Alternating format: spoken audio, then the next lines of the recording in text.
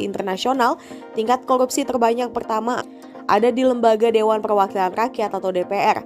Bahkan hasil penelitian menunjukkan lembaga DPR menjadi tempat perdagangan pembuatan undang-undang. Mahfud juga menyebut ada anggota DPR yang terlibat dalam konflik kepentingan, di mana oknum anggota DPR kerap menitipkan kasus setiap bertemu dengan polisi atau Kejaksaan Agung. Mahfud menerangkan setelah temuan itu dibuka ke publik, ia memanggil beberapa kerabatnya yang berprofesi sebagai jaksa dan hakim. Saat itu ia menanyakan perihal anggota DPR yang mengurus kasus. Salah seorang hakim terangnya membenarkan bahwa ada DPR yang mendatanginya untuk meminta membebaskan seseorang. Namun hakim itu bilang tidak ada cara untuk bebas, harus tetap dihukum. Meski begitu, lanjut Mahfud, ada pula juga jaksa yang takut dengan anggota DPR, sebab mereka punya kepentingan misalnya menjadi kepala kejaksaan di suatu wilayah. Persoalan lain ungkap Mahfud terkait undang-undang yang sudah disahkan DPR dan pemerintah. Saat diserahkan ke Sekretariat Negara, ada kalimat yang hilang. Selain legislatif, kata dia, lembaga eksekutif juga ditenggarai, rawan melakukan korupsi. Misalnya kasus pencucian uang.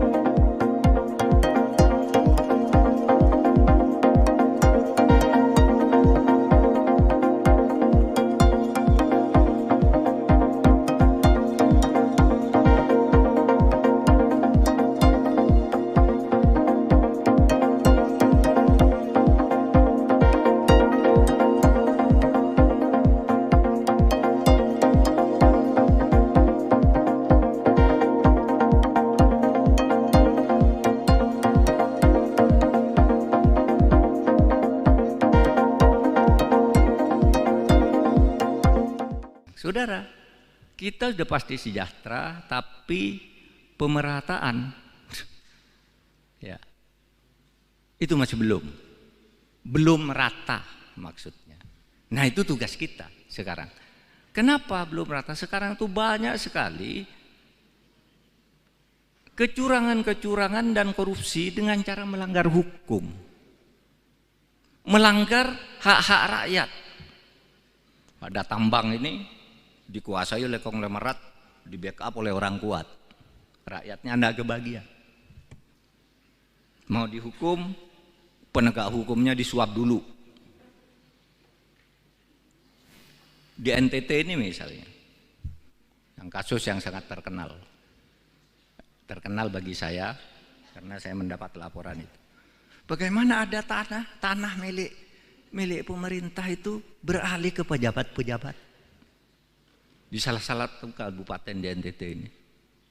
Itu dulu terjadi sebelum Pak Yos jadi wagub, Pak Yos, sebelum Bapak jadi wagub.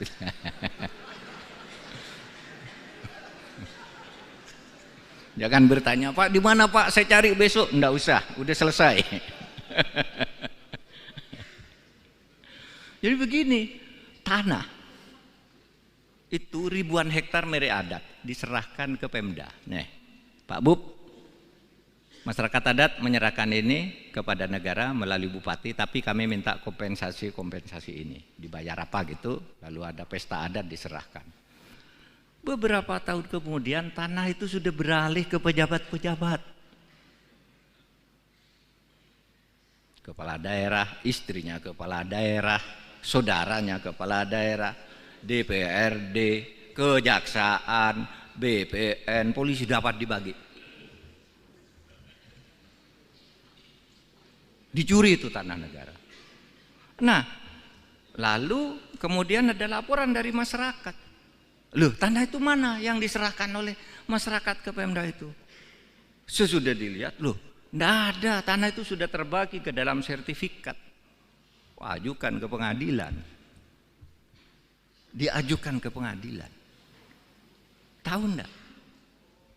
Di pengadilan itu diputus oleh hakim, itu bukan korupsi.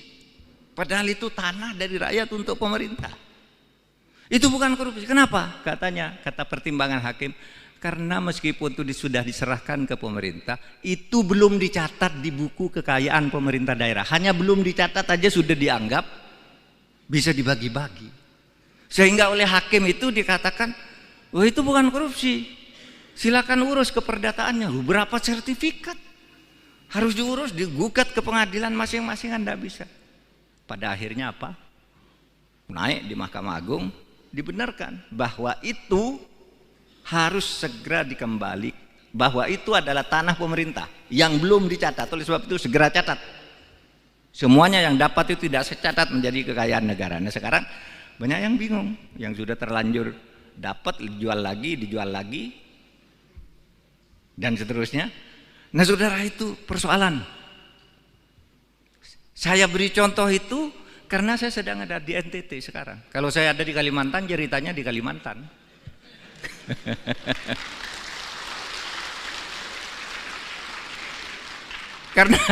karena di Sumatera Utara banyak itu tanah-tanah. Di Jakarta aja lah, di Jakarta punya PT PN 8 diambil orang begitu aja dengan cara premanisme. Katanya dulu itu kan tanah itu dulu zaman Pak Harto diberikan ke itu, ke sebuah korporasi lah, kan diberikan ke situ. Oleh korporasi itu dijual satu-satu, lalu sekarang mau ditagih menjadi kesulitan, sehingga kita katakan kamu merampas tanah negara, kamu mencaplok tanah negara. Nah, masih kita selesaikan ya bersama Pak Sugeng, rumit. Ini sudah benar salah, tapi ada lagi Pak yang punya di sebelahnya. Siapa? Jenderal ini. Waduh, jenderal lagi. Sudah pensiun, udah mati jenderalnya. Jangan ditanya siapa Pak jenderal, udah mati sekarang. Nanti saudara kejar-kejar saya jenderalnya siapa. Saya hanya ingin menggambarkan betapa sekarang ini pengadilan. Ya, pengadilan, saudara. Saya bilang kemarin itu kan saya membentuk tim reformasi hukum, pencepatan reformasi hukum. Ada saja orang usil, apa itu? Pencepatan reformasi hukum, kerja aja, enggak usah pakai tim-tim gitu. Lah justru karena enggak bisa itu tadi, sudah diputus, misalnya mafia tanah, oh iya ya, tanah ini salah nih, tanah ini salah. Tapi ketika mau dibalik ke negara, siapa dulu yang buat? Cari dulu yang buat, bupatinya. Wah Pak, bupatinya udah diganti. Yang buat atau lalu bupati yang baru gimana? Berperkara dulu. Kalau bupatinya oke, Pak, BPN dulu yang buat. BPN-nya udah pindah semua. Ada, Pak, ini sertifikatnya yang asli sini. Dokumennya sudah hilang semua. Sehingga tidak bisa diselesaikan cepat. Nah, oleh sebab itu, kepada yang suka ngeritik itu, mari kumpul. Ini kesulitan kami menyelesaikan. Bukan kami tidak mau, ini kesulitannya. Kalau saya melihat ini ada korupsi, untuk menyelesaikan si anti korupsi ini harus ditangkap dulu. Sebelum ini ditangkap, ini harus sudah vonis pengadilan. Sebelum ini vonis harus jelas dulu ini berlingkar-lingkar gitu. Maka saya katakan ini masalahnya, bukan kita tidak mau bekerja. Oleh sebab itu mari tolong berkumpul, saya bilang pakar-pakar berkumpul kantor saya, gimana caranya buatkan peta jalan untuk menyelesaikan ini. Kalau aturan udah cukup, aparat sudah cukup, tapi macet di macam-macam gini ini. Sehingga sekarang saudara, indeks persepsi korupsi kita itu turun dari 38 yang 38 itu jelek sebenarnya, tetapi turun lagi menjadi lebih jelek lagi menjadi 34 tahun ini. Kenapa? Karena korupsi. Di mana itu korupsi? Hasil temuan Transparansi Internasional itu korupsinya ada di DPR.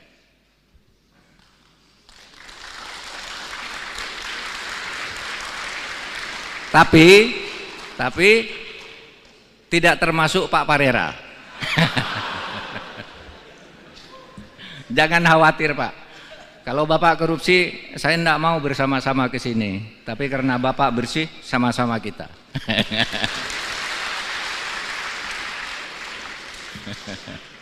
Itu hasil temuan loh. Pak Parera itu anggota DPR. Pasti baca dia hasil laporan TI ya. Bahwa korupsi pertama itu di DPR. Perdagangan. undang-undang, pembuatan undang-undang itu pakai bayar tuh menurut hasil penelitian tuh. Ya kalau ditanya satu-satu pasti tidak ada yang ngaku. Tapi itu hasil sigi internasional, di mana orang di luar negeri itu kalau berurusan, ini internasional. Wah Pak, sulit di DPR, harus bayar begini, ini kasusnya, gitu. Ada anggota DPR yang terlibat dalam konflik of interest. Apa? Konflik of interestnya itu. Dia menjadi anggota DPR, lalu punya kantor pengacara. Sehingga setiap dia ketemu dengan polisi, kejaksaan agung, tolong dong bantu tuh kantor pengacara itu, padahal punya dia. Saya nitip perkara, sejatinya dia itu Markus, menggelar kasus. Lah ya, lah ini hasil penelitian. Ini kok TI berani-beraninya sih neliti gitu. Saya panggil beberapa jaksa, saya panggil beberapa hakim yang teman dekat saya. Apa betul tuh anggota DPR yang itu tuh suka ngurus perkara? Oh iya Pak, pernah ke sini dia ngurus perkaranya ini. Apa bilangnya? Saya ini anggota DPR, gimana caranya agar orang itu bebas? Terus kamu bilang apa? Saya bilang, enggak ada caranya karena dia akan tetap dihukum. Nah, itu hakim yang bagus. Kalau hakim yang tidak bagus, ya gimana Pak caranya? Bapak punya uang berapa? Nah, gitu kan. Itu hakim yang tidak bagus. Kalau hakim yang kenal saya ini bagus. Enggak ada caranya. Dia salah saya hukum. Gitu. Meskipun kamu anggota DPR, gitu. Tapi banyak yang takut ke DPR. Oh, oke Pak. Oke Pak, nanti saya bebaskan ini. Tapi nanti saya tolong ya diusulkan menjadi kepala kejaksaan negeri sana. Jadi kepala kejaksaan tinggi sana. Saya dipindah dari Papua masuk ke Jakarta. Konflik of interest di DPR dalam membuat undang-undang juga. Saudara bayangkan, undang-undang sudah jadi, dipetok oleh DPR itu. Diketok oleh DPR bersama pemerintah, sudah dibacakan. Sampai ke sekretariat negara, itu ada kalimat yang hilang. Sebelum dikirim itu sudah ada yang mencoret kalimatnya. Yang kemarin bikin ribut itu, ada dulu soal pasal tembakau yang hilang satu ayat itu. Lah siapa yang mencoretkan? Dari sana yang buat. Lalu sesudah diketahui orangnya, ya sudahlah jangan ribut-ribut biar rakyat tidak resah, kembalikan lagi kalimatnya, katanya, kembalikan lagi. Padahal itu sejatinya korupsi, itu DPR. Pemerintah sama Pak, korupsi lebih banyak dari DPR korupsinya pemerintah ini. Eksekutif. Saudara tahu pencucian uang. Orang yang tidak ngerti teori pencucian uang, itu Menteri Polhukam itu bohong, ada pencucian uang masa sampai 349 triliun. Ya namanya pencucian uang. Pencucian uang itu agregat. Bukan satu angka, tapi angka yang bergerak dan setiap gerakan ini jumlah. Dijumlah itu namanya pencucian uang. Pak Mahfud tuh omong kosong, pencucian uang ribut-ribut, sekarang hilang dari peredaran. Enggak. Itu munculnya kasus di Suta, Bandara Soekarno-Hatta yang sekarang ditangkap oleh kejaksaan, itu kan pencucian uang. Impor emas seharusnya bayar dokumen dari luar negeri, bayar 5% dari 49 triliun 5%. Coba hitung sendiri. Sampai di Jakarta menjadi 0%. Berapa kerugian negara itu? 39 miliar. Dari itu hanya satu dokumen impor. Jadi jangan dibilang pencucian uang berhenti. Nah sekarang yang kami laporkan pencucian uang 349 triliun itu kan 300 surat. Yang tidak bisa diselesaikan sekaligus 300 satu-satu Dok. Kalau 300 selesai itu bukan proses hukum, namanya bim salah bim. Nah sekarang ini kan orang usil bilang, mana tuh Pak Mahfud yang bilang pencucian uang kok sekarang sepi-sepi aja. Satu, saudara bisa baca tulisan Pak Yusuf di Harian Kompas Selasa pekan lalu. Dia menyebut benar itu ada pencucian uang 349 triliun. Siapa itu Pak Yusuf? Pak Yusuf itu adalah mantan kepala PPATK. Benar ada. Apakah ditindak? Ditindak. Sekarang ini sudah pada bergerak. KPK udah nangkap pencucian uang. Polisi juga sudah mulai meriksa. Itu karena kita bicara banyak pencucian uang. Jangan dikira itu wah itu kan hanya move politik aja. Enggak ada move politik. Itu fakta. Sekarang saya bicara hari ini dari TPPU. Hari ini saya diperintahkan oleh Presiden tadi untuk membuat satu operasi khusus mengenai tindak pidana perdagangan orang. Paling banyak korban perdagangan orang itu di NTT. Dari bulan Januari sampai Mei, pekerja-pekerja ilegal dari NTT yang dipulangkan dalam peti-peti mayat itu 55 orang. Dari seluruh Indonesia selama 3 tahun ini, yang meninggal karena penganiayaan pencucian orang itu 1.930 orang.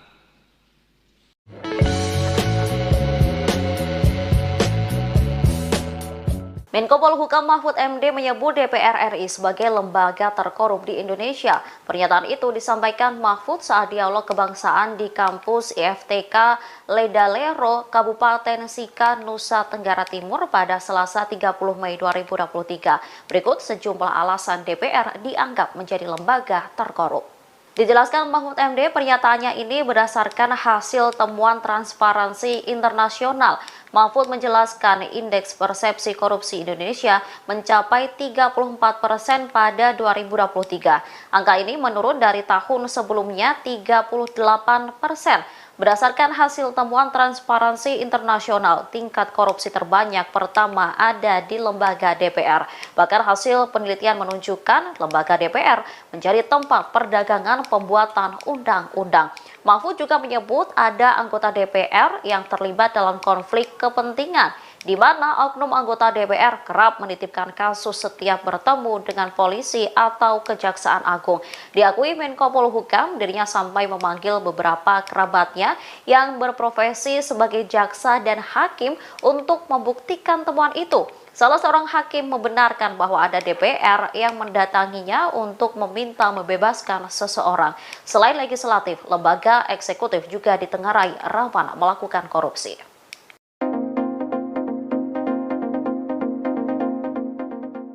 Menko Polhukam Mahfud MD tunjuk hidung DPR RI sebagai lembaga terkorup di Indonesia. Banyak anggota DPR disebut menjadi maklar kasus atau markus. Hal itu kata Mahfud MD berdasarkan hasil temuan Transparansi Internasional. Pernyataan itu disampaikan Mahfud MD saat dialog kebangsaan di kampus IFTK Ledalero, Kabupaten Sika, Nusa Tenggara Timur, Selasa 30 Mei malam, seperti dikutip kompas.com. Mahfud MD menjelaskan indeks persepsi korupsi di Indonesia mencapai 34% pada tahun 2023. Angka ini menurun dari tahun sebelumnya 38%. Mahfud mengatakan berdasarkan hasil temuan Transparansi Internasional, tingkat korupsi terbanyak pertama ada di Lembaga Dewan Perwakilan Rakyat atau DPR. Bahkan hasil penelitian menunjukkan lembaga DPR menjadi tempat perdagangan pembuatan undang-undang. Mahfud juga menyebut ada anggota DPR yang terlibat dalam konflik kepentingan, di mana oknum anggota DPR kerap menitipkan kasus setiap bertemu dengan polisi atau Kejaksaan Agung. Mahfud menerangkan setelah temuan itu dibuka ke publik, ia memanggil beberapa kerabatnya yang berprofesi sebagai jaksa dan hakim. Saat itu ia menanyakan perihal anggota DPR yang mengurus kasus. Salah seorang hakim terangnya membenarkan bahwa ada DPR yang mendatanginya untuk meminta membebaskan seseorang. Namun hakim itu bilang tidak ada cara untuk bebas, harus tetap dihukum. Meski begitu, lanjut Mahfud, ada pula juga jaksa yang takut dengan anggota DPR, sebab mereka punya kepentingan misalnya menjadi kepala kejaksaan di suatu wilayah. Persoalan lain ungkap Mahfud terkait undang-undang yang sudah disahkan DPR dan pemerintah. Saat diserahkan ke Sekretariat Negara, ada kalimat yang hilang. Selain legislatif, kata dia, lembaga eksekutif juga ditenggarai, rawan melakukan korupsi. Misalnya kasus pencucian uang.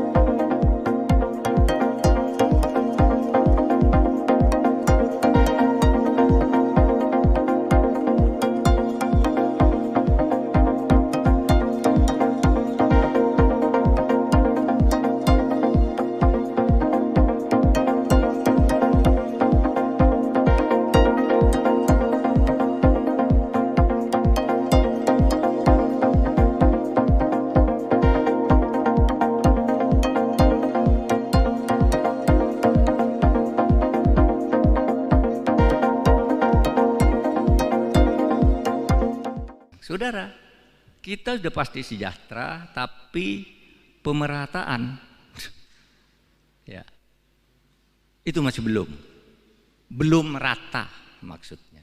Nah, itu tugas kita sekarang. Kenapa belum rata? Sekarang tuh banyak sekali kecurangan-kecurangan dan korupsi dengan cara melanggar hukum, melanggar hak-hak rakyat. Ada tambang ini dikuasai oleh konglomerat, di backup oleh orang kuat, rakyatnya anda kebagian. Mau dihukum, penegak hukumnya disuap dulu. Di NTT ini misalnya, yang kasus yang sangat terkenal bagi saya karena saya mendapat laporan itu. Bagaimana ada tanah milik pemerintah itu beralih ke pejabat-pejabat di salah satu kabupaten di NTT ini. Itu dulu terjadi sebelum Pak Yos jadi wagub, Pak Yos, sebelum Bapak jadi wagub.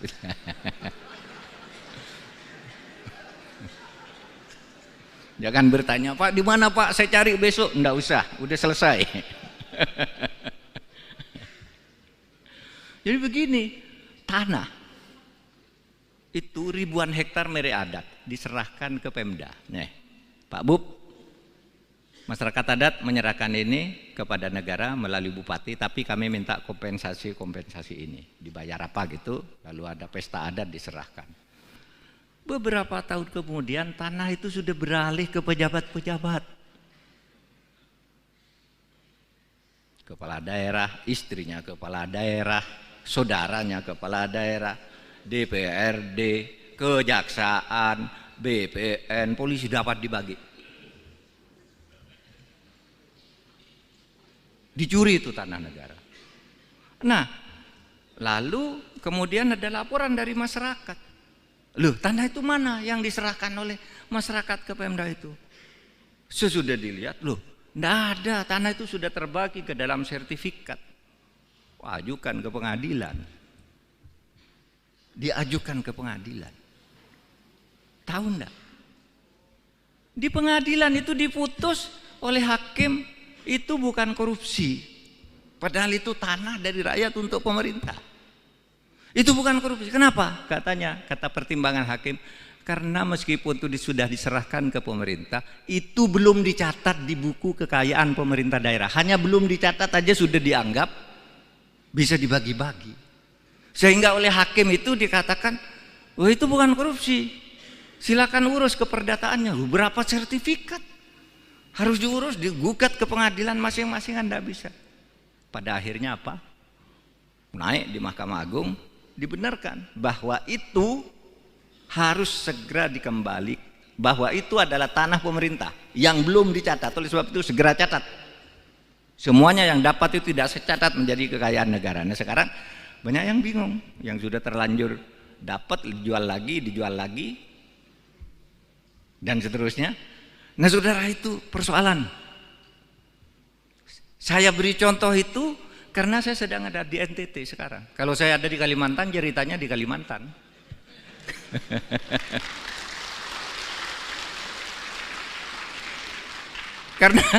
Karena di Sumatera Utara banyak itu tanah-tanah. Di Jakarta aja lah, di Jakarta punya PT PN 8. Diambil orang begitu aja dengan cara premanisme. Katanya dulu itu kan tanah itu dulu zaman Pak Harto diberikan ke itu, ke sebuah korporasi lah, kan diberikan ke situ. Oleh korporasi itu dijual satu-satu, lalu sekarang mau ditagih menjadi kesulitan, sehingga kita katakan kamu merampas tanah negara, kamu mencaplok tanah negara. Nah, masih kita selesaikan ya bersama Pak Sugeng, rumit. Ini sudah benar salah, tapi ada lagi Pak yang punya di sebelahnya. Siapa? Jenderal ini. Waduh, jenderal lagi. Sudah pensiun, udah mati jenderalnya. Jangan ditanya, siapa Pak jenderal? Udah mati sekarang. Nanti saudara kejar-kejar saya, jenderalnya siapa? Saya hanya ingin menggambarkan betapa sekarang ini. Pengadilan. Ya, pengadilan, saudara. saya bilang, kemarin itu kan saya membentuk tim reformasi hukum, pencepatan reformasi hukum. Ada saja orang usil, apa itu? Pencepatan reformasi hukum, kerja aja, enggak usah pakai tim-tim gitu. Lah justru karena enggak bisa itu tadi, sudah diputus, misalnya mafia tanah, oh iya ya tanah ini salah nih, tanah ini salah. Tapi ketika mau dibalik ke negara, siapa dulu yang buat? Cari dulu yang buat, bupatinya. Wah Pak, bupatinya udah diganti. Yang buat atau lalu bupati yang baru gimana? Berperkara dulu. Kalau bupatinya oke, Pak, BPN dulu yang buat. BPN-nya udah pindah semua. Ada, Pak, ini sertifikatnya yang asli sini. Dokumennya sudah hilang semua.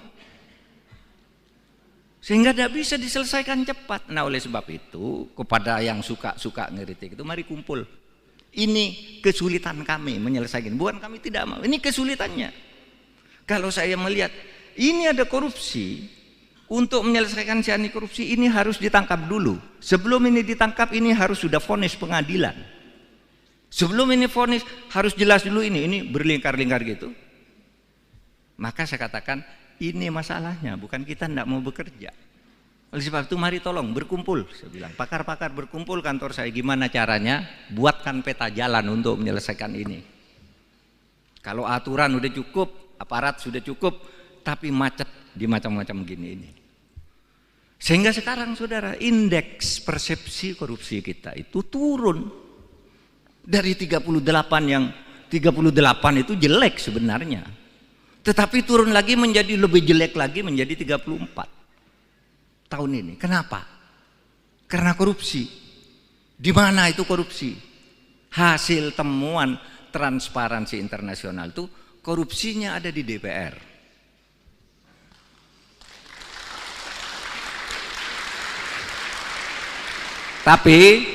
Tapi tidak termasuk Pak Parera. Jangan khawatir Pak. Kalau Bapak korupsi, saya tidak mau bersama-sama ke sini. Tapi karena Bapak bersih, sama-sama kita.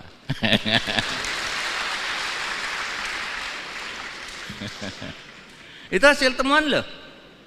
Pak Parera itu anggota DPR. Pasti baca dia hasil laporan TI ya. Bahwa korupsi pertama tuh di DPR. Perdagangan. Undang-undang. Pembuatan undang-undang itu pakai bayar tuh menurut hasil penelitian tuh. Ya kalau ditanya satu-satu pasti tidak ada yang ngaku. Tapi itu hasil sigi internasional, di mana orang di luar negeri itu kalau berurusan, ini internasional. Wah Pak, sulit di DPR harus bayar begini, ini kasusnya, gitu. Ada anggota DPR yang terlibat dalam konflik of interest. Apa? Konflik of interestnya itu. Dia menjadi anggota DPR, lalu punya kantor pengacara. Sehingga setiap dia ketemu dengan polisi, Kejaksaan Agung, tolong dong bantu tuh kantor pengacara itu, padahal punya dia. Saya nitip perkara, sejatinya dia itu Markus, menggelar kasus. Lah ya, lah ini hasil penelitian. Ini kok TI berani-beraninya sih neliti gitu. Saya panggil beberapa jaksa. Saya panggil beberapa hakim yang teman dekat saya. Apa betul tuh anggota DPR yang itu tuh suka ngurus perkara? Oh iya Pak, pernah ke sini dia ngurus perkaranya ini. Apa bilangnya? Saya ini anggota DPR. Gimana caranya agar orang itu bebas? Terus kamu bilang apa? Saya bilang enggak ada caranya karena dia akan tetap dihukum. Nah itu hakim yang bagus. Kalau hakim yang tidak bagus, ya gimana Pak caranya? Bapak punya uang berapa? Nah gitu kan. Itu hakim yang tidak bagus. Kalau hakim yang kenal saya ini bagus. Tidak ada caranya. Dia salah saya hukum. Gitu. Meskipun kamu anggota DPR. Gitu. Tapi banyak yang takut ke DPR. Oh oke Pak. Oke Pak, nanti saya bebaskan ini. Tapi nanti saya tolong ya diusulkan menjadi kepala kejaksaan negeri sana. Jadi kepala kejaksaan tinggi sana. Saya dipindah dari Papua masuk ke Jakarta. Konflik of interest di DPR dalam membuat undang-undang juga. Saudara bayangkan, undang-undang sudah jadi dipetok oleh DPR itu, diketok oleh DPR bersama pemerintah, sudah dibacakan sampai ke sekretariat negara. itu ada kalimat yang hilang. Sebelum dikirim itu sudah ada yang mencoret kalimatnya. Yang kemarin bikin ribut itu. Ada dulu soal pasal tembakau. Yang hilang satu ayat itu. Lah siapa yang mencoretkan? Dari sana yang buat. Lalu sesudah diketahui orangnya, ya sudahlah jangan ribut-ribut biar rakyat tidak resah, kembalikan lagi kalimatnya, katanya, kembalikan lagi. Padahal itu sejatinya korupsi itu DPR. Pemerintah sama Pak, korupsi lebih banyak dari DPR korupsinya pemerintah ini. Eksekutif. Saudara tahu pencucian uang. Orang yang tidak ngerti teori pencucian uang, itu Menteri Polhukam itu bohong, ada pencucian uang masa sampai 349 triliun. Ya namanya pencucian uang. Pencucian uang itu agregat. Bukan satu angka, tapi angka yang bergerak dan setiap gerakan ini jumlah. Dijumlah itu namanya pencucian uang. Pak Mahfud tuh omong kosong, pencucian uang ribut-ribut, sekarang hilang dari peredaran. Enggak. Itu munculnya kasus di Suta, Bandara Soekarno-Hatta yang sekarang ditangkap oleh Kejaksaan, itu kan pencucian uang. Impor emas seharusnya bayar dokumen dari luar negeri, bayar 5% dari 49 triliun 5%. Coba hitung sendiri. Sampai di Jakarta menjadi 0%. Berapa kerugian negara itu? 39 miliar. Dari itu hanya satu dokumen impor. Jadi jangan dibilang pencucian uang berhenti. Nah sekarang yang kami laporkan pencucian 349 triliun itu kan 300 surat. Yang tidak bisa diselesaikan sekaligus 300 satu-satu dok. Kalau 300 selesai itu bukan proses hukum, namanya bim salah bim. Nah sekarang ini kan orang usil bilang, mana tuh Pak Mahfud yang bilang pencucian uang kok sekarang sepi-sepi aja. Satu, saudara bisa baca tulisan Pak Yusuf di Harian Kompas Selasa pekan lalu. Dia menyebut benar itu ada pencucian uang 349 triliun. Siapa itu Pak Yusuf? Pak Yusuf itu adalah mantan kepala PPATK. Benar ada. Apakah ditindak? Ditindak. Sekarang ini sudah pada bergerak. KPK udah nangkap pencucian uang. Polisi juga sudah mulai meriksa. Itu karena kita bicara banyak pencucian uang.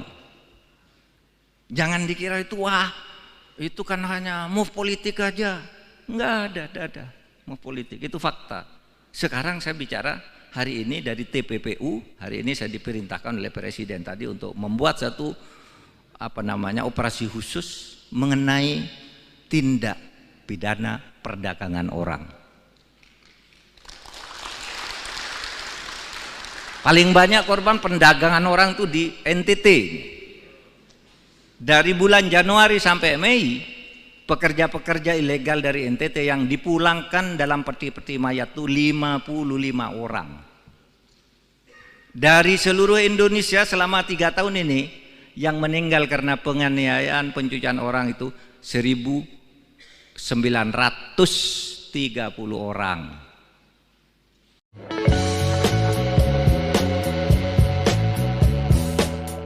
Menko Polhukam Mahfud MD menyebut DPR RI sebagai lembaga terkorup di Indonesia. Pernyataan itu disampaikan Mahfud saat dialog kebangsaan di kampus IFTK Ledalero, Kabupaten Sika, Nusa Tenggara Timur pada Selasa 30 Mei 2023. Berikut sejumlah alasan DPR dianggap menjadi lembaga terkorup.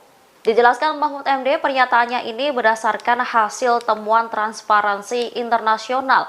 Mahfud menjelaskan indeks persepsi korupsi Indonesia mencapai 34% pada 2023. Angka ini menurun dari tahun sebelumnya 38%. Berdasarkan hasil temuan Transparansi Internasional, tingkat korupsi terbanyak pertama ada di lembaga DPR.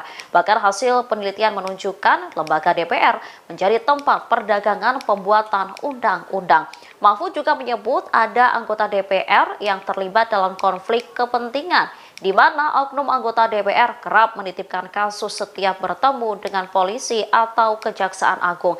Diakui Menko Polhukam, dirinya sampai memanggil beberapa kerabatnya yang berprofesi sebagai jaksa dan hakim untuk membuktikan temuan itu. Salah seorang hakim membenarkan bahwa ada DPR yang mendatanginya untuk meminta membebaskan seseorang. Selain legislatif, lembaga eksekutif juga ditengarai rawan melakukan korupsi.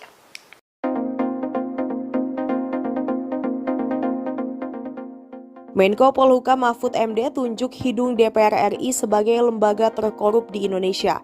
Banyak anggota DPR disebut menjadi maklar kasus atau markus. Hal itu kata Mahfud MD berdasarkan hasil temuan Transparansi Internasional.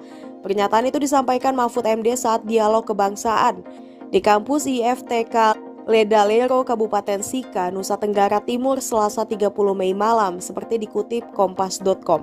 Mahfud MD menjelaskan indeks persepsi korupsi di Indonesia mencapai 34% pada tahun 2023. Angka ini menurun dari tahun sebelumnya, 38%. Mahfud mengatakan berdasarkan hasil temuan Transparansi Internasional, tingkat korupsi terbanyak pertama ada di Lembaga Dewan Perwakilan Rakyat atau DPR. Bahkan hasil penelitian menunjukkan lembaga DPR menjadi tempat perdagangan pembuatan undang-undang. Mahfud juga menyebut ada anggota DPR yang terlibat dalam konflik kepentingan, di mana oknum anggota DPR kerap menitipkan kasus setiap bertemu dengan polisi atau Kejaksaan Agung. Mahfud menerangkan setelah temuan itu dibuka ke publik, ia memanggil beberapa kerabatnya yang berprofesi sebagai jaksa dan hakim. Saat itu ia menanyakan perihal anggota DPR yang mengurus kasus. Salah seorang hakim terangnya membenarkan bahwa ada DPR yang mendatanginya untuk meminta membebaskan seseorang. Namun hakim itu bilang tidak ada cara untuk bebas, harus tetap dihukum. Meski begitu, lanjut Mahfud, ada pula juga jaksa yang takut dengan anggota DPR, sebab mereka punya kepentingan misalnya menjadi kepala kejaksaan di suatu wilayah. Persoalan lain ungkap Mahfud terkait undang-undang yang sudah disahkan DPR dan pemerintah. Saat diserahkan ke Sekretariat Negara, ada kalimat yang hilang. Selain legislatif, kata dia, lembaga eksekutif juga ditenggarai rawan melakukan korupsi. Misalnya kasus pencucian uang.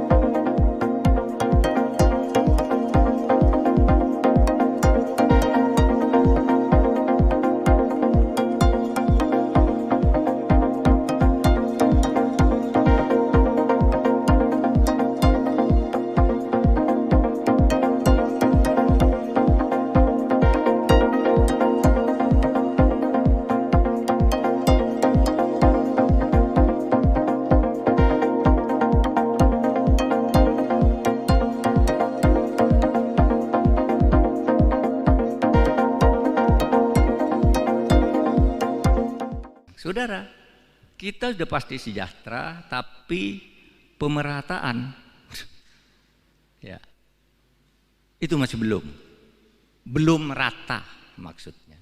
Nah itu tugas kita sekarang. Kenapa belum rata? Sekarang itu banyak sekali kecurangan-kecurangan dan korupsi dengan cara melanggar hukum, melanggar hak-hak rakyat. Ada tambang ini dikuasai oleh konglomerat, di backup oleh orang kuat, rakyatnya tidak kebagian. Mau dihukum, penegak hukumnya disuap dulu. Di NTT ini misalnya, yang kasus yang sangat terkenal bagi saya karena saya mendapat laporan itu. Bagaimana ada tanah milik pemerintah itu beralih ke pejabat-pejabat di salah satu kabupaten di NTT ini. Itu dulu terjadi sebelum Pak Yos jadi wagub, Pak Yos, sebelum Bapak jadi wagub.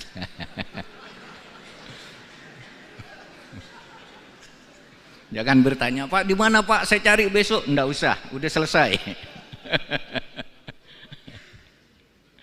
Jadi begini, tanah itu ribuan hektar milik adat diserahkan ke Pemda. Nih, Pak Bub, Masyarakat adat menyerahkan ini kepada negara melalui bupati, tapi kami minta kompensasi ini. Dibayar apa gitu, lalu ada pesta adat diserahkan. Beberapa tahun kemudian tanah itu sudah beralih ke pejabat-pejabat. Kepala daerah, istrinya kepala daerah, saudaranya kepala daerah, DPRD, kejaksaan, BPN, polisi dapat dibagi. Dicuri itu tanah negara. Nah, lalu kemudian ada laporan dari masyarakat. Loh, tanah itu mana yang diserahkan oleh masyarakat ke Pemda itu?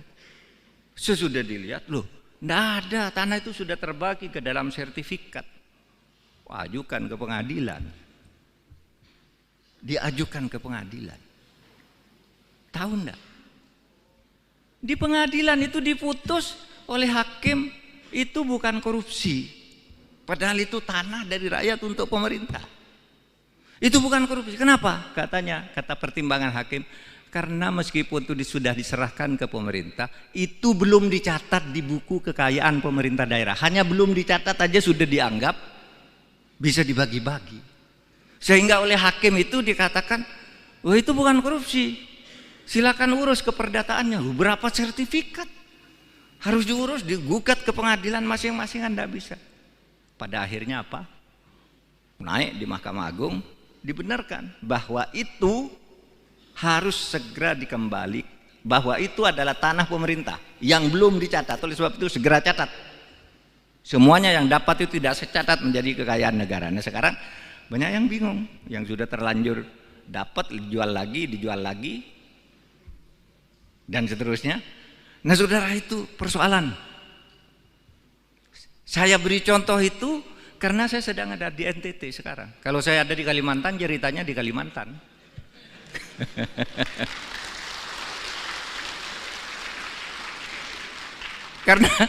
Karena di Sumatera Utara banyak itu tanah-tanah. Di Jakarta aja lah, di Jakarta punya PT PN 8.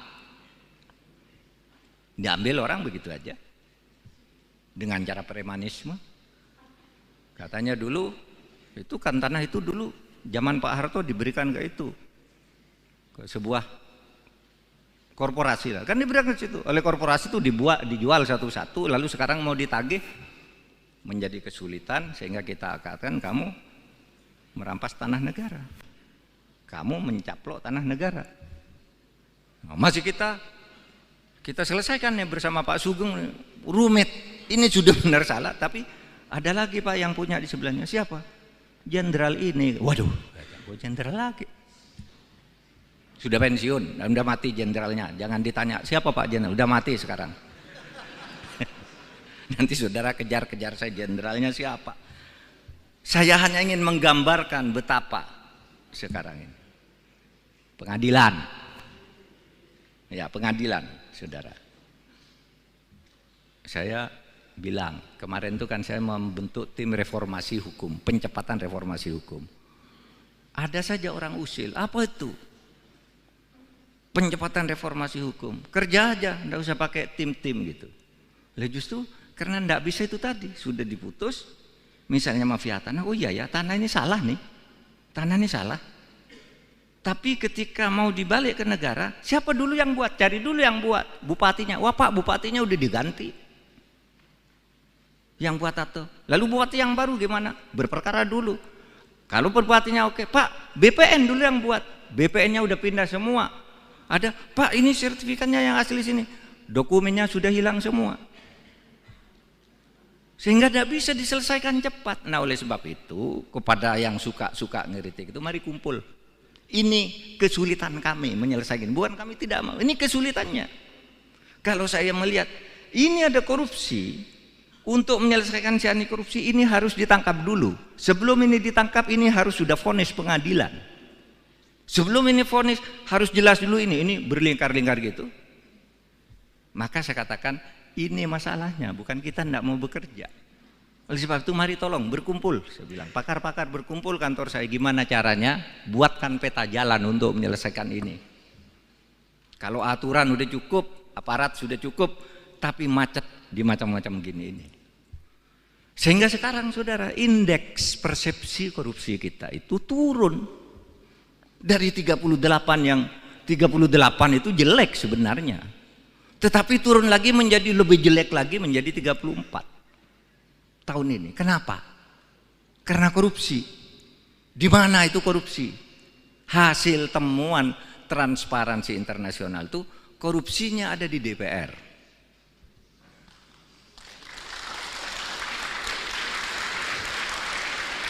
Tapi tidak termasuk Pak Parera. Jangan khawatir Pak. Kalau Bapak korupsi, saya tidak mau bersama-sama ke sini. Tapi karena Bapak bersih, sama-sama kita.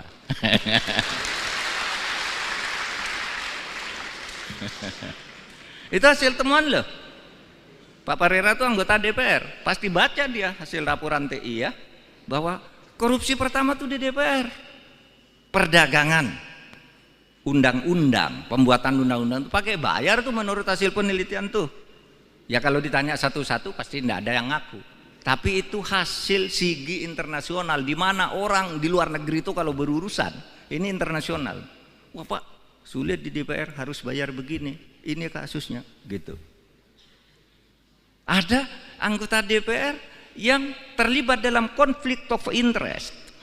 Apa konflik of interestnya itu? Dia menjadi anggota DPR lalu punya kantor pengacara, sehingga setiap dia ketemu dengan polisi, kejaksaan agung, tolong dong bantu tuh kantor pengacara itu, padahal punya dia. Saya nitip perkara, sejatinya dia itu Markus, menggelar kasus. Lah iya, ini hasil penelitian. Ini kok TI berani-beraninya sih neliti gitu. Saya panggil beberapa jaksa, saya panggil beberapa hakim yang teman dekat saya. Apa betul tuh anggota DPR yang itu tuh suka ngurus perkara? Oh iya Pak, pernah ke sini dia ngurus perkaranya ini. Apa bilangnya? Saya ini anggota DPR. Gimana caranya agar orang itu bebas? Terus kamu bilang apa? Saya bilang enggak ada caranya karena dia akan tetap dihukum. Nah itu hakim yang bagus. Kalau hakim yang tidak bagus, ya gimana Pak caranya? Bapak punya uang berapa? Nah gitu kan. Itu hakim yang tidak bagus. Kalau hakim yang kenal saya ini bagus, enggak ada caranya. Dia salah saya hukum. Gitu. Meskipun kamu anggota DPR, gitu. Tapi banyak yang takut ke DPR. Oh oke Pak, nanti saya bebaskan ini. Tapi nanti saya tolong ya diusulkan menjadi kepala kejaksaan negeri sana. Jadi kepala kejaksaan tinggi sana. Saya dipindah dari Papua masuk ke Jakarta. Konflik of interest di DPR dalam membuat undang-undang juga. Saudara bayangkan, undang-undang sudah jadi dipetok oleh DPR itu, diketok oleh DPR bersama pemerintah, sudah dibacakan. Sampai ke sekretariat negara, itu ada kalimat yang hilang. Sebelum dikirim itu sudah ada yang mencoret kalimatnya. Yang kemarin bikin ribut itu. Ada dulu soal pasal tembakau. Yang hilang satu ayat itu. Lah siapa yang mencoretkan? Dari sana yang buat. Lalu sesudah diketahui orangnya, ya sudahlah jangan ribut-ribut biar rakyat tidak resah, kembalikan lagi kalimatnya, katanya, kembalikan lagi. Padahal itu sejatinya korupsi, itu DPR. Pemerintah sama Pak, korupsi lebih banyak dari DPR korupsinya pemerintah ini, eksekutif. Saudara tahu pencucian uang. Orang yang tidak ngerti teori pencucian uang, itu Menteri Polhukam itu bohong, ada pencucian uang masa sampai 349 triliun. Ya namanya pencucian uang. Pencucian uang itu agregat. Bukan satu angka, tapi angka yang bergerak dan setiap gerakan ini jumlah. Dijumlah itu namanya pencucian uang. Pak Mahfud tuh omong kosong, pencucian uang ribut-ribut, sekarang hilang dari peredaran. Enggak. Itu munculnya kasus di Suta, Bandara Soekarno-Hatta yang sekarang ditangkap oleh kejaksaan, itu kan pencucian uang. Impor emas seharusnya bayar dokumen dari luar negeri bayar 5%, dari 49 triliun 5%, coba hitung sendiri, sampai di Jakarta menjadi 0%. Berapa kerugian negara itu? 39 miliar. Dari itu hanya satu dokumen impor. Jadi jangan dibilang pencucian uang berhenti. Nah sekarang yang kami laporkan pencucian 349 triliun itu kan 300 surat. Yang tidak bisa diselesaikan sekaligus 300 satu-satu, Dok. Kalau 300 selesai itu bukan proses hukum, namanya bim salah bim. Nah sekarang ini kan orang usil bilang, mana tuh Pak Mahfud yang bilang pencucian uang kok sekarang sepi-sepi aja. Satu, saudara bisa baca tulisan Pak Yusuf di Harian Kompas Selasa pekan lalu. Dia menyebut benar itu ada pencucian uang 349 triliun. Siapa itu Pak Yusuf? Pak Yusuf itu adalah mantan kepala PPATK. Benar ada. Apakah ditindak? Ditindak. Sekarang ini sudah pada bergerak. KPK udah nangkap pencucian uang. Polisi juga sudah mulai meriksa. Itu karena kita bicara banyak pencucian uang. Jangan dikira itu wah, itu kan hanya move politik aja. Enggak ada move politik, itu fakta. Sekarang saya bicara hari ini dari TPPU, hari ini saya diperintahkan oleh Presiden tadi untuk membuat satu operasi khusus mengenai tindak pidana perdagangan orang. Paling banyak korban perdagangan orang itu di NTT. Dari bulan Januari sampai Mei, pekerja-pekerja ilegal dari NTT yang dipulangkan dalam peti-peti mayat itu 55 orang. Dari seluruh Indonesia selama 3 tahun ini, yang meninggal karena penganiayaan pencucian orang itu 1.930 orang.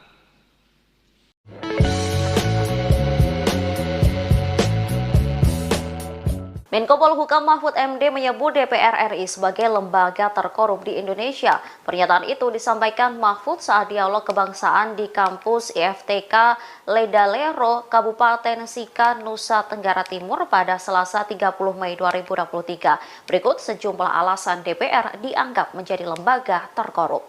Dijelaskan Mahfud MD, pernyataannya ini berdasarkan hasil temuan Transparansi Internasional. Mahfud menjelaskan indeks persepsi korupsi Indonesia mencapai 34% pada 2023. Angka ini menurun dari tahun sebelumnya 38%. Berdasarkan hasil temuan Transparansi Internasional, tingkat korupsi terbanyak pertama ada di lembaga DPR. Bahkan hasil penelitian menunjukkan lembaga DPR menjadi tempat perdagangan pembuatan undang-undang. Mahfud juga menyebut ada anggota DPR yang terlibat dalam konflik kepentingan, di mana oknum anggota DPR kerap menitipkan kasus setiap bertemu dengan polisi atau Kejaksaan Agung. Diakui Menko Polhukam, dirinya sampai memanggil beberapa kerabatnya yang berprofesi sebagai jaksa dan hakim untuk membuktikan temuan itu. Salah seorang hakim membenarkan bahwa ada DPR yang mendatanginya untuk meminta membebaskan seseorang. Selain legislatif, lembaga eksekutif juga ditengarai rawan melakukan korupsi.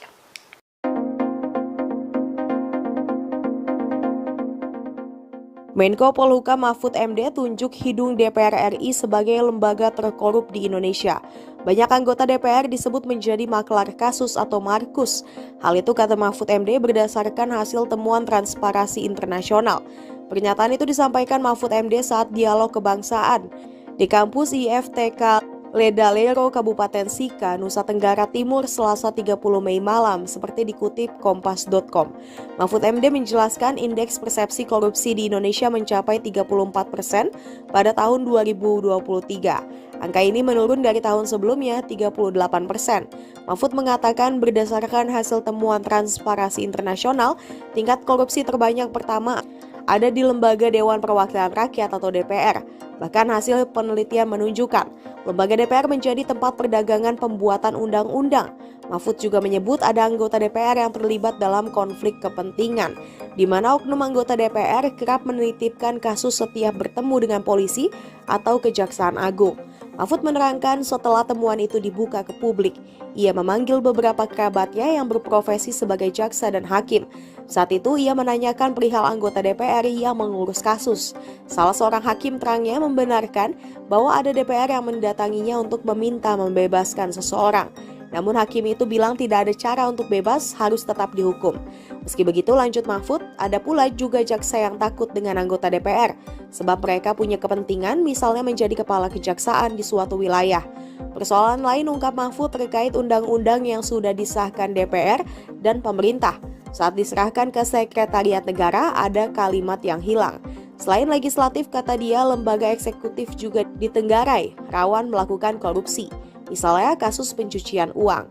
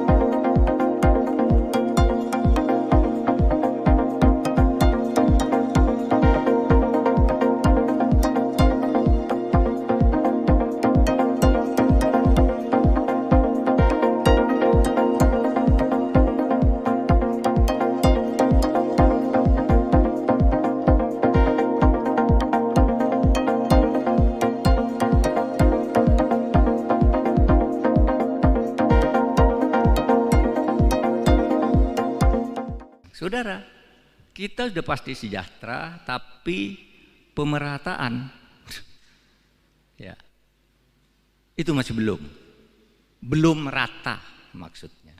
Nah, itu tugas kita sekarang. Kenapa belum merata? Sekarang itu banyak sekali kecurangan-kecurangan dan korupsi dengan cara melanggar hukum, melanggar hak-hak rakyat. Ada tambang ini dikuasai oleh konglomerat, di backup oleh orang kuat, rakyatnya tidak kebagian. Mau dihukum, penegak hukumnya disuap dulu. Di NTT ini misalnya, yang kasus yang sangat terkenal bagi saya karena saya mendapat laporan itu. Bagaimana ada tanah milik pemerintah itu beralih ke pejabat-pejabat di salah kabupaten di NTT ini. Itu dulu terjadi sebelum Pak Yos jadi wagub, Pak Yos, sebelum Bapak jadi wagub.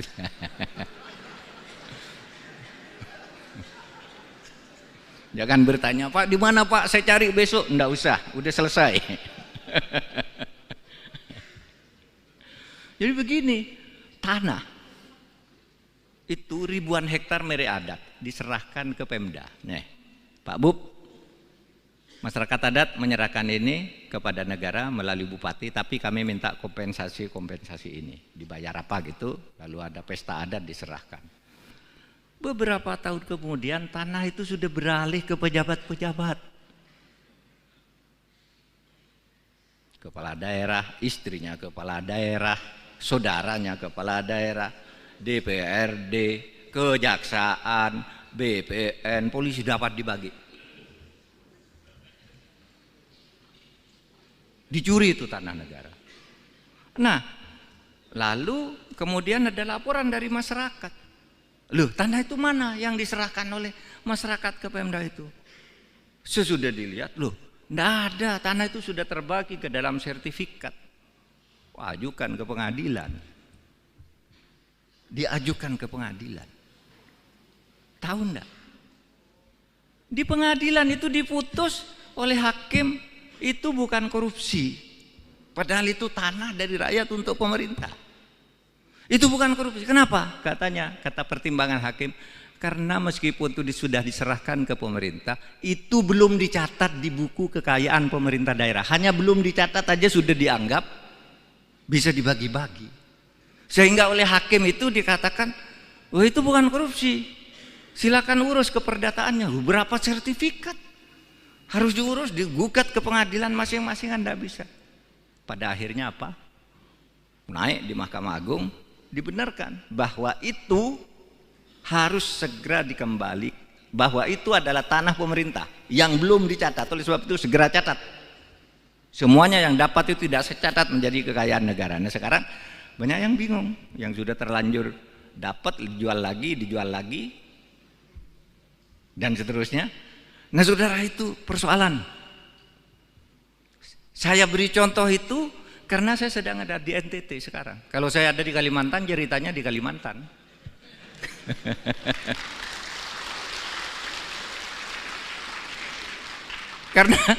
karena di Sumatera Utara banyak itu tanah-tanah. Di Jakarta aja lah, di Jakarta punya PT PN 8 diambil orang begitu aja dengan cara premanisme. Katanya dulu itu kan tanah itu dulu zaman Pak Harto diberikan ke itu, ke sebuah korporasi lah, kan diberikan ke situ. Oleh korporasi itu dijual satu-satu, lalu sekarang mau ditagih menjadi kesulitan, sehingga kita katakan kamu merampas tanah negara, kamu mencaplok tanah negara. Nah, masih kita selesaikan nih bersama Pak Sugeng, rumit.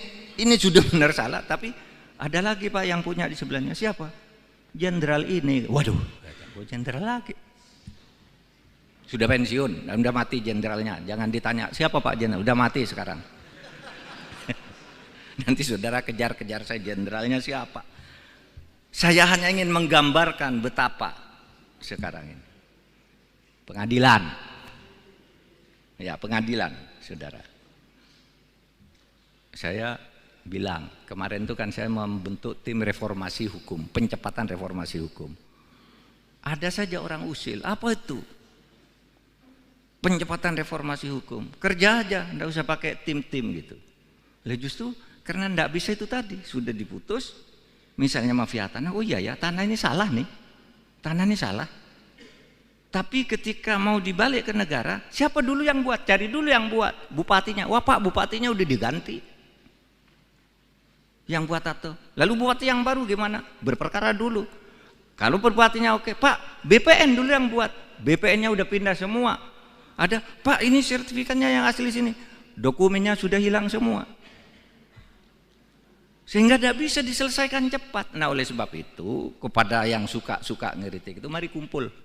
Ini kesulitan kami menyelesaikan. Bukan kami tidak mau, ini kesulitannya. Kalau saya melihat, ini ada korupsi. Untuk menyelesaikan si anti korupsi ini harus ditangkap dulu. Sebelum ini ditangkap ini harus sudah vonis pengadilan. Sebelum ini vonis harus jelas dulu ini berlingkar-lingkar gitu.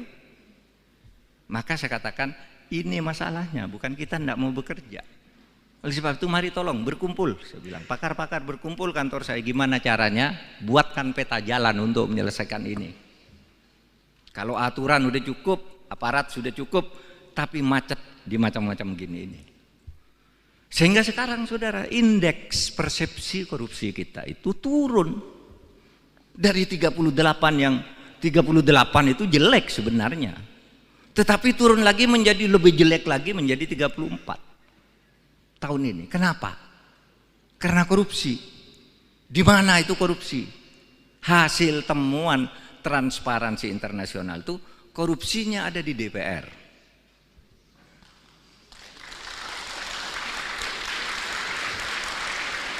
Tapi tidak termasuk Pak Parera.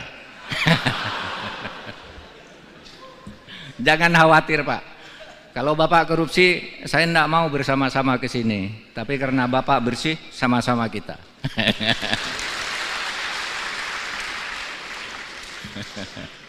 Itu hasil temuan loh. Pak Parera itu anggota DPR. Pasti baca dia hasil laporan TI ya, bahwa korupsi pertama tuh di DPR, perdagangan. undang-undang, pembuatan undang-undang itu pakai bayar tuh menurut hasil penelitian tuh. Ya kalau ditanya satu-satu pasti tidak ada yang ngaku. Tapi itu hasil sigi internasional, di mana orang di luar negeri itu kalau berurusan, ini internasional. Wah Pak, sulit di DPR, harus bayar begini, ini kasusnya, gitu. Ada anggota DPR yang terlibat dalam konflik of interest. Apa? Konflik of interestnya itu. Dia menjadi anggota DPR, lalu punya kantor pengacara. Sehingga setiap dia ketemu dengan polisi, kejaksaan agung, tolong dong bantu tuh kantor pengacara itu, padahal punya dia. Saya nitip perkara, sejatinya dia itu Markus, mengelar kasus. Lah iya, lah ini hasil penelitian. Ini kok TI berani-beraninya sih neliti gitu. Saya panggil beberapa jaksa, saya panggil beberapa hakim yang teman dekat saya. Apa betul tuh anggota DPR yang itu tuh suka ngurus perkara? Oh iya Pak, pernah ke sini dia ngurus perkaranya ini. Apa bilangnya? Saya ini anggota DPR, gimana caranya agar orang itu bebas? Terus kamu bilang apa? Saya bilang, enggak ada caranya karena dia akan tetap dihukum. Nah, itu hakim yang bagus. Kalau hakim yang tidak bagus, ya gimana Pak caranya? Bapak punya uang berapa? Nah, gitu kan. Itu hakim yang tidak bagus. Kalau hakim yang kenal saya ini bagus. Enggak ada caranya. Dia salah saya hukum. Gitu. Meskipun kamu anggota DPR, gitu. Tapi banyak yang takut ke DPR. Oh, oke Pak, nanti saya bebaskan ini. Tapi nanti saya tolong ya diusulkan menjadi kepala kejaksaan negeri sana. Jadi kepala kejaksaan tinggi sana. Saya dipindah dari Papua masuk ke Jakarta. Konflik of interest di DPR dalam membuat undang-undang juga. Saudara bayangkan, undang-undang sudah jadi dipetok oleh DPR itu, diketok oleh DPR bersama pemerintah, sudah dibacakan sampai ke sekretariat negara. Itu ada kalimat yang hilang. Sebelum dikirim itu sudah ada yang mencoret kalimatnya. Yang kemarin bikin ribut itu, ada dulu soal pasal tembakau yang hilang satu ayat itu. Lalu siapa yang mencoretkan? Dari sana yang buat. Lalu sesudah diketahui orangnya, ya sudahlah jangan ribut-ribut biar rakyat tidak resah, kembalikan lagi kalimatnya, katanya, kembalikan lagi. Padahal itu sejatinya korupsi, itu DPR. Pemerintah sama Pak, korupsi lebih banyak dari DPR korupsinya pemerintah ini. Eksekutif. Saudara tahu pencucian uang. Orang yang tidak ngerti teori pencucian uang, itu Menteri Polhukam itu bohong, ada pencucian uang masa sampai 349 triliun. Ya namanya pencucian uang. Pencucian uang itu agregat. Bukan satu angka, tapi angka yang bergerak dan setiap gerakan ini jumlah. Dijumlah itu namanya pencucian uang. Pak Mahfud tuh omong kosong, pencucian uang ribut-ribut, sekarang hilang dari peredaran. Enggak. Itu munculnya kasus di Suta, Bandara Soekarno-Hatta yang sekarang ditangkap oleh kejaksaan, itu kan pencucian uang. Impor emas seharusnya bayar dokumen dari luar negeri, bayar 5% dari 49 triliun 5%. Coba hitung sendiri. Sampai di Jakarta menjadi 0%. Berapa kerugian negara itu? 39 miliar. Dari itu hanya satu dokumen impor. Jadi jangan dibilang pencucian uang berhenti. Nah sekarang yang kami laporkan pencucian uang 349 triliun itu kan 300 surat. Yang tidak bisa diselesaikan sekaligus 300 satu-satu Dok. Kalau 300 selesai itu bukan proses hukum, namanya bim salah bim. Nah sekarang ini kan orang usil bilang, mana tuh Pak Mahfud yang bilang pencucian uang kok sekarang sepi-sepi aja. Satu, saudara bisa baca tulisan Pak Yusuf di Harian Kompas Selasa pekan lalu. Dia menyebut benar itu ada pencucian uang 349 triliun. Siapa itu Pak Yusuf? Pak Yusuf itu adalah mantan kepala PPATK. Benar ada. Apakah ditindak? Ditindak. Sekarang ini sudah pada bergerak. KPK udah nangkap pencucian uang. Polisi juga sudah mulai meriksa. Itu karena kita bicara banyak pencucian uang. Jangan dikira itu wah itu kan hanya move politik aja. Enggak ada move politik, itu fakta. Sekarang saya bicara hari ini dari TPPU, hari ini saya diperintahkan oleh Presiden tadi untuk membuat satu operasi khusus mengenai tindak pidana perdagangan orang. Paling banyak korban perdagangan orang itu di NTT. Dari bulan Januari sampai Mei, pekerja-pekerja ilegal dari NTT yang dipulangkan dalam peti-peti mayat itu 55 orang. Dari seluruh Indonesia selama 3 tahun ini, yang meninggal karena penganiayaan pencucian orang itu 1.930 orang.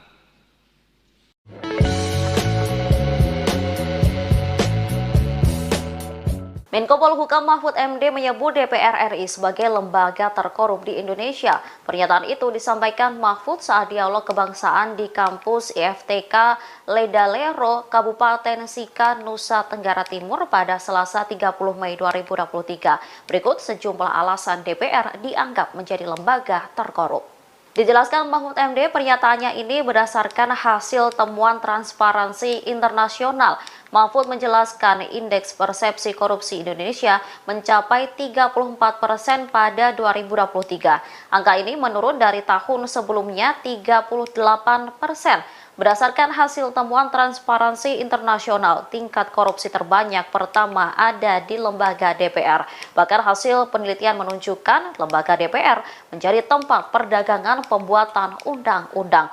Mahfud juga menyebut ada anggota DPR yang terlibat dalam konflik kepentingan, di mana oknum anggota DPR kerap menitipkan kasus setiap bertemu dengan polisi atau Kejaksaan Agung. Diakui Menko Polhukam, dirinya sampai memanggil beberapa kerabatnya yang berprofesi sebagai jaksa dan hakim untuk membuktikan temuan itu. Salah seorang hakim membenarkan bahwa ada DPR yang mendatanginya untuk meminta membebaskan seseorang. Selain legislatif, lembaga eksekutif juga ditengarai rawan melakukan korupsi.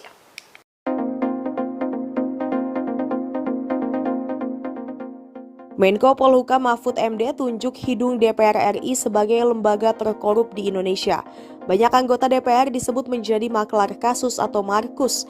Hal itu kata Mahfud MD berdasarkan hasil temuan Transparansi Internasional. Pernyataan itu disampaikan Mahfud MD saat dialog kebangsaan di kampus IFTK Ledalero, Kabupaten Sika, Nusa Tenggara Timur, Selasa 30 Mei malam, seperti dikutip kompas.com. Mahfud MD menjelaskan indeks persepsi korupsi di Indonesia mencapai 34% pada tahun 2023. Angka ini menurun dari tahun sebelumnya 38%. Mahfud mengatakan berdasarkan hasil temuan Transparansi Internasional, tingkat korupsi terbanyak pertama ada di Lembaga Dewan Perwakilan Rakyat atau DPR. Bahkan hasil penelitian menunjukkan lembaga DPR menjadi tempat perdagangan pembuatan undang-undang.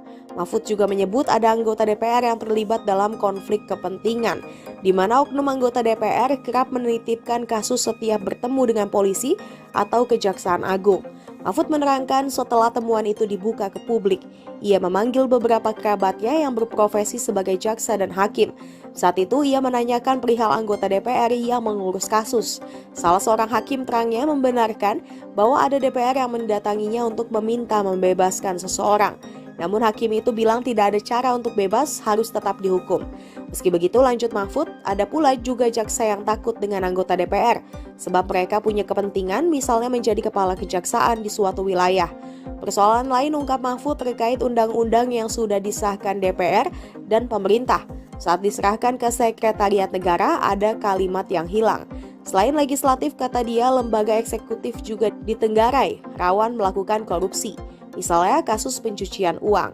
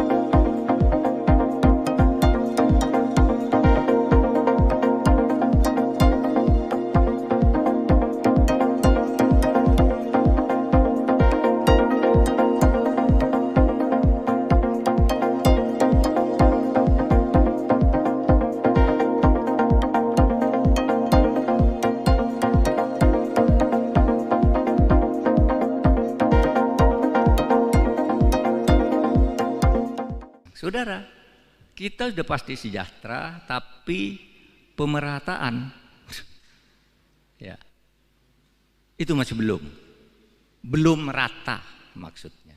Nah, itu tugas kita sekarang. Kenapa belum merata? Sekarang tuh banyak sekali kecurangan-kecurangan dan korupsi dengan cara melanggar hukum, melanggar hak-hak rakyat. Ada tambang ini dikuasai oleh konglomerat, di backup oleh orang kuat, rakyatnya enggak kebagian. Mau dihukum, penegak hukumnya disuap dulu. Di NTT ini misalnya, yang kasus yang sangat terkenal bagi saya karena saya mendapat laporan itu.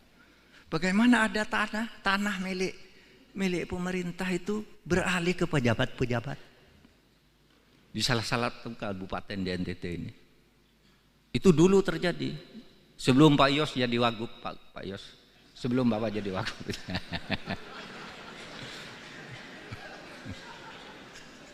Jangan bertanya, Pak, di mana Pak? Saya cari besok. Enggak usah, udah selesai.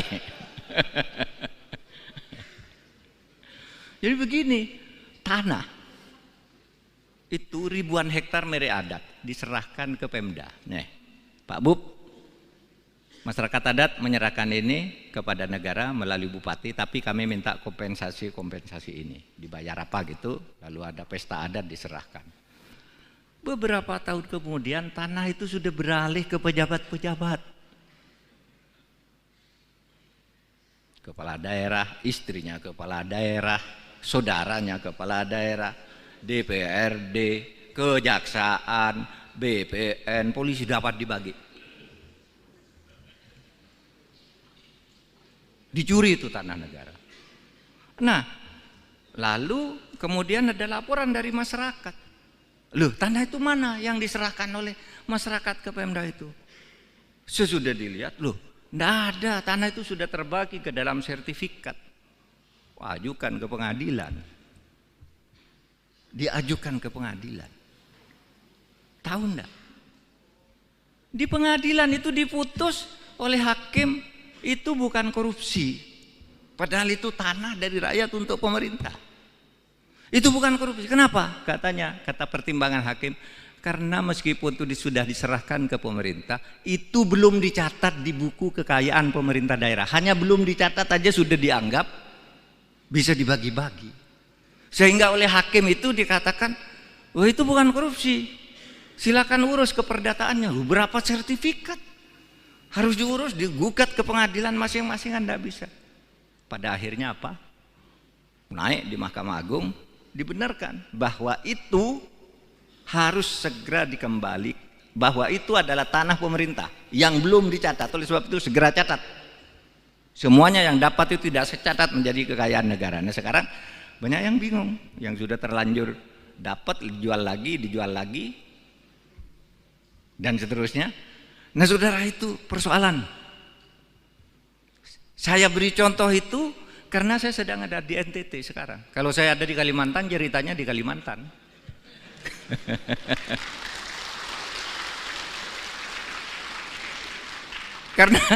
Karena di Sumatera Utara banyak itu tanah-tanah. Di Jakarta aja lah, di Jakarta punya PT PN 8. Diambil orang begitu aja dengan cara premanisme. Katanya dulu itu kan tanah itu dulu zaman Pak Harto diberikan ke itu, ke sebuah korporasi lah, kan diberikan ke situ. Oleh korporasi itu dijual satu-satu, lalu sekarang mau ditagih menjadi kesulitan, sehingga kita katakan kamu merampas tanah negara, kamu mencaplok tanah negara. Nah, masih kita selesaikan nih bersama Pak Sugeng, rumit. Ini sudah benar salah, tapi ada lagi Pak yang punya di sebelahnya. Siapa? Jenderal ini. Waduh, jenderal lagi. Sudah pensiun, udah mati jenderalnya. Jangan ditanya, siapa Pak jenderal? Udah mati sekarang. Nanti saudara kejar-kejar saya, jenderalnya siapa? Saya hanya ingin menggambarkan betapa sekarang ini. Pengadilan. Ya, pengadilan, saudara.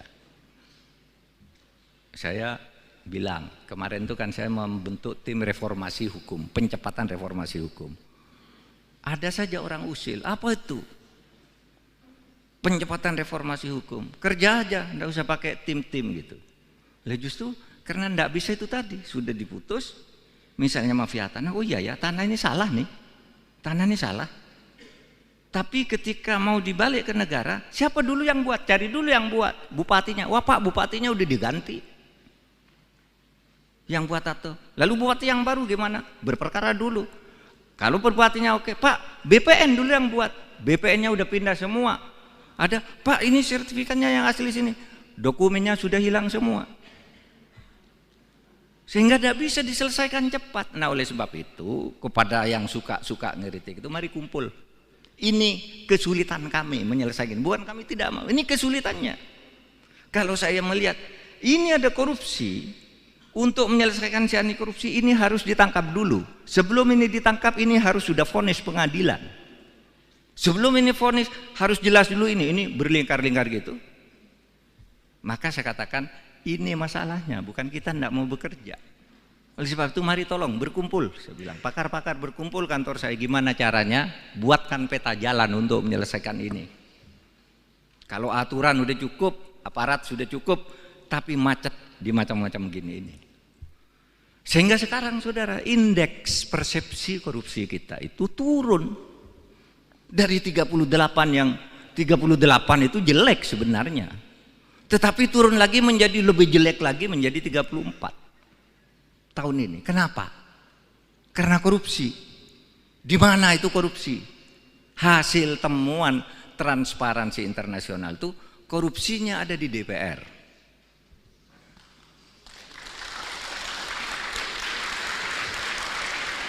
Tapi tidak termasuk Pak Parera. Jangan khawatir Pak. Kalau Bapak korupsi, saya tidak mau bersama-sama ke sini. Tapi karena Bapak bersih, sama-sama kita.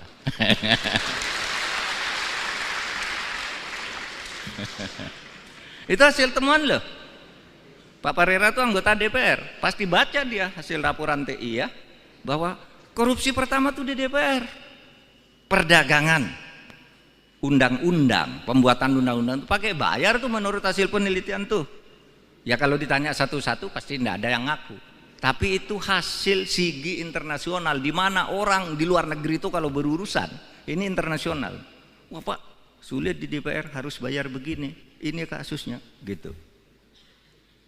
Ada anggota DPR yang terlibat dalam konflik of interest. Apa? Konflik of interestnya itu. Dia menjadi anggota DPR, lalu punya kantor pengacara.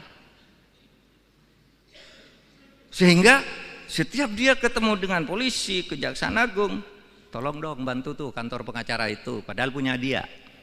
Saya nitip perkara, sejatinya dia itu Markus, menggelar kasus. Lah ya, lah ini hasil penelitian. Ini kok TI berani-beraninya sih neliti gitu. Saya panggil beberapa jaksa, saya panggil beberapa hakim yang teman dekat saya. Apa betul tuh anggota DPR yang itu tuh suka ngurus perkara? Oh iya Pak, pernah ke sini dia ngurus perkaranya ini. Apa bilangnya? Saya ini anggota DPR. Gimana caranya agar orang itu bebas? Terus kamu bilang apa? Saya bilang enggak ada caranya karena dia akan tetap dihukum. Nah itu hakim yang bagus. Kalau hakim yang tidak bagus, ya gimana Pak caranya? Bapak punya uang berapa? Nah gitu kan. Itu hakim yang tidak bagus. Kalau hakim yang kenal saya ini bagus, tidak ada caranya. Dia salah saya hukum, gitu. Meskipun kamu anggota DPR, gitu. Tapi banyak yang takut ke DPR. Oh oke Pak, nanti saya bebaskan ini. Tapi nanti saya tolong ya diusulkan menjadi kepala kejaksaan negeri sana. Jadi kepala kejaksaan tinggi sana. Saya dipindah dari Papua masuk ke Jakarta. Konflik of interest di DPR dalam membuat undang-undang juga. Saudara bayangkan, undang-undang sudah jadi dipetok oleh DPR itu, diketok oleh DPR bersama pemerintah, sudah dibacakan sampai ke sekretariat negara itu ada kalimat yang hilang. Sebelum dikirim itu sudah ada yang mencoret kalimatnya. Yang kemarin bikin ribut itu. Ada dulu soal pasal tembakau. Yang hilang satu ayat itu. Lah siapa yang mencoretkan? Dari sana yang buat. Lalu sesudah diketahui orangnya, ya sudahlah jangan ribut-ribut biar rakyat tidak resah, kembalikan lagi kalimatnya, katanya, kembalikan lagi. Padahal itu sejatinya korupsi itu DPR. Pemerintah sama Pak, korupsi lebih banyak dari DPR korupsinya pemerintah ini. Eksekutif. Saudara tahu pencucian uang. Orang yang tidak ngerti teori pencucian uang, itu Menteri Polhukam itu bohong, ada pencucian uang masa sampai 349 triliun. Ya namanya pencucian uang. Pencucian uang itu agregat. Bukan satu angka, tapi angka yang bergerak dan setiap gerakan ini jumlah. Dijumlah itu namanya pencucian uang. Pak Mahfud tuh omong kosong, pencucian uang ribut-ribut, sekarang hilang dari peredaran. Enggak. Itu munculnya kasus di Suta, Bandara Soekarno-Hatta yang sekarang ditangkap oleh kejaksaan, itu kan pencucian uang. Impor emas seharusnya bayar dokumen dari luar negeri, bayar 5% dari 49 triliun 5%, coba hitung sendiri, sampai di Jakarta menjadi 0%. Berapa kerugian negara itu? 39 miliar. Dari itu hanya satu dokumen impor. Jadi jangan dibilang pencucian uang berhenti. Nah sekarang yang kami laporkan pencucian uang 349 triliun itu kan 300 surat. Yang tidak bisa diselesaikan sekaligus 300 satu-satu Dok. Kalau 300 selesai itu bukan proses hukum, namanya bim salah bim. Nah sekarang ini kan orang usil bilang, mana tuh Pak Mahfud yang bilang pencucian uang kok sekarang sepi-sepi aja. Satu, saudara bisa baca tulisan Pak Yusuf di Harian Kompas Selasa pekan lalu. Dia menyebut benar itu ada pencucian uang 349 triliun. Siapa itu Pak Yusuf? Pak Yusuf itu adalah mantan kepala PPATK. Benar ada. Apakah ditindak? Ditindak. Sekarang ini sudah pada bergerak. KPK udah nangkap pencucian uang. Polisi juga sudah mulai meriksa. Itu karena kita bicara banyak pencucian uang. Jangan dikira itu wah, itu kan hanya move politik aja.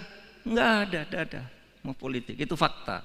Sekarang saya bicara hari ini dari TPPU, hari ini saya diperintahkan oleh Presiden tadi untuk membuat satu operasi khusus mengenai tindak pidana perdagangan orang.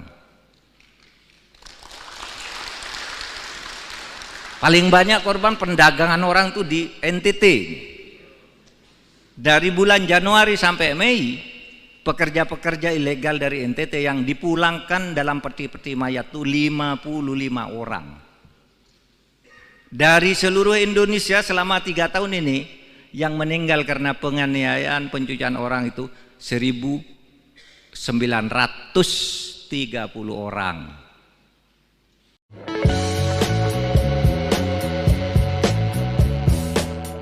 Menko Polhukam Mahfud MD menyebut DPR RI sebagai lembaga terkorup di Indonesia. Pernyataan itu disampaikan Mahfud saat dialog kebangsaan di kampus IFTK Ledalero, Kabupaten Sika, Nusa Tenggara Timur pada Selasa 30 Mei 2023. Berikut sejumlah alasan DPR dianggap menjadi lembaga terkorup.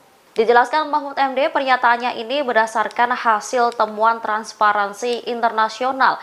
Mahfud menjelaskan indeks persepsi korupsi Indonesia mencapai 34% pada 2023. Angka ini perdagangan pembuatan undang-undang. Mahfud juga menyebut ada anggota DPR yang terlibat dalam konflik kepentingan, di mana oknum anggota DPR kerap menitipkan kasus setiap bertemu dengan polisi atau Kejaksaan Agung. Diakui Menko Polhukam, dirinya sampai memanggil beberapa kerabatnya yang berprofesi sebagai jaksa dan hakim untuk membuktikan temuan itu. Salah seorang hakim membenarkan bahwa ada DPR yang mendatanginya untuk meminta membebaskan seseorang. Selain legislatif, lembaga eksekutif juga ditengarai rawan melakukan korupsi.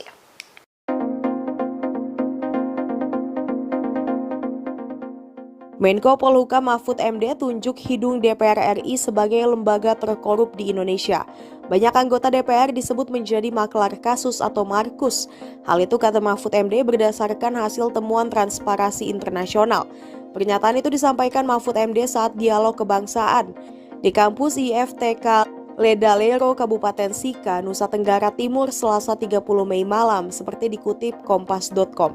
Mahfud MD menjelaskan indeks persepsi korupsi di Indonesia mencapai 34% pada tahun 2023. Angka ini menurun dari tahun sebelumnya, 38%. Mahfud mengatakan berdasarkan hasil temuan Transparansi Internasional, tingkat korupsi terbanyak pertama ada di Lembaga Dewan Perwakilan Rakyat atau DPR. Bahkan hasil penelitian menunjukkan lembaga DPR menjadi tempat perdagangan pembuatan undang-undang. Mahfud juga menyebut ada anggota DPR yang terlibat dalam konflik kepentingan, di mana oknum anggota DPR kerap menitipkan kasus setiap bertemu dengan polisi atau Kejaksaan Agung. Mahfud menerangkan setelah temuan itu dibuka ke publik, ia memanggil beberapa kerabatnya yang berprofesi sebagai jaksa dan hakim. Saat itu ia menanyakan perihal anggota DPR yang mengurus kasus. Salah seorang hakim terangnya membenarkan bahwa ada DPR yang mendatanginya untuk meminta membebaskan seseorang. Namun hakim itu bilang tidak ada cara untuk bebas, harus tetap dihukum. Meski begitu, lanjut Mahfud, ada pula juga jaksa yang takut dengan anggota DPR, sebab mereka punya kepentingan misalnya menjadi kepala kejaksaan di suatu wilayah. Persoalan lain ungkap Mahfud terkait undang-undang yang sudah disahkan DPR dan pemerintah. Saat diserahkan ke Sekretariat Negara, ada kalimat yang hilang. Selain legislatif, kata dia, lembaga eksekutif juga ditenggarai, rawan melakukan korupsi. Misalnya kasus pencucian uang.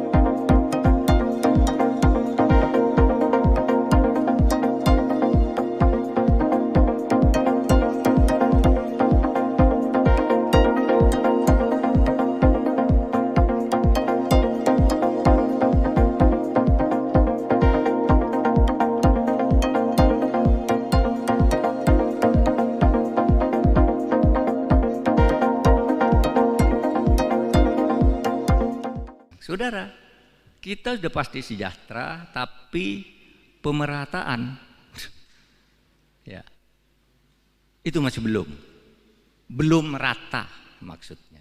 Nah itu tugas kita sekarang. Kenapa belum merata? Sekarang tuh banyak sekali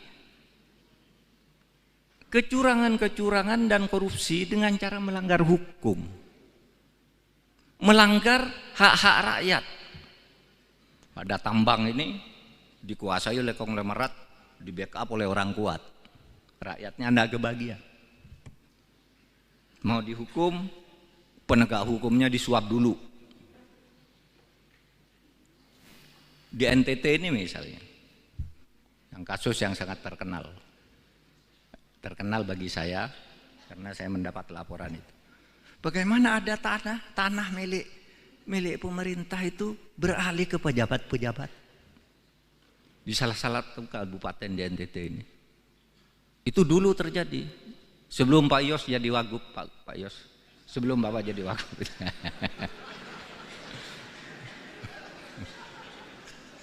Jangan bertanya, Pak di mana Pak, saya cari besok. Enggak usah, udah selesai. Jadi begini, tanah itu ribuan hektar milik adat diserahkan ke Pemda. Nih, Pak Bub, masyarakat adat menyerahkan ini kepada negara melalui bupati, tapi kami minta kompensasi ini. Dibayar apa gitu, lalu ada pesta adat diserahkan. Beberapa tahun kemudian tanah itu sudah beralih ke pejabat-pejabat. kepala daerah, istrinya kepala daerah, saudaranya kepala daerah, DPRD, kejaksaan, BPN, polisi dapat dibagi. Dicuri itu tanah negara. Nah, lalu kemudian ada laporan dari masyarakat. Loh, tanah itu mana yang diserahkan oleh masyarakat ke Pemda itu? Sesudah dilihat, loh, tidak ada, tanah itu sudah terbagi ke dalam sertifikat. Ajukan ke pengadilan. Diajukan ke pengadilan. Tahu enggak? Di pengadilan itu diputus oleh hakim, itu bukan korupsi. Padahal itu tanah dari rakyat untuk pemerintah. Itu bukan korupsi. Kenapa? Katanya, kata pertimbangan hakim, karena meskipun itu sudah diserahkan ke pemerintah, itu belum dicatat di buku kekayaan pemerintah daerah. Hanya belum dicatat aja sudah dianggap bisa dibagi-bagi. Sehingga oleh hakim itu dikatakan, wah itu bukan korupsi. Silakan urus keperdataannya. Berapa sertifikat? Harus diurus, digugat ke pengadilan masing-masing, Anda bisa. Pada akhirnya apa? Naik di Mahkamah Agung, dibenarkan bahwa itu harus segera dikembali, bahwa itu adalah tanah pemerintah yang belum dicatat. Oleh sebab itu segera catat. Semuanya yang dapat itu tidak secatat menjadi kekayaan negara. Nah sekarang banyak yang bingung, yang sudah terlanjur dapat dijual lagi, dan seterusnya. Nah saudara, itu persoalan. Saya beri contoh itu karena saya sedang ada di NTT sekarang. Kalau saya ada di Kalimantan, ceritanya di Kalimantan.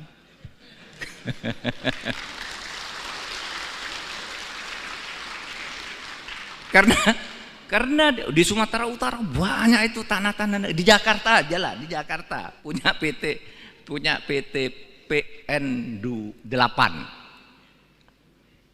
Diambil orang begitu aja dengan cara premanisme. Katanya dulu itu kan tanah itu dulu zaman Pak Harto diberikan ke itu, ke sebuah korporasi lah, kan diberikan ke situ. Oleh korporasi itu dijual satu-satu, lalu sekarang mau ditagih menjadi kesulitan, sehingga kita katakan kamu merampas tanah negara, kamu mencaplok tanah negara. Nah, masih kita selesaikan ya bersama Pak Sugeng, rumit. Ini sudah benar salah, tapi ada lagi Pak yang punya di sebelahnya. Siapa? Jenderal ini. Waduh, jenderal lagi. Sudah pensiun, udah mati jenderalnya. Jangan ditanya, siapa Pak jenderal? Udah mati sekarang. Nanti saudara kejar-kejar saya, jenderalnya siapa? Saya hanya ingin menggambarkan betapa sekarang ini. Pengadilan. Ya, pengadilan, saudara. Saya bilang, kemarin itu kan saya membentuk tim reformasi hukum, pencepatan reformasi hukum. Ada saja orang usil, apa itu? Pencepatan reformasi hukum, kerja aja, enggak usah pakai tim-tim gitu. Lah justru karena enggak bisa itu tadi, sudah diputus, misalnya mafia tanah, oh iya ya, tanah ini salah nih, tanah ini salah. Tapi ketika mau dibalik ke negara, siapa dulu yang buat? Cari dulu yang buat, bupatinya. Wah Pak, bupatinya udah diganti. Yang buat atau lalu bupati yang baru gimana? Berperkara dulu. Kalau bupatinya oke, Pak, BPN dulu yang buat. BPN-nya udah pindah semua. Ada, Pak, ini sertifikatnya yang asli sini. Dokumennya sudah hilang semua. Sehingga tidak bisa diselesaikan cepat. Nah, oleh sebab itu, kepada yang suka ngeritik itu, mari kumpul. Ini kesulitan kami menyelesaikan. Bukan kami tidak mau. Ini kesulitannya. Kalau saya melihat ini ada korupsi, untuk menyelesaikan si anti korupsi ini harus ditangkap dulu. Sebelum ini ditangkap, ini harus sudah vonis pengadilan. Sebelum ini vonis harus jelas dulu ini berlingkar-lingkar gitu. Maka saya katakan ini masalahnya, bukan kita tidak mau bekerja. Oleh sebab itu mari tolong berkumpul, saya bilang pakar-pakar berkumpul kantor saya, gimana caranya buatkan peta jalan untuk menyelesaikan ini. Kalau aturan udah cukup, aparat sudah cukup, tapi macet di macam-macam gini ini. Sehingga sekarang saudara, indeks persepsi korupsi kita itu turun dari 38 yang 38 itu jelek sebenarnya, tetapi turun lagi menjadi lebih jelek lagi menjadi 34 tahun ini. Kenapa? karena korupsi. Di mana itu korupsi? Hasil temuan Transparansi Internasional itu korupsinya ada di DPR.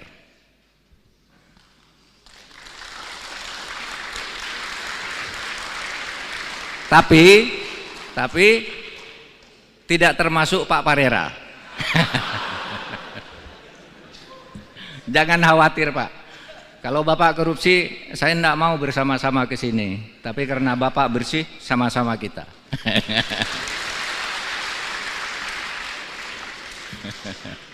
Itu hasil temuan loh. Pak Parera itu anggota DPR. Pasti baca dia hasil laporan TI ya. Bahwa korupsi pertama tuh di DPR. Perdagangan.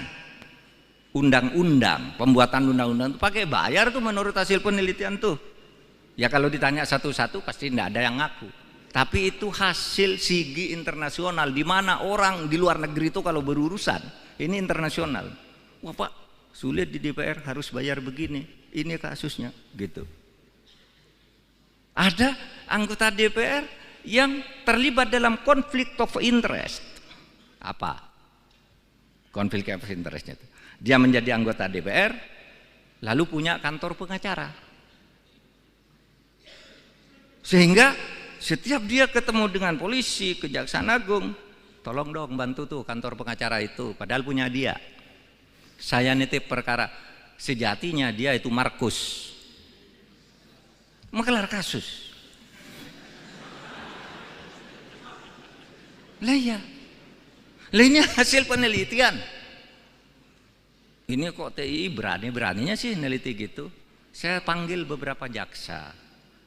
Saya panggil beberapa hakim yang teman dekat saya. Apa betul tuh anggota DPR yang itu tuh suka ngurus perkara? Oh iya Pak, pernah ke sini dia ngurus perkaranya ini. Apa bilangnya? Saya ini anggota DPR. Gimana caranya agar orang itu bebas? Terus kamu bilang apa? Saya bilang enggak ada caranya karena dia akan tetap dihukum. Nah itu hakim yang bagus. Kalau hakim yang tidak bagus, ya gimana Pak caranya? Bapak punya uang berapa? Nah gitu kan. Itu hakim yang tidak bagus. Kalau hakim yang kenal saya ini bagus. Tidak ada caranya. Dia salah saya hukum. Gitu. Meskipun kamu anggota DPR. Gitu. Tapi banyak yang takut ke DPR. Oh oke Pak. Oke Pak, nanti saya bebaskan ini. Tapi nanti saya tolong ya diusulkan menjadi kepala kejaksaan negeri sana. Jadi kepala kejaksaan tinggi sana. Saya dipindah dari Papua masuk ke Jakarta. Konflik of interest di DPR dalam membuat undang-undang juga. Saudara bayangkan, undang-undang sudah jadi dipetok oleh DPR itu, diketok oleh DPR bersama pemerintah, sudah dibacakan. Sampai ke Sekretariat Negara, itu ada kalimat yang hilang. Sebelum dikirim itu sudah ada yang mencoret kalimatnya. Yang kemarin bikin ribut itu. Ada dulu soal pasal tembakau. Yang hilang satu ayat itu. Lah siapa yang mencoretkan? Dari sana yang buat. Lalu sesudah diketahui orangnya, ya sudahlah jangan ribut-ribut biar rakyat tidak resah, kembalikan lagi kalimatnya, katanya, kembalikan lagi. Padahal itu sejatinya korupsi, itu DPR. Pemerintah sama Pak, korupsinya lebih banyak dari DPR korupsinya pemerintah ini. Eksekutif. Saudara tahu pencucian uang. Orang yang tidak ngerti teori pencucian uang, itu Menteri Polhukam itu bohong, ada pencucian uang masa sampai 349 triliun. Ya namanya pencucian uang. Pencucian uang itu agregat. Bukan satu angka, tapi angka yang bergerak dan setiap gerakan ini jumlah. Dijumlah itu namanya pencucian uang. Pak Mahfud tuh omong kosong, pencucian uang ribut-ribut. Sekarang hilang dari peredaran. Enggak. Itu munculnya kasus di Suta, Bandara Soekarno-Hatta yang sekarang ditangkap oleh Kejaksaan, itu kan pencucian uang. Impor emas seharusnya bayar dokumen dari luar negeri, bayar 5% dari 49 triliun 5%. Coba hitung sendiri. Sampai di Jakarta menjadi 0%. Berapa kerugian negara itu? 39 miliar. dari itu. Hanya satu dokumen impor. Jadi jangan dibilang pencucian uang berhenti. Nah sekarang yang kami laporkan pencucian uang 349 triliun itu kan 300 surat. Yang tidak bisa diselesaikan sekaligus 300 satu-satu Dok. Kalau 300 selesai itu bukan proses hukum, namanya bim salah bim. Nah sekarang ini kan orang usil bilang, mana tuh Pak Mahfud yang bilang pencucian uang kok sekarang sepi-sepi aja. Satu, saudara bisa baca tulisan Pak Yusuf di Harian Kompas Selasa pekan lalu. Dia menyebut benar itu ada pencucian uang 349 triliun. Siapa itu Pak Yusuf? Pak Yusuf itu adalah mantan kepala PPATK. Benar ada. Apakah ditindak? Ditindak. Sekarang ini sudah pada bergerak. KPK udah nangkap pencucian uang. Polisi juga sudah mulai meriksa. Itu karena kita bicara banyak pencucian uang. Jangan dikira itu wah itu kan hanya move politik aja. Enggak ada move politik. Itu fakta. Sekarang saya bicara hari ini dari TPPU. Hari ini saya diperintahkan oleh Presiden tadi untuk membuat satu operasi khusus mengenai tindak pidana perdagangan orang.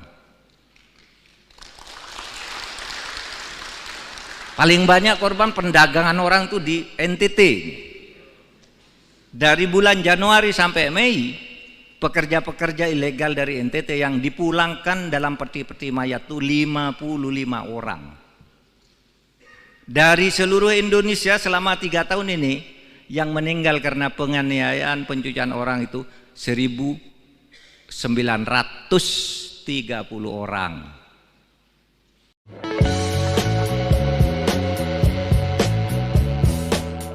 Menko Polhukam Mahfud MD menyebut DPR RI sebagai lembaga terkorup di Indonesia. Pernyataan itu disampaikan Mahfud saat dialog kebangsaan di kampus IFTK Ledalero, Kabupaten Sika, Nusa Tenggara Timur pada Selasa 30 Mei 2023. Berikut sejumlah alasan DPR dianggap menjadi lembaga terkorup.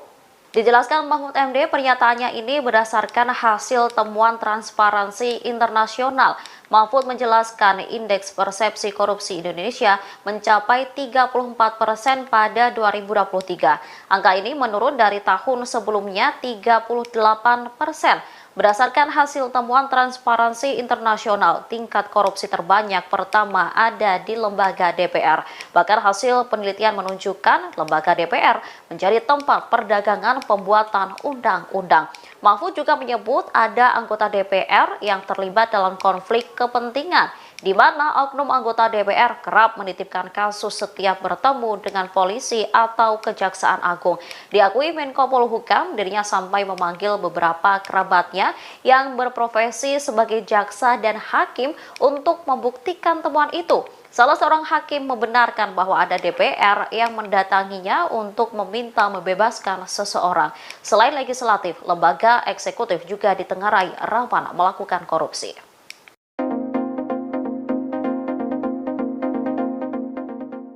Menko Polhukam Mahfud MD tunjuk hidung DPR RI sebagai lembaga terkorup di Indonesia. Banyak anggota DPR disebut menjadi maklar kasus atau markus. Hal itu kata Mahfud MD berdasarkan hasil temuan Transparansi Internasional. Pernyataan itu disampaikan Mahfud MD saat dialog kebangsaan di kampus IFTK Ledalero, Kabupaten Sika, Nusa Tenggara Timur, Selasa 30 Mei malam, seperti dikutip kompas.com. Mahfud MD menjelaskan indeks persepsi korupsi di Indonesia mencapai 34% pada tahun 2023. Angka ini menurun dari tahun sebelumnya 38%. Mahfud mengatakan berdasarkan hasil temuan Transparansi Internasional, tingkat korupsi terbanyak pertama ada di Lembaga Dewan Perwakilan Rakyat atau DPR. Bahkan hasil penelitian menunjukkan lembaga DPR menjadi tempat perdagangan pembuatan undang-undang. Mahfud juga menyebut ada anggota DPR yang terlibat dalam konflik kepentingan, di mana oknum anggota DPR kerap menitipkan kasus setiap bertemu dengan polisi atau Kejaksaan Agung. Mahfud menerangkan setelah temuan itu dibuka ke publik, ia memanggil beberapa kerabatnya yang berprofesi sebagai jaksa dan hakim. Saat itu ia menanyakan perihal anggota DPR yang mengurus kasus.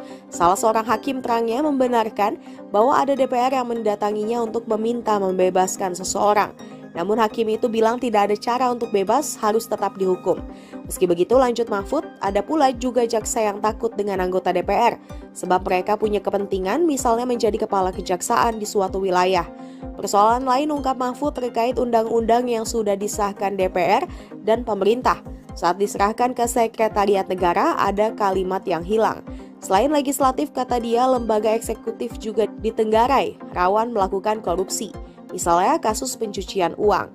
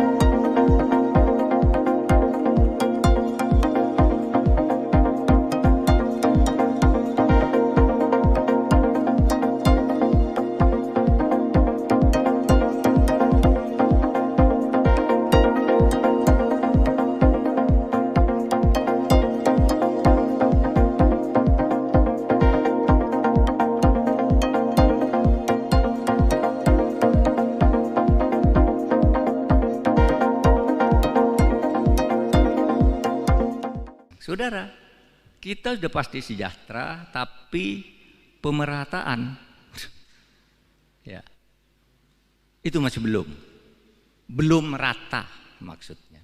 Nah itu tugas kita sekarang. Kenapa belum merata? Sekarang itu banyak sekali kecurangan-kecurangan dan korupsi dengan cara melanggar hukum, melanggar hak-hak rakyat. Ada tambang ini dikuasai oleh konglomerat, di backup oleh orang kuat, rakyatnya anda kebagian. Mau dihukum, penegak hukumnya disuap dulu. Di NTT ini misalnya, yang kasus yang sangat terkenal bagi saya karena saya mendapat laporan itu. Bagaimana ada tanah milik pemerintah itu beralih ke pejabat-pejabat di salah satu kabupaten di NTT ini. Itu dulu terjadi sebelum Pak Yos jadi wagub, Pak Yos, sebelum Bapak jadi wagub.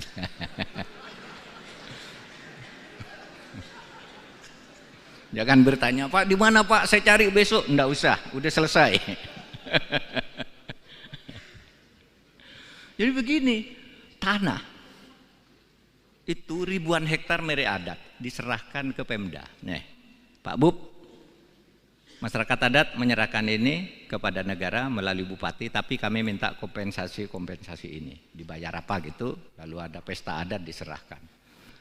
Beberapa tahun kemudian tanah itu sudah beralih ke pejabat-pejabat.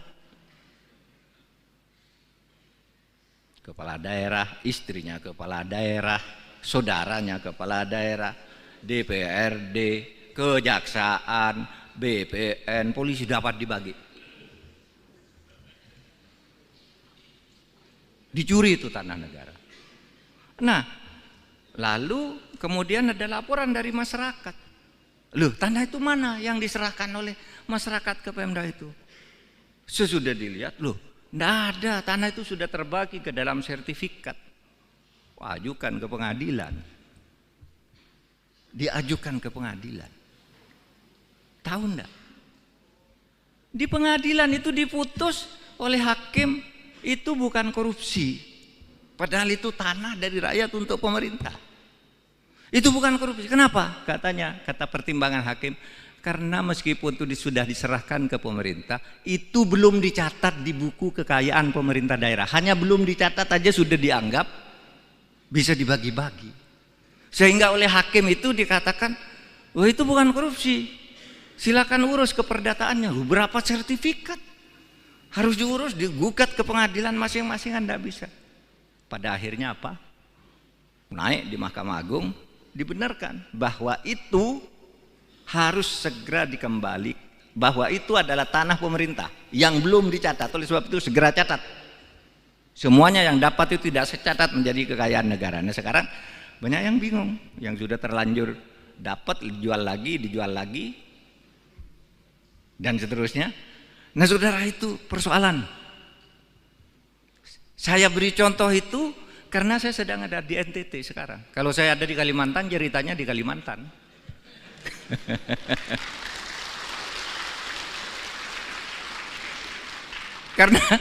Karena di Sumatera Utara banyak itu tanah-tanah. Di Jakarta aja lah, di Jakarta punya PT PN 8.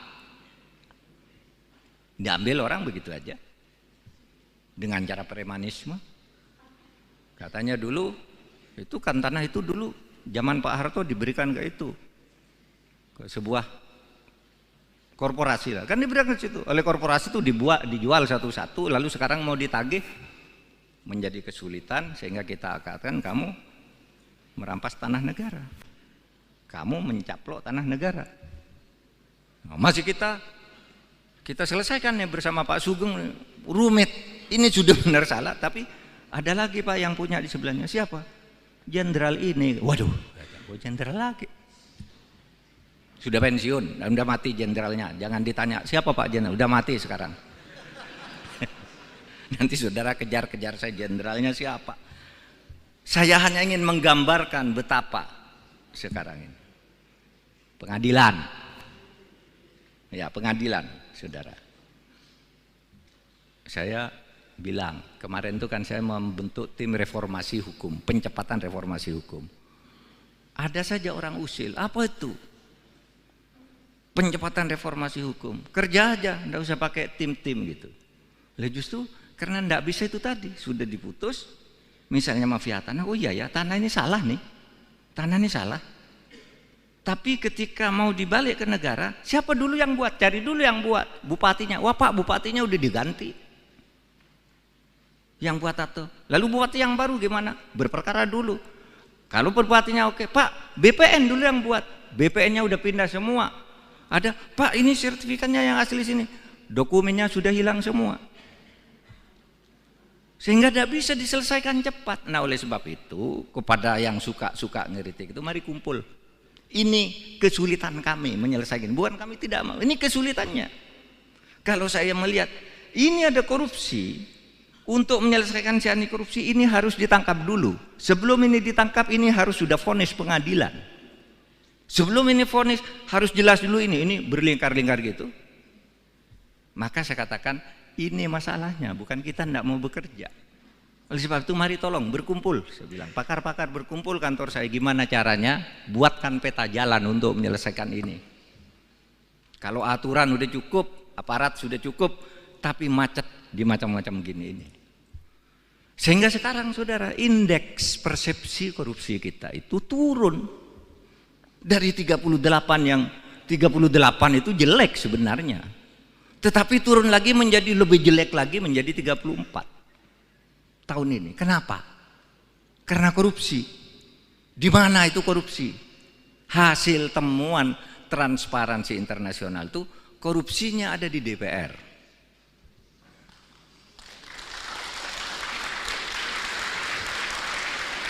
Tapi tidak termasuk Pak Parera. Jangan khawatir Pak. Kalau Bapak korupsi, saya tidak mau bersama-sama ke sini. Tapi karena Bapak bersih, sama-sama kita.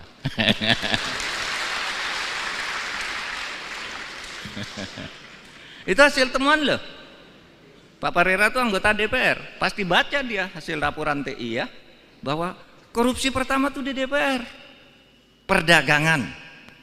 Undang-undang. Pembuatan undang-undang itu pakai bayar tuh menurut hasil penelitian tuh. Ya kalau ditanya satu-satu pasti tidak ada yang ngaku.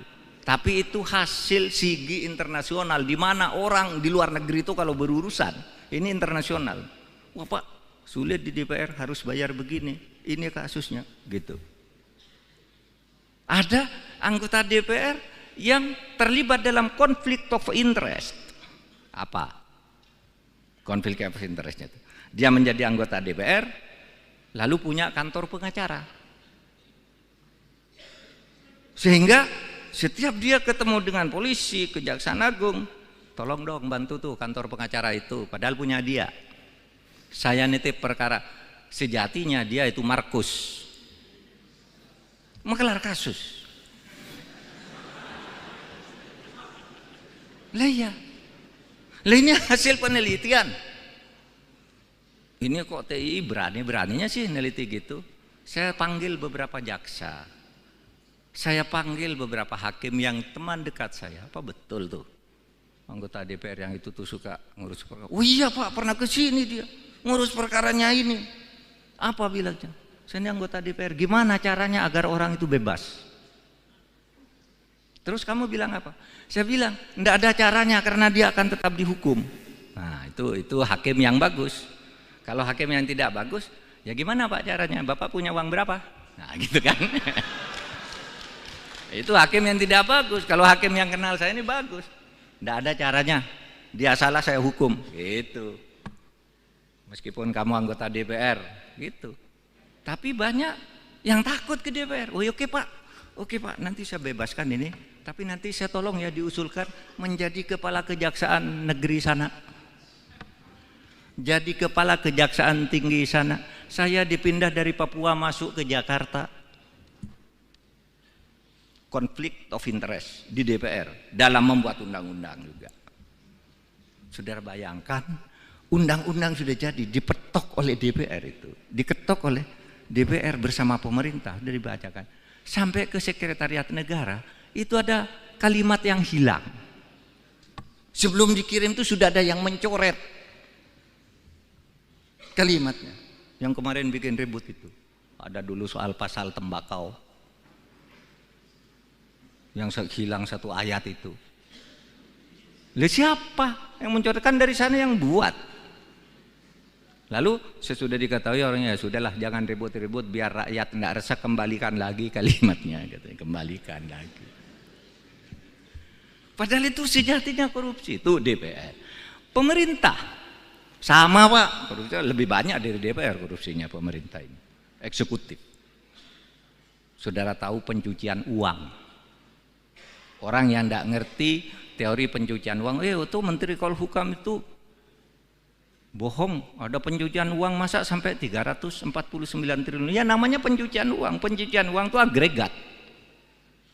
Bukan satu angka, tapi angka yang bergerak dan setiap gerakan ini jumlah. Dijumlah itu namanya pencucian uang. Pak Mahfud tuh omong kosong, pencucian uang ribut-ribut, sekarang hilang dari peredaran. Enggak. Itu munculnya kasus di Suta, Bandara Soekarno-Hatta yang sekarang ditangkap oleh Kejaksaan, itu kan pencucian uang. Impor emas seharusnya bayar dokumen dari luar negeri, bayar 5% dari 49 triliun 5%. Coba hitung sendiri. Sampai di Jakarta menjadi 0%. Berapa kerugian negara itu? 39 miliar. Dari itu hanya satu dokumen impor. Jadi jangan dibilang pencucian uang berhenti. Nah sekarang yang kami laporkan pencucian uang 349 triliun itu kan 300 surat. Yang tidak bisa diselesaikan sekaligus 300 satu-satu Dok. Kalau 300 selesai itu bukan proses hukum, namanya bim salah bim. Nah sekarang ini kan orang usil bilang, mana tuh Pak Mahfud yang bilang pencucian uang kok sarang sepi-sepi aja. Satu, saudara bisa baca tulisan Pak Yusuf di Harian Kompas Selasa pekan lalu. Dia menyebut benar itu ada pencucian uang 349 triliun. Siapa itu Pak Yusuf? Pak Yusuf itu adalah mantan kepala PPATK. Benar ada. Apakah ditindak? Ditindak. Sekarang ini sudah pada bergerak. KPK udah nangkap pencucian uang. Polisi juga sudah mulai meriksa. Itu karena kita bicara banyak pencucian uang. Jangan dikira itu wah, itu kan hanya move politik aja. Enggak ada. mau politik, itu fakta. Sekarang saya bicara hari ini dari TPPU, hari ini saya diperintahkan oleh Presiden tadi untuk membuat satu operasi khusus mengenai tindak pidana perdagangan orang. Paling banyak korban perdagangan orang itu di NTT. Dari bulan Januari sampai Mei, pekerja-pekerja ilegal dari NTT yang dipulangkan dalam peti-peti mayat itu 55 orang. Dari seluruh Indonesia selama 3 tahun ini, yang meninggal karena penganiayaan, pencucian orang itu 1.930 orang.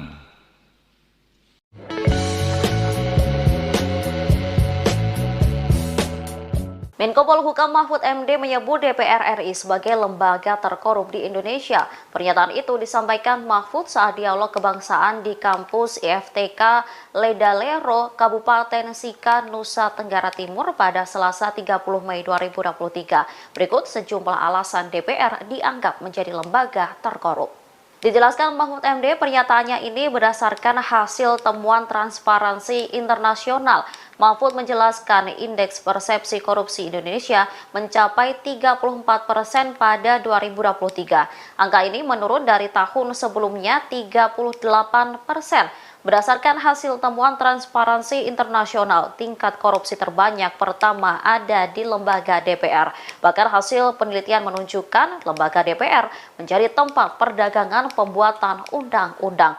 Mahfud juga menyebut ada anggota DPR yang terlibat dalam konflik kepentingan, di mana oknum anggota DPR kerap menitipkan kasus setiap bertemu dengan polisi atau Kejaksaan Agung. Diakui Menko Polhukam, dirinya sampai memanggil beberapa kerabatnya yang berprofesi sebagai jaksa dan hakim untuk membuktikan temuan itu. Salah seorang hakim membenarkan bahwa ada DPR yang mendatanginya untuk meminta membebaskan seseorang. Selain legislatif, lembaga eksekutif juga ditengarai rawan melakukan korupsi.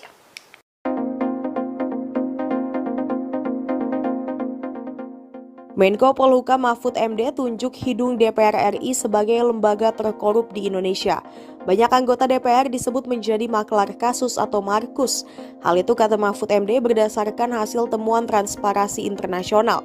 Pernyataan itu disampaikan Mahfud MD saat dialog kebangsaan di kampus IFTK Ledalero, Kabupaten Sika, Nusa Tenggara Timur, Selasa 30 Mei malam, seperti dikutip Kompas.com. Mahfud MD menjelaskan indeks persepsi korupsi di Indonesia mencapai 34% pada tahun 2023. Angka ini menurun dari tahun sebelumnya 38%. Mahfud mengatakan berdasarkan hasil temuan Transparansi Internasional, tingkat korupsi terbanyak pertama ada di Lembaga Dewan Perwakilan Rakyat atau DPR. Bahkan hasil penelitian menunjukkan lembaga DPR menjadi tempat perdagangan pembuatan undang-undang.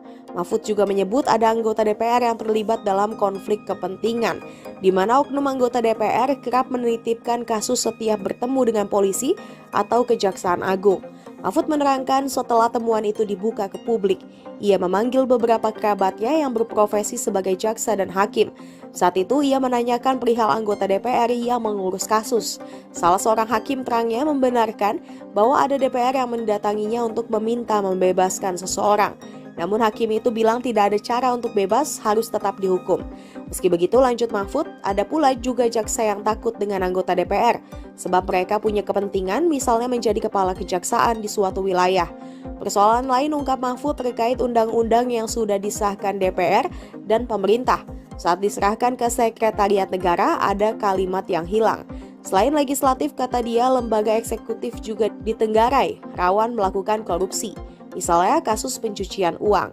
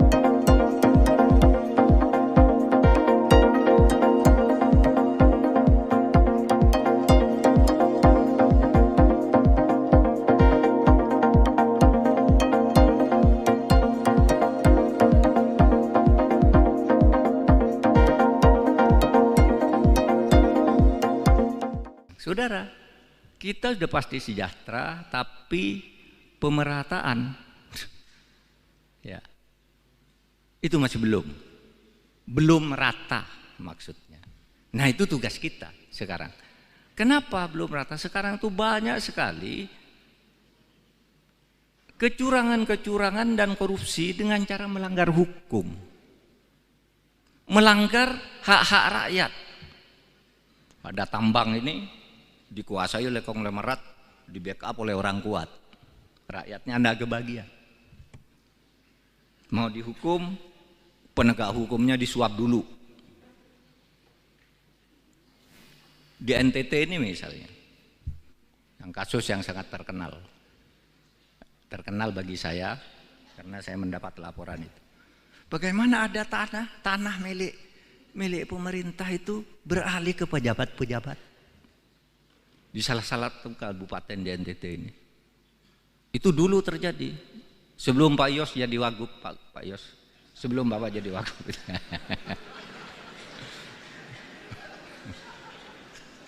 Jangan bertanya, Pak di mana Pak, saya cari besok. Enggak usah, udah selesai. Jadi begini, tanah itu ribuan hektar milik adat diserahkan ke Pemda. Nih, Pak Bub, masyarakat adat menyerahkan ini kepada negara melalui bupati, tapi kami minta kompensasi ini. Dibayar apa gitu, lalu ada pesta adat diserahkan. Beberapa tahun kemudian tanah itu sudah beralih ke pejabat-pejabat. Kepala daerah, istrinya kepala daerah, saudaranya kepala daerah, DPRD, kejaksaan, BPN, polisi dapat dibagi. Dicuri itu tanah negara. Nah, lalu kemudian ada laporan dari masyarakat. Loh, tanah itu mana yang diserahkan oleh masyarakat ke Pemda itu? Sesudah dilihat, loh, enggak ada, tanah itu sudah terbagi ke dalam sertifikat. Ajukan ke pengadilan. Diajukan ke pengadilan.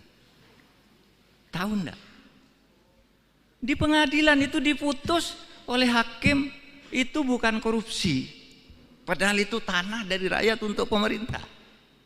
Itu bukan korupsi. Kenapa? Kata pertimbangan hakim, karena meskipun itu sudah diserahkan ke pemerintah, itu belum dicatat di buku kekayaan pemerintah daerah. Hanya belum dicatat aja sudah dianggap bisa dibagi-bagi. Sehingga oleh hakim itu dikatakan, wah itu bukan korupsi. Silakan urus keperdataannya. Berapa sertifikat? Harus diurus, digugat ke pengadilan masing-masing, Anda bisa. Pada akhirnya apa? Naik di Mahkamah Agung, dibenarkan bahwa itu harus segera dikembali, bahwa itu adalah tanah pemerintah yang belum dicatat. Oleh sebab itu segera catat. Semuanya yang dapat itu tidak secatat menjadi kekayaan negara. Nah, sekarang banyak yang bingung, yang sudah terlanjur dapat dijual lagi dan seterusnya. Nah, saudara, itu persoalan. Saya beri contoh itu karena saya sedang ada di NTT sekarang. Kalau saya ada di Kalimantan, ceritanya di Kalimantan.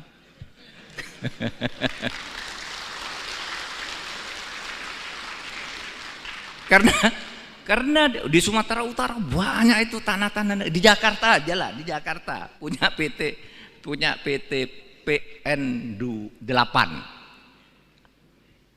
Diambil orang begitu aja dengan cara premanisme. Katanya dulu itu kan tanah itu dulu zaman Pak Harto diberikan ke itu, ke sebuah korporasi lah, kan diberikan ke situ. Oleh korporasi itu dijual satu-satu, lalu sekarang mau ditagih menjadi kesulitan, sehingga kita katakan kamu merampas tanah negara, kamu mencaplok tanah negara. Nah, masih kita selesaikan ya bersama Pak Sugeng, rumit. Ini sudah benar salah, tapi ada lagi Pak yang punya di sebelahnya. Siapa? Jenderal ini. Waduh, jenderal lagi. Sudah pensiun, udah mati jenderalnya. Jangan ditanya, siapa Pak jenderal? Udah mati sekarang. Nanti saudara kejar-kejar saya, jenderalnya siapa? Saya hanya ingin menggambarkan betapa sekarang ini. Pengadilan. Ya, pengadilan, saudara. saya bilang, kemarin itu kan saya membentuk tim reformasi hukum, pencepatan reformasi hukum. Ada saja orang usil, apa itu? Pencepatan reformasi hukum, kerja aja, enggak usah pakai tim-tim gitu. Lah justru karena enggak bisa itu tadi, sudah diputus, misalnya mafia tanah, oh iya ya tanah ini salah nih, tanah ini salah. Tapi ketika mau dibalik ke negara, siapa dulu yang buat? Cari dulu yang buat, bupatinya. Wah Pak, bupatinya udah diganti. Yang buat atau lalu bupati yang baru gimana? Berperkara dulu. Kalau bupatinya oke, Pak, BPN dulu yang buat. BPN-nya udah pindah semua. Ada, Pak, ini sertifikatnya yang asli sini. Dokumennya sudah hilang semua. Sehingga tidak bisa diselesaikan cepat. Nah, oleh sebab itu, kepada yang suka ngeritik itu, mari kumpul. Ini kesulitan kami menyelesaikan. Bukan kami tidak mau, ini kesulitannya. Kalau saya melihat ini ada korupsi, untuk menyelesaikan si korupsi ini harus ditangkap dulu. Sebelum ini ditangkap ini harus sudah vonis pengadilan. Sebelum ini vonis harus jelas dulu ini berlingkar-lingkar gitu. Maka saya katakan ini masalahnya, bukan kita tidak mau bekerja. Oleh sebab itu mari tolong berkumpul, saya bilang pakar-pakar berkumpul kantor saya, gimana caranya buatkan peta jalan untuk menyelesaikan ini. Kalau aturan udah cukup, aparat sudah cukup, tapi macet di macam-macam gini ini. Sehingga sekarang saudara, indeks persepsi korupsi kita itu turun dari 38 yang 38 itu jelek sebenarnya, tetapi turun lagi menjadi lebih jelek lagi menjadi 34 tahun ini. Kenapa? Karena korupsi. Di mana itu korupsi? Hasil temuan Transparansi Internasional itu korupsinya ada di DPR.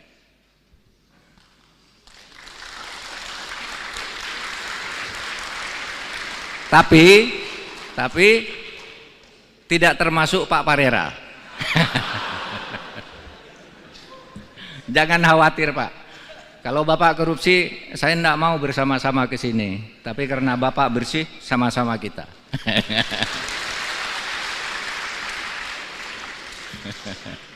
Itu hasil temuan loh. Pak Parera itu anggota DPR. Pasti baca dia hasil laporan TI ya, bahwa korupsi pertama tuh di DPR. Perdagangan, undang-undang, pembuatan undang-undang pakai bayar tuh menurut hasil penelitian tuh. Ya kalau ditanya satu-satu pasti tidak ada yang ngaku. Tapi itu hasil sigi internasional, di mana orang di luar negeri itu kalau berurusan, ini internasional. Wah Pak, sulit di DPR harus bayar begini, ini kasusnya gitu. Ada anggota DPR yang terlibat dalam konflik of interest. Apa konflik of interestnya itu? Dia menjadi anggota DPR lalu punya kantor pengacara, sehingga setiap dia ketemu dengan polisi, kejaksaan agung, tolong dong bantu tuh kantor pengacara itu, padahal punya dia. Saya nitip perkara, sejatinya dia itu Markus, menggelar kasus. Lah ya, lah ini hasil penelitian. Ini kok TI berani-beraninya sih neliti gitu. Saya panggil beberapa jaksa, saya panggil beberapa hakim yang teman dekat saya. Apa betul tuh anggota DPR yang itu tuh suka ngurus perkara? Oh iya Pak, pernah ke sini dia ngurus perkaranya ini. Apa bilangnya? Saya ini anggota DPR. Gimana caranya agar orang itu bebas? Terus kamu bilang apa? Saya bilang, enggak ada caranya karena dia akan tetap dihukum. Nah, itu hakim yang bagus. Kalau hakim yang tidak bagus, ya gimana Pak caranya? Bapak punya uang berapa? Nah, gitu kan.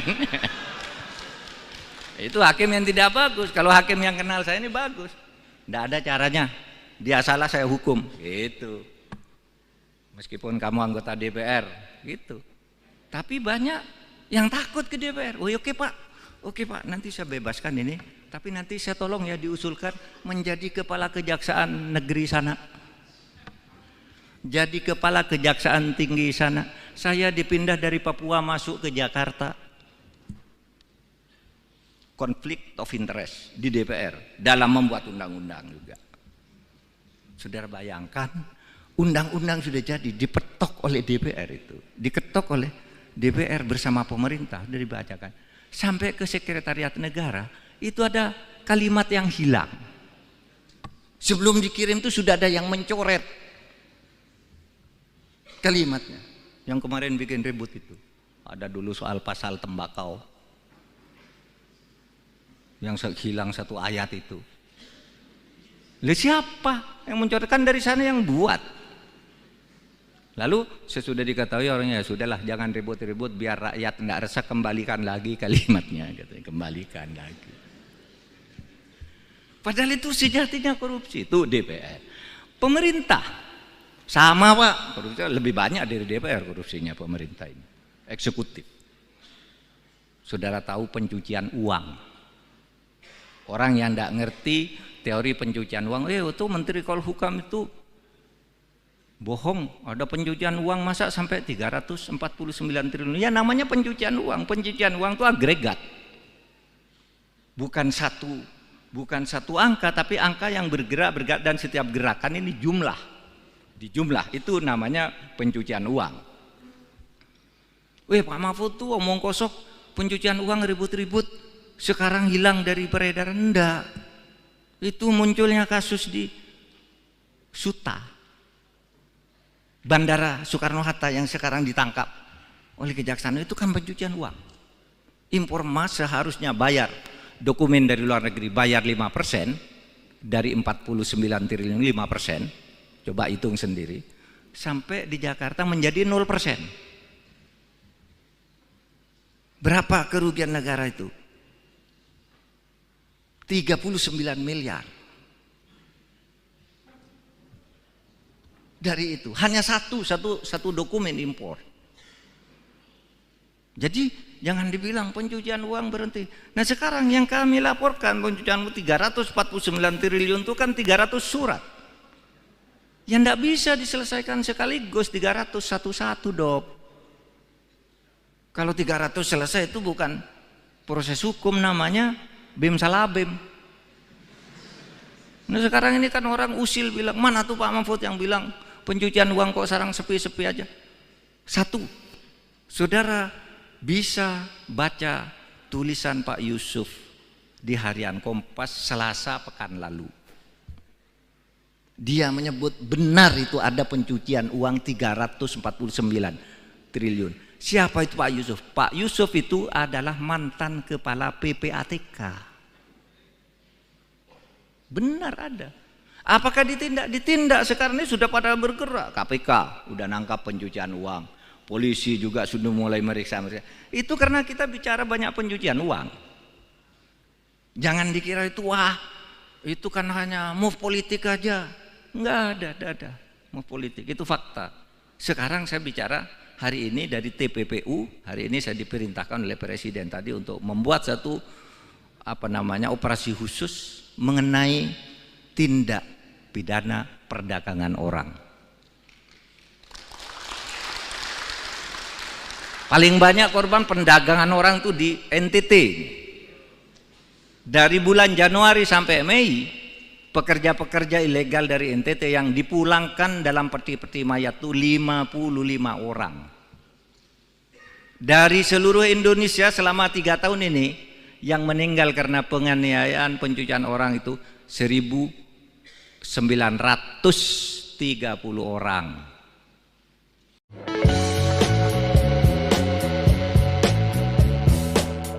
Menko Polhukam Mahfud MD menyebut DPR RI sebagai lembaga terkorup di Indonesia. Pernyataan itu disampaikan Mahfud saat dialog kebangsaan di kampus IFTK Ledalero, Kabupaten Sika, Nusa Tenggara Timur pada Selasa 30 Mei 2023. Berikut sejumlah alasan DPR dianggap menjadi lembaga terkorup.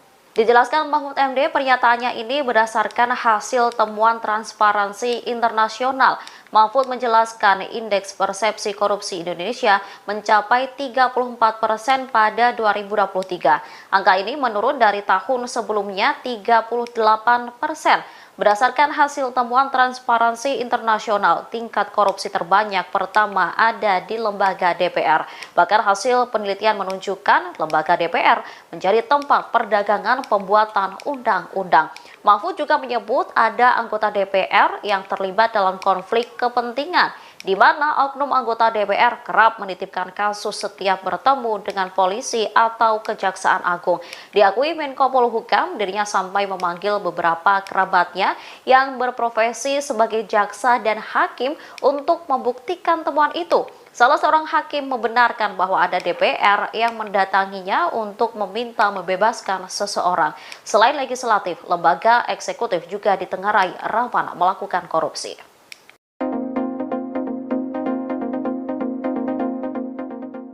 Menko Polhukam Mahfud MD tunjuk hidung DPR RI sebagai lembaga terkorup di Indonesia. Banyak anggota DPR disebut menjadi maklar kasus atau markus. Hal itu kata Mahfud MD berdasarkan hasil temuan Transparansi Internasional. Pernyataan itu disampaikan Mahfud MD saat dialog kebangsaan di kampus IFTK Ledalero, Kabupaten Sika, Nusa Tenggara Timur, Selasa 30 Mei malam, seperti dikutip kompas.com.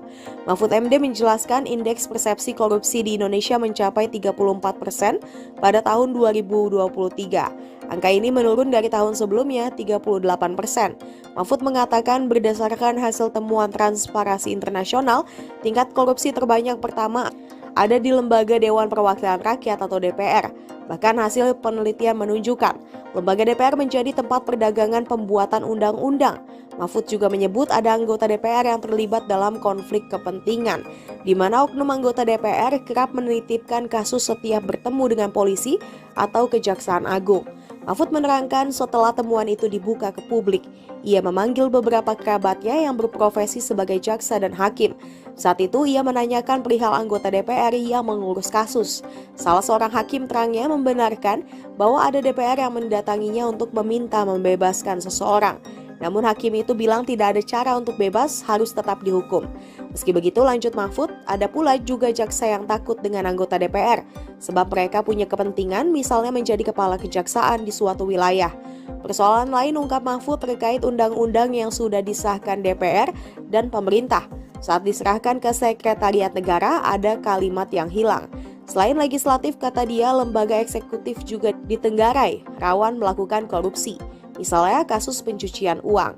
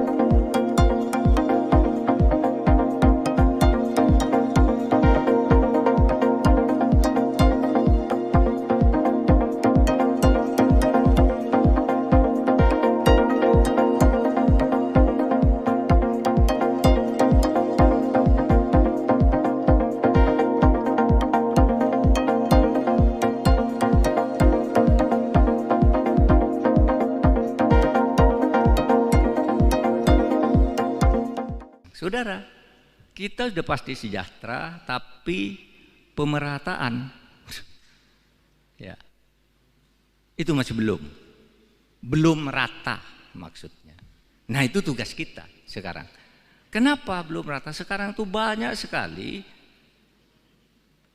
kecurangan-kecurangan dan korupsi dengan cara melanggar hukum, melanggar hak-hak rakyat.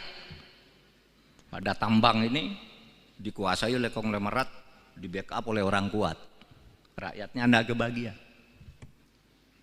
Mau dihukum, penegak hukumnya disuap dulu.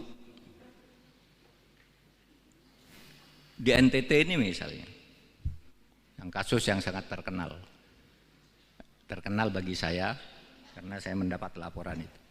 Bagaimana ada tanah milik pemerintah itu beralih ke pejabat-pejabat di salah kabupaten di NTT ini. Itu dulu terjadi sebelum Pak Yos jadi wagub, Pak Yos, sebelum Bapak jadi wagub.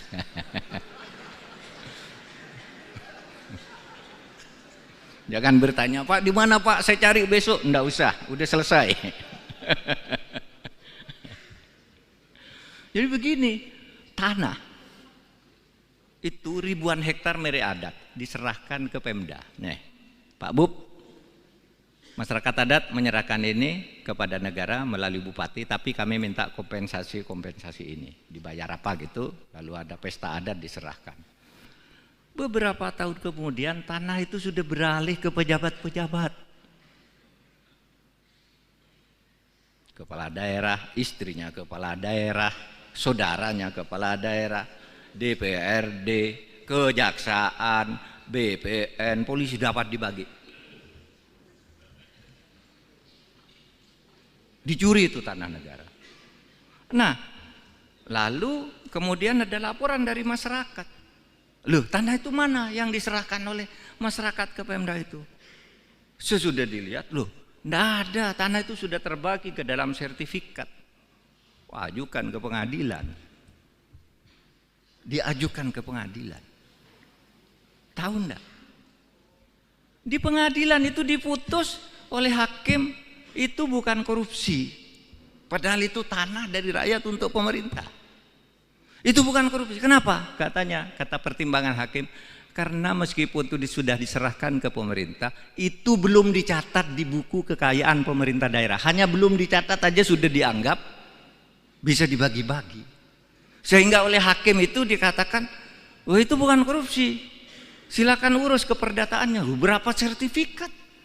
Harus diurus, digugat ke pengadilan masing-masing, Anda bisa. Pada akhirnya apa? Naik di Mahkamah Agung, dibenarkan bahwa itu harus segera dikembali, bahwa itu adalah tanah pemerintah yang belum dicatat. Oleh sebab itu segera catat.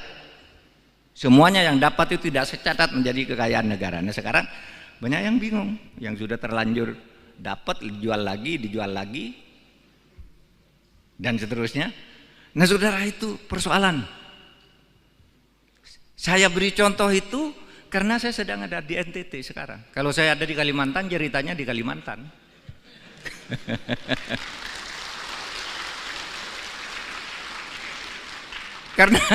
Karena di Sumatera Utara banyak itu tanah-tanah. Di Jakarta aja lah, di Jakarta punya PT PN 8.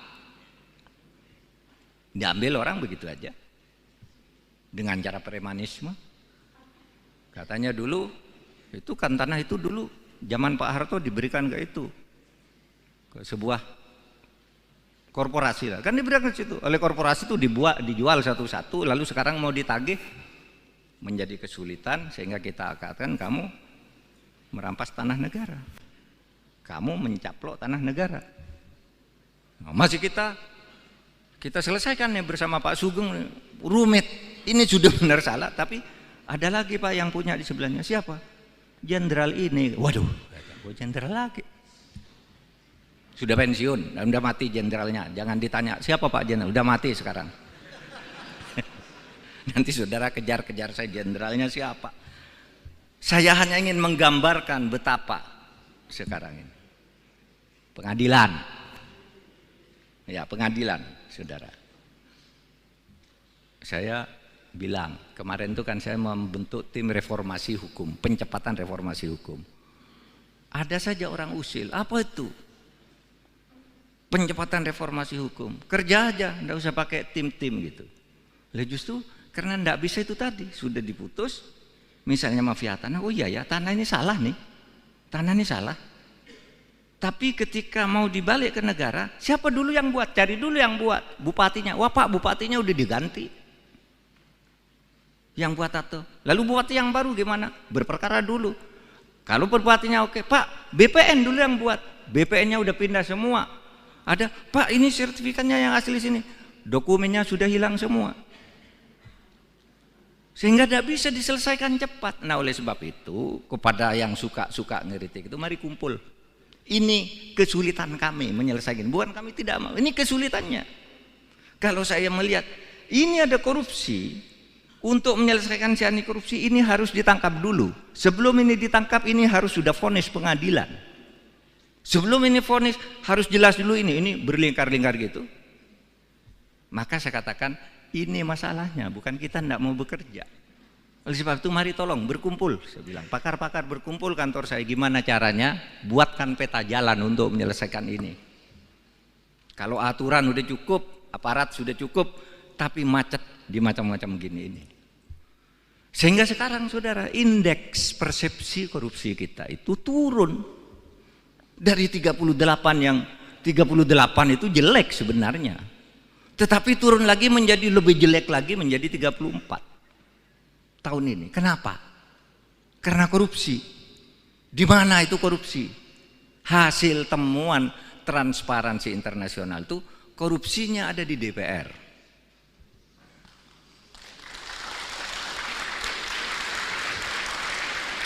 Tapi tidak termasuk Pak Parera. Jangan khawatir Pak. Kalau Bapak korupsi, saya tidak mau bersama-sama ke sini. Tapi karena Bapak bersih, sama-sama kita.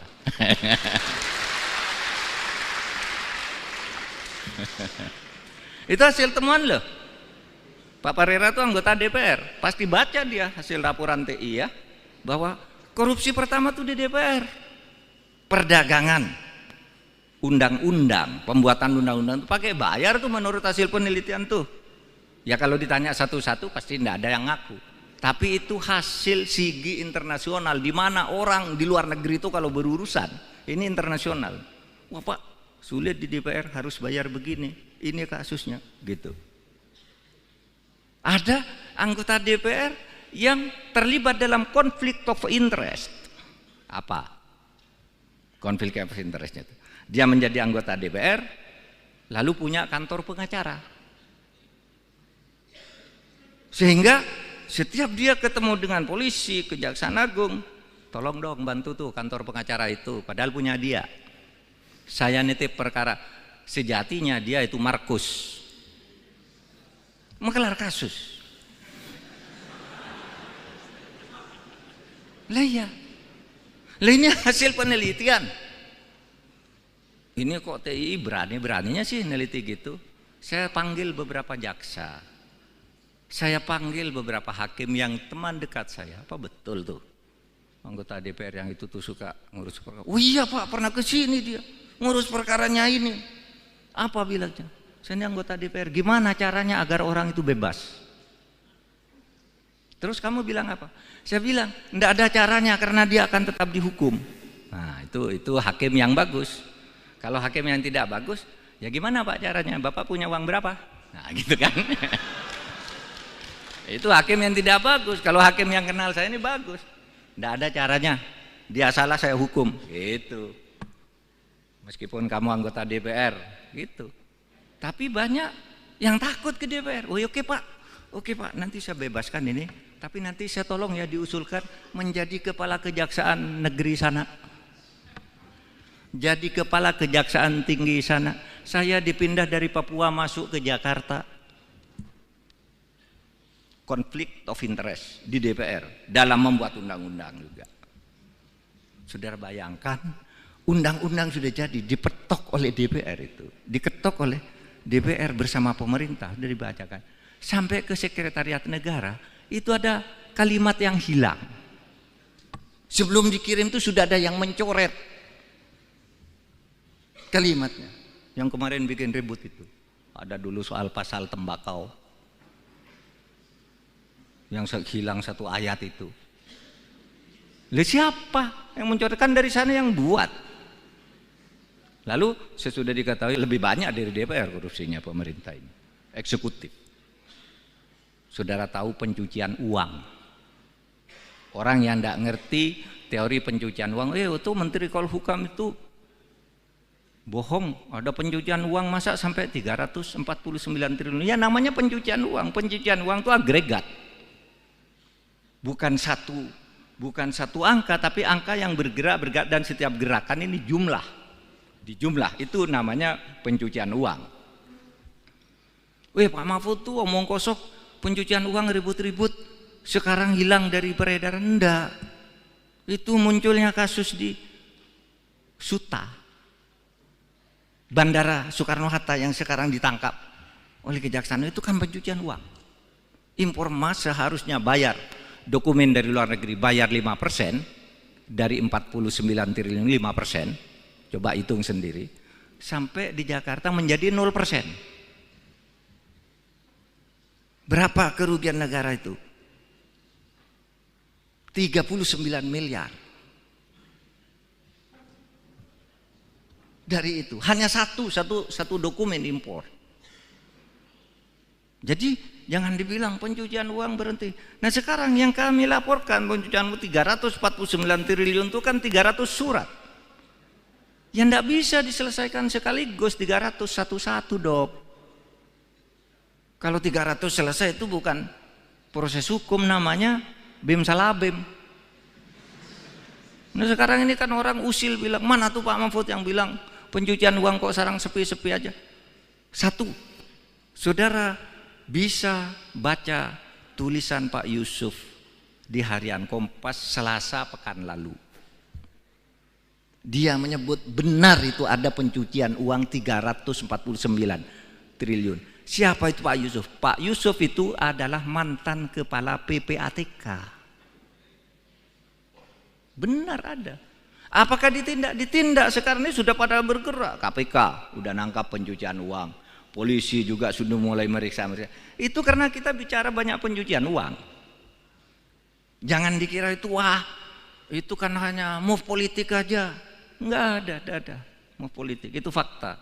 Sekarang saya bicara hari ini dari TPPU. Hari ini saya diperintahkan oleh Presiden tadi untuk membuat satu operasi khusus mengenai tindak pidana perdagangan orang. Paling banyak korban perdagangan orang itu di NTT.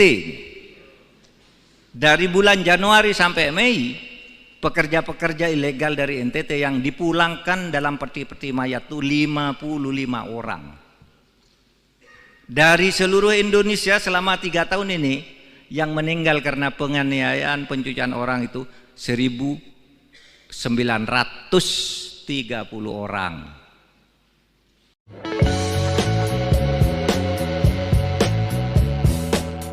Menko Polhukam Mahfud MD menyebut DPR RI sebagai lembaga terkorup di Indonesia. Pernyataan itu disampaikan Mahfud saat dialog kebangsaan di kampus IFTK Ledalero, Kabupaten Sika, Nusa Tenggara Timur pada Selasa 30 Mei 2023. Berikut sejumlah alasan DPR dianggap menjadi lembaga terkorup. Dijelaskan Mahfud MD, pernyataannya ini berdasarkan hasil temuan Transparansi Internasional.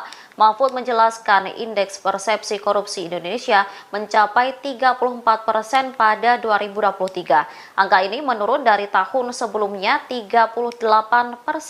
Berdasarkan hasil temuan Transparansi Internasional, tingkat korupsi terbanyak pertama ada di lembaga DPR.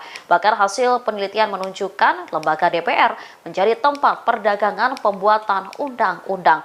Mahfud juga menyebut ada anggota DPR yang terlibat dalam konflik kepentingan, di mana oknum anggota DPR kerap menitipkan kasus setiap bertemu dengan polisi atau Kejaksaan Agung. Diakui Menko Polhukam, dirinya sampai memanggil beberapa kerabatnya yang berprofesi sebagai jaksa dan hakim untuk membuktikan temuan itu. Salah seorang hakim membenarkan bahwa ada DPR yang mendatanginya untuk meminta membebaskan seseorang. Selain legislatif, lembaga eksekutif juga ditengarai rawan melakukan korupsi.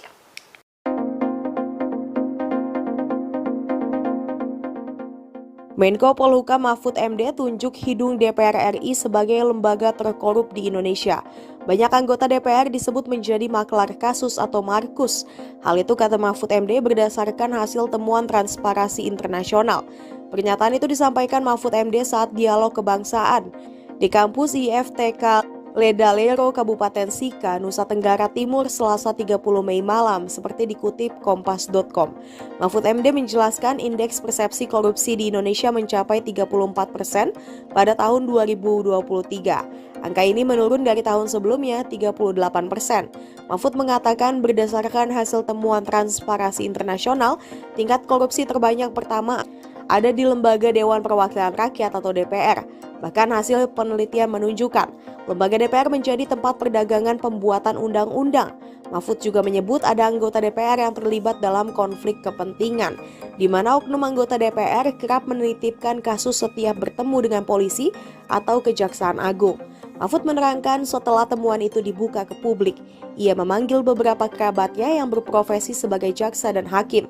Saat itu ia menanyakan perihal anggota DPR yang mengurus kasus. Salah seorang hakim terangnya membenarkan bahwa ada DPR yang mendatanginya untuk meminta membebaskan seseorang. Namun hakim itu bilang tidak ada cara untuk bebas, harus tetap dihukum.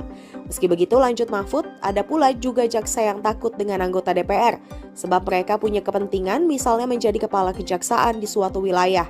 Persoalan lain ungkap Mahfud terkait undang-undang yang sudah disahkan DPR dan pemerintah. Saat diserahkan ke Sekretariat Negara, ada kalimat yang hilang. Selain legislatif, kata dia, lembaga eksekutif juga ditenggarai, rawan melakukan korupsi. Misalnya kasus pencucian uang.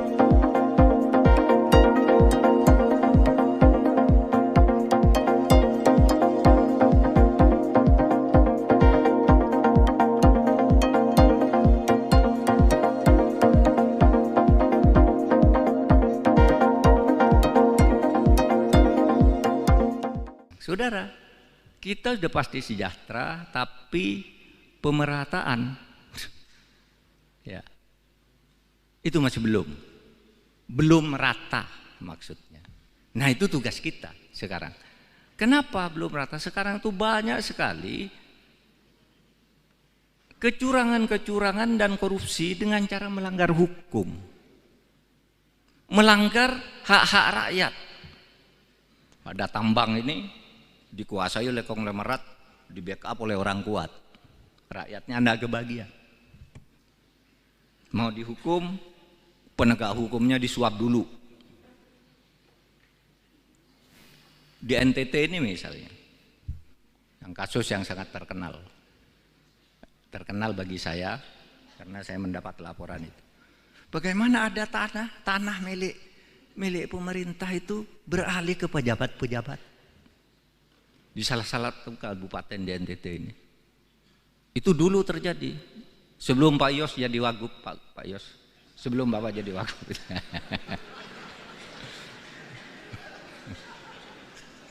Jangan bertanya, Pak di mana Pak, saya cari besok. Enggak usah, udah selesai.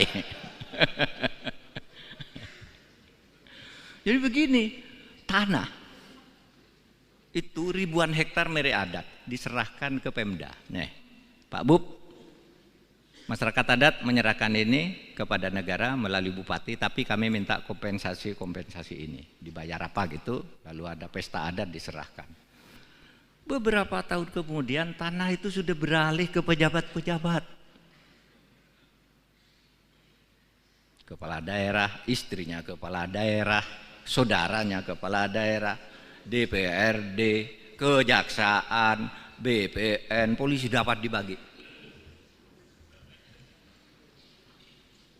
Dicuri itu tanah negara. Nah, lalu kemudian ada laporan dari masyarakat. Loh, tanah itu mana yang diserahkan oleh masyarakat ke Pemda itu? Sesudah dilihat, loh, enggak ada, tanah itu sudah terbagi ke dalam sertifikat. Ajukan ke pengadilan. Diajukan ke pengadilan. Tahu enggak? Di pengadilan itu diputus oleh hakim, itu bukan korupsi. Padahal itu tanah dari rakyat untuk pemerintah. Itu bukan korupsi. Kenapa? Katanya, kata pertimbangan hakim, karena meskipun itu sudah diserahkan ke pemerintah, itu belum dicatat di buku kekayaan pemerintah daerah. Hanya belum dicatat aja sudah dianggap bisa dibagi-bagi. Sehingga oleh hakim itu dikatakan, wah itu bukan korupsi. Silakan urus keperdataannya. Berapa sertifikat? Harus diurus, digugat ke pengadilan masing-masing, Anda bisa. Pada akhirnya apa? Naik di Mahkamah Agung, dibenarkan bahwa itu harus segera dikembali, bahwa itu adalah tanah pemerintah yang belum dicatat. Oleh sebab itu segera catat. Semuanya yang dapat itu tidak secatat menjadi kekayaan negara. Nah sekarang banyak yang bingung, yang sudah terlanjur dapat dijual lagi, dan seterusnya. Nah saudara, itu persoalan. Saya beri contoh itu karena saya sedang ada di NTT sekarang. Kalau saya ada di Kalimantan, ceritanya di Kalimantan.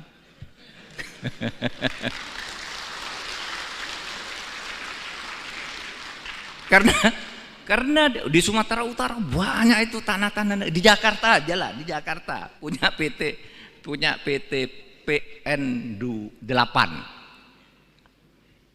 Diambil orang begitu aja dengan cara premanisme. Katanya dulu itu kan tanah itu dulu zaman Pak Harto diberikan ke itu, ke sebuah korporasi lah, kan diberikan ke situ. Oleh korporasi itu dijual satu-satu, lalu sekarang mau ditagih menjadi kesulitan, sehingga kita katakan kamu merampas tanah negara, kamu mencaplok tanah negara. Nah, masih kita selesaikan ya bersama Pak Sugeng, rumit. Ini sudah benar salah, tapi ada lagi Pak yang punya di sebelahnya. Siapa? Jenderal ini. Waduh, jenderal lagi. Sudah pensiun, udah mati jenderalnya. Jangan ditanya siapa Pak jenderal, udah mati sekarang. Nanti saudara kejar-kejar saya jenderalnya siapa. Saya hanya ingin menggambarkan betapa sekarang ini pengadilan. Ya, pengadilan, saudara. Saya bilang kemarin itu kan saya membentuk tim reformasi hukum, pencepatan reformasi hukum. Ada saja orang usil, apa itu pencepatan reformasi hukum? Kerja aja, enggak usah pakai tim-tim gitu. Lah justru karena enggak bisa itu tadi, sudah diputus misalnya mafia tanah. Oh iya ya, tanah ini salah nih, tanah ini salah. Tapi ketika mau dibalik ke negara, siapa dulu yang buat? Cari dulu yang buat, bupatinya. Wah Pak, bupatinya udah diganti. Yang buat atau lalu bupati yang baru gimana? Berperkara dulu. Kalau bupatinya oke, Pak, BPN dulu yang buat. BPN-nya udah pindah semua. Ada, Pak, ini sertifikatnya yang asli sini. Dokumennya sudah hilang semua. Sehingga tidak bisa diselesaikan cepat. Nah, oleh sebab itu, kepada yang suka ngeritik itu, mari kumpul. Ini kesulitan kami menyelesaikan. Bukan kami tidak mau. Ini kesulitannya. Kalau saya melihat ini ada korupsi, untuk menyelesaikan si anti korupsi ini harus ditangkap dulu. Sebelum ini ditangkap ini harus sudah vonis pengadilan. Sebelum ini vonis harus jelas dulu ini berlingkar-lingkar gitu. Maka saya katakan ini masalahnya, bukan kita tidak mau bekerja. Oleh sebab itu mari tolong berkumpul, saya bilang pakar-pakar berkumpul kantor saya, gimana caranya buatkan peta jalan untuk menyelesaikan ini. Kalau aturan udah cukup, aparat sudah cukup, tapi macet di macam-macam gini ini. Sehingga sekarang saudara, indeks persepsi korupsi kita itu turun dari 38 yang 38 itu jelek sebenarnya, tetapi turun lagi menjadi lebih jelek lagi menjadi 34 tahun ini. Kenapa? Karena korupsi. Di mana itu korupsi? Hasil temuan Transparansi Internasional itu korupsinya ada di DPR.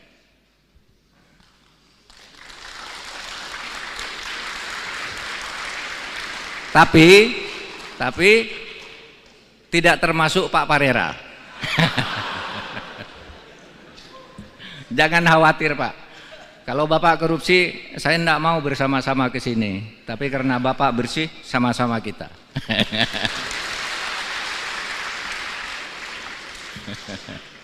Itu hasil temuan loh.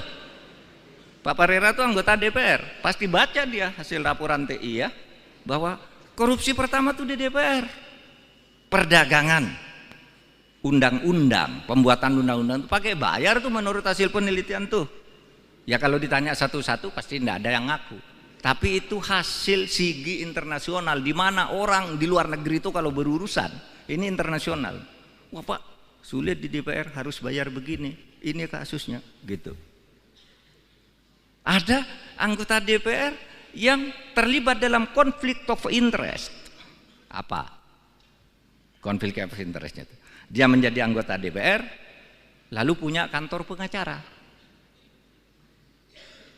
Sehingga setiap dia ketemu dengan polisi, Kejaksaan Agung, tolong dong bantu tuh kantor pengacara itu, padahal punya dia.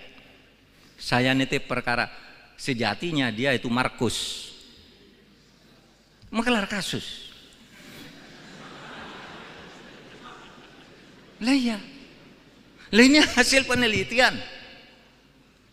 Ini kok TI berani-beraninya sih neliti gitu. Saya panggil beberapa jaksa, saya panggil beberapa hakim yang teman dekat saya. Apa betul tuh anggota DPR yang itu tuh suka ngurus perkara? Oh iya Pak, pernah ke sini dia ngurus perkaranya ini. Apa bilangnya? Saya ini anggota DPR. Gimana caranya agar orang itu bebas? Terus kamu bilang apa? Saya bilang enggak ada caranya karena dia akan tetap dihukum. Nah itu hakim yang bagus. Kalau hakim yang tidak bagus, ya gimana Pak caranya? Bapak punya uang berapa? Nah gitu kan. Itu hakim yang tidak bagus. Kalau hakim yang kenal saya ini bagus, enggak ada caranya. Dia salah saya hukum. Gitu. Meskipun kamu anggota DPR, gitu. Tapi banyak yang takut ke DPR. Oh oke Pak, nanti saya bebaskan ini. Tapi nanti saya tolong ya diusulkan menjadi kepala kejaksaan negeri sana. Jadi kepala kejaksaan tinggi sana. Saya dipindah dari Papua masuk ke Jakarta. Konflik of interest di DPR dalam membuat undang-undang juga. Saudara bayangkan, undang-undang sudah jadi dipetok oleh DPR itu. Diketok oleh DPR bersama pemerintah, sudah dibacakan. Sampai ke sekretariat negara, itu ada kalimat yang hilang. Sebelum dikirim itu sudah ada yang mencoret kalimatnya. Yang kemarin bikin ribut itu. Ada dulu soal pasal tembakau. Yang hilang satu ayat itu. Lalu siapa yang mencoretkan? Dari sana yang buat. Lalu sesudah diketahui orangnya, ya sudahlah jangan ribut-ribut biar rakyat tidak resah, kembalikan lagi kalimatnya, katanya, kembalikan lagi. Padahal itu sejatinya korupsi, itu DPR. Pemerintah sama Pak, korupsi lebih banyak dari DPR korupsinya pemerintah ini. Eksekutif. Saudara tahu pencucian uang. Orang yang tidak ngerti teori pencucian uang, itu Menteri Polhukam itu bohong, ada pencucian uang masa sampai 349 triliun. Ya namanya pencucian uang. Pencucian uang itu agregat. Bukan satu angka, tapi angka yang bergerak dan setiap gerakan ini jumlah. Dijumlah itu namanya pencucian uang. Pak Mahfud tuh omong kosong, pencucian uang ribut-ribut, sekarang hilang dari peredaran. Enggak. Itu munculnya kasus di Suta, Bandara Soekarno-Hatta yang sekarang ditangkap oleh Kejaksaan, itu kan pencucian uang. Impor emas seharusnya bayar dokumen dari luar negeri, bayar 5% dari 49 triliun 5%. Coba hitung sendiri. Sampai di Jakarta menjadi 0%. Berapa kerugian negara itu? 39 miliar. Dari itu hanya satu dokumen impor. Jadi jangan dibilang pencucian uang berhenti. Nah sekarang yang kami laporkan pencucian 349 triliun itu kan 300 surat. Yang tidak bisa diselesaikan sekaligus 300 satu-satu Dok. Kalau 300 selesai itu bukan proses hukum, namanya bim salah bim. Nah sekarang ini kan orang usil bilang, mana tuh Pak Mahfud yang bilang pencucian uang kok sekarang sepi-sepi aja. Satu, saudara bisa baca tulisan Pak Yusuf di Harian Kompas Selasa pekan lalu. Dia menyebut benar itu ada pencucian uang 349 triliun. Siapa itu Pak Yusuf? Pak Yusuf itu adalah mantan kepala PPATK. Benar ada. Apakah ditindak? Ditindak. Sekarang ini sudah pada bergerak. KPK udah nangkap pencucian uang. Polisi juga sudah mulai meriksa. Itu karena kita bicara banyak pencucian uang. Jangan dikira itu itu kan hanya move politik aja. Enggak ada. Move politik itu fakta. Sekarang saya bicara hari ini dari TPPU, hari ini saya diperintahkan oleh Presiden tadi untuk membuat satu operasi khusus mengenai tindak pidana perdagangan orang. Paling banyak korban perdagangan orang itu di NTT. Dari bulan Januari sampai Mei, pekerja-pekerja ilegal dari NTT yang dipulangkan dalam peti-peti mayat itu 55 orang. Dari seluruh Indonesia selama 3 tahun ini, yang meninggal karena penganiayaan pencucian orang itu 1.930 orang.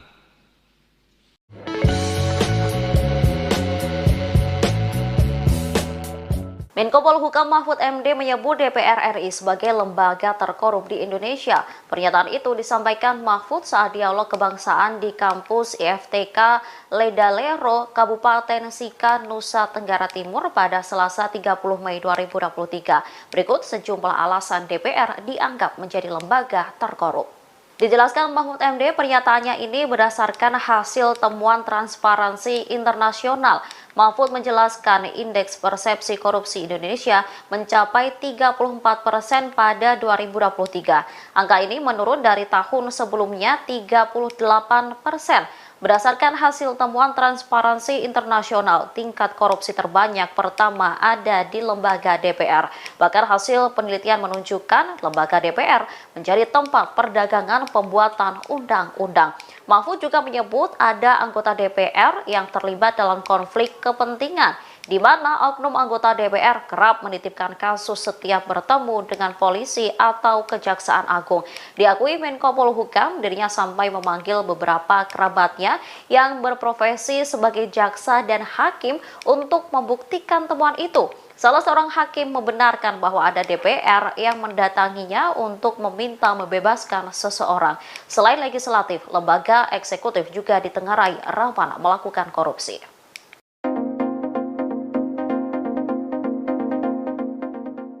Menko Polhukam Mahfud MD tunjuk hidung DPR RI sebagai lembaga terkorup di Indonesia. Banyak anggota DPR disebut menjadi maklar kasus atau markus. Hal itu kata Mahfud MD berdasarkan hasil temuan Transparansi Internasional. Pernyataan itu disampaikan Mahfud MD saat dialog kebangsaan di kampus IFTK Ledalero, Kabupaten Sika, Nusa Tenggara Timur, Selasa 30 Mei malam, seperti dikutip kompas.com. Mahfud MD menjelaskan indeks persepsi korupsi di Indonesia mencapai 34% pada tahun 2023. Angka ini menurun dari tahun sebelumnya 38%. Mahfud mengatakan berdasarkan hasil temuan Transparansi Internasional, tingkat korupsi terbanyak pertama ada di Lembaga Dewan Perwakilan Rakyat atau DPR. Bahkan hasil penelitian menunjukkan lembaga DPR menjadi tempat perdagangan pembuatan undang-undang. Mahfud juga menyebut ada anggota DPR yang terlibat dalam konflik kepentingan, di mana oknum anggota DPR kerap menitipkan kasus setiap bertemu dengan polisi atau Kejaksaan Agung. Mahfud menerangkan setelah temuan itu dibuka ke publik, ia memanggil beberapa kerabatnya yang berprofesi sebagai jaksa dan hakim. Saat itu ia menanyakan perihal anggota DPR yang mengurus kasus. Salah seorang hakim terangnya membenarkan bahwa ada DPR yang mendatanginya untuk meminta membebaskan seseorang. Namun hakim itu bilang tidak ada cara untuk bebas, harus tetap dihukum. Meski begitu, lanjut Mahfud, ada pula juga jaksa yang takut dengan anggota DPR, sebab mereka punya kepentingan misalnya menjadi kepala kejaksaan di suatu wilayah. Persoalan lain ungkap Mahfud terkait undang-undang yang sudah disahkan DPR dan pemerintah. Saat diserahkan ke Sekretariat Negara, ada kalimat yang hilang. Selain legislatif, kata dia, lembaga eksekutif juga ditenggarai, rawan melakukan korupsi. Misalnya kasus pencucian uang.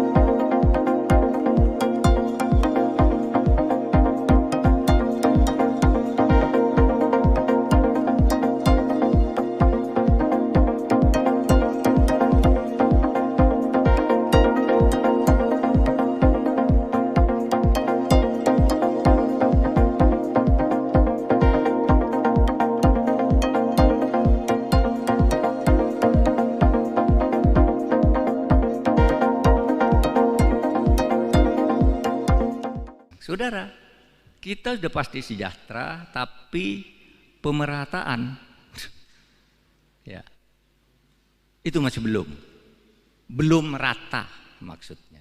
Nah itu tugas kita sekarang. Kenapa belum merata? Sekarang tuh banyak sekali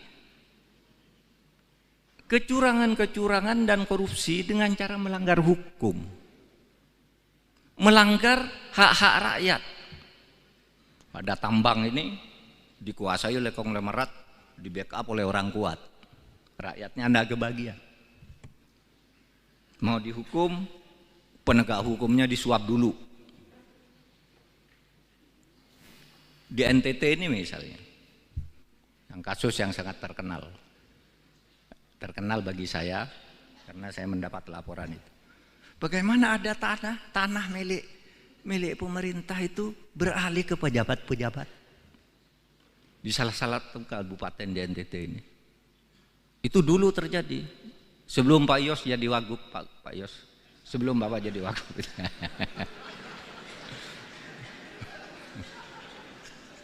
Jangan bertanya, Pak di mana Pak, saya cari besok. Enggak usah, udah selesai.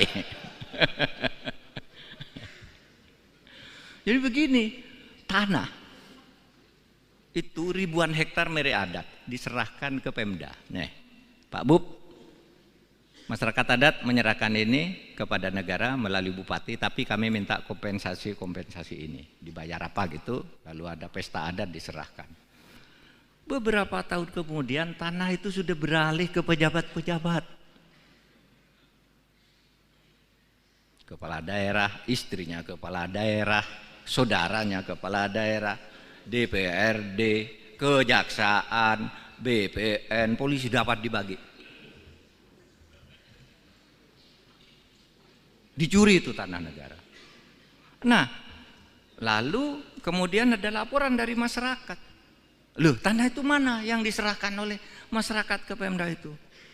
Sesudah dilihat, loh, enggak ada, tanah itu sudah terbagi ke dalam sertifikat. Ajukan ke pengadilan. Diajukan ke pengadilan. Tahu enggak? Di pengadilan itu diputus oleh hakim itu bukan korupsi. Padahal itu tanah dari rakyat untuk pemerintah. Itu bukan korupsi. Kenapa? Kata pertimbangan hakim, karena meskipun itu sudah diserahkan ke pemerintah, itu belum dicatat di buku kekayaan pemerintah daerah. Hanya belum dicatat aja sudah dianggap bisa dibagi-bagi. Sehingga oleh hakim itu dikatakan, wah itu bukan korupsi. Silakan urus keperdataannya. Berapa sertifikat? Harus diurus, digugat ke pengadilan masing-masing, Anda bisa. Pada akhirnya apa? Naik di Mahkamah Agung, dibenarkan bahwa itu harus segera dikembali, bahwa itu adalah tanah pemerintah yang belum dicatat. Oleh sebab itu segera catat. Semuanya yang dapat itu tidak secatat menjadi kekayaan negara. Nah sekarang banyak yang bingung, yang sudah terlanjur dapat dijual lagi, dan seterusnya. Nah saudara, itu persoalan. Saya beri contoh itu karena saya sedang ada di NTT sekarang. Kalau saya ada di Kalimantan, ceritanya di Kalimantan.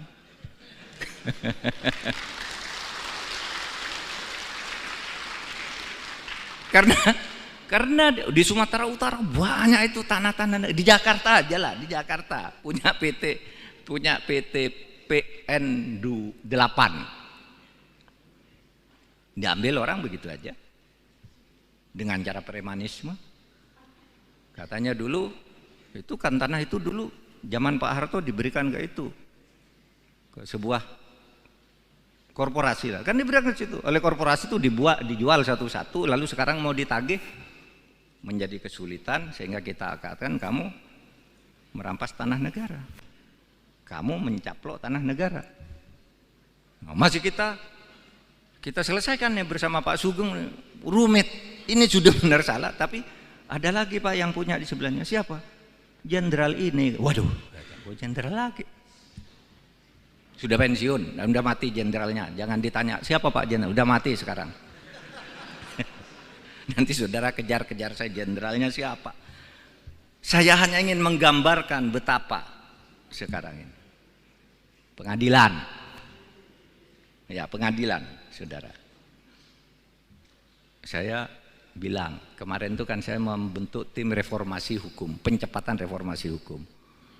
Ada saja orang usil, apa itu? Pencepatan reformasi hukum, kerja aja, enggak usah pakai tim-tim gitu. Lah justru karena enggak bisa itu tadi, sudah diputus, misalnya mafia tanah, oh iya ya, tanah ini salah nih, tanah ini salah. Tapi ketika mau dibalik ke negara, siapa dulu yang buat? Cari dulu yang buat, bupatinya. Wah Pak, bupatinya udah diganti. Yang buat atau lalu bupati yang baru gimana? Berperkara dulu. Kalau bupatinya oke, Pak, BPN dulu yang buat. BPN-nya udah pindah semua. Ada, Pak, ini sertifikatnya yang asli sini. Dokumennya sudah hilang semua. Sehingga tidak bisa diselesaikan cepat. Nah, oleh sebab itu, kepada yang suka ngeritik itu, mari kumpul. Ini kesulitan kami menyelesaikan. Bukan kami tidak mau, ini kesulitannya. Kalau saya melihat ini ada korupsi, untuk menyelesaikan si anti korupsi ini harus ditangkap dulu. Sebelum ini ditangkap ini harus sudah vonis pengadilan. Sebelum ini vonis harus jelas dulu ini berlingkar-lingkar gitu. Maka saya katakan ini masalahnya, bukan kita tidak mau bekerja. Oleh sebab itu mari tolong berkumpul, saya bilang pakar-pakar berkumpul kantor saya, gimana caranya buatkan peta jalan untuk menyelesaikan ini. Kalau aturan udah cukup, aparat sudah cukup, tapi macet di macam-macam gini ini. Sehingga sekarang saudara, indeks persepsi korupsi kita itu turun dari 38 yang 38 itu jelek sebenarnya. Tetapi turun lagi menjadi lebih jelek lagi menjadi 34 tahun ini. Kenapa? Karena korupsi. Di mana itu korupsi? Hasil temuan Transparansi Internasional itu korupsinya ada di DPR.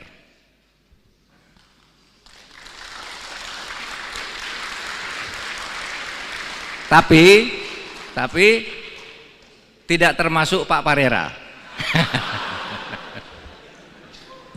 Jangan khawatir Pak. Kalau Bapak korupsi, saya tidak mau bersama-sama ke sini. Tapi karena Bapak bersih, sama-sama kita.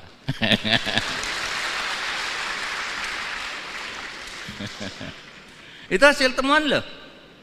Pak Parera itu anggota DPR. Pasti baca dia hasil laporan TI ya, bahwa korupsi pertama tuh di DPR. Perdagangan, undang-undang, pembuatan undang-undang itu pakai bayar tuh menurut hasil penelitian tuh. Ya kalau ditanya satu-satu pasti tidak ada yang ngaku. Tapi itu hasil SIGI internasional, di mana orang di luar negeri itu kalau berurusan, ini internasional. Wah Pak, sulit di DPR harus bayar begini, ini kasusnya gitu. Ada anggota DPR yang terlibat dalam konflik of interest. Apa? Konflik of interestnya itu. Dia menjadi anggota DPR, lalu punya kantor pengacara. Sehingga setiap dia ketemu dengan polisi, Kejaksaan Agung, tolong dong bantu tuh kantor pengacara itu, padahal punya dia. Saya nitip perkara, sejatinya dia itu Markus, menggelar kasus. Lah iya, lah ini hasil penelitian.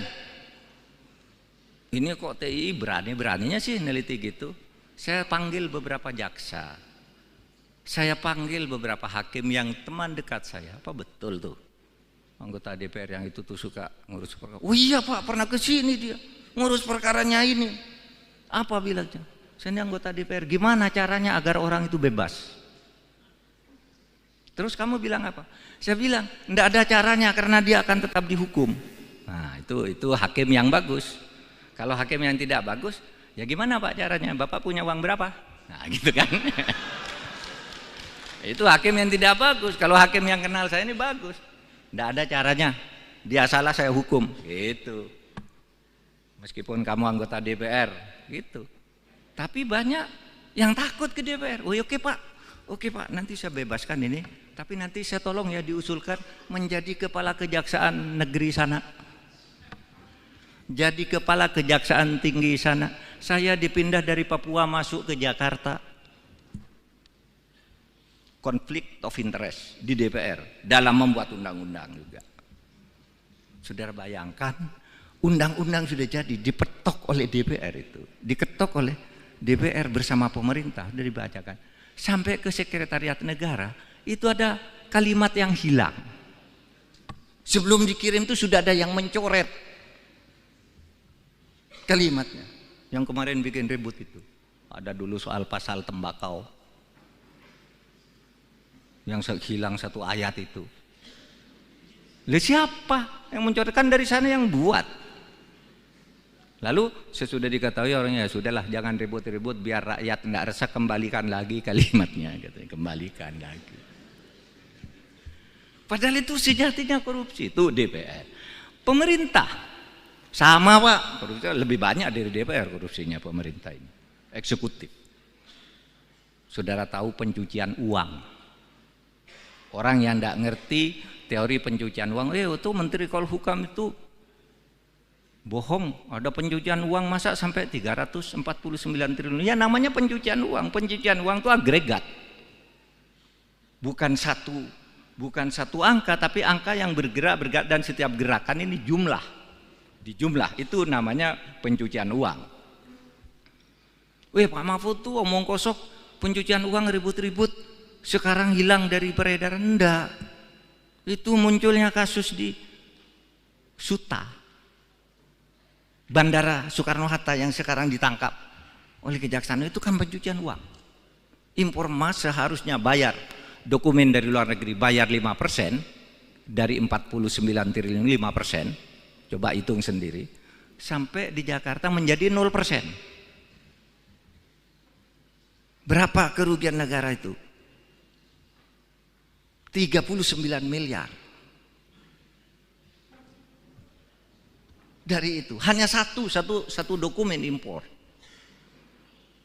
Jadi jangan dibilang pencucian uang berhenti. Nah sekarang yang kami laporkan pencucian uang 349 triliun itu kan 300 surat. Yang tidak bisa diselesaikan sekaligus 300 satu-satu dok. Kalau 300 selesai itu bukan proses hukum, namanya bim salah bim. Nah sekarang ini kan orang usil bilang, mana tuh Pak Mahfud yang bilang pencucian uang kok sekarang sepi-sepi aja. Satu, saudara bisa baca tulisan Pak Yusuf di Harian Kompas Selasa pekan lalu. Dia menyebut benar itu ada pencucian uang 349 triliun. Siapa itu Pak Yusuf? Pak Yusuf itu adalah mantan kepala PPATK. Benar ada. Apakah ditindak? Ditindak. Sekarang ini sudah pada bergerak. KPK udah nangkap pencucian uang. Polisi juga sudah mulai meriksa. Itu karena kita bicara banyak pencucian uang. Jangan dikira itu itu kan hanya move politik aja. Enggak ada move politik, itu fakta. Sekarang saya bicara hari ini dari TPPU, hari ini saya diperintahkan oleh Presiden tadi untuk membuat satu operasi khusus mengenai tindak pidana perdagangan orang. Paling banyak korban perdagangan orang itu di NTT. Dari bulan Januari sampai Mei, pekerja-pekerja ilegal dari NTT yang dipulangkan dalam peti-peti mayat itu 55 orang. Dari seluruh Indonesia selama 3 tahun ini, yang meninggal karena penganiayaan pencucian orang itu 1.930 orang.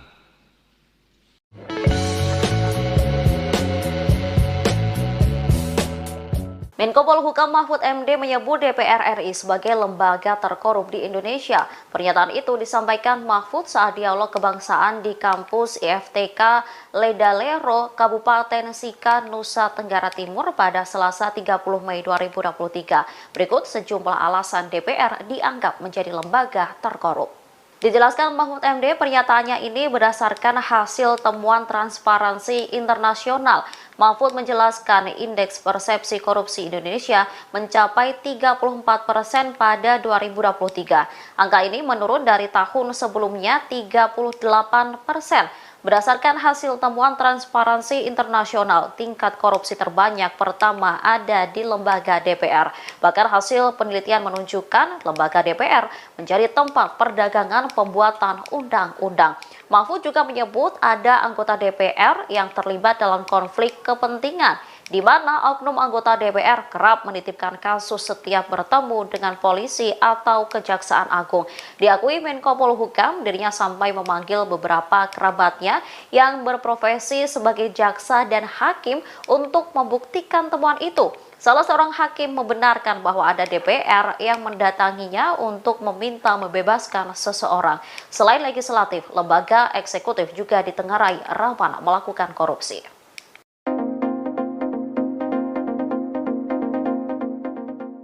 Menko Polhukam Mahfud MD tunjuk hidung DPR RI sebagai lembaga terkorup di Indonesia. Banyak anggota DPR disebut menjadi maklar kasus atau markus. Hal itu kata Mahfud MD berdasarkan hasil temuan Transparansi Internasional. Pernyataan itu disampaikan Mahfud MD saat dialog kebangsaan di kampus IFTK Ledalero, Kabupaten Sika, Nusa Tenggara Timur, Selasa 30 Mei malam, seperti dikutip Kompas.com. Mahfud MD menjelaskan indeks persepsi korupsi di Indonesia mencapai 34% pada tahun 2023. Angka ini menurun dari tahun sebelumnya 38%. Mahfud mengatakan berdasarkan hasil temuan Transparansi Internasional, tingkat korupsi terbanyak pertama ada di Lembaga Dewan Perwakilan Rakyat atau DPR. Bahkan hasil penelitian menunjukkan lembaga DPR menjadi tempat perdagangan pembuatan undang-undang. Mahfud juga menyebut ada anggota DPR yang terlibat dalam konflik kepentingan, di mana oknum anggota DPR kerap menitipkan kasus setiap bertemu dengan polisi atau Kejaksaan Agung. Mahfud menerangkan setelah temuan itu dibuka ke publik, ia memanggil beberapa kerabatnya yang berprofesi sebagai jaksa dan hakim. Saat itu ia menanyakan perihal anggota DPR yang mengurus kasus. Salah seorang hakim terangnya membenarkan bahwa ada DPR yang mendatanginya untuk meminta membebaskan seseorang. Namun hakim itu bilang tidak ada cara untuk bebas, harus tetap dihukum. Meski begitu, lanjut Mahfud, ada pula juga jaksa yang takut dengan anggota DPR, sebab mereka punya kepentingan misalnya menjadi kepala kejaksaan di suatu wilayah. Persoalan lain ungkap Mahfud terkait undang-undang yang sudah disahkan DPR dan pemerintah. Saat diserahkan ke Sekretariat Negara, ada kalimat yang hilang. Selain legislatif, kata dia, lembaga eksekutif juga ditenggarai rawan melakukan korupsi. Misalnya kasus pencucian uang.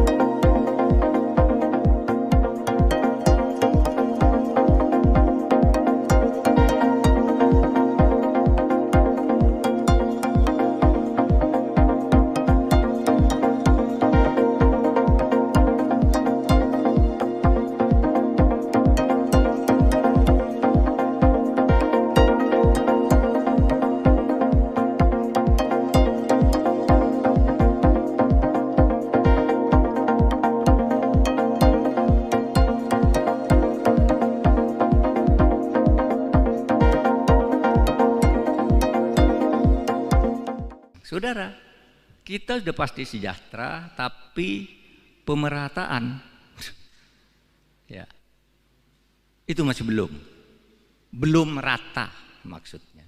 Nah itu tugas kita sekarang. Kenapa belum rata? Sekarang tuh banyak sekali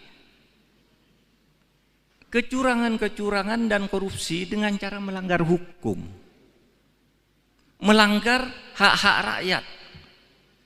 Ada tambang ini dikuasai oleh konglomerat, di backup oleh orang kuat. Rakyatnya tidak kebagian.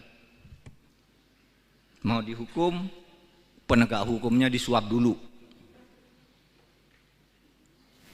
Di NTT ini misalnya, yang kasus yang sangat terkenal bagi saya, karena saya mendapat laporan itu. Bagaimana ada tanah milik pemerintah itu beralih ke pejabat-pejabat di salah kabupaten di NTT ini. Itu dulu terjadi sebelum Pak Yos jadi wagub, Pak Yos, sebelum Bapak jadi wagub.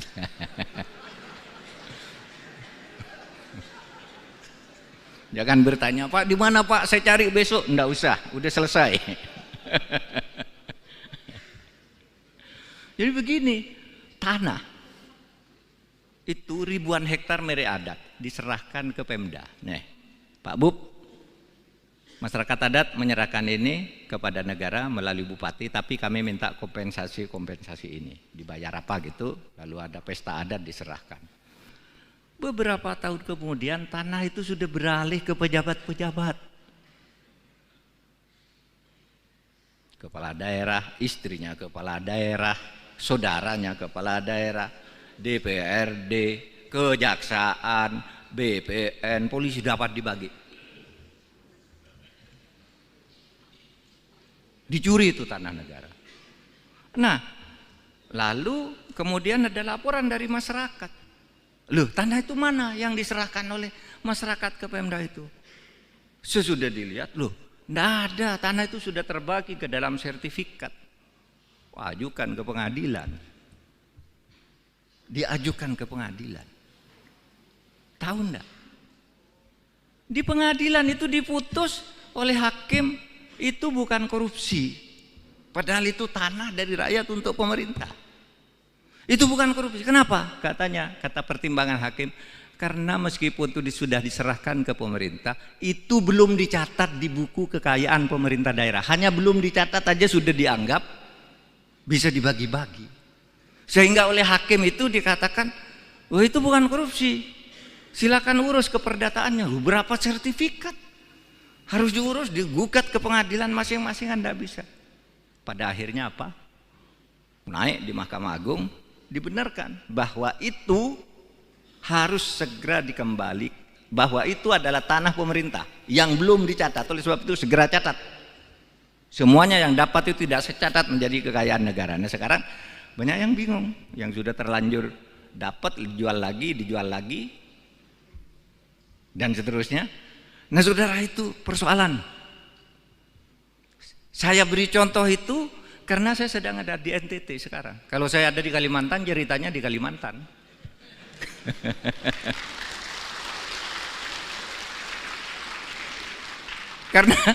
Karena di Sumatera Utara banyak itu tanah-tanah. Di Jakarta aja lah, di Jakarta punya PT PN 8. Diambil orang begitu aja dengan cara premanisme. Katanya dulu itu kan tanah itu dulu zaman Pak Harto diberikan ke sebuah korporasi lah. Kan diberikan ke situ oleh korporasi itu, dijual satu-satu, lalu sekarang mau ditagih menjadi kesulitan, sehingga kita katakan kamu merampas tanah negara, kamu mencaplok tanah negara. Nah, masih kita selesaikan ya bersama Pak Sugeng, rumit. Ini sudah benar salah, tapi ada lagi Pak yang punya di sebelahnya. Siapa? Jenderal ini. Waduh, jenderal lagi. Sudah pensiun, udah mati jenderalnya. Jangan ditanya, siapa Pak jenderal? Udah mati sekarang. Nanti saudara kejar-kejar saya, jenderalnya siapa. Saya hanya ingin menggambarkan betapa sekarang ini. Pengadilan. Ya, pengadilan, saudara. Saya bilang, kemarin itu kan saya membentuk tim reformasi hukum, pencepatan reformasi hukum. Ada saja orang usil, apa itu? Pencepatan reformasi hukum. Kerja aja, enggak usah pakai tim-tim gitu. Lah justru karena enggak bisa itu tadi, sudah diputus, misalnya mafia tanah, oh iya ya, tanah ini salah nih. Tanah ini salah. Tapi ketika mau dibalik ke negara, siapa dulu yang buat? Cari dulu yang buat, bupatinya. Wah Pak, bupatinya udah diganti.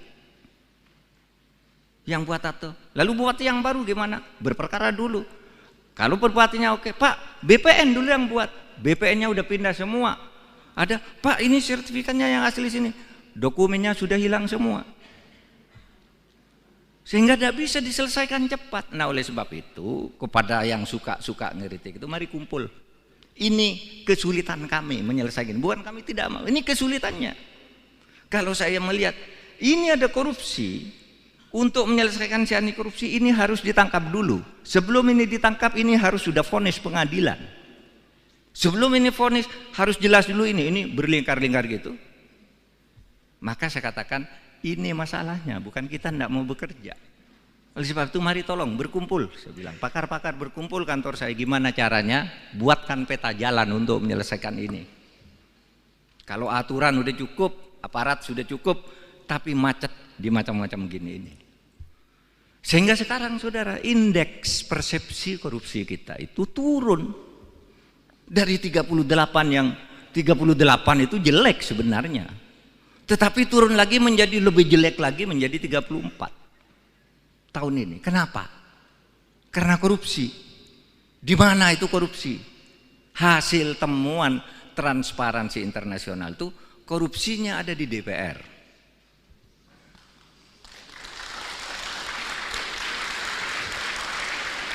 Tapi tidak termasuk Pak Parera. Jangan khawatir Pak. Kalau Bapak korupsi, saya tidak mau bersama-sama ke sini. Tapi karena Bapak bersih, sama-sama kita.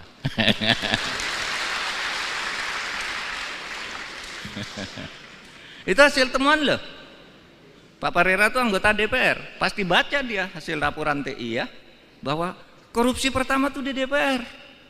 Perdagangan. Undang-undang. Pembuatan undang-undang itu pakai bayar tuh menurut hasil penelitian tuh. Ya kalau ditanya satu-satu pasti tidak ada yang ngaku. Tapi itu hasil sigi internasional, di mana orang di luar negeri itu kalau berurusan, ini internasional. Wah Pak, sulit di DPR harus bayar begini, ini kasusnya, gitu. Ada anggota DPR yang terlibat dalam konflik of interest. Apa? Konflik of interestnya itu. Dia menjadi anggota DPR, lalu punya kantor pengacara. Sehingga setiap dia ketemu dengan polisi, Kejaksaan Agung, tolong dong bantu tuh kantor pengacara itu, padahal punya dia. Saya nitip perkara, sejatinya dia itu Markus, mengelar kasus. Lah iya, lah ini hasil penelitian. Ini kok TI berani-beraninya sih neliti gitu. Saya panggil beberapa jaksa, saya panggil beberapa hakim yang teman dekat saya. Apa betul tuh anggota DPR yang itu tuh suka ngurus perkara? Oh iya Pak, pernah ke sini dia ngurus perkaranya ini. Apa bilangnya? Saya ini anggota DPR. Gimana caranya agar orang itu bebas? Terus kamu bilang apa? Saya bilang enggak ada caranya karena dia akan tetap dihukum. Nah itu hakim yang bagus. Kalau hakim yang tidak bagus, ya gimana Pak caranya? Bapak punya uang berapa? Nah gitu kan. Itu hakim yang tidak bagus. Kalau hakim yang kenal saya ini bagus. Tidak ada caranya. Dia salah saya hukum. Gitu. Meskipun kamu anggota DPR. Gitu. Tapi banyak yang takut ke DPR. Oh oke Pak. Oke Pak, nanti saya bebaskan ini. Tapi nanti saya tolong ya diusulkan menjadi kepala kejaksaan negeri sana. Jadi kepala kejaksaan tinggi sana. Saya dipindah dari Papua masuk ke Jakarta. Konflik of interest di DPR dalam membuat undang-undang juga. Saudara bayangkan, undang-undang sudah jadi dipetok oleh DPR itu, diketok oleh DPR bersama pemerintah, sudah dibacakan. Sampai ke sekretariat negara, itu ada kalimat yang hilang. Sebelum dikirim itu sudah ada yang mencoret kalimatnya. Yang kemarin bikin ribut itu. Ada dulu soal pasal tembakau. Yang hilang satu ayat itu. Lalu siapa yang mencoretkan? Dari sana yang buat. Lalu sesudah diketahui orangnya, ya sudahlah jangan ribut-ribut biar rakyat tidak resah, kembalikan lagi kalimatnya, katanya, kembalikan lagi. Padahal itu sejatinya korupsi, itu DPR. Pemerintah sama Pak, korupsi lebih banyak dari DPR korupsinya pemerintah ini. Eksekutif. Saudara tahu pencucian uang. Orang yang tidak ngerti teori pencucian uang, itu Menteri Polhukam itu bohong, ada pencucian uang masa sampai 349 triliun. Ya namanya pencucian uang. Pencucian uang itu agregat. Bukan satu angka, tapi angka yang bergerak dan setiap gerakan ini jumlah. Di jumlah itu namanya pencucian uang. Pak Mahfud tuh omong kosong, pencucian uang ribut-ribut, sekarang hilang dari peredaran. Enggak. Itu munculnya kasus di Suta, Bandara Soekarno-Hatta yang sekarang ditangkap oleh kejaksaan, itu kan pencucian uang. Impor emas seharusnya bayar dokumen dari luar negeri bayar 5%, dari 49 triliun 5%, coba hitung sendiri, sampai di Jakarta menjadi 0%. Berapa kerugian negara itu?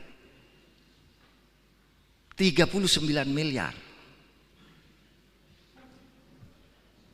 Dari itu hanya satu dokumen impor. Jadi jangan dibilang pencucian uang berhenti. Nah sekarang yang kami laporkan pencucian uang 349 triliun itu kan 300 surat. Yang tidak bisa diselesaikan sekaligus 300 satu-satu, Dok. Kalau 300 selesai itu bukan proses hukum, namanya bim salah bim. Nah sekarang ini kan orang usil bilang, mana tuh Pak Mahfud yang bilang pencucian uang kok sarang sepi-sepi aja. Satu, saudara bisa baca tulisan Pak Yusuf di Harian Kompas Selasa pekan lalu. Dia menyebut benar itu ada pencucian uang 349 triliun. Siapa itu Pak Yusuf? Pak Yusuf itu adalah mantan kepala PPATK. Benar ada. Apakah ditindak? Ditindak. Sekarang ini sudah pada bergerak. KPK udah nangkap pencucian uang. Polisi juga sudah mulai meriksa. Itu karena kita bicara banyak pencucian uang. Jangan dikira itu wah, itu kan hanya move politik aja. Enggak ada move politik. Itu fakta. Sekarang saya bicara hari ini dari TPPU. Hari ini saya diperintahkan oleh Presiden tadi untuk membuat satu operasi khusus mengenai tindak pidana perdagangan orang. Paling banyak korban perdagangan orang itu di NTT. Dari bulan Januari sampai Mei, pekerja-pekerja ilegal dari NTT yang dipulangkan dalam peti-peti mayat itu 55 orang. Dari seluruh Indonesia selama 3 tahun ini, yang meninggal karena penganiayaan pencucian orang itu 1.930 orang.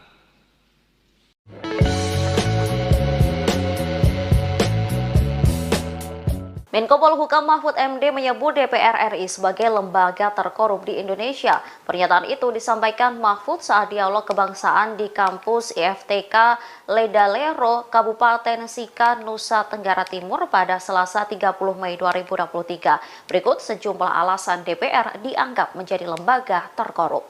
Dijelaskan Mahfud MD, pernyataannya ini berdasarkan hasil temuan Transparansi Internasional. Mahfud menjelaskan indeks persepsi korupsi Indonesia mencapai 34% pada 2023. Angka ini menurun dari tahun sebelumnya 38%.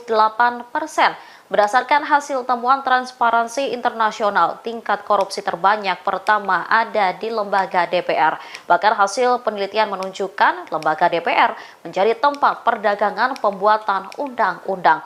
Mahfud juga menyebut ada anggota DPR yang terlibat dalam konflik kepentingan, di mana oknum anggota DPR kerap menitipkan kasus setiap bertemu dengan polisi atau Kejaksaan Agung. Diakui Menko Polhukam, dirinya sampai memanggil beberapa kerabatnya yang berprofesi sebagai jaksa dan hakim untuk membuktikan temuan itu. Salah seorang hakim membenarkan bahwa ada DPR yang mendatanginya untuk meminta membebaskan seseorang. Selain legislatif, lembaga eksekutif juga ditengarai rawan melakukan korupsi.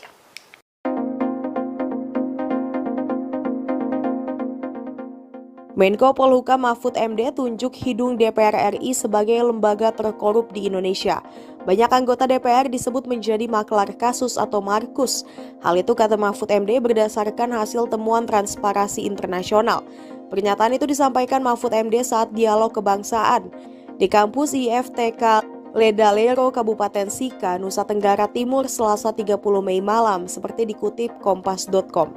Mahfud MD menjelaskan indeks persepsi korupsi di Indonesia mencapai 34% pada tahun 2023. Angka ini menurun dari tahun sebelumnya 38%.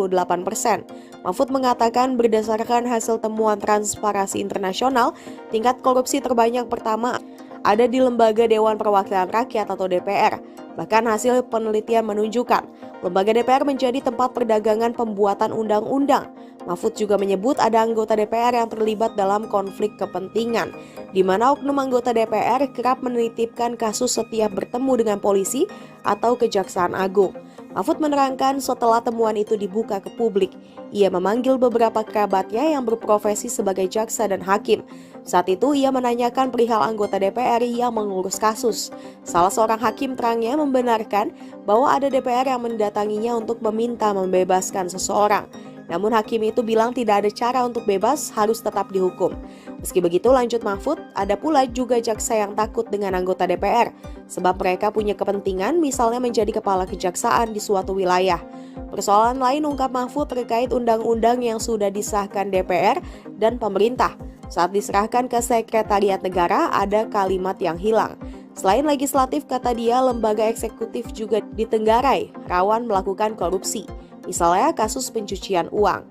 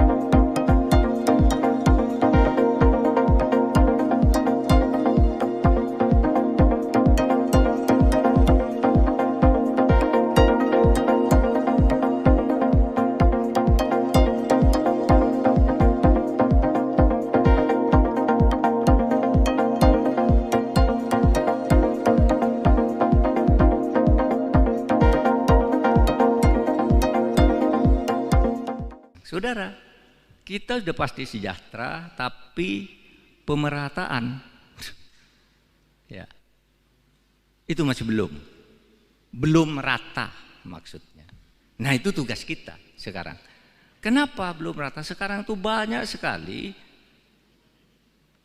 kecurangan-kecurangan dan korupsi dengan cara melanggar hukum, melanggar hak-hak rakyat. Pada tambang ini dikuasai oleh konglomerat, di backup oleh orang kuat, rakyatnya anda kebagian.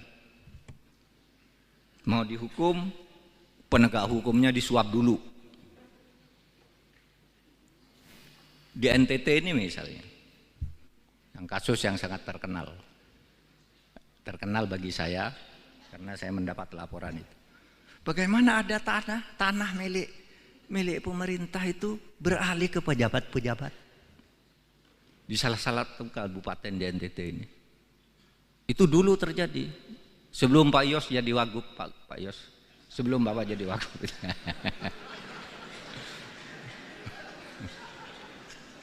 Jangan bertanya, Pak di mana Pak, saya cari besok. Enggak usah, udah selesai. Jadi begini, tanah itu ribuan hektar milik adat diserahkan ke Pemda. Nih, Pak Bub, masyarakat adat menyerahkan ini kepada negara melalui bupati, tapi kami minta kompensasi ini. Dibayar apa gitu, lalu ada pesta adat diserahkan. Beberapa tahun kemudian tanah itu sudah beralih ke pejabat-pejabat. Kepala daerah, istrinya kepala daerah, saudaranya kepala daerah, DPRD, kejaksaan, BPN, polisi dapat dibagi. Dicuri itu tanah negara. Nah, lalu kemudian ada laporan dari masyarakat. Loh, tanah itu mana yang diserahkan oleh masyarakat ke Pemda itu? Sesudah dilihat, loh, enggak ada, tanah itu sudah terbagi ke dalam sertifikat. Ajukan ke pengadilan. Diajukan ke pengadilan. Tahu enggak? Di pengadilan itu diputus oleh hakim itu bukan korupsi. Padahal itu tanah dari rakyat untuk pemerintah.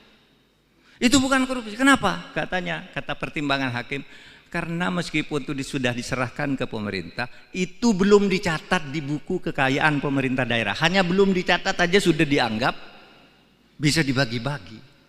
Sehingga oleh hakim itu dikatakan, wah itu bukan korupsi, silakan urus keperdataannya. Berapa sertifikat harus diurus, digugat ke pengadilan masing-masing, Anda bisa.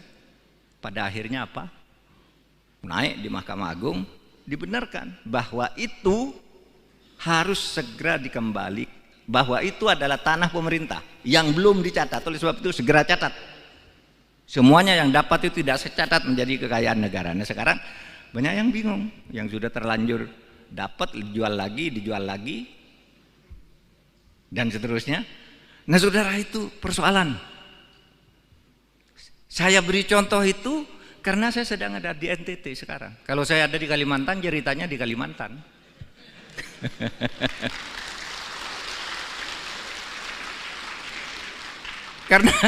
Karena di Sumatera Utara banyak itu tanah-tanah. Di Jakarta aja lah, di Jakarta punya PT PN8 diambil orang begitu aja dengan cara premanisme. Katanya dulu itu kan tanah itu dulu zaman Pak Harto diberikan ke itu, ke sebuah korporasi lah, kan diberikan ke situ. Oleh korporasi itu dijual satu-satu, lalu sekarang mau ditagih menjadi kesulitan, sehingga kita katakan kamu merampas tanah negara, kamu mencaplok tanah negara. Nah, masih kita selesaikan ya bersama Pak Sugeng, rumit. Ini sudah benar salah, tapi ada lagi Pak yang punya di sebelahnya. Siapa? Jenderal ini. Waduh, jenderal lagi. Sudah pensiun, udah mati jenderalnya. Jangan ditanya siapa Pak jenderal, udah mati sekarang. Nanti saudara kejar-kejar saya jenderalnya siapa. Saya hanya ingin menggambarkan betapa sekarang ini pengadilan, ya pengadilan, saudara. Saya bilang kemarin itu kan saya membentuk tim reformasi hukum, pencepatan reformasi hukum. Ada saja orang usil, apa itu pencepatan reformasi hukum? Kerja aja, enggak usah pakai tim-tim gitu. Lah justru karena enggak bisa itu tadi, sudah diputus, misalnya mafia tanah, oh iya ya tanah ini salah nih, tanah ini salah. Tapi ketika mau dibalik ke negara, siapa dulu yang buat? Cari dulu yang buat, bupatinya. Wah Pak, bupatinya udah diganti. Yang buat atau lalu bupati yang baru gimana? Berperkara dulu. Kalau bupatinya oke, Pak, BPN dulu yang buat. BPN-nya udah pindah semua. Ada, Pak, ini sertifikatnya yang asli sini. Dokumennya sudah hilang semua. Sehingga tidak bisa diselesaikan cepat. Nah oleh sebab itu kepada yang suka ngeritik itu mari kumpul. Ini kesulitan kami menyelesaikan. Bukan kami tidak mau. Ini kesulitannya. Kalau saya melihat ini ada korupsi, untuk menyelesaikan si anti korupsi ini harus ditangkap dulu. Sebelum ini ditangkap ini harus sudah vonis pengadilan. Sebelum ini vonis harus jelas dulu ini berlingkar-lingkar gitu. Maka saya katakan ini masalahnya, bukan kita tidak mau bekerja. Oleh sebab itu mari tolong berkumpul, saya bilang pakar-pakar berkumpul kantor saya, gimana caranya buatkan peta jalan untuk menyelesaikan ini. Kalau aturan udah cukup, aparat sudah cukup, tapi macet di macam-macam gini ini. Sehingga sekarang saudara, indeks persepsi korupsi kita itu turun dari 38 yang 38 itu jelek sebenarnya. Tetapi turun lagi menjadi lebih jelek lagi menjadi 34 tahun ini. Kenapa? Karena korupsi. Di mana itu korupsi? Hasil temuan Transparansi Internasional itu korupsinya ada di DPR.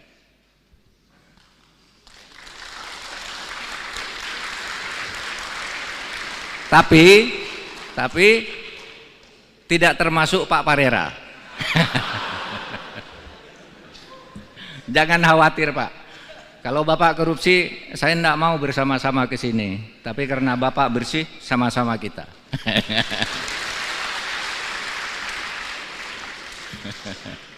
Itu hasil temuan loh. Pak Parera itu anggota DPR. Pasti baca dia hasil laporan TI ya. Bahwa korupsi pertama tuh di DPR. Perdagangan. Undang-undang. Pembuatan undang-undang. Pakai bayar tuh menurut hasil penelitian tuh. Ya kalau ditanya satu-satu pasti tidak ada yang ngaku. Tapi itu hasil sigi internasional. Di mana orang di luar negeri itu kalau berurusan. Ini internasional. wah Pak, sulit di DPR, harus bayar begini, ini kasusnya, gitu. Ada anggota DPR yang terlibat dalam konflik of interest. Apa konflik of interestnya itu? Dia menjadi anggota DPR, lalu punya kantor pengacara. Sehingga setiap dia ketemu dengan polisi, Kejaksaan Agung, tolong dong bantu tuh kantor pengacara itu, padahal punya dia. Saya nitip perkara, sejatinya dia itu Markus, menggelar kasus. Lah ya, ini hasil penelitian. Ini kok TI berani-beraninya sih neliti gitu. Saya panggil beberapa jaksa, saya panggil beberapa hakim yang teman dekat saya. Apa betul tuh anggota DPR yang itu tuh suka ngurus perkara? Oh iya Pak, pernah ke sini dia ngurus perkaranya ini. Apa bilangnya? Saya ini anggota DPR, gimana caranya agar orang itu bebas? Terus kamu bilang apa? Saya bilang, enggak ada caranya karena dia akan tetap dihukum. Nah, itu hakim yang bagus. Kalau hakim yang tidak bagus, ya gimana Pak caranya? Bapak punya uang berapa? Nah, gitu kan. Itu hakim yang tidak bagus. Kalau hakim yang kenal saya ini bagus. Enggak ada caranya. Dia salah saya hukum. Gitu. Meskipun kamu anggota DPR, gitu. Tapi banyak yang takut ke DPR. Oh, oke Pak, nanti saya bebaskan ini. Tapi nanti saya tolong ya diusulkan menjadi kepala kejaksaan negeri sana. Jadi kepala kejaksaan tinggi sana. Saya dipindah dari Papua masuk ke Jakarta. Konflik of interest di DPR dalam membuat undang-undang juga. Saudara bayangkan, undang-undang sudah jadi, dipetok oleh DPR itu. Diketok oleh DPR bersama pemerintah, sudah dibacakan. Sampai ke sekretariat negara, itu ada kalimat yang hilang.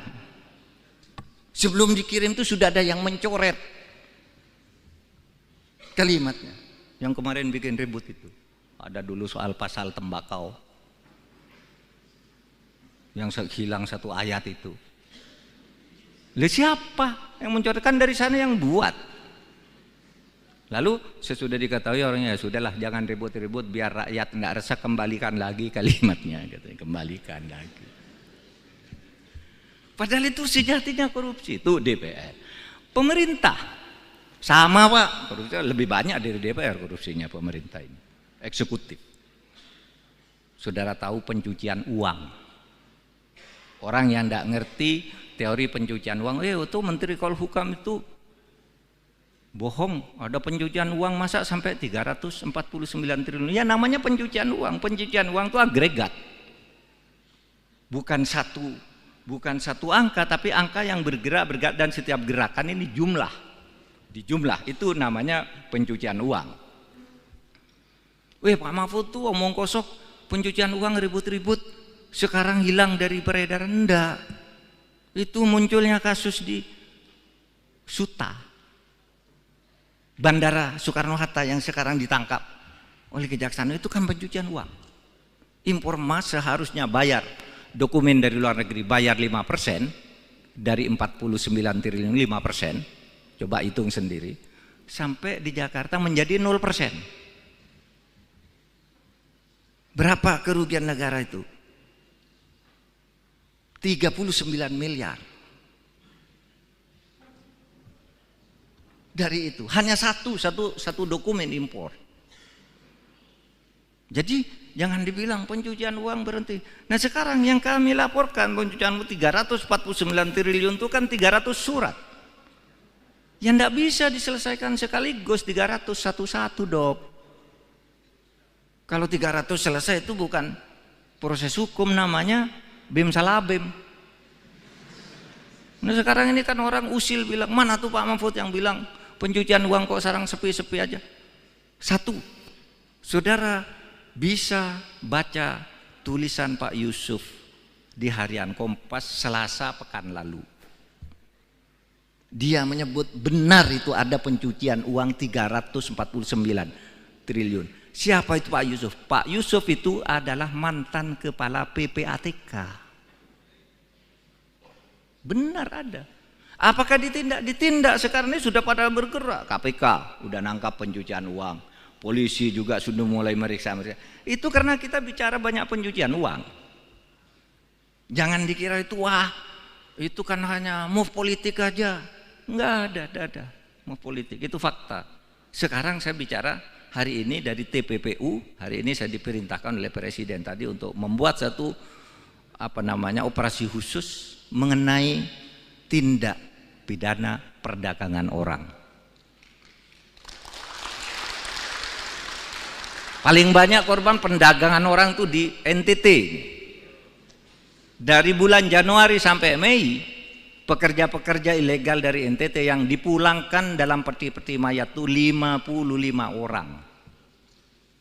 Dari seluruh Indonesia selama 3 tahun ini, yang meninggal karena penganiayaan pencucian orang itu 1.930 orang.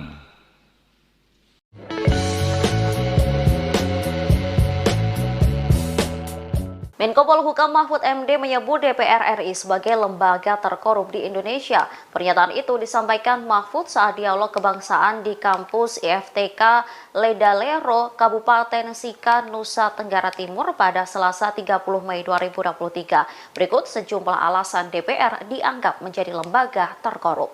Dijelaskan Mahfud MD, pernyataannya ini berdasarkan hasil temuan Transparansi Internasional. Mahfud menjelaskan indeks persepsi korupsi Indonesia mencapai 34% pada 2023. Angka ini menurun dari tahun sebelumnya 38%. Berdasarkan hasil temuan Transparansi Internasional, tingkat korupsi terbanyak pertama ada di lembaga DPR. Bahkan hasil penelitian menunjukkan lembaga DPR menjadi tempat perdagangan pembuatan undang-undang. Mahfud juga menyebut ada anggota DPR yang terlibat dalam konflik kepentingan, di mana oknum anggota DPR kerap menitipkan kasus setiap bertemu dengan polisi atau Kejaksaan Agung. Diakui Menko Polhukam, dirinya sampai memanggil beberapa kerabatnya yang berprofesi sebagai jaksa dan hakim untuk membuktikan temuan itu. Salah seorang hakim membenarkan bahwa ada DPR yang mendatanginya untuk meminta membebaskan seseorang. Selain legislatif, lembaga eksekutif juga ditengarai rawan melakukan korupsi.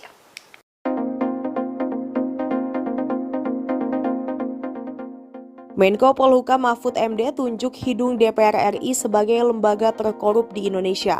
Banyak anggota DPR disebut menjadi maklar kasus atau markus. Hal itu kata Mahfud MD berdasarkan hasil temuan Transparansi Internasional. Pernyataan itu disampaikan Mahfud MD saat dialog kebangsaan di kampus IFTK Ledalero, Kabupaten Sika, Nusa Tenggara Timur, Selasa 30 Mei malam, seperti dikutip kompas.com. Mahfud MD menjelaskan indeks persepsi korupsi di Indonesia mencapai 34% pada tahun 2023. Angka ini menurun dari tahun sebelumnya 38%. Mahfud mengatakan berdasarkan hasil temuan Transparansi Internasional, tingkat korupsi terbanyak pertama ada di Lembaga Dewan Perwakilan Rakyat atau DPR. Bahkan hasil penelitian menunjukkan lembaga DPR menjadi tempat perdagangan pembuatan undang-undang. Mahfud juga menyebut ada anggota DPR yang terlibat dalam konflik kepentingan, di mana oknum anggota DPR kerap menitipkan kasus setiap bertemu dengan polisi atau Kejaksaan Agung. Mahfud menerangkan setelah temuan itu dibuka ke publik, ia memanggil beberapa kerabatnya yang berprofesi sebagai jaksa dan hakim. Saat itu ia menanyakan perihal anggota DPR yang mengurus kasus. Salah seorang hakim terangnya membenarkan bahwa ada DPR yang mendatanginya untuk meminta membebaskan seseorang. Namun hakim itu bilang tidak ada cara untuk bebas, harus tetap dihukum. Meski begitu, lanjut Mahfud, ada pula juga jaksa yang takut dengan anggota DPR, sebab mereka punya kepentingan misalnya menjadi kepala kejaksaan di suatu wilayah. Persoalan lain ungkap Mahfud terkait undang-undang yang sudah disahkan DPR dan pemerintah. Saat diserahkan ke Sekretariat Negara, ada kalimat yang hilang. Selain legislatif, kata dia, lembaga eksekutif juga ditenggarai, rawan melakukan korupsi. Misalnya kasus pencucian uang.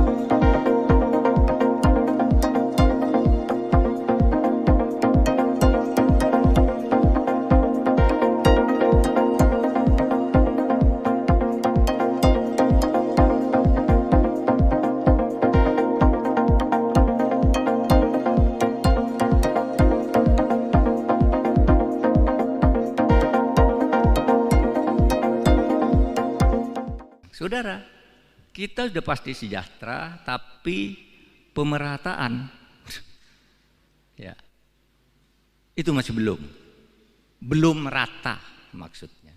Nah itu tugas kita sekarang. Kenapa belum merata? Sekarang itu banyak sekali kecurangan-kecurangan dan korupsi dengan cara melanggar hukum, melanggar hak-hak rakyat. Ada tambang ini dikuasai oleh konglomerat, di backup oleh orang kuat, rakyatnya nggak kebagian. Mau dihukum, penegak hukumnya disuap dulu. Di NTT ini misalnya, yang kasus yang sangat terkenal bagi saya karena saya mendapat laporan itu. Bagaimana ada tanah milik pemerintah itu beralih ke pejabat-pejabat di salah satu kabupaten di NTT ini.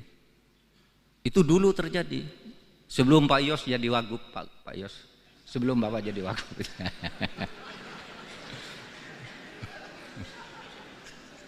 Jangan bertanya, Pak di mana Pak, saya cari besok. Enggak usah, udah selesai. Jadi begini, tanah itu ribuan hektar milik adat diserahkan ke Pemda. Nih, Pak Bub, masyarakat adat menyerahkan ini kepada negara melalui bupati, tapi kami minta kompensasi ini. Dibayar apa gitu, lalu ada pesta adat diserahkan. Beberapa tahun kemudian tanah itu sudah beralih ke pejabat-pejabat.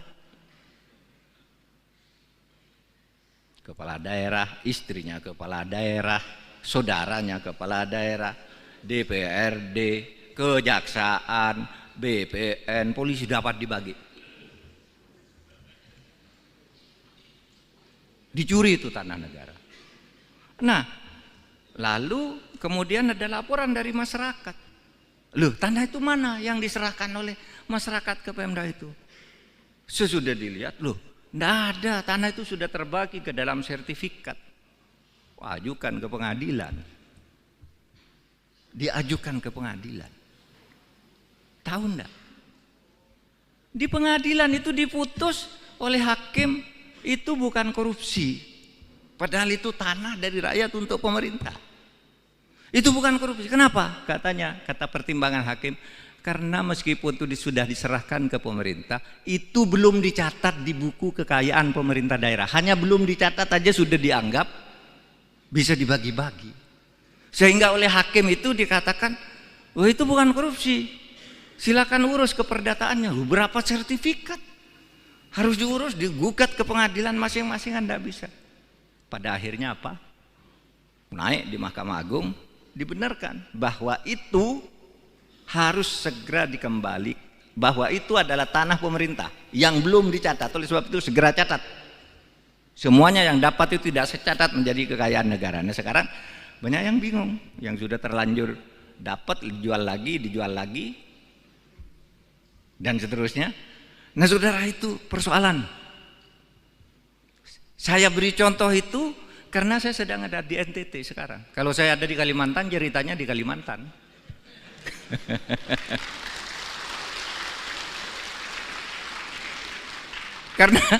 Karena di Sumatera Utara banyak itu tanah-tanah. Di Jakarta aja lah, di Jakarta punya PT PN 8. Diambil orang begitu aja dengan cara premanisme. Katanya dulu itu kan tanah itu dulu zaman Pak Harto diberikan ke itu, ke sebuah korporasi lah, kan diberikan ke situ. Oleh korporasi itu dijual satu-satu, lalu sekarang mau ditagih menjadi kesulitan, sehingga kita katakan kamu merampas tanah negara, kamu mencaplok tanah negara. Nah, masih kita selesaikan nih bersama Pak Sugeng, rumit. Ini sudah benar salah, tapi ada lagi Pak yang punya di sebelahnya. Siapa? Jenderal ini. Waduh, jenderal lagi. Sudah pensiun, udah mati jenderalnya. Jangan ditanya, siapa Pak jenderal? Udah mati sekarang. Nanti saudara kejar-kejar saya, jenderalnya siapa? Saya hanya ingin menggambarkan betapa sekarang ini. Pengadilan. Ya, pengadilan, saudara. saya bilang, kemarin itu kan saya membentuk tim reformasi hukum, pencepatan reformasi hukum. Ada saja orang usil, apa itu? Pencepatan reformasi hukum, kerja aja, enggak usah pakai tim-tim gitu. Lah justru karena enggak bisa itu tadi, sudah diputus, misalnya mafia tanah, oh iya ya tanah ini salah nih, tanah ini salah. Tapi ketika mau dibalik ke negara, siapa dulu yang buat? Cari dulu yang buat, bupatinya. Wah Pak, bupatinya udah diganti. Yang buat atau lalu bupati yang baru gimana? Berperkara dulu. Kalau bupatinya oke, Pak, BPN dulu yang buat. BPN-nya udah pindah semua. Ada, Pak, ini sertifikatnya yang asli sini. Dokumennya sudah hilang semua. Sehingga tidak bisa diselesaikan cepat. Nah, oleh sebab itu, kepada yang suka ngeritik itu, mari kumpul. Ini kesulitan kami menyelesaikan. Bukan kami tidak mau, ini kesulitannya. Kalau saya melihat ini ada korupsi, untuk menyelesaikan si anti korupsi ini harus ditangkap dulu. Sebelum ini ditangkap ini harus sudah vonis pengadilan. Sebelum ini vonis harus jelas dulu ini berlingkar-lingkar gitu. Maka saya katakan ini masalahnya, bukan kita tidak mau bekerja. Oleh sebab itu mari tolong berkumpul, saya bilang pakar-pakar berkumpul kantor saya, gimana caranya buatkan peta jalan untuk menyelesaikan ini. Kalau aturan udah cukup, aparat sudah cukup, tapi macet di macam-macam gini ini. Sehingga sekarang saudara, indeks persepsi korupsi kita itu turun dari 38 yang 38 itu jelek sebenarnya, tetapi turun lagi menjadi lebih jelek lagi menjadi 34 tahun ini. Kenapa? Karena korupsi.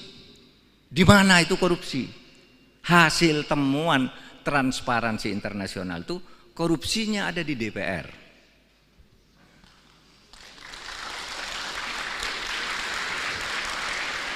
Tapi tidak termasuk Pak Parera. Jangan khawatir Pak. Kalau Bapak korupsi, saya tidak mau bersama-sama ke sini. Tapi karena Bapak bersih, sama-sama kita.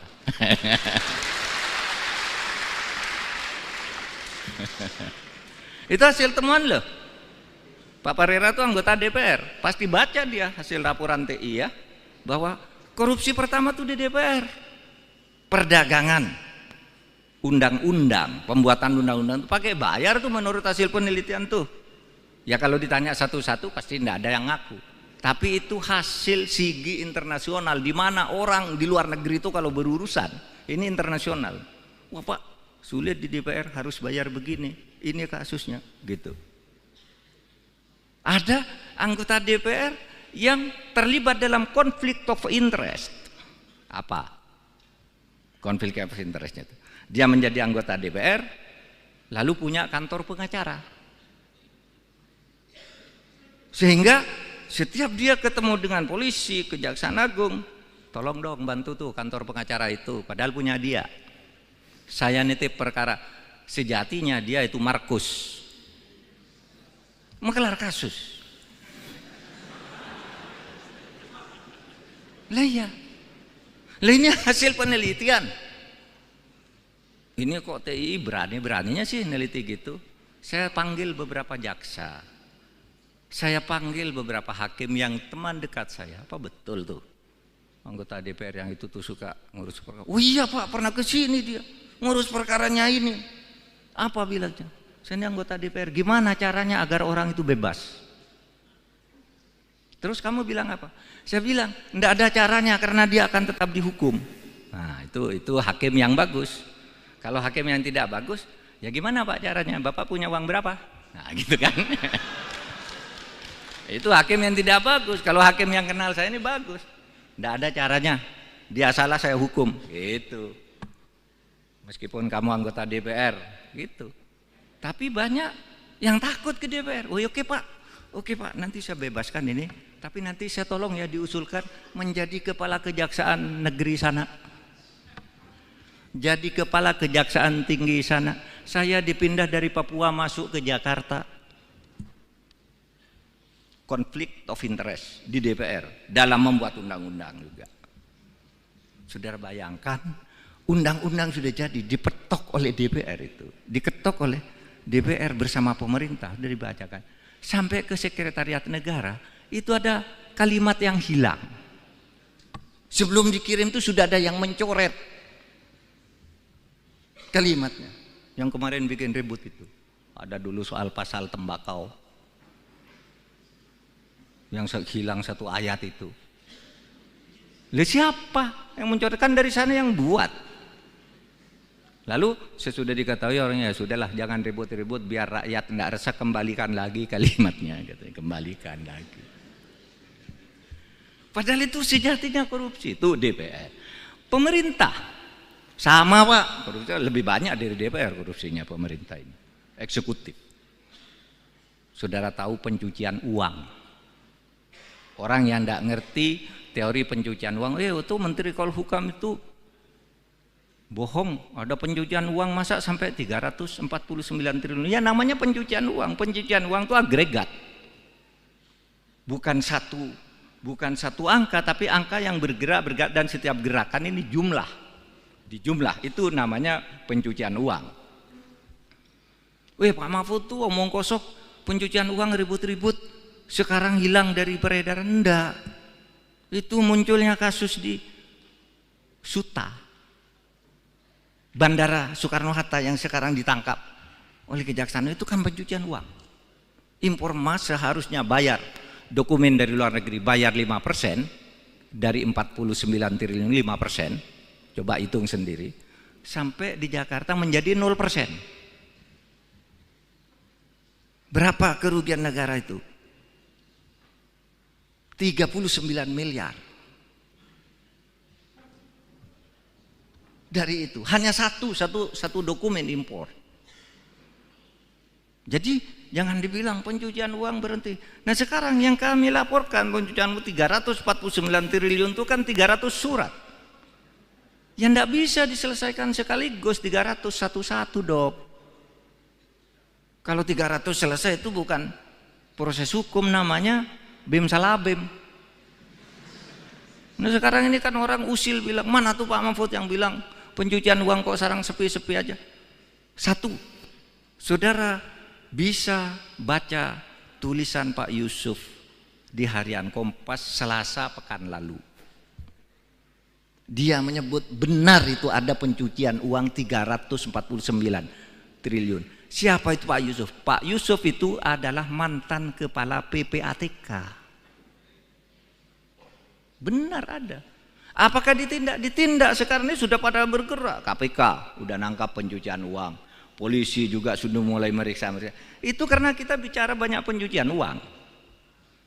Jangan dikira itu wah, itu kan hanya move politik aja. Enggak ada move politik. Itu fakta. Sekarang saya bicara hari ini dari TPPU. Hari ini saya diperintahkan oleh Presiden tadi untuk membuat satu operasi khusus mengenai tindak pidana perdagangan orang. Paling banyak korban perdagangan orang itu di NTT. Dari bulan Januari sampai Mei, pekerja-pekerja ilegal dari NTT yang dipulangkan dalam peti-peti mayat itu 55 orang. Dari seluruh Indonesia selama 3 tahun ini, yang meninggal karena penganiayaan pencucian orang itu 1.930 orang.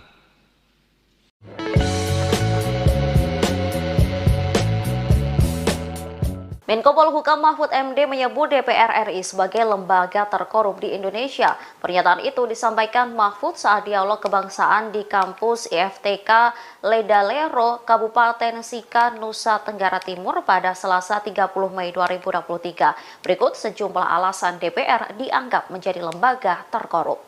Dijelaskan Mahfud MD, pernyataannya ini berdasarkan hasil temuan Transparansi Internasional. Mahfud menjelaskan indeks persepsi korupsi Indonesia mencapai 34% pada 2023. Angka ini menurun dari tahun sebelumnya 38%. Berdasarkan hasil temuan Transparansi Internasional, tingkat korupsi terbanyak pertama ada di lembaga DPR. Bahkan hasil penelitian menunjukkan lembaga DPR menjadi tempat perdagangan pembuatan undang-undang. Mahfud juga menyebut ada anggota DPR yang terlibat dalam konflik kepentingan. di mana oknum anggota DPR kerap menitipkan kasus setiap bertemu dengan polisi atau Kejaksaan Agung. Diakui Menko Polhukam, dirinya sampai memanggil beberapa kerabatnya yang berprofesi sebagai jaksa dan hakim untuk membuktikan temuan itu. Salah seorang hakim membenarkan bahwa ada DPR yang mendatanginya untuk meminta membebaskan seseorang. Selain legislatif, lembaga eksekutif juga ditengarai rawan melakukan korupsi.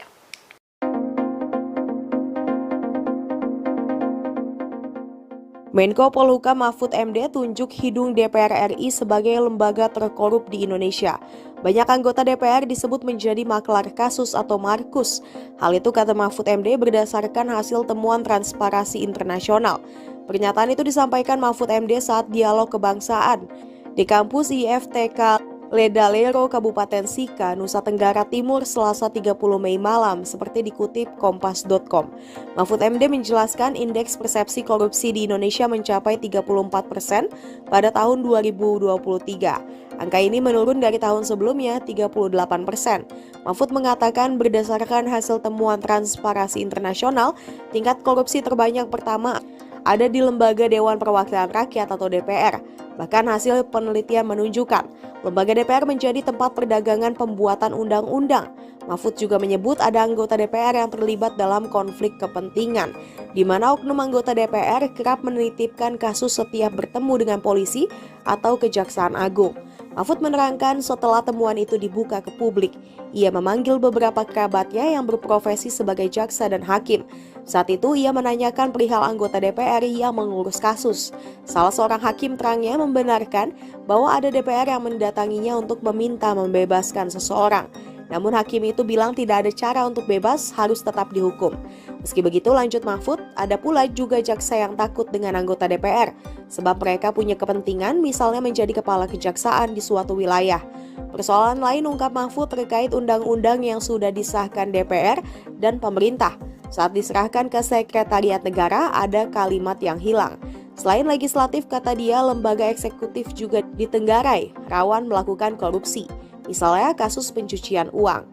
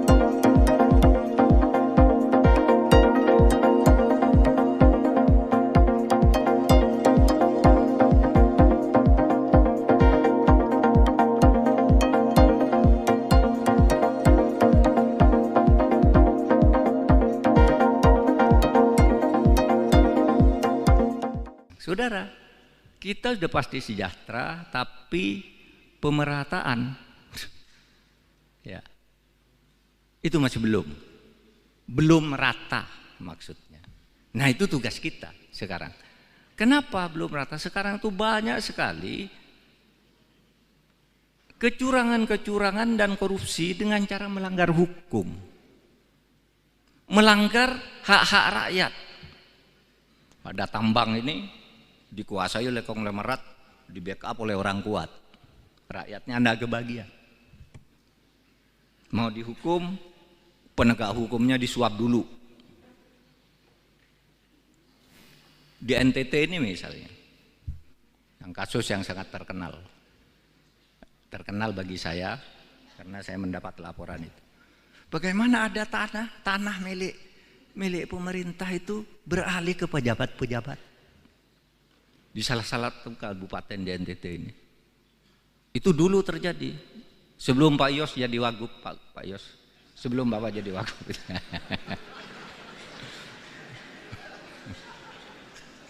Jangan bertanya, Pak di mana Pak, saya cari besok. Enggak usah, udah selesai. Jadi begini, tanah itu ribuan hektar milik adat diserahkan ke Pemda. Nih, Pak Bub, Masyarakat adat menyerahkan ini kepada negara melalui bupati, tapi kami minta kompensasi ini. Dibayar apa gitu, lalu ada pesta adat diserahkan. Beberapa tahun kemudian tanah itu sudah beralih ke pejabat-pejabat. Kepala daerah, istrinya kepala daerah, saudaranya kepala daerah, DPRD, kejaksaan, BPN, polisi dapat dibagi. Dicuri itu tanah negara. Nah, lalu kemudian ada laporan dari masyarakat. Loh, tanah itu mana yang diserahkan oleh masyarakat ke Pemda itu? Sesudah dilihat, loh, enggak ada, tanah itu sudah terbagi ke dalam sertifikat. Ajukan ke pengadilan. Diajukan ke pengadilan. Tahu enggak? Di pengadilan itu diputus oleh hakim, itu bukan korupsi. Padahal itu tanah dari rakyat untuk pemerintah. Itu bukan korupsi. Kenapa? Katanya, kata pertimbangan hakim, karena meskipun itu sudah diserahkan ke pemerintah, itu belum dicatat di buku kekayaan pemerintah daerah. Hanya belum dicatat aja sudah dianggap bisa dibagi-bagi. Sehingga oleh hakim itu dikatakan, oh itu bukan korupsi. Silakan urus keperdataannya. Berapa sertifikat? Harus diurus, digugat ke pengadilan masing-masing, kan tidak bisa. Pada akhirnya apa? Naik di Mahkamah Agung, dibenarkan bahwa itu harus segera dikembali, bahwa itu adalah tanah pemerintah yang belum dicatat. Oleh sebab itu segera catat. Semuanya yang dapat itu tidak secatat menjadi kekayaan negara. Nah sekarang banyak yang bingung, yang sudah terlanjur dapat dijual lagi, dan seterusnya. Nah saudara, itu persoalan.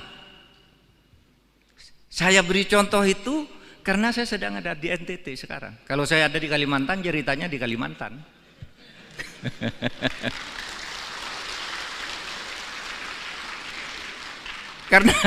Karena di Sumatera Utara banyak itu tanah-tanah. Di Jakarta aja lah, di Jakarta punya PT PN 8. Diambil orang begitu aja dengan cara premanisme. Katanya dulu itu kan tanah itu dulu zaman Pak Harto diberikan ke itu, ke sebuah korporasi lah. Kan diberikan ke situ oleh korporasi itu, dijual satu-satu, lalu sekarang mau ditagih menjadi kesulitan, sehingga kita katakan kamu merampas tanah negara, kamu mencaplok tanah negara. Nah, masih kita selesaikan ya bersama Pak Sugeng, rumit. Ini sudah benar salah, tapi ada lagi Pak yang punya di sebelahnya. Siapa? Jenderal ini. Waduh, gue jenderal lagi. Sudah pensiun, udah mati jenderalnya. Jangan ditanya, siapa Pak jenderal? Udah mati sekarang. Nanti saudara kejar-kejar saya, jenderalnya siapa? Saya hanya ingin menggambarkan betapa sekarang ini. Pengadilan.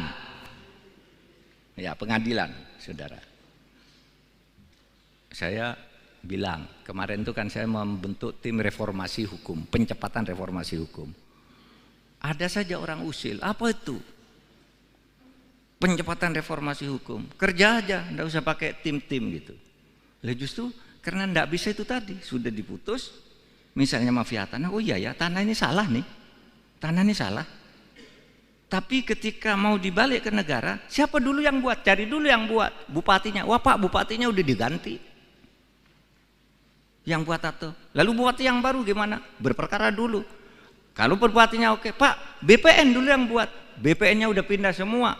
Ada, Pak, ini sertifikatnya yang asli sini. Dokumennya sudah hilang semua. Sehingga tidak bisa diselesaikan cepat. Nah, oleh sebab itu, kepada yang suka ngeritik itu, mari kumpul. Ini kesulitan kami menyelesaikan. Bukan kami tidak mau, ini kesulitannya.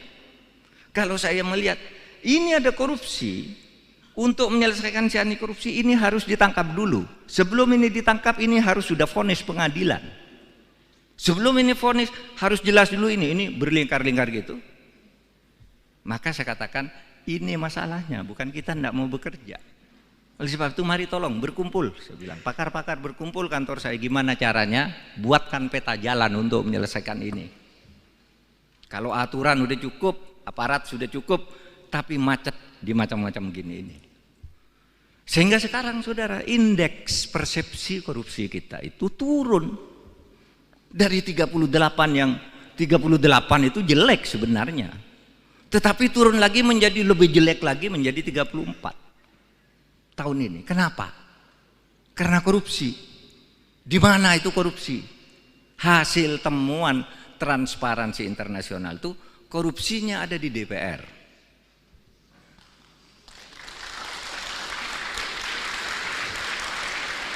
Tapi tidak termasuk Pak Parera. Jangan khawatir Pak. Kalau Bapak korupsi, saya tidak mau bersama-sama ke sini. Tapi karena Bapak bersih, sama-sama kita.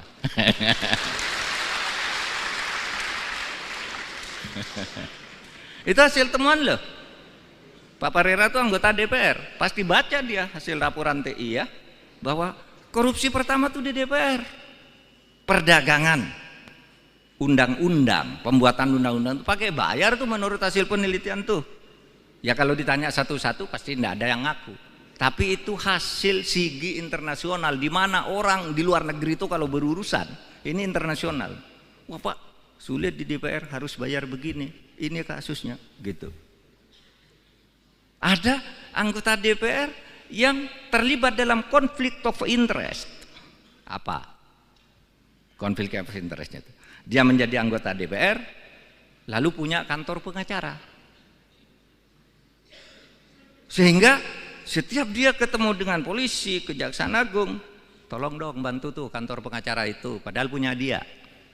Saya nitip perkara, sejatinya dia itu Markus, menggelar kasus. Lah iya, lah ini hasil penelitian. Ini kok TI berani-beraninya sih neliti gitu. Saya panggil beberapa jaksa, saya panggil beberapa hakim yang teman dekat saya. Apa betul tuh anggota DPR yang itu tuh suka ngurus perkara? Oh iya Pak, pernah ke sini dia ngurus perkaranya ini. Apa bilangnya? Saya ini anggota DPR. Gimana caranya agar orang itu bebas? Terus kamu bilang apa? Saya bilang enggak ada caranya karena dia akan tetap dihukum. Nah itu hakim yang bagus. Kalau hakim yang tidak bagus, ya gimana Pak caranya? Bapak punya uang berapa? Nah gitu kan. Itu hakim yang tidak bagus. Kalau hakim yang kenal saya ini bagus, tidak ada caranya. Dia salah saya hukum. Gitu. Meskipun kamu anggota DPR, gitu. Tapi banyak yang takut ke DPR. Oh oke Pak, nanti saya bebaskan ini. Tapi nanti saya tolong ya diusulkan menjadi kepala kejaksaan negeri sana. Jadi kepala kejaksaan tinggi sana. Saya dipindah dari Papua masuk ke Jakarta. Konflik of interest di DPR dalam membuat undang-undang juga. Saudara bayangkan, undang-undang sudah jadi dipetok oleh DPR itu, diketok oleh DPR bersama pemerintah, sudah dibacakan sampai ke sekretariat negara. Itu ada kalimat yang hilang. Sebelum dikirim itu sudah ada yang mencoret kalimatnya. Yang kemarin bikin ribut itu, ada dulu soal pasal tembakau yang hilang satu ayat itu. Lah siapa yang mencoretkan? Dari sana yang buat. Lalu sesudah diketahui orangnya, ya sudahlah jangan ribut-ribut biar rakyat tidak resah, kembalikan lagi kalimatnya, katanya, kembalikan lagi. Padahal itu sejatinya korupsi itu DPR. Pemerintah sama Pak, korupsi lebih banyak dari DPR korupsinya pemerintah ini. Eksekutif. Saudara tahu pencucian uang. Orang yang tidak ngerti teori pencucian uang, itu Menteri Polhukam itu bohong, ada pencucian uang masa sampai 349 triliun. Ya namanya pencucian uang. Pencucian uang itu agregat. Bukan satu angka, tapi angka yang bergerak dan setiap gerakan ini jumlah. Dijumlah itu namanya pencucian uang. Pak Mahfud tuh omong kosong, pencucian uang ribut-ribut, sekarang hilang dari peredaran. Enggak. Itu munculnya kasus di Suta, Bandara Soekarno-Hatta yang sekarang ditangkap oleh Kejaksaan, itu kan pencucian uang. Impor emas seharusnya bayar dokumen dari luar negeri bayar 5%, dari 49 triliun 5%, coba hitung sendiri, sampai di Jakarta menjadi 0%. Berapa kerugian negara itu? 39 miliar. Dari itu hanya satu dokumen impor. Jadi jangan dibilang pencucian uang berhenti. Nah sekarang yang kami laporkan pencucian 349 triliun itu kan 300 surat. Yang tidak bisa diselesaikan sekaligus 300 satu-satu, Dok. Kalau 300 selesai itu bukan proses hukum, namanya bim salah bim.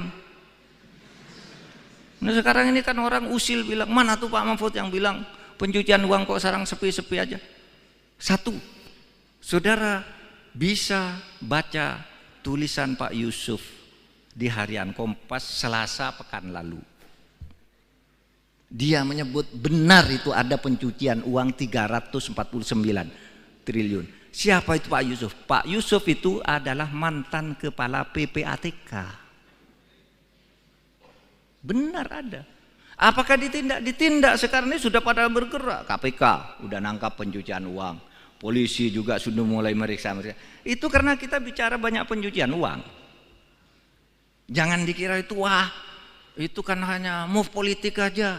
Enggak ada move politik, itu fakta.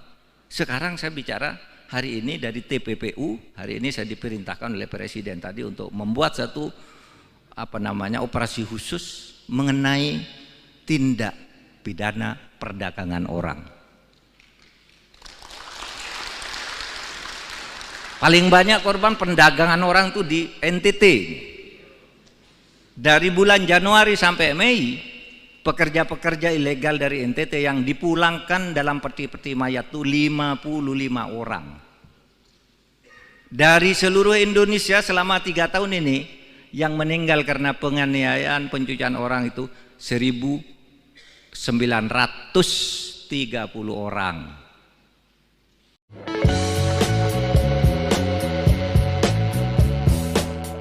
Menko Polhukam Mahfud MD menyebut DPR RI sebagai lembaga terkorup di Indonesia. Pernyataan itu disampaikan Mahfud saat dialog kebangsaan di kampus IFTK Ledalero, Kabupaten Sika, Nusa Tenggara Timur pada Selasa 30 Mei 2023. Berikut sejumlah alasan DPR dianggap menjadi lembaga terkorup. Dijelaskan Mahfud MD, pernyataannya ini berdasarkan hasil temuan Transparansi Internasional. Mahfud menjelaskan indeks persepsi korupsi Indonesia mencapai 34% pada 2023. Angka ini menurun dari tahun sebelumnya 38%. Berdasarkan hasil temuan Transparansi Internasional, tingkat korupsi terbanyak pertama ada di lembaga DPR. Bahkan hasil penelitian menunjukkan lembaga DPR menjadi tempat perdagangan pembuatan undang-undang. Mahfud juga menyebut ada anggota DPR yang terlibat dalam konflik kepentingan, di mana oknum anggota DPR kerap menitipkan kasus setiap bertemu dengan polisi atau Kejaksaan Agung. Diakui Menko Polhukam, dirinya sampai memanggil beberapa kerabatnya yang berprofesi sebagai jaksa dan hakim untuk membuktikan temuan itu. Salah seorang hakim membenarkan bahwa ada DPR yang mendatanginya untuk meminta membebaskan seseorang. Selain legislatif, lembaga eksekutif juga ditengarai rawan melakukan korupsi.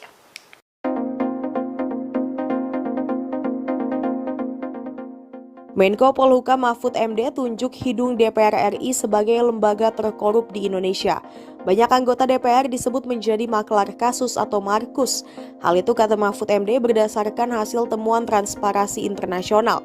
Pernyataan itu disampaikan Mahfud MD saat dialog kebangsaan di kampus IFTK Ledalero, Kabupaten Sika, Nusa Tenggara Timur, Selasa 30 Mei malam, seperti dikutip kompas.com. Mahfud MD menjelaskan indeks persepsi korupsi di Indonesia mencapai 34% pada tahun 2023. Angka ini menurun dari tahun sebelumnya 38%.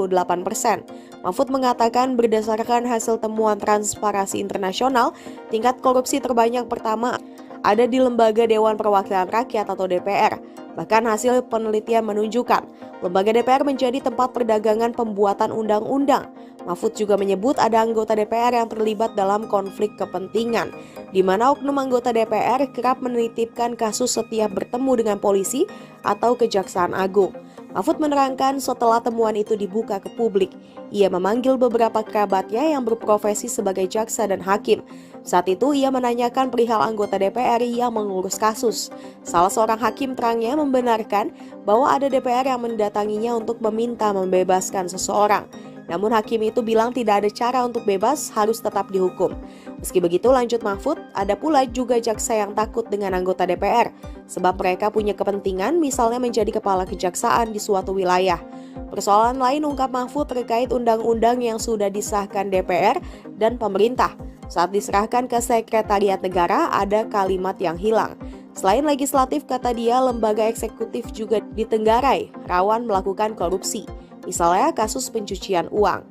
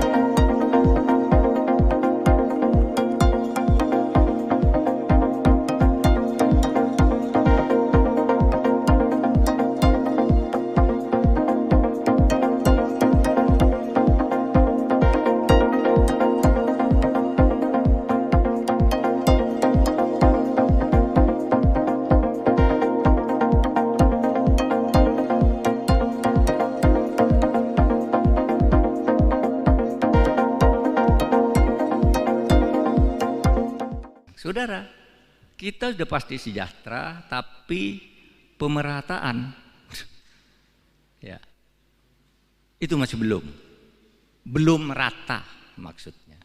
Nah itu tugas kita sekarang. Kenapa belum merata? Sekarang itu banyak sekali kecurangan-kecurangan dan korupsi dengan cara melanggar hukum, melanggar hak-hak rakyat. Ada tambang ini dikuasai oleh konglomerat, di backup oleh orang kuat, rakyatnya tidak kebagian. Mau dihukum, penegak hukumnya disuap dulu. Di NTT ini misalnya, yang kasus yang sangat terkenal bagi saya karena saya mendapat laporan itu. Bagaimana ada tanah milik pemerintah itu beralih ke pejabat-pejabat di salah kabupaten di NTT ini.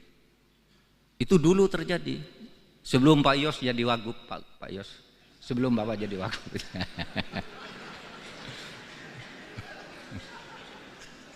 Jangan bertanya, Pak di mana Pak, saya cari besok. Enggak usah, udah selesai.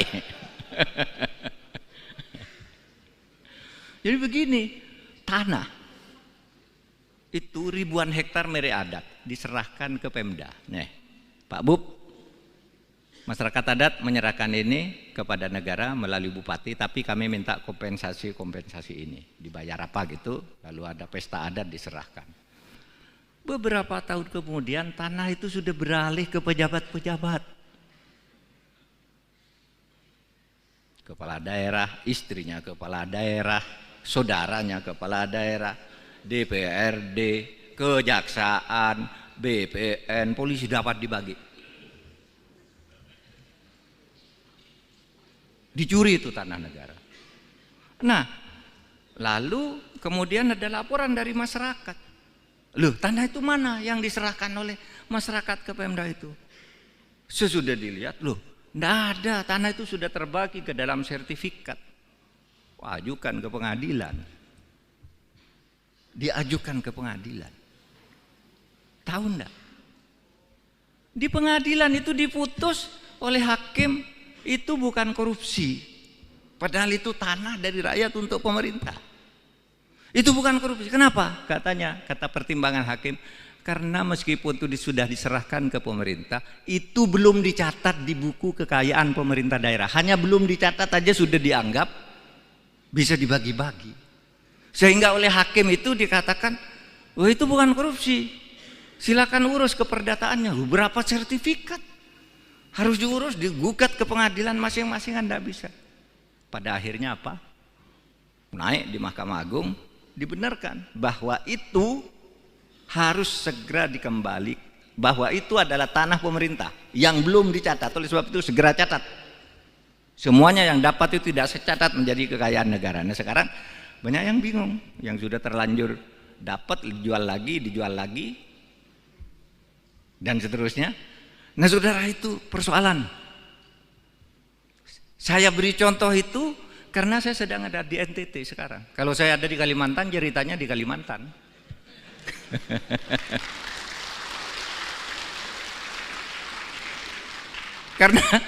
karena di Sumatera Utara banyak itu tanah-tanah. Di Jakarta aja lah, di Jakarta punya PT PN 8 diambil orang begitu aja dengan cara premanisme. Katanya dulu itu kan tanah itu dulu zaman Pak Harto diberikan ke itu, ke sebuah korporasi lah, kan diberikan ke situ. Oleh korporasi itu dijual satu-satu, lalu sekarang mau ditagih menjadi kesulitan, sehingga kita katakan kamu merampas tanah negara, kamu mencaplok tanah negara. Nah, masih kita selesaikan ya bersama Pak Sugeng, rumit. Ini sudah benar salah, tapi ada lagi Pak yang punya di sebelahnya. Siapa? Jenderal ini. Waduh, jenderal lagi. Sudah pensiun, udah mati jenderalnya. Jangan ditanya siapa Pak jenderal, udah mati sekarang. Nanti saudara kejar-kejar saya jenderalnya siapa. Saya hanya ingin menggambarkan betapa sekarang ini pengadilan. Ya, pengadilan, saudara. Saya bilang kemarin itu kan saya membentuk tim reformasi hukum, pencepatan reformasi hukum. Ada saja orang usil, apa itu? Pencepatan reformasi hukum, kerja aja, enggak usah pakai tim-tim gitu. Lah justru karena enggak bisa itu tadi, sudah diputus, misalnya mafia tanah, oh iya ya tanah ini salah nih, tanah ini salah. Tapi ketika mau dibalik ke negara, siapa dulu yang buat? Cari dulu yang buat, bupatinya. Wah Pak, bupatinya udah diganti. Yang buat atau lalu bupati yang baru gimana? Berperkara dulu. Kalau bupatinya oke, Pak, BPN dulu yang buat. BPN-nya udah pindah semua. Ada, Pak, ini sertifikatnya yang asli sini. Dokumennya sudah hilang semua. Sehingga tidak bisa diselesaikan cepat. Nah, oleh sebab itu, kepada yang suka ngeritik itu, mari kumpul. Ini kesulitan kami menyelesaikan. Bukan kami tidak mau, ini kesulitannya. Kalau saya melihat, ini ada korupsi. Untuk menyelesaikan si anti korupsi ini harus ditangkap dulu. Sebelum ini ditangkap ini harus sudah vonis pengadilan. Sebelum ini vonis harus jelas dulu ini berlingkar-lingkar gitu. Maka saya katakan ini masalahnya, bukan kita tidak mau bekerja. Oleh sebab itu mari tolong berkumpul, saya bilang pakar-pakar berkumpul kantor saya, gimana caranya buatkan peta jalan untuk menyelesaikan ini. Kalau aturan udah cukup, aparat sudah cukup, tapi macet di macam-macam gini ini. Sehingga sekarang saudara, indeks persepsi korupsi kita itu turun. Dari 38 yang 38 itu jelek sebenarnya. Tetapi turun lagi menjadi lebih jelek lagi menjadi 34 tahun ini. Kenapa? Karena korupsi. Di mana itu korupsi? Hasil temuan Transparansi Internasional itu korupsinya ada di DPR.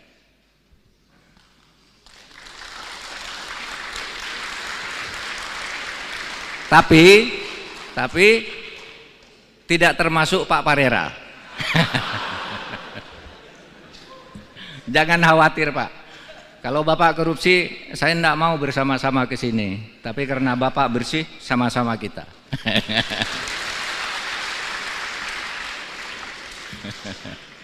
Itu hasil temuan loh. Pak Parera itu anggota DPR. Pasti baca dia hasil laporan TI ya. Bahwa korupsi pertama itu di DPR. Perdagangan. undang-undang, pembuatan undang-undang itu pakai bayar tuh menurut hasil penelitian tuh. Ya kalau ditanya satu-satu pasti tidak ada yang ngaku. Tapi itu hasil sigi internasional di mana orang di luar negeri itu kalau berurusan ini internasional. Wah Pak, sulit di DPR harus bayar begini. Ini kasusnya gitu.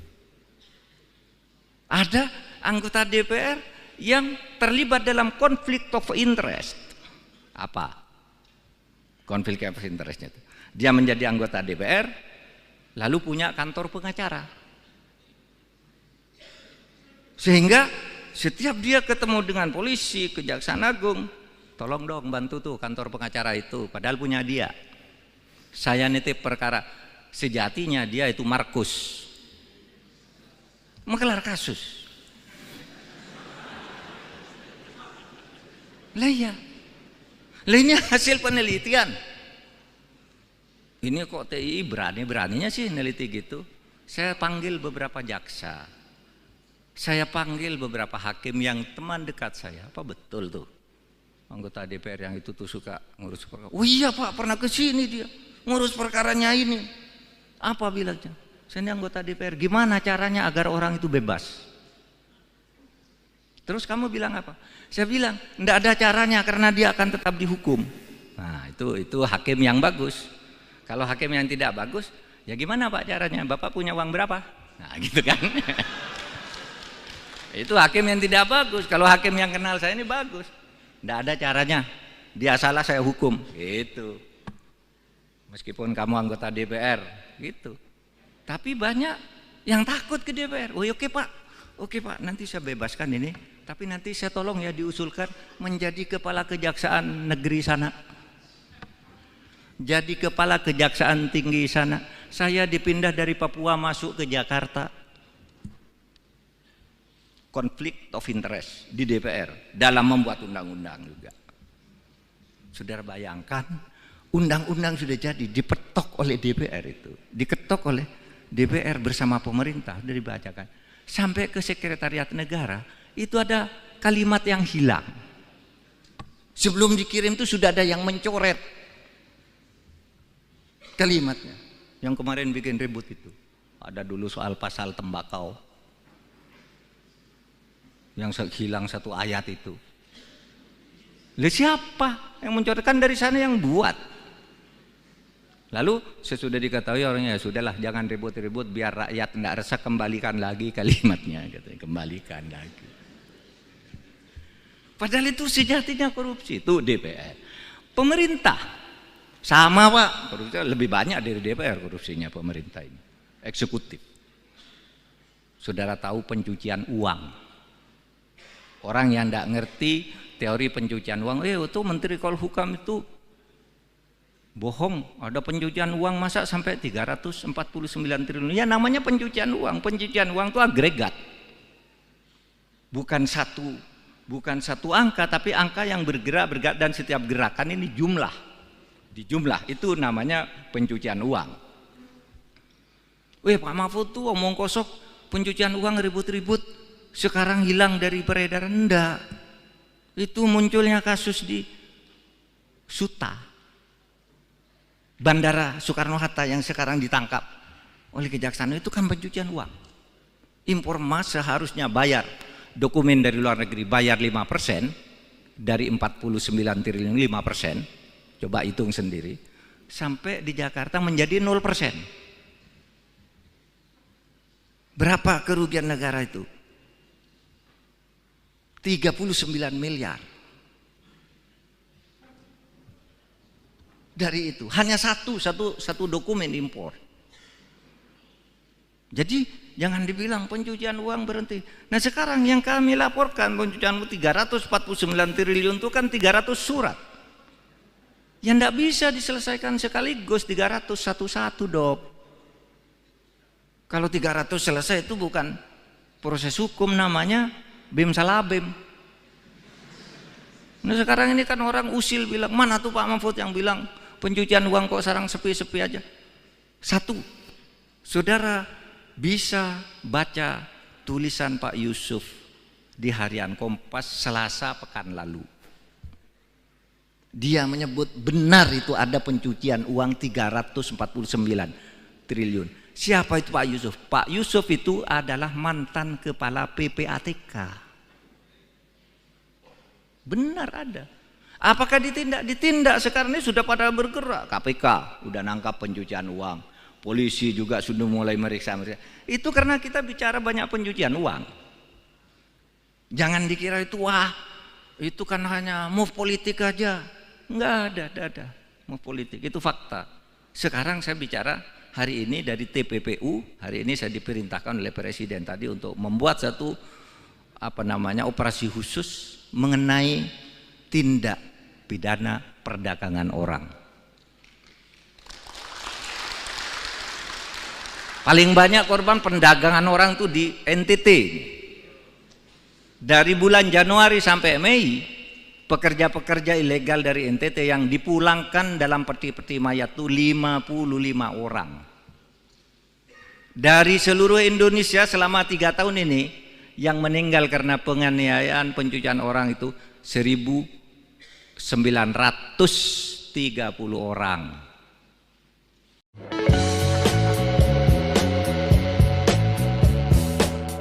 Menko Polhukam Mahfud MD menyebut DPR RI sebagai lembaga terkorup di Indonesia. Pernyataan itu disampaikan Mahfud saat dialog kebangsaan di kampus IFTK Ledalero, Kabupaten Sika, Nusa Tenggara Timur pada Selasa 30 Mei 2023. Berikut sejumlah alasan DPR dianggap menjadi lembaga terkorup. Dijelaskan Mahfud MD, pernyataannya ini berdasarkan hasil temuan Transparansi Internasional. Mahfud menjelaskan indeks persepsi korupsi Indonesia mencapai 34% pada 2023. Angka ini menurun dari tahun sebelumnya 38%.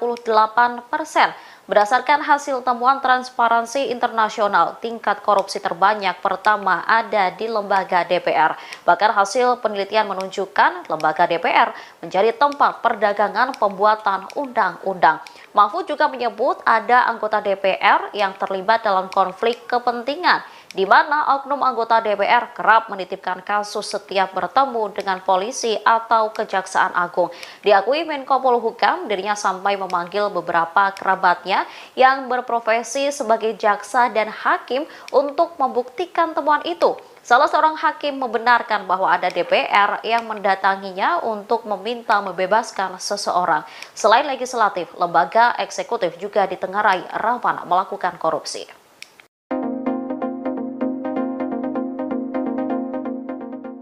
Menko Polhukam Mahfud MD tunjuk hidung DPR RI sebagai lembaga terkorup di Indonesia. Banyak anggota DPR disebut menjadi maklar kasus atau markus. Hal itu kata Mahfud MD berdasarkan hasil temuan Transparansi Internasional. Pernyataan itu disampaikan Mahfud MD saat dialog kebangsaan di kampus IFTK Ledalero, Kabupaten Sika, Nusa Tenggara Timur, Selasa 30 Mei malam, seperti dikutip kompas.com.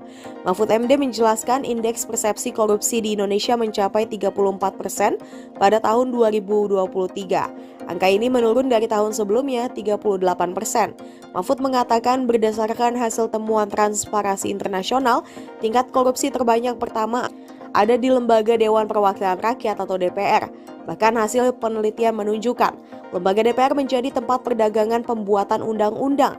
Mahfud juga menyebut ada anggota DPR yang terlibat dalam konflik kepentingan, di mana oknum anggota DPR kerap menitipkan kasus setiap bertemu dengan polisi atau Kejaksaan Agung. Mahfud menerangkan setelah temuan itu dibuka ke publik, ia memanggil beberapa kerabatnya yang berprofesi sebagai jaksa dan hakim. Saat itu ia menanyakan perihal anggota DPR yang mengurus kasus. Salah seorang hakim terangnya membenarkan bahwa ada DPR yang mendatanginya untuk meminta membebaskan seseorang. Namun hakim itu bilang tidak ada cara untuk bebas, harus tetap dihukum. Meski begitu, lanjut Mahfud, ada pula juga jaksa yang takut dengan anggota DPR, sebab mereka punya kepentingan misalnya menjadi kepala kejaksaan di suatu wilayah. Persoalan lain ungkap Mahfud terkait undang-undang yang sudah disahkan DPR dan pemerintah. Saat diserahkan ke Sekretariat Negara, ada kalimat yang hilang. Selain legislatif, kata dia, lembaga eksekutif juga ditenggarai, rawan melakukan korupsi. Misalnya kasus pencucian uang.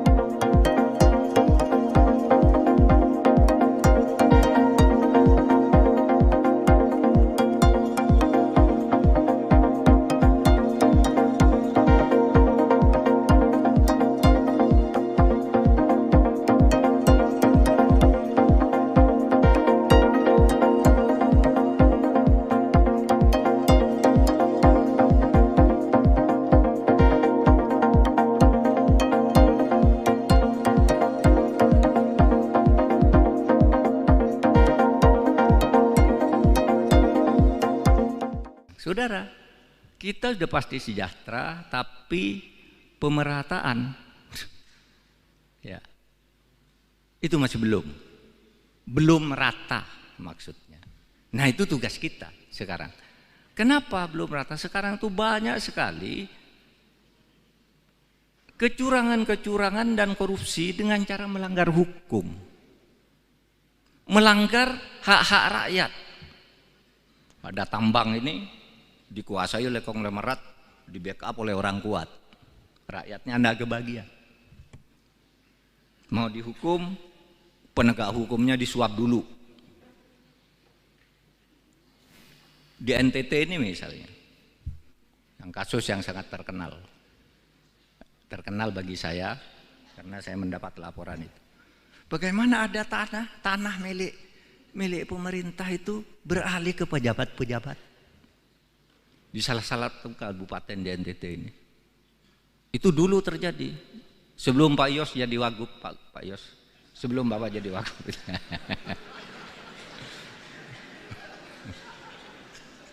Jangan bertanya, Pak di mana Pak, saya cari besok. Enggak usah, udah selesai. Jadi begini, tanah itu ribuan hektar milik adat diserahkan ke Pemda. Nih, Pak Bub, masyarakat adat menyerahkan ini kepada negara melalui bupati, tapi kami minta kompensasi ini. Dibayar apa gitu, lalu ada pesta adat diserahkan. Beberapa tahun kemudian tanah itu sudah beralih ke pejabat-pejabat. Kepala daerah, istrinya kepala daerah, saudaranya kepala daerah, DPRD, kejaksaan, BPN, polisi dapat dibagi. Dicuri itu tanah negara. Nah, lalu kemudian ada laporan dari masyarakat. Loh, tanah itu mana yang diserahkan oleh masyarakat ke Pemda itu? Sesudah dilihat, loh, enggak ada, tanah itu sudah terbagi ke dalam sertifikat. Ajukan ke pengadilan. Diajukan ke pengadilan. Tahu enggak? Di pengadilan itu diputus oleh hakim itu bukan korupsi. Padahal itu tanah dari rakyat untuk pemerintah. Itu bukan korupsi. Kenapa? Katanya, kata pertimbangan hakim, karena meskipun itu sudah diserahkan ke pemerintah, itu belum dicatat di buku kekayaan pemerintah daerah. Hanya belum dicatat aja sudah dianggap bisa dibagi-bagi. Sehingga oleh hakim itu dikatakan, oh itu bukan korupsi. Silakan urus keperdataannya. Berapa sertifikat? Harus diurus, digugat ke pengadilan masing-masing, Anda bisa. Pada akhirnya apa? Naik di Mahkamah Agung, dibenarkan bahwa itu harus segera dikembali, bahwa itu adalah tanah pemerintah yang belum dicatat. Oleh sebab itu segera catat.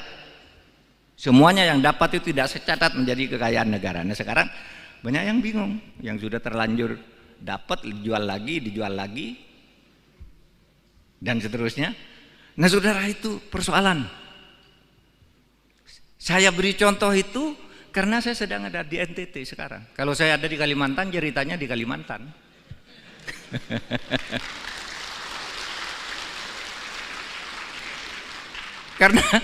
Karena di Sumatera Utara banyak itu tanah-tanah. Di Jakarta aja lah, di Jakarta punya PT PN 8.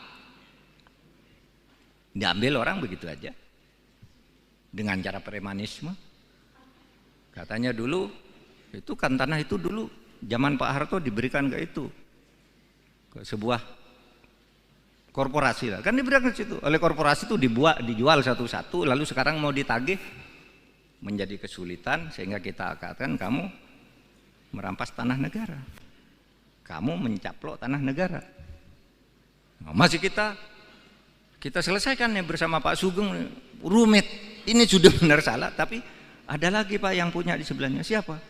Jenderal ini. Waduh, jenderal lagi.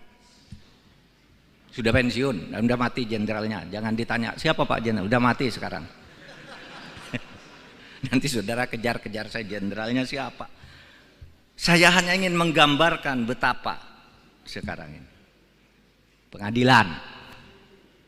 Ya, pengadilan, saudara. Internasional, tingkat korupsi terbanyak pertama ada di lembaga DPR. Bahkan hasil penelitian menunjukkan lembaga DPR menjadi tempat perdagangan pembuatan undang-undang. Mahfud juga menyebut ada anggota DPR yang terlibat dalam konflik kepentingan, di mana oknum anggota DPR kerap menitipkan kasus setiap bertemu dengan polisi atau Kejaksaan Agung. Diakui Menko Polhukam, dirinya sampai memanggil beberapa kerabatnya yang berprofesi sebagai jaksa dan hakim untuk membuktikan temuan itu. Salah seorang hakim membenarkan bahwa ada DPR yang mendatanginya untuk meminta membebaskan seseorang. Selain legislatif, lembaga eksekutif juga ditengarai rawan melakukan korupsi.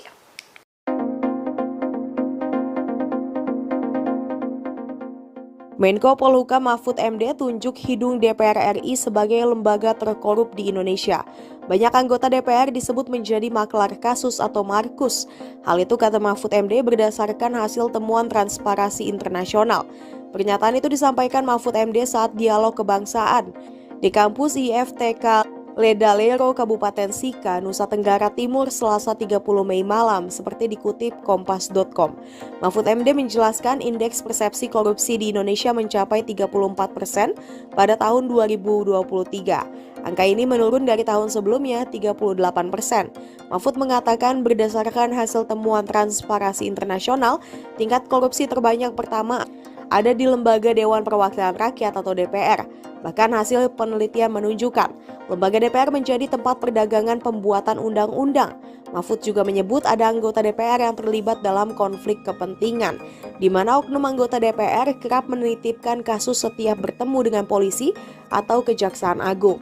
Mahfud menerangkan setelah temuan itu dibuka ke publik, ia memanggil beberapa kerabatnya yang berprofesi sebagai jaksa dan hakim. Saat itu ia menanyakan perihal anggota DPR yang mengurus kasus. Salah seorang hakim terangnya membenarkan bahwa ada DPR yang mendatanginya untuk meminta membebaskan seseorang. Namun hakim itu bilang tidak ada cara untuk bebas, harus tetap dihukum. Meski begitu, lanjut Mahfud, ada pula juga jaksa yang takut dengan anggota DPR, sebab mereka punya kepentingan misalnya menjadi kepala kejaksaan di suatu wilayah. Persoalan lain ungkap Mahfud terkait undang-undang yang sudah disahkan DPR dan pemerintah. Saat diserahkan ke Sekretariat Negara, ada kalimat yang hilang. Selain legislatif, kata dia, lembaga eksekutif juga ditenggarai rawan melakukan korupsi. Misalnya kasus pencucian uang.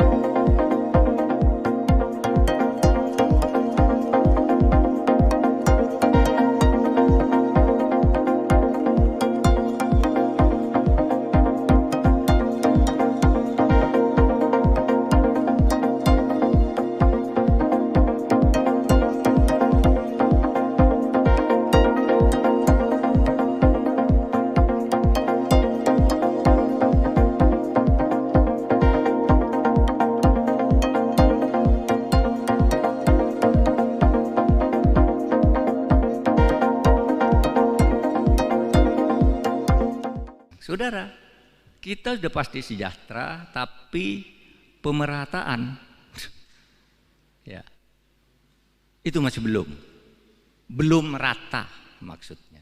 Nah, itu tugas kita sekarang. Kenapa belum merata? Sekarang tuh banyak sekali kecurangan-kecurangan dan korupsi dengan cara melanggar hukum, melanggar hak-hak rakyat. Ada tambang ini dikuasai oleh konglomerat, di backup oleh orang kuat, rakyatnya anda kebagian. Mau dihukum, penegak hukumnya disuap dulu. Di NTT ini misalnya, yang kasus yang sangat terkenal bagi saya karena saya mendapat laporan itu. Bagaimana ada tanah milik pemerintah itu beralih ke pejabat-pejabat di salah satu kabupaten di NTT ini.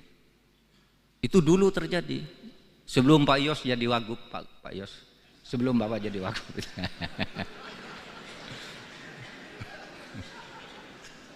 Jangan bertanya, Pak di mana Pak, saya cari besok. Nggak usah, udah selesai. Jadi begini, tanah itu ribuan hektar milik adat diserahkan ke Pemda. Nih, Pak Bub, masyarakat adat menyerahkan ini kepada negara melalui bupati, tapi kami minta kompensasi ini. Dibayar apa gitu, lalu ada pesta adat diserahkan. Beberapa tahun kemudian tanah itu sudah beralih ke pejabat-pejabat.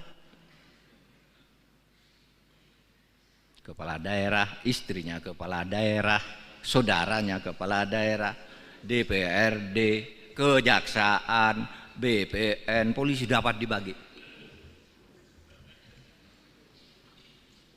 Dicuri itu tanah negara. Nah, lalu kemudian ada laporan dari masyarakat. Loh, tanah itu mana yang diserahkan oleh masyarakat ke Pemda itu? Sesudah dilihat, loh, enggak ada, tanah itu sudah terbagi ke dalam sertifikat. Ajukan ke pengadilan. Diajukan ke pengadilan. Tahu enggak? Di pengadilan itu diputus oleh hakim, itu bukan korupsi. Padahal itu tanah dari rakyat untuk pemerintah.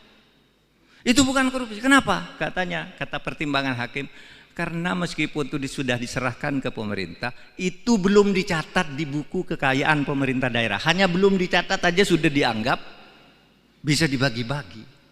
Sehingga oleh hakim itu dikatakan, wah itu bukan korupsi. Silakan urus keperdataannya. Berapa sertifikat? Harus diurus, digugat ke pengadilan masing-masing, Anda bisa. Pada akhirnya apa? Naik di Mahkamah Agung, dibenarkan bahwa itu harus segera dikembali, bahwa itu adalah tanah pemerintah yang belum dicatat. Oleh sebab itu segera catat. Semuanya yang dapat itu tidak secatat menjadi kekayaan negara. Nah sekarang banyak yang bingung, yang sudah terlanjur dapat dijual lagi, dan seterusnya. Nah saudara, itu persoalan. Saya beri contoh itu karena saya sedang ada di NTT sekarang. Kalau saya ada di Kalimantan, ceritanya di Kalimantan.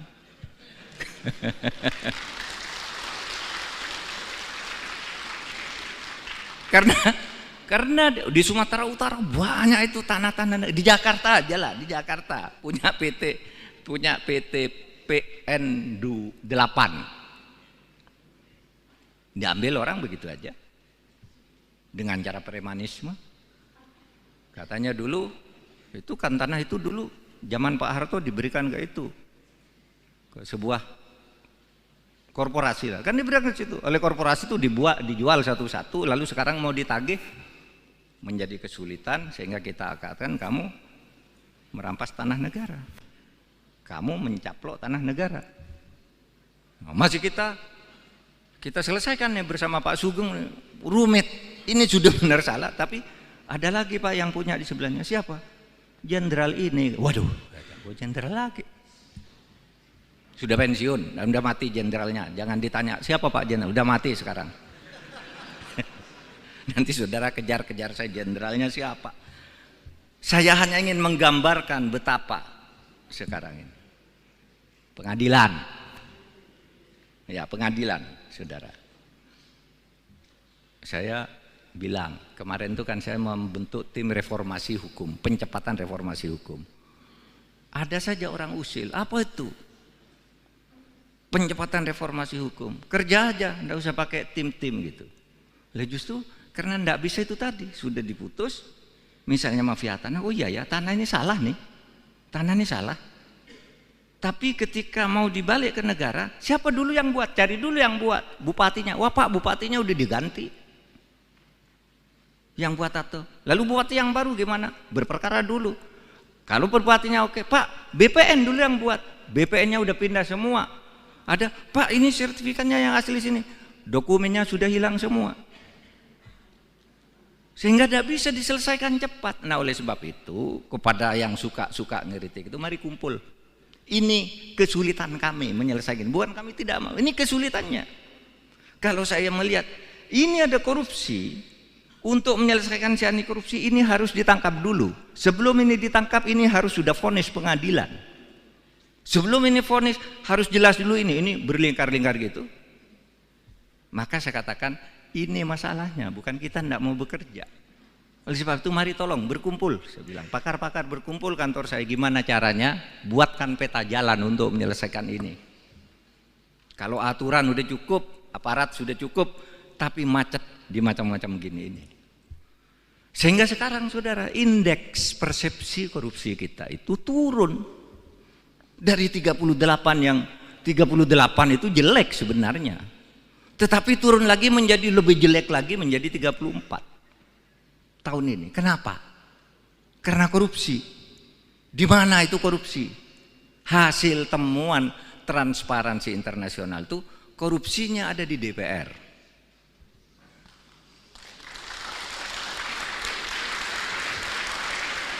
Tapi tidak termasuk Pak Parera. Jangan khawatir Pak. Kalau Bapak korupsi, saya tidak mau bersama-sama ke sini. Tapi karena Bapak bersih, sama-sama kita.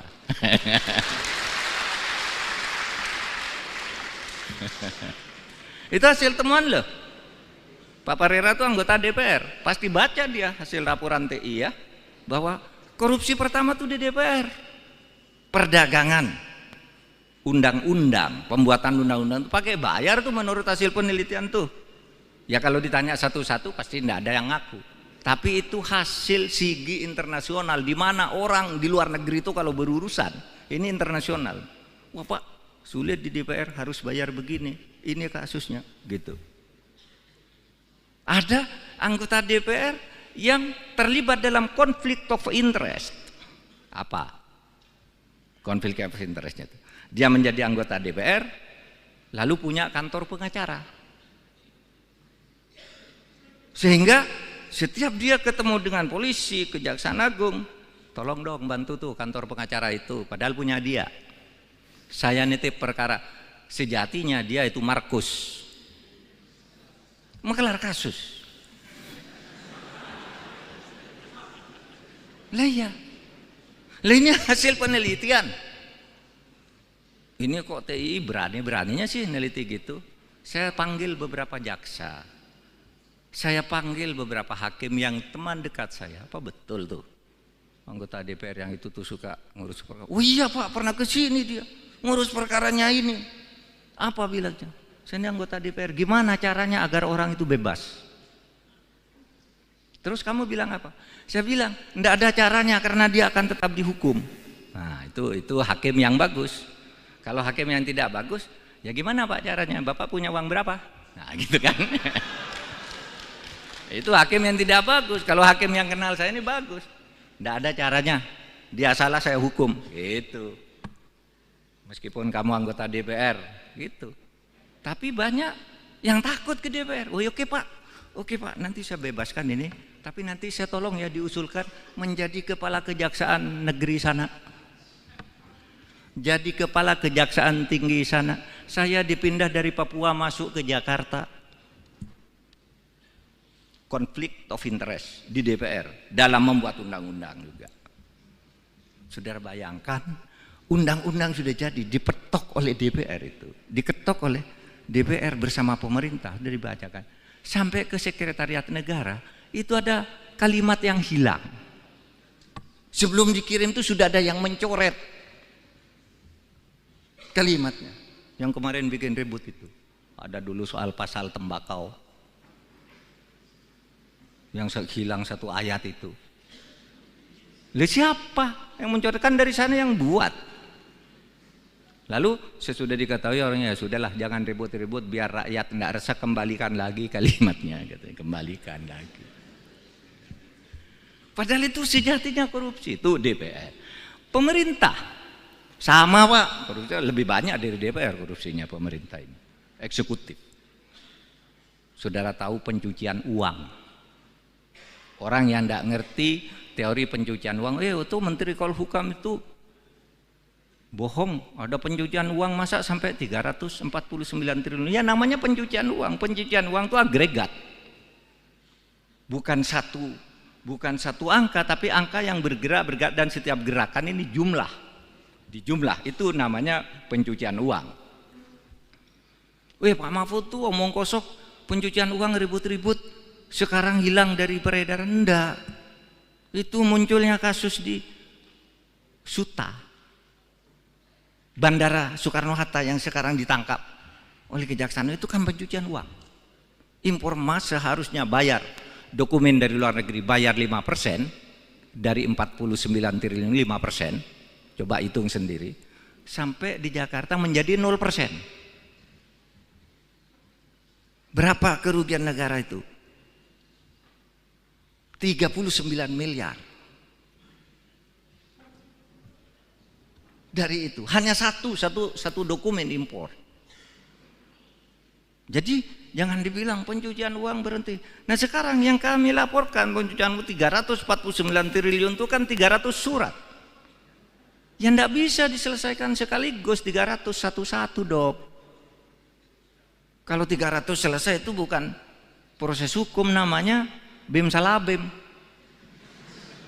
Nah sekarang ini kan orang usil bilang, mana tuh Pak Mahfud yang bilang pencucian uang kok sekarang sepi-sepi aja.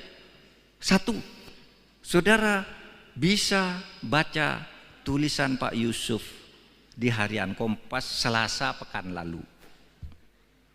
Dia menyebut benar itu ada pencucian uang 349 triliun. Siapa itu Pak Yusuf? Pak Yusuf itu adalah mantan kepala PPATK. Benar ada.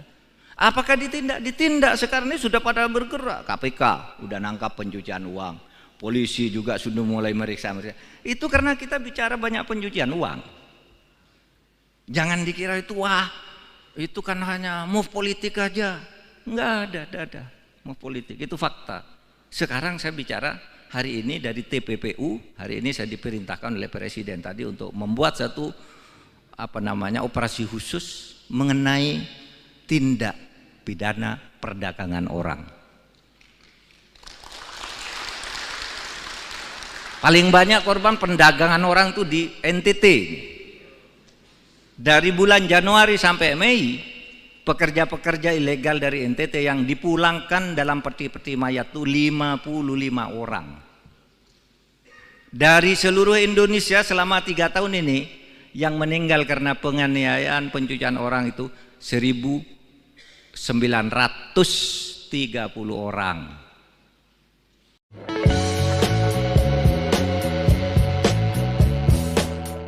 Menko Polhukam Mahfud MD menyebut DPR RI sebagai lembaga terkorup di Indonesia. Pernyataan itu disampaikan Mahfud saat dialog kebangsaan di kampus IFTK Ledalero, Kabupaten Sika, Nusa Tenggara Timur pada Selasa 30 Mei 2023. Berikut sejumlah alasan DPR dianggap menjadi lembaga terkorup.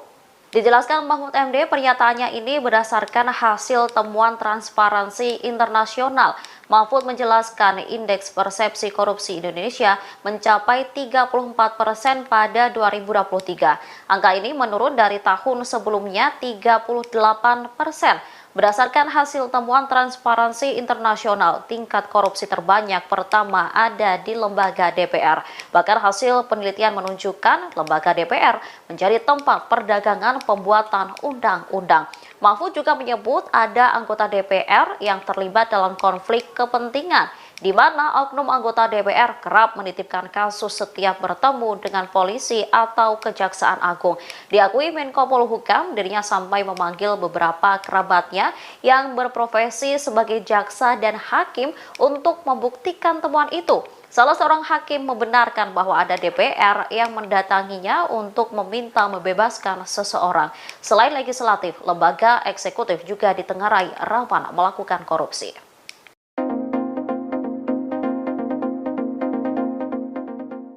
Menko Polhukam Mahfud MD tunjuk hidung DPR RI sebagai lembaga terkorup di Indonesia. Banyak anggota DPR disebut menjadi maklar kasus atau markus. Hal itu kata Mahfud MD berdasarkan hasil temuan Transparansi Internasional. Pernyataan itu disampaikan Mahfud MD saat dialog kebangsaan di kampus IFTK Ledalero, Kabupaten Sika, Nusa Tenggara Timur, Selasa 30 Mei malam, seperti dikutip Kompas.com. Mahfud MD menjelaskan indeks persepsi korupsi di Indonesia mencapai 34% pada tahun 2023. Angka ini menurun dari tahun sebelumnya 38%. Mahfud mengatakan berdasarkan hasil temuan Transparansi Internasional, tingkat korupsi terbanyak pertama ada di Lembaga Dewan Perwakilan Rakyat atau DPR. Bahkan hasil penelitian menunjukkan lembaga DPR menjadi tempat perdagangan pembuatan undang-undang. Mahfud juga menyebut ada anggota DPR yang terlibat dalam konflik kepentingan, di mana oknum anggota DPR kerap menitipkan kasus setiap bertemu dengan polisi atau Kejaksaan Agung. Mahfud menerangkan setelah temuan itu dibuka ke publik, ia memanggil beberapa kerabatnya yang berprofesi sebagai jaksa dan hakim. Saat itu ia menanyakan perihal anggota DPR yang mengurus kasus. Salah seorang hakim terangnya membenarkan bahwa ada DPR yang mendatanginya untuk meminta membebaskan seseorang. Namun hakim itu bilang tidak ada cara untuk bebas, harus tetap dihukum. Meski begitu, lanjut Mahfud, ada pula juga jaksa yang takut dengan anggota DPR, sebab mereka punya kepentingan misalnya menjadi kepala kejaksaan di suatu wilayah. Persoalan lain ungkap Mahfud terkait undang-undang yang sudah disahkan DPR dan pemerintah. Saat diserahkan ke Sekretariat Negara, ada kalimat yang hilang. Selain legislatif, kata dia, lembaga eksekutif juga ditenggarai, rawan melakukan korupsi. Misalnya kasus pencucian uang.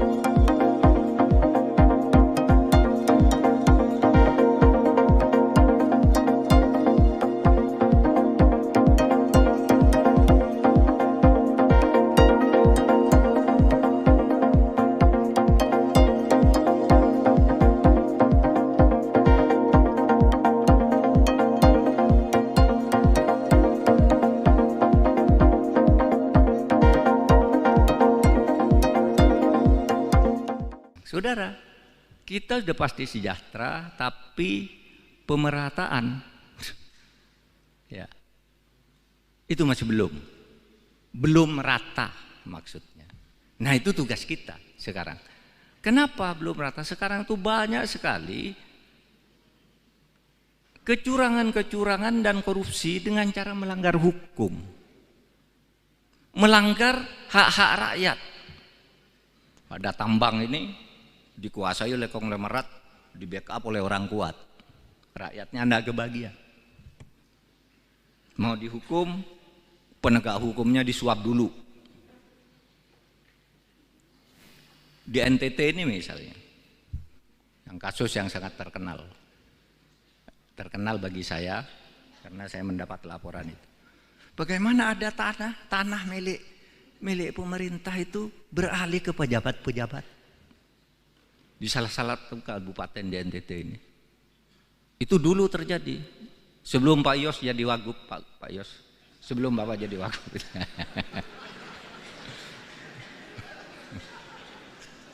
Jangan bertanya, Pak di mana Pak, saya cari besok. Enggak usah, udah selesai. Jadi begini, tanah itu ribuan hektar milik adat diserahkan ke Pemda. Nih, Pak Bub, masyarakat adat menyerahkan ini kepada negara melalui bupati, tapi kami minta kompensasi ini. Dibayar apa gitu, lalu ada pesta adat diserahkan. Beberapa tahun kemudian tanah itu sudah beralih ke pejabat-pejabat.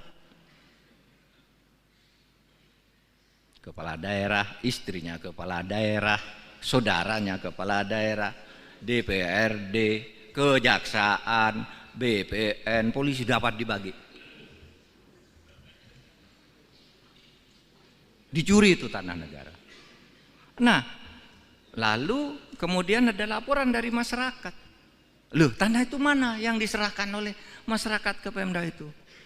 Sesudah dilihat, loh, tidak ada, tanah itu sudah terbagi ke dalam sertifikat. Ajukan ke pengadilan. diajukan ke pengadilan. Tahu enggak? Di pengadilan itu diputus oleh hakim itu bukan korupsi. Padahal itu tanah dari rakyat untuk pemerintah. Itu bukan korupsi. Kenapa? Katanya, kata pertimbangan hakim, karena meskipun itu sudah diserahkan ke pemerintah, itu belum dicatat di buku kekayaan pemerintah daerah. Hanya belum dicatat aja sudah dianggap bisa dibagi-bagi. Sehingga oleh hakim itu dikatakan, oh itu bukan korupsi. Silakan urus keperdataannya. Berapa sertifikat? Harus diurus, digugat ke pengadilan masing-masing, Anda bisa. Pada akhirnya apa? Naik di Mahkamah Agung, dibenarkan bahwa itu harus segera dikembali, bahwa itu adalah tanah pemerintah yang belum dicatat. Oleh sebab itu segera catat. Semuanya yang dapat itu tidak secatat menjadi kekayaan negara. Nah sekarang banyak yang bingung, yang sudah terlanjur dapat dijual lagi, dan seterusnya. Nah saudara, itu persoalan. Saya beri contoh itu karena saya sedang ada di NTT sekarang. Kalau saya ada di Kalimantan, ceritanya di Kalimantan.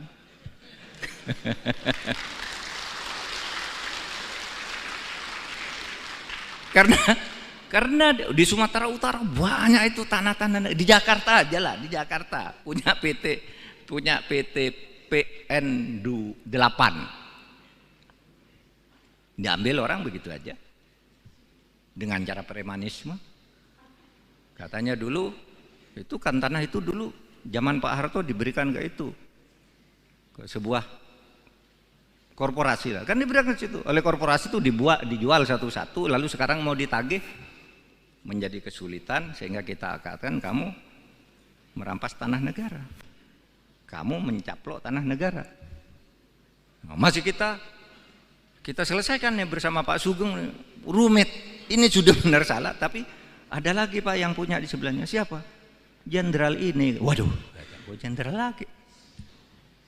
Sudah pensiun, udah mati jenderalnya. Jangan ditanya siapa Pak jenderal, udah mati sekarang. Nanti saudara kejar-kejar saya jenderalnya siapa. Saya hanya ingin menggambarkan betapa sekarang ini pengadilan. Ya, pengadilan, saudara. Saya bilang kemarin itu kan saya membentuk tim reformasi hukum, pencepatan reformasi hukum. Ada saja orang usil, apa itu? Pencepatan reformasi hukum, kerja aja, enggak usah pakai tim-tim gitu. Lah justru karena enggak bisa itu tadi, sudah diputus, misalnya mafia tanah, oh iya ya, tanah ini salah nih, tanah ini salah. Tapi ketika mau dibalik ke negara, siapa dulu yang buat? Cari dulu yang buat, bupatinya. Wah Pak, bupatinya udah diganti. Yang buat atau lalu bupati yang baru gimana? Berperkara dulu. Kalau bupatinya oke, Pak, BPN dulu yang buat. BPN-nya udah pindah semua. Ada, Pak, ini sertifikatnya yang asli sini. Dokumennya sudah hilang semua. Sehingga tidak bisa diselesaikan cepat. Nah, oleh sebab itu, kepada yang suka ngeritik itu, mari kumpul. Ini kesulitan kami menyelesaikan. Bukan kami tidak mau, ini kesulitannya. Kalau saya melihat ini ada korupsi, untuk menyelesaikan si korupsi ini harus ditangkap dulu. Sebelum ini ditangkap, ini harus sudah vonis pengadilan. Sebelum ini vonis harus jelas dulu ini berlingkar-lingkar gitu. Maka saya katakan ini masalahnya, bukan kita tidak mau bekerja. Oleh sebab itu mari tolong berkumpul, saya bilang pakar-pakar berkumpul kantor saya, gimana caranya buatkan peta jalan untuk menyelesaikan ini. Kalau aturan udah cukup, aparat sudah cukup, tapi macet di macam-macam gini ini.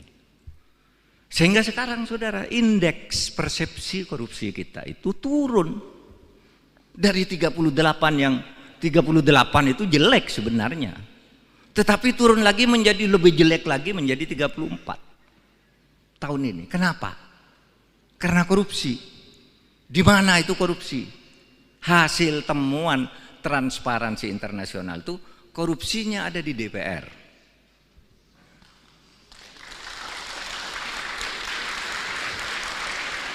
Tapi tidak termasuk Pak Parera. Jangan khawatir Pak. Kalau Bapak korupsi, saya tidak mau bersama-sama ke sini. Tapi karena Bapak bersih, sama-sama kita.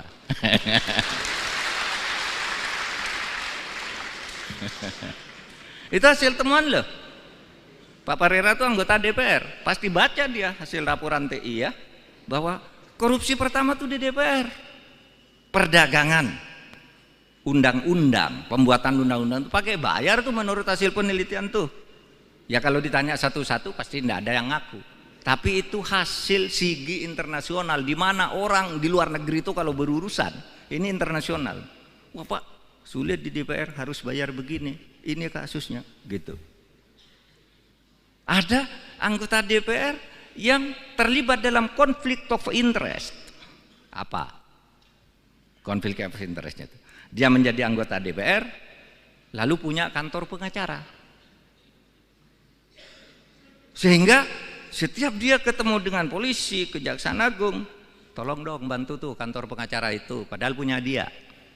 Saya nitip perkara, sejatinya dia itu Markus, menggelar kasus. Lah iya, lah ini hasil penelitian. Ini kok TI berani-beraninya sih neliti gitu.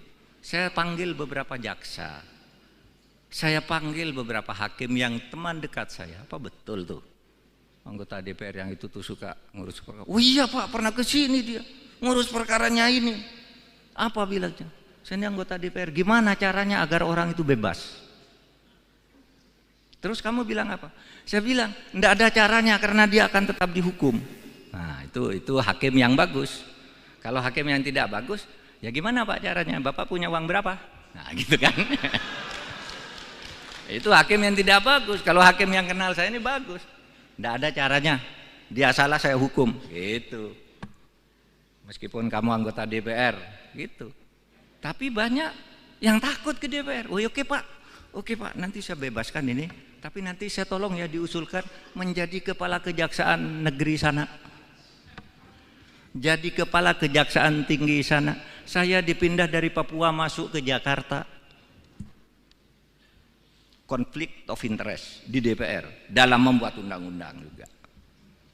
Saudara bayangkan, undang-undang sudah jadi dipetok oleh DPR itu, diketok oleh DPR bersama pemerintah, sudah dibacakan sampai ke sekretariat negara. Itu ada kalimat yang hilang.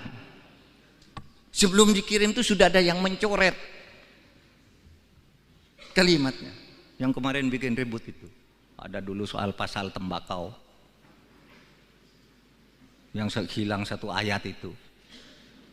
Lalu siapa yang mencoretkan? Dari sana yang buat.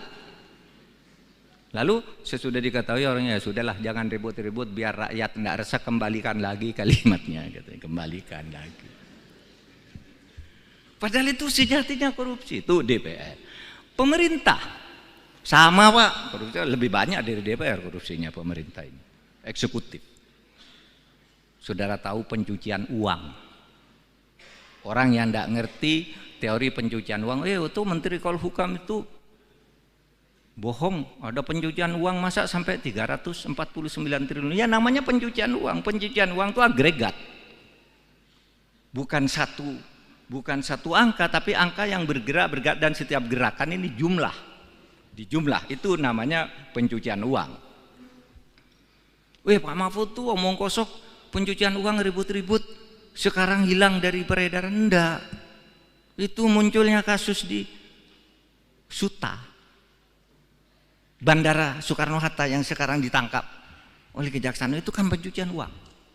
Impor emas seharusnya bayar dokumen dari luar negeri, bayar 5% dari 49 triliun 5%. Coba hitung sendiri. Sampai di Jakarta menjadi 0%. Berapa kerugian negara itu? 39 miliar. Dari itu hanya satu dokumen impor. Jadi jangan dibilang pencucian uang berhenti. Nah sekarang yang kami laporkan pencucian 349 triliun itu kan 300 surat. Yang tidak bisa diselesaikan sekaligus 300 satu-satu dok. Kalau 300 selesai itu bukan proses hukum, namanya bim salabim. Nah sekarang ini kan orang usil bilang, mana tuh Pak Mahfud yang bilang pencucian uang kok sekarang sepi-sepi aja. Saudara bisa baca tulisan Pak Yusuf di Harian Kompas Selasa pekan lalu. Dia menyebut benar itu ada pencucian uang 349 triliun. Siapa itu Pak Yusuf? Pak Yusuf itu adalah mantan kepala PPATK. Benar ada. Apakah ditindak? Ditindak. Sekarang ini sudah pada bergerak. KPK udah nangkap pencucian uang. Polisi juga sudah mulai meriksa. Itu karena kita bicara banyak pencucian uang. Jangan dikira itu itu kan hanya move politik aja. Enggak ada move politik. Itu fakta. Sekarang saya bicara hari ini dari TPPU. Hari ini saya diperintahkan oleh Presiden tadi untuk membuat satu operasi khusus mengenai tindak pidana perdagangan orang. Paling banyak korban perdagangan orang itu di NTT. Dari bulan Januari sampai Mei, pekerja-pekerja ilegal dari NTT yang dipulangkan dalam peti-peti mayat itu 55 orang. Dari seluruh Indonesia selama 3 tahun ini, yang meninggal karena penganiayaan pencucian orang itu 1.930 orang.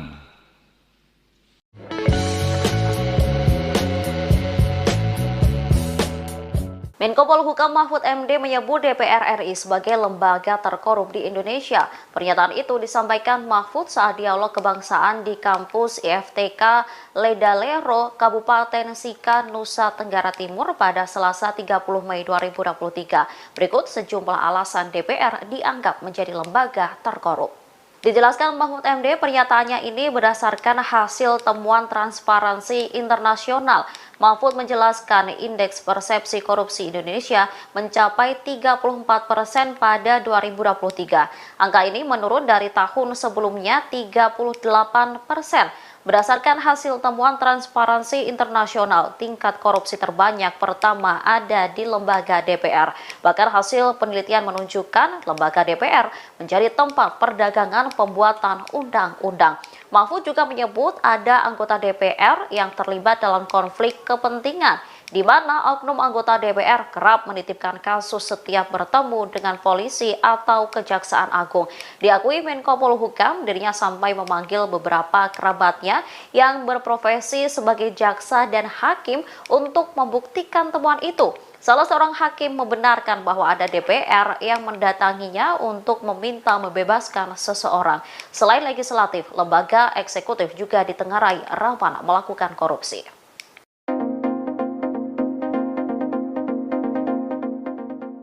Menko Polhukam Mahfud MD tunjuk hidung DPR RI sebagai lembaga terkorup di Indonesia. Banyak anggota DPR disebut menjadi maklar kasus atau markus. Hal itu kata Mahfud MD berdasarkan hasil temuan Transparansi Internasional.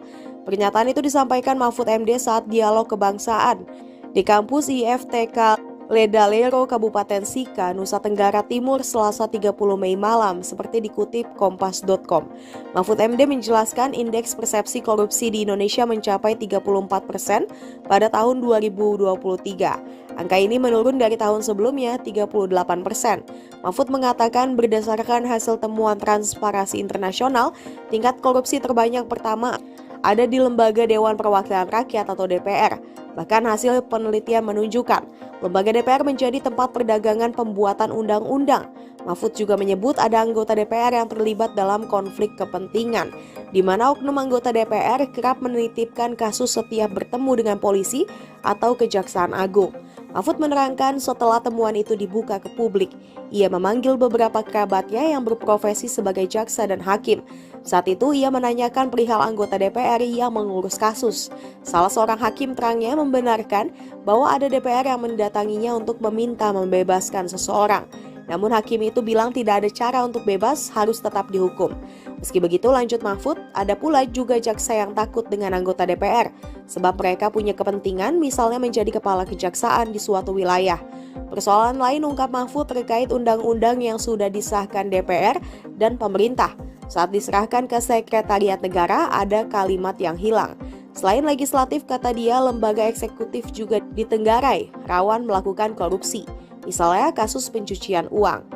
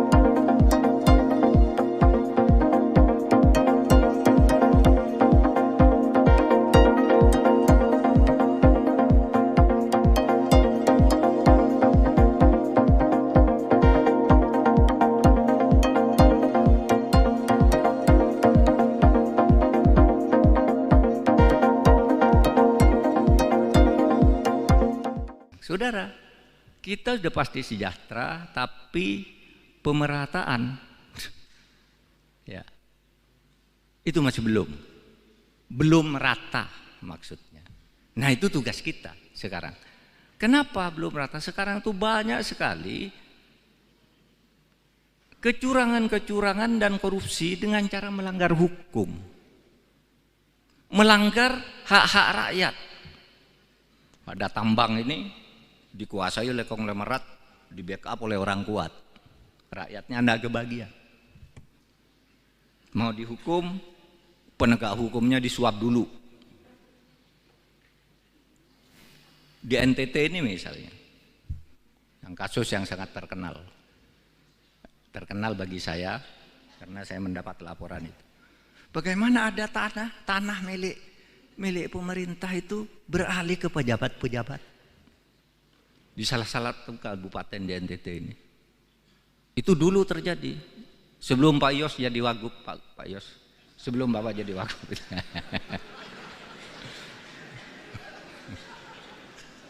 Jangan bertanya, Pak di mana Pak, saya cari besok. Enggak usah, udah selesai. Jadi begini, tanah itu ribuan hektar milik adat diserahkan ke Pemda. Nih, Pak Bub, masyarakat adat menyerahkan ini kepada negara melalui bupati, tapi kami minta kompensasi ini. Dibayar apa gitu, lalu ada pesta adat diserahkan. Beberapa tahun kemudian tanah itu sudah beralih ke pejabat-pejabat. Kepala daerah, istrinya kepala daerah, saudaranya kepala daerah, DPRD, kejaksaan, BPN, polisi dapat dibagi. Dicuri itu tanah negara. Nah, lalu kemudian ada laporan dari masyarakat. Loh, tanah itu mana yang diserahkan oleh masyarakat ke Pemda itu? Sesudah dilihat, loh, enggak ada, tanah itu sudah terbagi ke dalam sertifikat. Ajukan ke pengadilan. Diajukan ke pengadilan. Tahu enggak? Di pengadilan itu diputus oleh hakim itu bukan korupsi. Padahal itu tanah dari rakyat untuk pemerintah. Itu bukan korupsi. Kenapa? Kata pertimbangan hakim, karena meskipun itu sudah diserahkan ke pemerintah, itu belum dicatat di buku kekayaan pemerintah daerah. Hanya belum dicatat aja sudah dianggap bisa dibagi-bagi. Sehingga oleh hakim itu dikatakan, oh itu bukan korupsi. Silakan urus keperdataannya. Berapa sertifikat? Harus diurus, digugat ke pengadilan masing-masing, Anda bisa. Pada akhirnya apa? Naik di Mahkamah Agung, dibenarkan bahwa itu harus segera dikembali, bahwa itu adalah tanah pemerintah yang belum dicatat. Oleh sebab itu segera catat. Semuanya yang dapat itu tidak secatat menjadi kekayaan negara. Nah sekarang banyak yang bingung, yang sudah terlanjur dapat dijual lagi dan seterusnya. Nah saudara, itu persoalan. Saya beri contoh itu karena saya sedang ada di NTT sekarang. Kalau saya ada di Kalimantan, ceritanya di Kalimantan.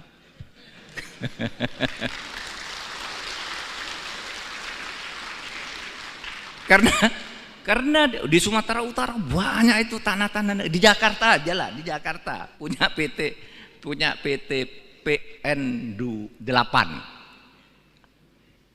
Diambil orang begitu aja dengan cara premanisme. Katanya dulu itu kan tanah itu dulu zaman Pak Harto diberikan ke itu, ke sebuah korporasi lah, kan diberikan ke situ. Oleh korporasi itu dijual satu-satu, lalu sekarang mau ditagih menjadi kesulitan, sehingga kita katakan kamu merampas tanah negara, kamu mencaplok tanah negara. Nah, masih kita selesaikan ya bersama Pak Sugeng, rumit. Ini sudah benar salah, tapi ada lagi Pak yang punya di sebelahnya. Siapa? Jenderal ini. Waduh, jenderal lagi. Sudah pensiun, udah mati jenderalnya. Jangan ditanya, siapa Pak jenderal? Udah mati sekarang. Nanti saudara kejar-kejar saya, jenderalnya siapa?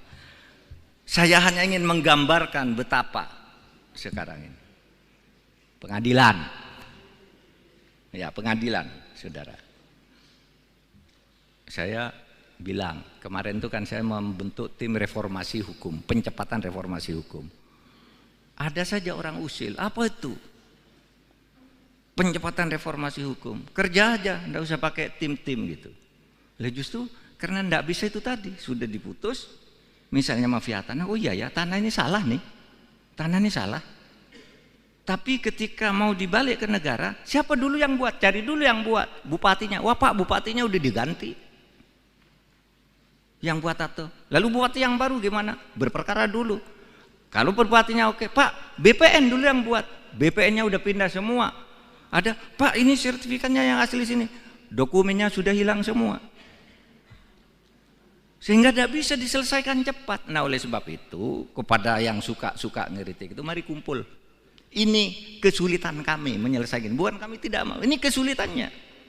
Kalau saya melihat ini ada korupsi, untuk menyelesaikan si korupsi ini harus ditangkap dulu. Sebelum ini ditangkap ini harus sudah vonis pengadilan.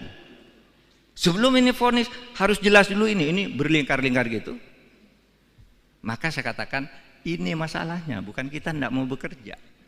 Oleh sebab itu mari tolong berkumpul, saya bilang pakar-pakar berkumpul kantor saya, gimana caranya buatkan peta jalan untuk menyelesaikan ini.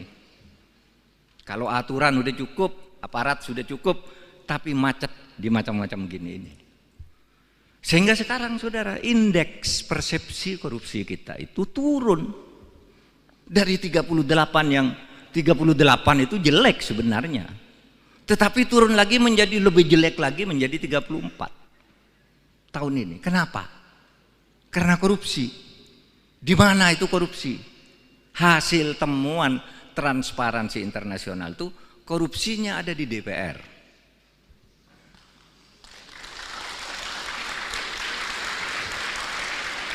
Tapi tidak termasuk Pak Parera. Jangan khawatir Pak. Kalau Bapak korupsi, saya tidak mau bersama-sama ke sini. Tapi karena Bapak bersih, sama-sama kita.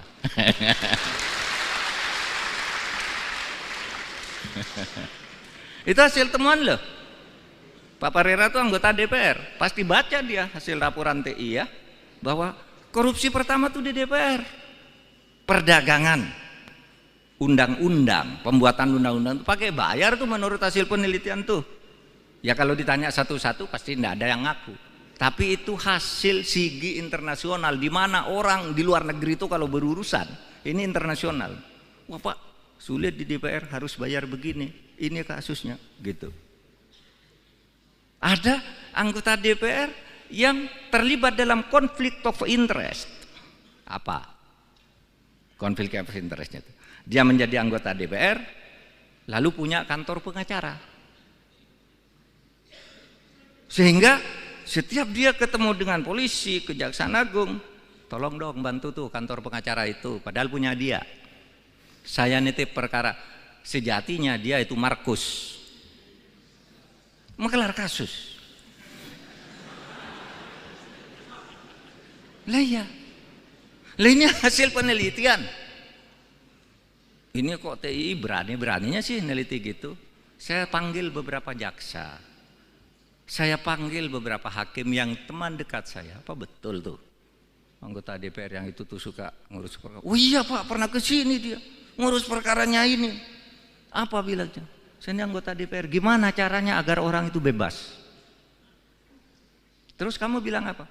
Saya bilang enggak ada caranya karena dia akan tetap dihukum. Nah itu hakim yang bagus. Kalau hakim yang tidak bagus, ya gimana Pak caranya? Bapak punya uang berapa? Nah gitu kan. Itu hakim yang tidak bagus. Kalau hakim yang kenal saya ini bagus. Tidak ada caranya. Dia salah saya hukum. Gitu. Meskipun kamu anggota DPR. Gitu. Tapi banyak yang takut ke DPR. Oh oke Pak. Oke Pak, nanti saya bebaskan ini. Tapi nanti saya tolong ya diusulkan menjadi kepala kejaksaan negeri sana. Jadi kepala kejaksaan tinggi sana. Saya dipindah dari Papua masuk ke Jakarta. Konflik of interest di DPR dalam membuat undang-undang juga. Saudara bayangkan, undang-undang sudah jadi dipetok oleh DPR itu, diketok oleh DPR bersama pemerintah, sudah dibacakan sampai ke sekretariat negara. itu ada kalimat yang hilang. Sebelum dikirim itu sudah ada yang mencoret kalimatnya. Yang kemarin bikin ribut itu. Ada dulu soal pasal tembakau. Yang hilang satu ayat itu. Lalu siapa yang mencoretkan? Dari sana yang buat. Lalu sesudah diketahui orangnya, ya sudahlah jangan ribut-ribut biar rakyat tidak resah, kembalikan lagi kalimatnya, katanya, kembalikan lagi. Padahal itu sejatinya korupsi, itu DPR. Pemerintah sama Pak, korupsi lebih banyak dari DPR korupsinya pemerintah ini. Eksekutif. Saudara tahu pencucian uang. Orang yang tidak ngerti teori pencucian uang, itu Menteri Polhukam itu bohong, ada pencucian uang masa sampai 349 triliun. Ya namanya pencucian uang. Pencucian uang itu agregat. Bukan satu angka, tapi angka yang bergerak dan setiap gerakan ini jumlah. Di jumlah itu namanya pencucian uang. Pak Mahfud tuh omong kosong, pencucian uang ribut-ribut, sekarang hilang dari peredaran. Enggak. Itu munculnya kasus di Suta, Bandara Soekarno-Hatta yang sekarang ditangkap oleh kejaksaan, itu kan pencucian uang. Impor emas seharusnya bayar dokumen dari luar negeri, bayar 5% dari 49 triliun 5%, coba hitung sendiri, sampai di Jakarta menjadi 0%. Berapa kerugian negara itu? 39 miliar. Dari itu hanya satu dokumen impor. Jadi jangan dibilang pencucian uang berhenti. Nah sekarang yang kami laporkan pencucian uang 349 triliun itu kan 300 surat. Yang tidak bisa diselesaikan sekaligus 300 satu-satu Dok. Kalau 300 selesai itu bukan proses hukum, namanya bim salah bim. Nah sekarang ini kan orang usil bilang, mana tuh Pak Mahfud yang bilang pencucian uang kok sekarang sepi-sepi aja. Satu, saudara bisa baca tulisan Pak Yusuf di Harian Kompas Selasa pekan lalu. Dia menyebut benar itu ada pencucian uang 349 triliun. Siapa itu Pak Yusuf? Pak Yusuf itu adalah mantan kepala PPATK. Benar ada. Apakah ditindak? Ditindak. Sekarang ini sudah pada bergerak. KPK udah nangkap pencucian uang. Polisi juga sudah mulai meriksa. Itu karena kita bicara banyak pencucian uang. Jangan dikira itu wah, itu kan hanya move politik aja.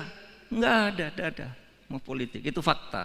Sekarang saya bicara hari ini dari TPPU, hari ini saya diperintahkan oleh Presiden tadi untuk membuat satu operasi khusus mengenai tindak pidana perdagangan orang. Paling banyak korban perdagangan orang itu di NTT. Dari bulan Januari sampai Mei, pekerja-pekerja ilegal dari NTT yang dipulangkan dalam peti-peti mayat itu 55 orang. Dari seluruh Indonesia selama 3 tahun ini yang meninggal karena penganiayaan pencucian orang itu 1.930 orang.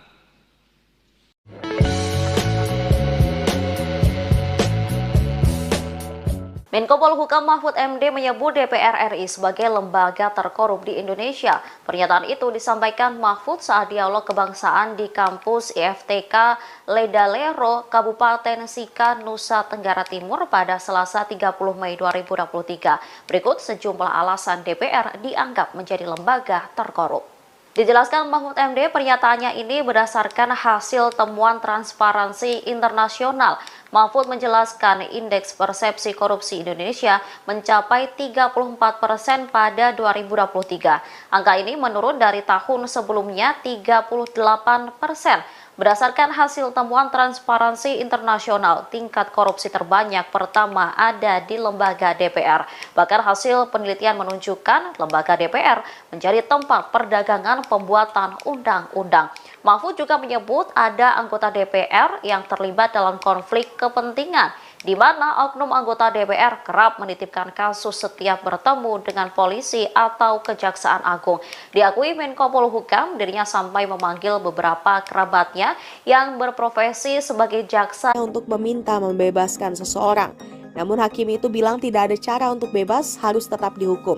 Meski begitu, lanjut Mahfud, ada pula juga jaksa yang takut dengan anggota DPR, sebab mereka punya kepentingan misalnya menjadi kepala kejaksaan di suatu wilayah. Persoalan lain ungkap Mahfud terkait undang-undang yang sudah disahkan DPR dan pemerintah. Saat diserahkan ke Sekretariat Negara, ada kalimat yang hilang. Selain legislatif, kata dia, lembaga eksekutif juga ditenggarai, rawan melakukan korupsi. Misalnya kasus pencucian uang.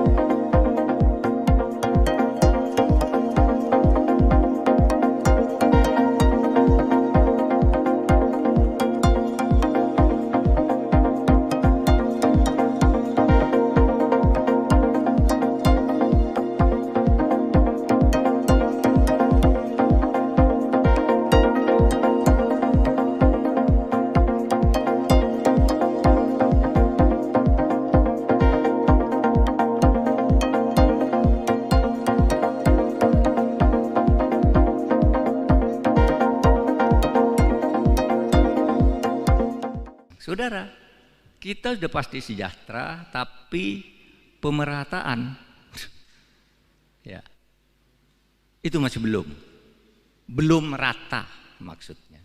Nah itu tugas kita sekarang. Kenapa belum merata? Sekarang itu banyak sekali kecurangan-kecurangan dan korupsi dengan cara melanggar hukum, melanggar hak-hak rakyat.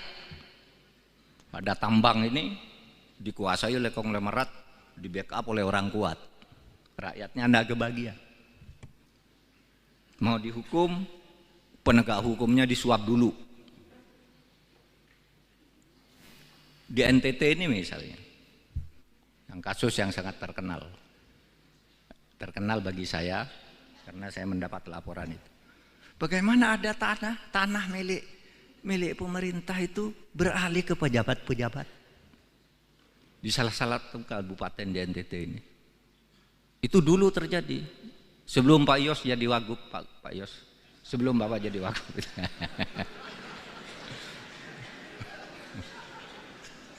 Jangan bertanya, Pak di mana Pak, saya cari besok. Enggak usah, udah selesai.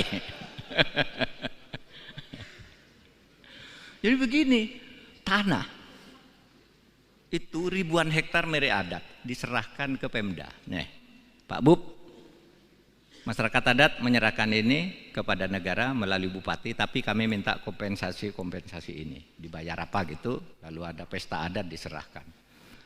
Beberapa tahun kemudian tanah itu sudah beralih ke pejabat-pejabat. Kepala daerah, istrinya kepala daerah, saudaranya kepala daerah, DPRD, kejaksaan, BPN, polisi dapat dibagi. Dicuri itu tanah negara. Nah, lalu kemudian ada laporan dari masyarakat. Loh, tanah itu mana yang diserahkan oleh masyarakat ke Pemda itu? Sesudah dilihat, loh, enggak ada, tanah itu sudah terbagi ke dalam sertifikat. Ajukan ke pengadilan. Diajukan ke pengadilan. Tahu enggak? Di pengadilan itu diputus oleh hakim, itu bukan korupsi.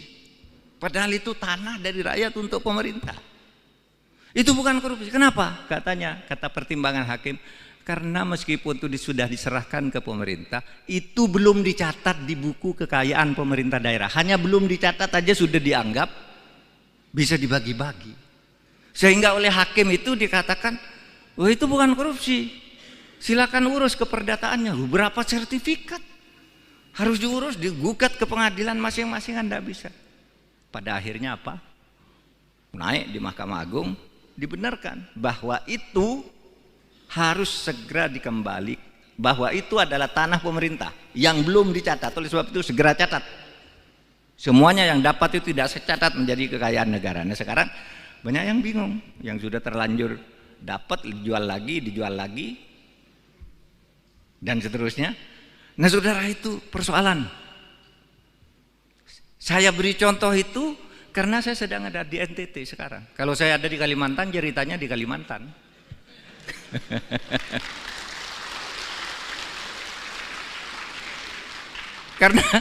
Karena di Sumatera Utara banyak itu tanah-tanah. Di Jakarta aja lah, di Jakarta punya PT PN 8. Diambil orang begitu aja dengan cara premanisme. Katanya dulu itu kan tanah itu dulu zaman Pak Harto diberikan ke itu, ke sebuah korporasi lah, kan diberikan ke situ. Oleh korporasi itu dijual satu-satu, lalu sekarang mau ditagih menjadi kesulitan, sehingga kita katakan kamu merampas tanah negara, kamu mencaplok tanah negara. Nah, masih kita selesaikan ya bersama Pak Sugeng, rumit. Ini sudah benar salah, tapi ada lagi Pak yang punya di sebelahnya. Siapa? Jenderal ini. Waduh, jenderal lagi. Sudah pensiun, udah mati jenderalnya. Jangan ditanya siapa Pak Jenderal, udah mati sekarang. Nanti saudara kejar-kejar saya jenderalnya siapa. Saya hanya ingin menggambarkan betapa sekarang ini pengadilan. Ya, pengadilan, saudara. Saya bilang, kemarin itu kan saya membentuk tim reformasi hukum, pencepatan reformasi hukum. Ada saja orang usil, apa itu? Pencepatan reformasi hukum, kerja aja, enggak usah pakai tim-tim gitu. Lah justru karena enggak bisa itu tadi, sudah diputus, misalnya mafia tanah, oh iya ya, tanah ini salah nih, tanah ini salah. Tapi ketika mau dibalik ke negara, siapa dulu yang buat? Cari dulu yang buat, bupatinya. Wah Pak, bupatinya udah diganti. Yang buat atau lalu bupati yang baru gimana? Berperkara dulu. Kalau bupatinya oke, Pak, BPN dulu yang buat. BPN-nya udah pindah semua. Ada, Pak, ini sertifikatnya yang asli sini. Dokumennya sudah hilang semua. Sehingga tidak bisa diselesaikan cepat. Nah, oleh sebab itu, kepada yang suka ngeritik itu, mari kumpul. Ini kesulitan kami menyelesaikan. Bukan kami tidak mau, ini kesulitannya. Kalau saya melihat ini ada korupsi, untuk menyelesaikan si anti korupsi ini harus ditangkap dulu. Sebelum ini ditangkap, ini harus sudah vonis pengadilan. Sebelum ini vonis harus jelas dulu ini berlingkar-lingkar gitu. Maka saya katakan ini masalahnya, bukan kita tidak mau bekerja. Oleh sebab itu mari tolong berkumpul. Saya bilang pakar-pakar berkumpul kantor saya, gimana caranya buatkan peta jalan untuk menyelesaikan ini. Kalau aturan udah cukup, aparat sudah cukup, tapi macet di macam-macam gini ini. Sehingga sekarang saudara, indeks persepsi korupsi kita itu turun. Dari 38 yang 38 itu jelek sebenarnya. Tetapi turun lagi menjadi lebih jelek lagi menjadi 34 tahun ini. Kenapa? Karena korupsi. Di mana itu korupsi? Hasil temuan Transparansi Internasional itu korupsinya ada di DPR.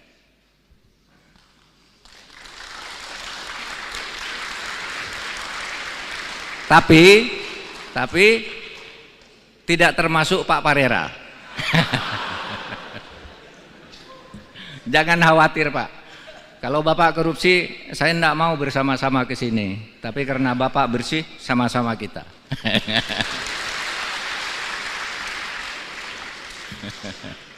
Itu hasil temuan loh. Pak Parera itu anggota DPR. Pasti baca dia hasil laporan TI ya. Bahwa korupsi pertama tuh di DPR. Perdagangan. Undang-undang, pembuatan undang-undang itu pakai bayar tuh menurut hasil penelitian tuh. Ya kalau ditanya satu-satu pasti tidak ada yang ngaku. Tapi itu hasil sigi internasional, di mana orang di luar negeri itu kalau berurusan, ini internasional. Wah Pak, sulit di DPR harus bayar begini, ini kasusnya gitu. Ada anggota DPR yang terlibat dalam konflik of interest. Apa? Konflik of interestnya itu. Dia menjadi anggota DPR, lalu punya kantor pengacara. Sehingga setiap dia ketemu dengan polisi, Kejaksaan Agung, tolong dong bantu tuh kantor pengacara itu, padahal punya dia. Saya nitip perkara, sejatinya dia itu Markus, mengelar kasus. Lah iya, lah ini hasil penelitian. Ini kok TI berani-beraninya sih neliti gitu.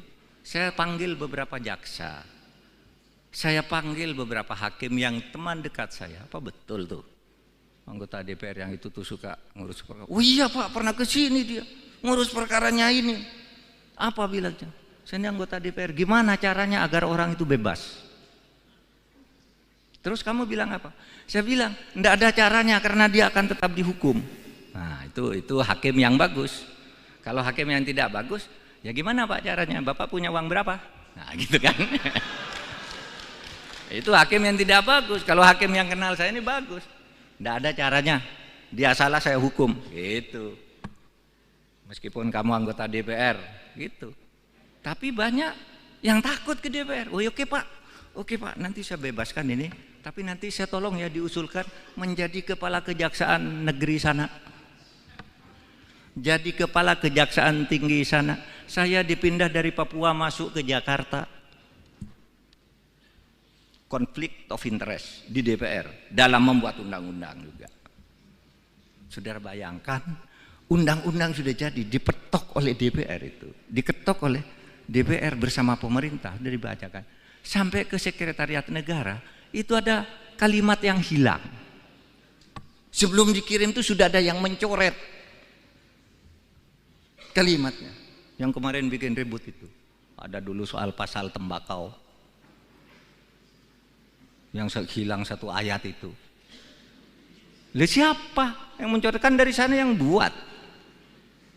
Lalu sesudah diketahui orangnya, ya sudahlah jangan ribut-ribut biar rakyat tidak resah, kembalikan lagi kalimatnya, gitu. Kembalikan lagi.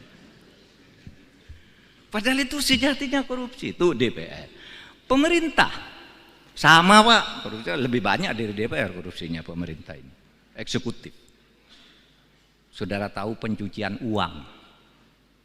Orang yang tidak ngerti teori pencucian uang, itu Menteri Polhukam itu bohong, ada pencucian uang masa sampai 349 triliun. Ya namanya pencucian uang. Pencucian uang itu agregat. Bukan satu angka, tapi angka yang bergerak dan setiap gerakan ini jumlah. Di jumlah itu namanya pencucian uang. Pak Mahfud tuh omong kosong, pencucian uang ribut-ribut, sekarang hilang dari peredaran. Enggak. Itu munculnya kasus di Suta, Bandara Soekarno-Hatta yang sekarang ditangkap oleh Kejaksaan, itu kan pencucian uang. Impor emas seharusnya bayar dokumen dari luar negeri, bayar 5% dari 49 triliun 5%. Coba hitung sendiri. Sampai di Jakarta menjadi 0%. Berapa kerugian negara itu? 39 miliar. Dari itu hanya satu dokumen impor. Jadi jangan dibilang pencucian uang berhenti. Nah sekarang yang kami laporkan pencucian 349 triliun itu kan 300 surat. Yang tidak bisa diselesaikan sekaligus 300 satu-satu Dok. Kalau 300 selesai itu bukan proses hukum, namanya bim salah bim. Nah sekarang ini kan orang usil bilang, mana tuh Pak Mahfud yang bilang pencucian uang kok sekarang sepi-sepi aja. Satu, saudara bisa baca tulisan Pak Yusuf di Harian Kompas Selasa pekan lalu. Dia menyebut benar itu ada pencucian uang 349 triliun. Siapa itu Pak Yusuf? Pak Yusuf itu adalah mantan kepala PPATK. Benar ada.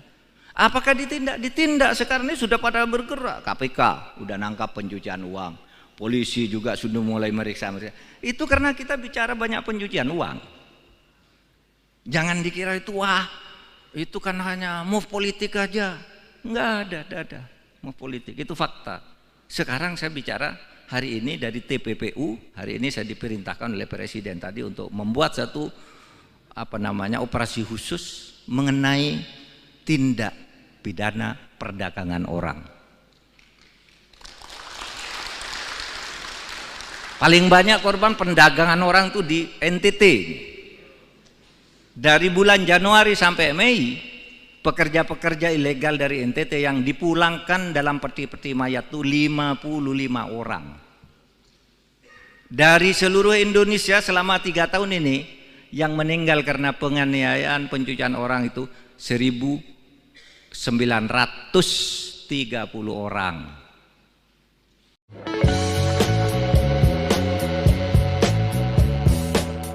Menko Polhukam Mahfud MD menyebut DPR RI sebagai lembaga terkorup di Indonesia. Pernyataan itu disampaikan Mahfud saat dialog kebangsaan di kampus IFTK Ledalero, Kabupaten Sika, Nusa Tenggara Timur pada Selasa 30 Mei 2023. Berikut sejumlah alasan DPR dianggap menjadi lembaga terkorup. Dijelaskan Mahfud MD, pernyataannya ini berdasarkan hasil temuan Transparansi Internasional.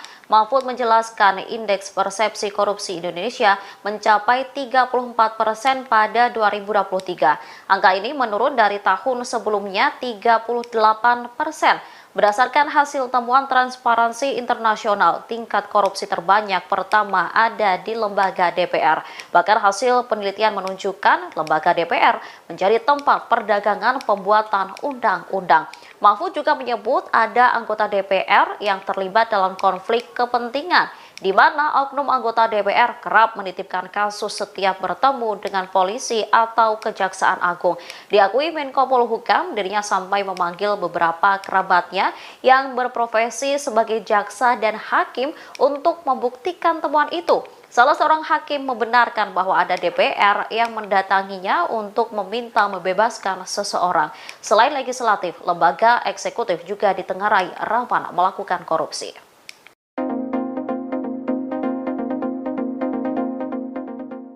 Menko Polhukam Mahfud MD tunjuk hidung DPR RI sebagai lembaga terkorup di Indonesia. Banyak anggota DPR disebut menjadi maklar kasus atau markus. Hal itu kata Mahfud MD berdasarkan hasil temuan Transparansi Internasional. Pernyataan itu disampaikan Mahfud MD saat dialog kebangsaan di kampus IFTK Ledalero, Kabupaten Sika, Nusa Tenggara Timur, Selasa 30 Mei malam, seperti dikutip kompas.com. Mahfud MD menjelaskan indeks persepsi korupsi di Indonesia mencapai 34% pada tahun 2023. Angka ini menurun dari tahun sebelumnya 38%. Mahfud mengatakan berdasarkan hasil temuan Transparansi Internasional, tingkat korupsi terbanyak pertama ada di Lembaga Dewan Perwakilan Rakyat atau DPR. Bahkan hasil penelitian menunjukkan lembaga DPR menjadi tempat perdagangan pembuatan undang-undang. Mahfud juga menyebut ada anggota DPR yang terlibat dalam konflik kepentingan, di mana oknum anggota DPR kerap menitipkan kasus setiap bertemu dengan polisi atau Kejaksaan Agung. Mahfud menerangkan setelah temuan itu dibuka ke publik, ia memanggil beberapa kerabatnya yang berprofesi sebagai jaksa dan hakim. Saat itu ia menanyakan perihal anggota DPR yang mengurus kasus. Salah seorang hakim terangnya membenarkan bahwa ada DPR yang mendatanginya untuk meminta membebaskan seseorang. Namun hakim itu bilang tidak ada cara untuk bebas, harus tetap dihukum. Meski begitu, lanjut Mahfud, ada pula juga jaksa yang takut dengan anggota DPR, sebab mereka punya kepentingan misalnya menjadi kepala kejaksaan di suatu wilayah. Persoalan lain ungkap Mahfud terkait undang-undang yang sudah disahkan DPR dan pemerintah. Saat diserahkan ke Sekretariat Negara, ada kalimat yang hilang. Selain legislatif, kata dia, lembaga eksekutif juga ditenggarai, rawan melakukan korupsi. Misalnya kasus pencucian uang.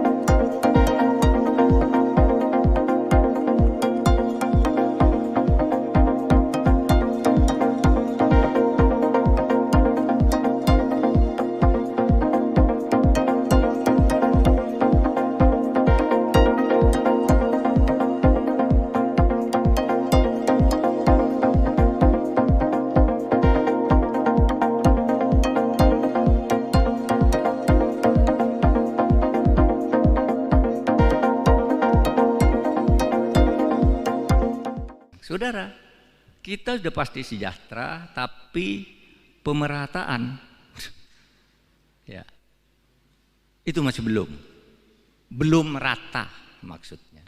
Nah, itu tugas kita sekarang. Kenapa belum rata? Sekarang itu banyak sekali kecurangan-kecurangan dan korupsi dengan cara melanggar hukum, melanggar hak-hak rakyat. Ada tambang ini dikuasai oleh konglomerat, di backup oleh orang kuat, rakyatnya tidak kebagian. Mau dihukum, penegak hukumnya disuap dulu.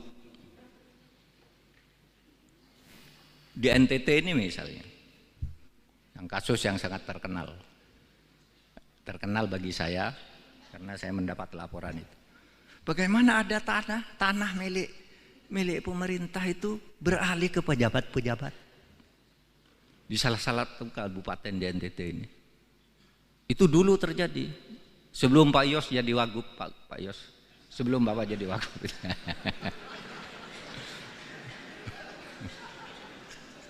Jangan bertanya, Pak di mana Pak, saya cari besok. Enggak usah, udah selesai. Jadi begini, tanah itu ribuan hektar milik adat diserahkan ke Pemda. Nih, Pak Bub, masyarakat adat menyerahkan ini kepada negara melalui bupati, tapi kami minta kompensasi ini. Dibayar apa gitu, lalu ada pesta adat diserahkan. Beberapa tahun kemudian tanah itu sudah beralih ke pejabat-pejabat. Kepala daerah, istrinya kepala daerah, saudaranya kepala daerah, DPRD, kejaksaan, BPN, polisi dapat dibagi. Dicuri itu tanah negara. Nah, lalu kemudian ada laporan dari masyarakat. Loh, tanah itu mana yang diserahkan oleh masyarakat ke Pemda itu? Sesudah dilihat, loh, enggak ada, tanah itu sudah terbagi ke dalam sertifikat. Ajukan ke pengadilan. Diajukan ke pengadilan. Tahu enggak? Di pengadilan itu diputus oleh hakim itu bukan korupsi. Padahal itu tanah dari rakyat untuk pemerintah. Itu bukan korupsi. Kenapa? Kata pertimbangan hakim, karena meskipun itu sudah diserahkan ke pemerintah, itu belum dicatat di buku kekayaan pemerintah daerah. Hanya belum dicatat aja sudah dianggap bisa dibagi-bagi. Sehingga oleh hakim itu dikatakan, wah itu bukan korupsi. Silakan urus keperdataannya. Berapa sertifikat? Harus diurus, digugat ke pengadilan masing-masing, Anda bisa. Pada akhirnya apa? Naik di Mahkamah Agung, dibenarkan bahwa itu harus segera dikembali, bahwa itu adalah tanah pemerintah yang belum dicatat. Oleh sebab itu segera catat. Semuanya yang dapat itu tidak secatat menjadi kekayaan negara. Nah sekarang banyak yang bingung, yang sudah terlanjur dapat dijual lagi dan seterusnya. Nah saudara, itu persoalan. Saya beri contoh itu karena saya sedang ada di NTT sekarang. Kalau saya ada di Kalimantan, ceritanya di Kalimantan.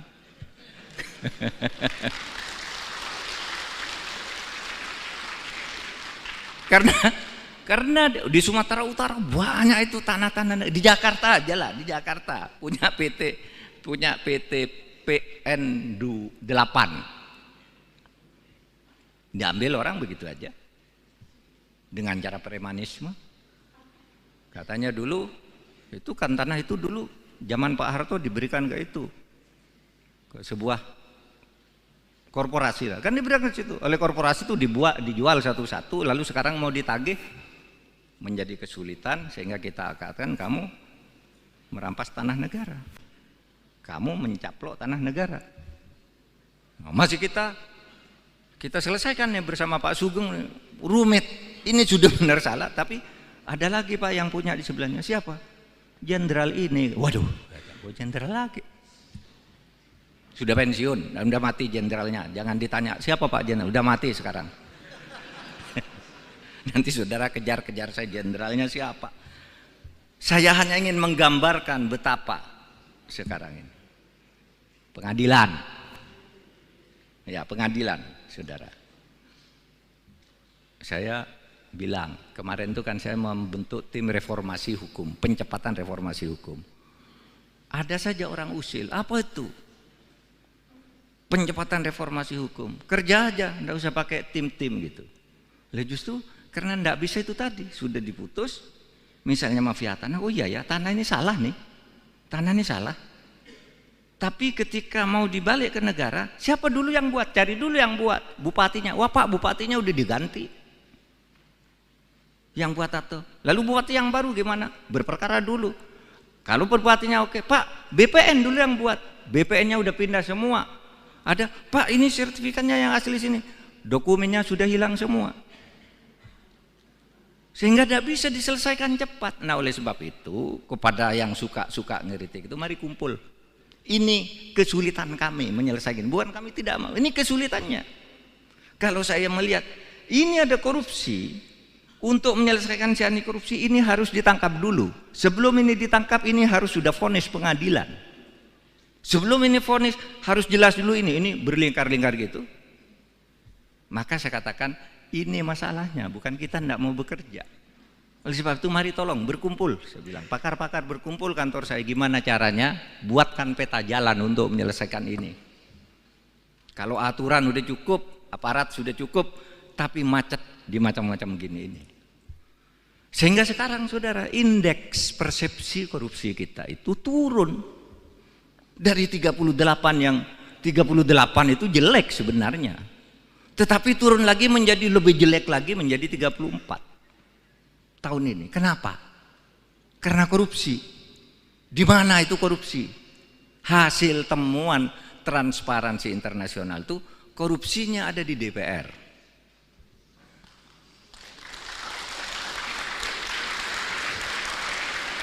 Tapi tidak termasuk Pak Parera. Jangan khawatir Pak. Kalau Bapak korupsi, saya tidak mau bersama-sama ke sini. Tapi karena Bapak bersih, sama-sama kita.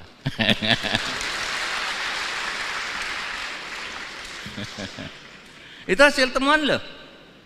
Pak Parera itu anggota DPR. Pasti baca dia hasil laporan TI ya, bahwa korupsi pertama tuh di DPR. Perdagangan, undang-undang, pembuatan undang-undang itu pakai bayar tuh menurut hasil penelitian tuh. Ya kalau ditanya satu-satu pasti tidak ada yang ngaku. Tapi itu hasil sigi internasional, di mana orang di luar negeri itu kalau berurusan, ini internasional.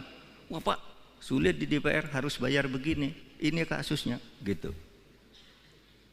Ada anggota DPR yang terlibat dalam konflik of interest. Apa konflik of interestnya itu? Dia menjadi anggota DPR lalu punya kantor pengacara, sehingga setiap dia ketemu dengan polisi, kejaksaan agung, tolong dong bantu tuh kantor pengacara itu, padahal punya dia.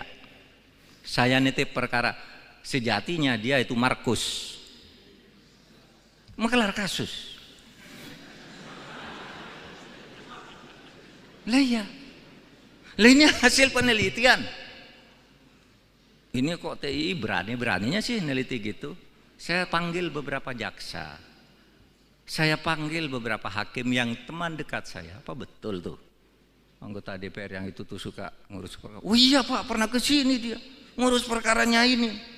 Apa bilangnya? Saya ini anggota DPR. Gimana caranya agar orang itu bebas? Terus kamu bilang apa? Saya bilang, enggak ada caranya karena dia akan tetap dihukum. Nah, itu hakim yang bagus. Kalau hakim yang tidak bagus, ya gimana Pak caranya? Bapak punya uang berapa? Nah, gitu kan. Itu hakim yang tidak bagus. Kalau hakim yang kenal saya ini bagus. Enggak ada caranya. Dia salah saya hukum. Gitu. Meskipun kamu anggota DPR, gitu. Tapi banyak yang takut ke DPR. Oh, oke Pak. Oke Pak, nanti saya bebaskan ini.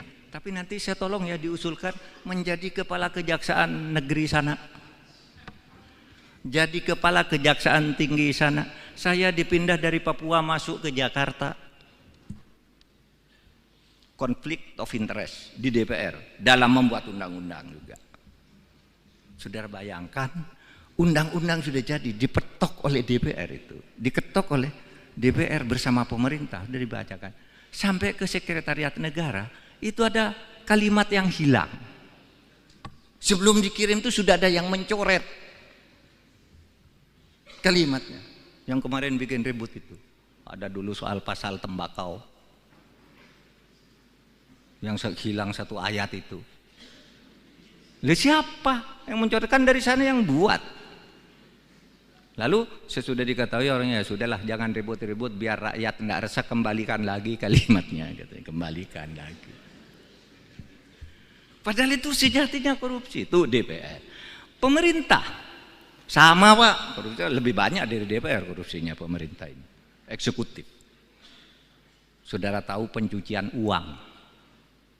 Orang yang tidak ngerti teori pencucian uang, itu Menteri Polhukam itu bohong, ada pencucian uang masa sampai 349 triliun. Ya namanya pencucian uang. Pencucian uang itu agregat. Bukan satu angka, tapi angka yang bergerak dan setiap gerakan ini jumlah. Dijumlah itu namanya pencucian uang. Pak Mahfud tuh omong kosong, pencucian uang ribut-ribut, sekarang hilang dari peredaran. Enggak. Itu munculnya kasus di Suta, Bandara Soekarno-Hatta yang sekarang ditangkap oleh kejaksaan, itu kan pencucian uang. Impor emas seharusnya bayar dokumen dari luar negeri, bayar 5% dari 49 triliun 5%, coba hitung sendiri, sampai di Jakarta menjadi 0%. Berapa kerugian negara itu? 39 miliar. Dari itu hanya satu dokumen impor. Jadi jangan dibilang pencucian uang berhenti. Nah sekarang yang kami laporkan pencucian uang 349 triliun itu kan 300 surat. Yang tidak bisa diselesaikan sekaligus 300 satu-satu Dok. Kalau 300 selesai itu bukan proses hukum, namanya bim salah bim. Nah sekarang ini kan orang usil bilang, mana tuh Pak Mahfud yang bilang pencucian uang kok sekarang sepi-sepi aja. Satu, saudara bisa baca tulisan Pak Yusuf di Harian Kompas Selasa pekan lalu. Dia menyebut benar itu ada pencucian uang 349 triliun. Siapa itu Pak Yusuf? Pak Yusuf itu adalah mantan kepala PPATK. Benar ada. Apakah ditindak? Ditindak. Sekarang ini sudah pada bergerak. KPK udah nangkap pencucian uang. Polisi juga sudah mulai meriksa. Itu karena kita bicara banyak pencucian uang. Jangan dikira itu wah, itu kan hanya move politik aja. Enggak ada move politik. Itu fakta. Sekarang saya bicara hari ini dari TPPU. Hari ini saya diperintahkan oleh Presiden tadi untuk membuat satu operasi khusus mengenai tindak pidana perdagangan orang. Paling banyak korban perdagangan orang itu di NTT.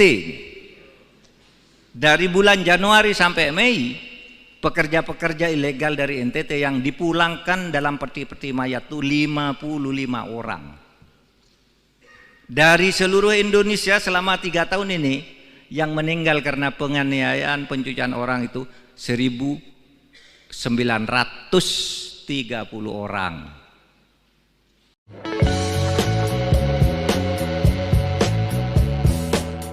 Menko Polhukam Mahfud MD menyebut DPR RI sebagai lembaga terkorup di Indonesia. Pernyataan itu disampaikan Mahfud saat dialog kebangsaan di kampus IFTK Ledalero, Kabupaten Sika, Nusa Tenggara Timur pada Selasa 30 Mei 2023. Berikut sejumlah alasan DPR dianggap menjadi lembaga terkorup. Dijelaskan Mahfud MD, pernyataannya ini berdasarkan hasil temuan Transparansi Internasional. Mahfud menjelaskan indeks persepsi korupsi Indonesia mencapai 34% pada 2023. Angka ini perdagangan pembuatan undang-undang. Mahfud juga menyebut ada anggota DPR yang terlibat dalam konflik kepentingan, di mana oknum anggota DPR kerap menitipkan kasus setiap bertemu dengan polisi atau Kejaksaan Agung. Diakui Menko Polhukam, dirinya sampai memanggil beberapa kerabatnya yang berprofesi sebagai jaksa dan hakim untuk membuktikan temuan itu. Salah seorang hakim membenarkan bahwa ada DPR yang mendatanginya untuk meminta membebaskan seseorang. Selain legislatif, lembaga eksekutif juga ditengarai rawan melakukan korupsi.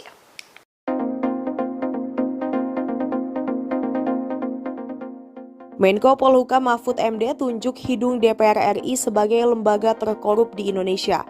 Banyak anggota DPR disebut menjadi maklar kasus atau markus. Hal itu kata Mahfud MD berdasarkan hasil temuan Transparansi Internasional. Pernyataan itu disampaikan Mahfud MD saat dialog kebangsaan di kampus IFTK Ledalero, Kabupaten Sika, Nusa Tenggara Timur, Selasa 30 Mei malam, seperti dikutip kompas.com.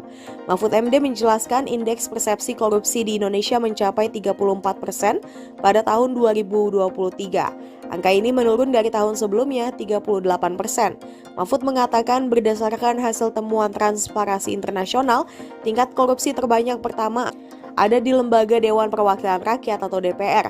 Bahkan hasil penelitian menunjukkan lembaga DPR menjadi tempat perdagangan pembuatan undang-undang. Mahfud juga menyebut ada anggota DPR yang terlibat dalam konflik kepentingan, di mana oknum anggota DPR kerap menitipkan kasus setiap bertemu dengan polisi atau Kejaksaan Agung. Mahfud menerangkan setelah temuan itu dibuka ke publik, ia memanggil beberapa kerabatnya yang berprofesi sebagai jaksa dan hakim. Saat itu ia menanyakan perihal anggota DPR yang mengurus kasus. Salah seorang hakim terangnya membenarkan bahwa ada DPR yang mendatanginya untuk meminta membebaskan seseorang.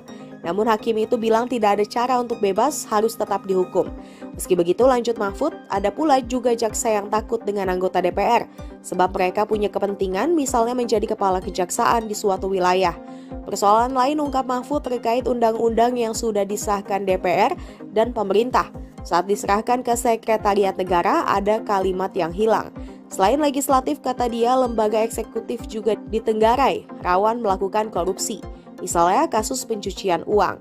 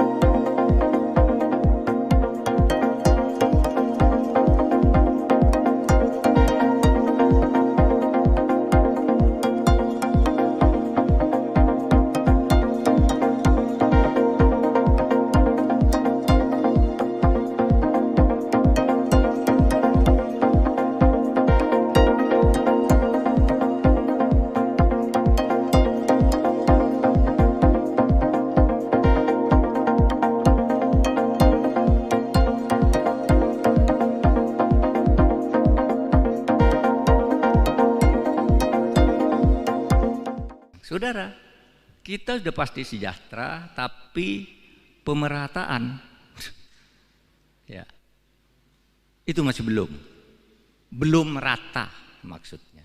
Nah itu tugas kita sekarang. Kenapa belum merata? Sekarang tuh banyak sekali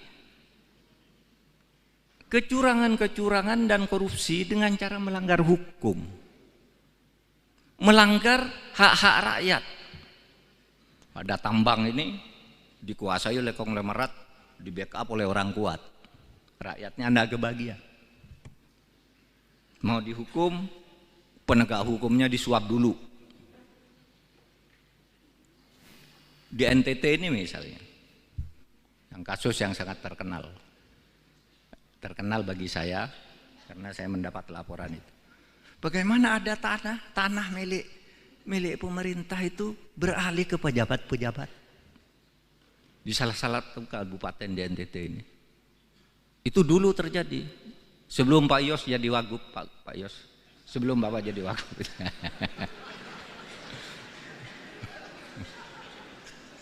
Jangan bertanya, Pak di mana Pak, saya cari besok. Enggak usah, udah selesai. Jadi begini, tanah itu ribuan hektar milik adat diserahkan ke Pemda. Nih, Pak Bub, masyarakat adat menyerahkan ini kepada negara melalui bupati, tapi kami minta kompensasi ini. Dibayar apa gitu, lalu ada pesta adat diserahkan. Beberapa tahun kemudian tanah itu sudah beralih ke pejabat-pejabat.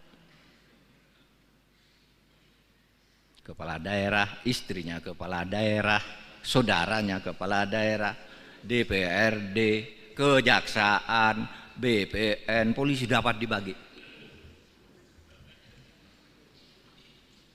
Dicuri itu tanah negara. Nah, lalu kemudian ada laporan dari masyarakat. Loh, tanah itu mana yang diserahkan oleh masyarakat ke Pemda itu? Sesudah dilihat, loh, tidak ada, tanah itu sudah terbagi ke dalam sertifikat. Ajukan ke pengadilan. Diajukan ke pengadilan.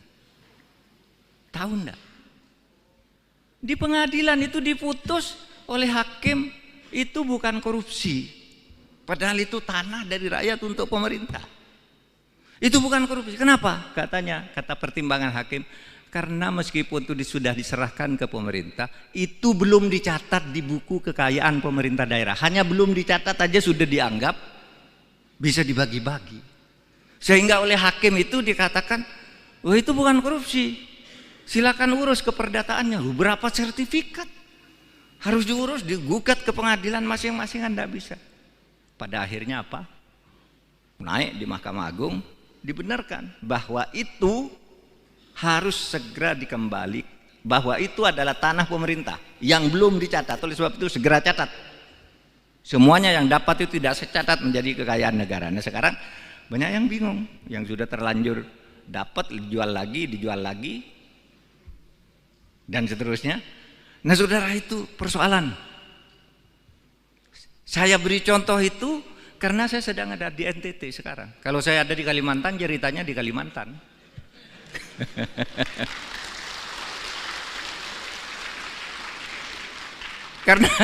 Karena di Sumatera Utara banyak itu tanah-tanah. Di Jakarta aja lah, di Jakarta punya PT PN 8. Diambil orang begitu aja dengan cara premanisme. Katanya dulu itu kan tanah itu dulu zaman Pak Harto diberikan ke itu, ke sebuah korporasi lah, kan diberikan ke situ. Oleh korporasi itu dijual satu-satu, lalu sekarang mau ditagih menjadi kesulitan, sehingga kita katakan kamu merampas tanah negara, kamu mencaplok tanah negara. Nah, masih kita selesaikan ya bersama Pak Sugeng, rumit. Ini sudah benar salah, tapi ada lagi Pak yang punya di sebelahnya. Siapa? Jenderal ini. Waduh, jenderal lagi. Sudah pensiun, udah mati jenderalnya. Jangan ditanya, siapa Pak jenderal? Udah mati sekarang. Nanti saudara kejar-kejar saya, jenderalnya siapa? Saya hanya ingin menggambarkan betapa sekarang ini. Pengadilan. Ya, pengadilan, saudara. Saya bilang, kemarin itu kan saya membentuk tim reformasi hukum, pencepatan reformasi hukum. Ada saja orang usil, apa itu? Pencepatan reformasi hukum, kerja aja, enggak usah pakai tim-tim gitu. Lah justru karena enggak bisa itu tadi, sudah diputus, misalnya mafia tanah, oh iya ya, tanah ini salah nih, tanah ini salah. Tapi ketika mau dibalik ke negara, siapa dulu yang buat? Cari dulu yang buat, bupatinya. Wah Pak, bupatinya udah diganti. Yang buat atau lalu bupati yang baru gimana? Berperkara dulu. Kalau bupatinya oke, Pak, BPN dulu yang buat. BPN-nya udah pindah semua. Ada, Pak, ini sertifikatnya yang asli sini. Dokumennya sudah hilang semua. Sehingga tidak bisa diselesaikan cepat. Nah, oleh sebab itu, kepada yang suka ngeritik itu, mari kumpul. Ini kesulitan kami menyelesaikan. Bukan kami tidak mau. Ini kesulitannya. Kalau saya melihat ini ada korupsi, untuk menyelesaikan si anti korupsi ini harus ditangkap dulu. Sebelum ini ditangkap, ini harus sudah vonis pengadilan. Sebelum ini vonis harus jelas dulu ini berlingkar-lingkar gitu. Maka saya katakan ini masalahnya, bukan kita tidak mau bekerja. Oleh sebab itu mari tolong berkumpul, saya bilang pakar-pakar berkumpul kantor saya, gimana caranya buatkan peta jalan untuk menyelesaikan ini. Kalau aturan udah cukup, aparat sudah cukup, tapi macet di macam-macam gini ini. Sehingga sekarang saudara, indeks persepsi korupsi kita itu turun dari 38 yang 38 itu jelek sebenarnya. Tetapi turun lagi menjadi lebih jelek lagi menjadi 34 tahun ini. Kenapa? karena korupsi. Di mana itu korupsi? Hasil temuan Transparansi Internasional itu korupsinya ada di DPR.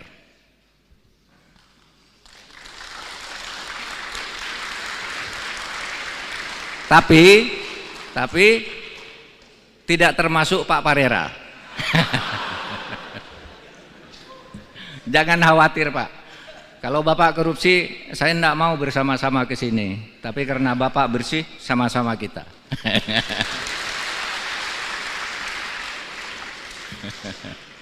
Itu hasil temuan loh. Pak Parera itu anggota DPR. Pasti baca dia hasil laporan TI ya. Bahwa korupsi pertama tuh di DPR. Perdagangan. Undang-undang. Pembuatan undang-undang itu pakai bayar tuh menurut hasil penelitian tuh. Ya kalau ditanya satu-satu pasti tidak ada yang ngaku. Tapi itu hasil sigi internasional, di mana orang di luar negeri itu kalau berurusan, ini internasional. Wah Pak, sulit di DPR harus bayar begini, ini kasusnya, gitu. Ada anggota DPR yang terlibat dalam konflik of interest. Apa? Konflik of interestnya itu. Dia menjadi anggota DPR, lalu punya kantor pengacara. Sehingga setiap dia ketemu dengan polisi, Kejaksaan Agung, tolong dong bantu tuh kantor pengacara itu, padahal punya dia. Saya nitip perkara, sejatinya dia itu Markus, menggelar kasus. Lah iya, lah ini hasil penelitian. Ini kok TI berani-beraninya sih neliti gitu. Saya panggil beberapa jaksa. Saya panggil beberapa hakim yang teman dekat saya. Apa betul tuh anggota DPR yang itu tuh suka ngurus perkara? Oh iya Pak, pernah ke sini dia ngurus perkaranya ini. Apa bilangnya? Saya ini anggota DPR. Gimana caranya agar orang itu bebas? Terus kamu bilang apa? Saya bilang enggak ada caranya karena dia akan tetap dihukum. Nah itu hakim yang bagus. Kalau hakim yang tidak bagus, ya gimana Pak caranya? Bapak punya uang berapa? Nah gitu kan. Itu hakim yang tidak bagus. Kalau hakim yang kenal saya ini bagus. Tidak ada caranya. Dia salah saya hukum. Gitu. Meskipun kamu anggota DPR. Gitu. Tapi banyak yang takut ke DPR. Oh oke Pak. Oke Pak, nanti saya bebaskan ini. Tapi nanti saya tolong ya diusulkan menjadi kepala kejaksaan negeri sana. Jadi kepala kejaksaan tinggi sana. Saya dipindah dari Papua masuk ke Jakarta. Konflik of interest di DPR dalam membuat undang-undang juga. Saudara bayangkan, undang-undang sudah jadi dipetok oleh DPR itu, diketok oleh DPR bersama pemerintah, sudah dibacakan. Sampai ke sekretariat negara, itu ada kalimat yang hilang. Sebelum dikirim itu sudah ada yang mencoret kalimatnya. Yang kemarin bikin ribut itu. Ada dulu soal pasal tembakau. Yang hilang satu ayat itu. Lalu siapa yang mencoretkan? Dari sana yang buat. Lalu sesudah diketahui orangnya, sudahlah jangan ribut-ribut biar rakyat tidak resah, kembalikan lagi kalimatnya, katanya, kembalikan lagi. Padahal itu sejatinya korupsi, itu DPR. Pemerintah sama Pak, korupsi lebih banyak dari DPR korupsinya pemerintah ini. Eksekutif. Saudara tahu pencucian uang.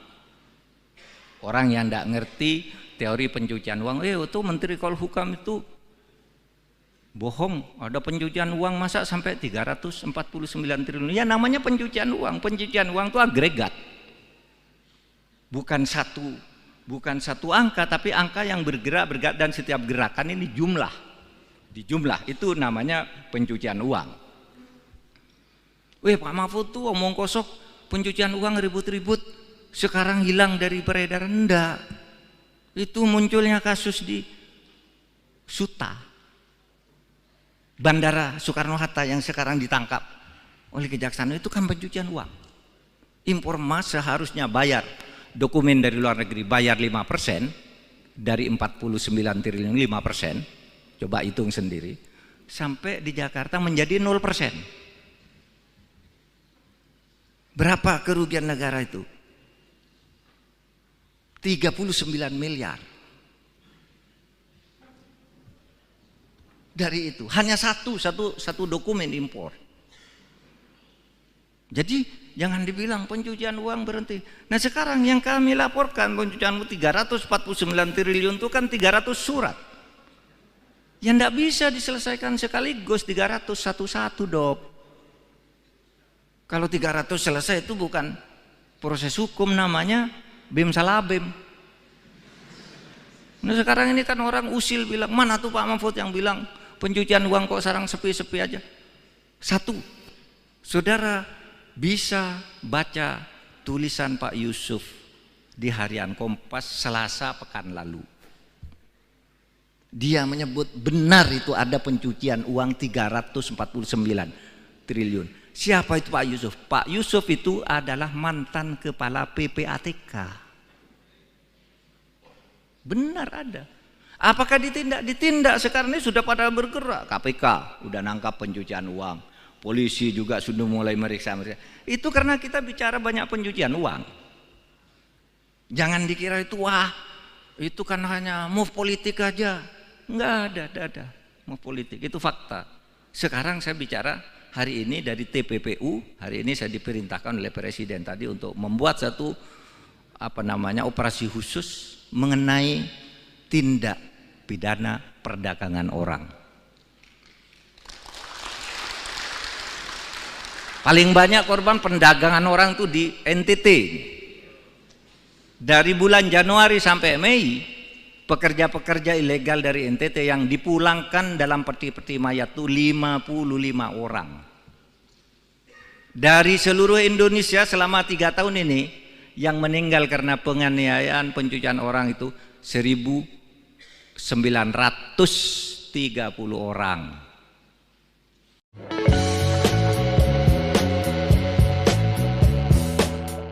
Menko Polhukam Mahfud MD menyebut DPR RI sebagai lembaga terkorup di Indonesia. Pernyataan itu disampaikan Mahfud saat dialog kebangsaan di kampus IFTK Ledalero, Kabupaten Sika, Nusa Tenggara Timur pada Selasa 30 Mei 2023. Berikut sejumlah alasan DPR dianggap menjadi lembaga terkorup. Dijelaskan Mahfud MD, pernyataannya ini berdasarkan hasil temuan Transparansi Internasional. Mahfud menjelaskan indeks persepsi korupsi Indonesia mencapai 34% pada 2023. Angka ini menurun dari tahun sebelumnya 38%. Berdasarkan hasil temuan Transparansi Internasional, tingkat korupsi terbanyak pertama ada di lembaga DPR. Bahkan hasil penelitian menunjukkan lembaga DPR menjadi tempat perdagangan pembuatan undang-undang. Mahfud juga menyebut ada anggota DPR yang terlibat dalam konflik kepentingan, di mana oknum anggota DPR kerap menitipkan kasus setiap bertemu dengan polisi atau Kejaksaan Agung. Diakui Menko Polhukam, dirinya sampai memanggil beberapa kerabatnya yang berprofesi sebagai jaksa dan hakim untuk membuktikan temuan itu. Salah seorang hakim membenarkan bahwa ada DPR yang mendatanginya untuk meminta membebaskan seseorang. Selain legislatif, lembaga eksekutif juga ditengarai rawan melakukan korupsi.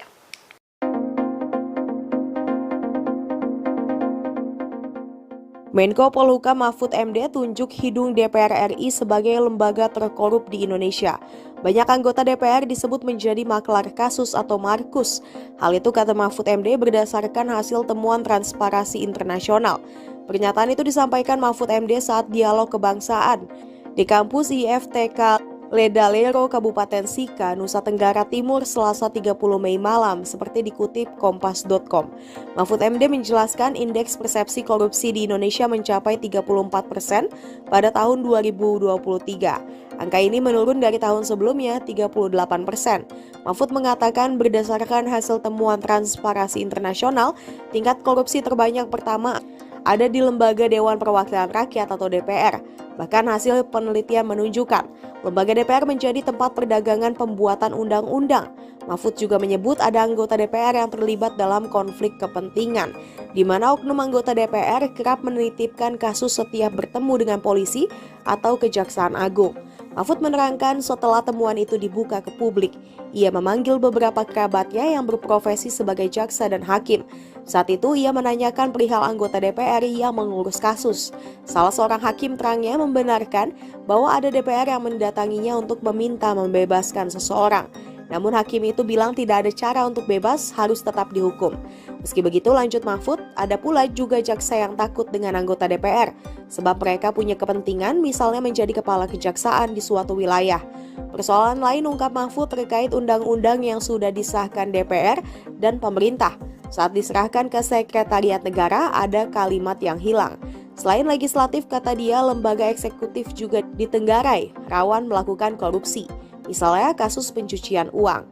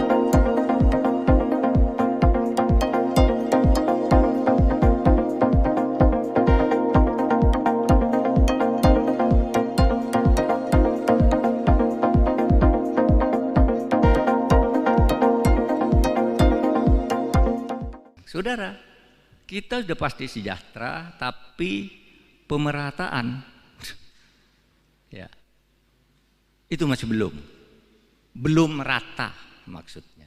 Nah itu tugas kita sekarang. Kenapa belum merata? Sekarang itu banyak sekali kecurangan-kecurangan dan korupsi dengan cara melanggar hukum, melanggar hak-hak rakyat. Ada tambang ini dikuasai oleh konglomerat, di backup oleh orang kuat, rakyatnya anda kebagian. Mau dihukum, penegak hukumnya disuap dulu. Di NTT ini misalnya, yang kasus yang sangat terkenal bagi saya karena saya mendapat laporan itu. Bagaimana ada tanah milik pemerintah itu beralih ke pejabat-pejabat di salah satu kabupaten di NTT ini. Itu dulu terjadi sebelum Pak Yos jadi wagub, Pak Yos, sebelum Bapak jadi wagub.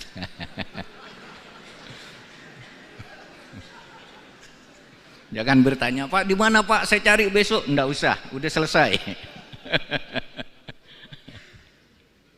Jadi begini, tanah itu ribuan hektar milik adat diserahkan ke Pemda. Nih, Pak Bub, masyarakat adat menyerahkan ini kepada negara melalui bupati, tapi kami minta kompensasi ini. Dibayar apa gitu, lalu ada pesta adat diserahkan. Beberapa tahun kemudian tanah itu sudah beralih ke pejabat-pejabat.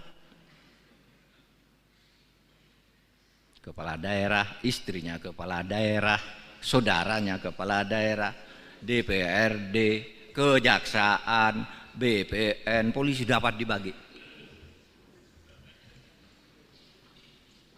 Dicuri itu tanah negara. Nah, lalu kemudian ada laporan dari masyarakat. Loh, tanah itu mana yang diserahkan oleh masyarakat ke Pemda itu? Sesudah dilihat, loh, enggak ada, tanah itu sudah terbagi ke dalam sertifikat. Ajukan ke pengadilan. Diajukan ke pengadilan. Tahu enggak? Di pengadilan itu diputus oleh hakim, itu bukan korupsi, padahal itu tanah dari rakyat untuk pemerintah. Itu bukan korupsi. Kenapa? Kata pertimbangan hakim, karena meskipun itu sudah diserahkan ke pemerintah, itu belum dicatat di buku kekayaan pemerintah daerah. Hanya belum dicatat aja sudah dianggap bisa dibagi-bagi. Sehingga oleh hakim itu dikatakan, oh itu bukan korupsi, silakan urus keperdataannya. Berapa sertifikat? Harus diurus, digugat ke pengadilan masing-masing, Anda bisa. Pada akhirnya apa?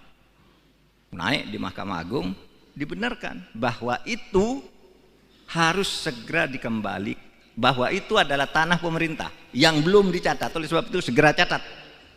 Semuanya yang dapat itu tidak secatat menjadi kekayaan negara. Nah sekarang banyak yang bingung, yang sudah terlanjur dapat dijual lagi, dan seterusnya. Nah saudara, itu persoalan. Saya beri contoh itu karena saya sedang ada di NTT sekarang. Kalau saya ada di Kalimantan, ceritanya di Kalimantan.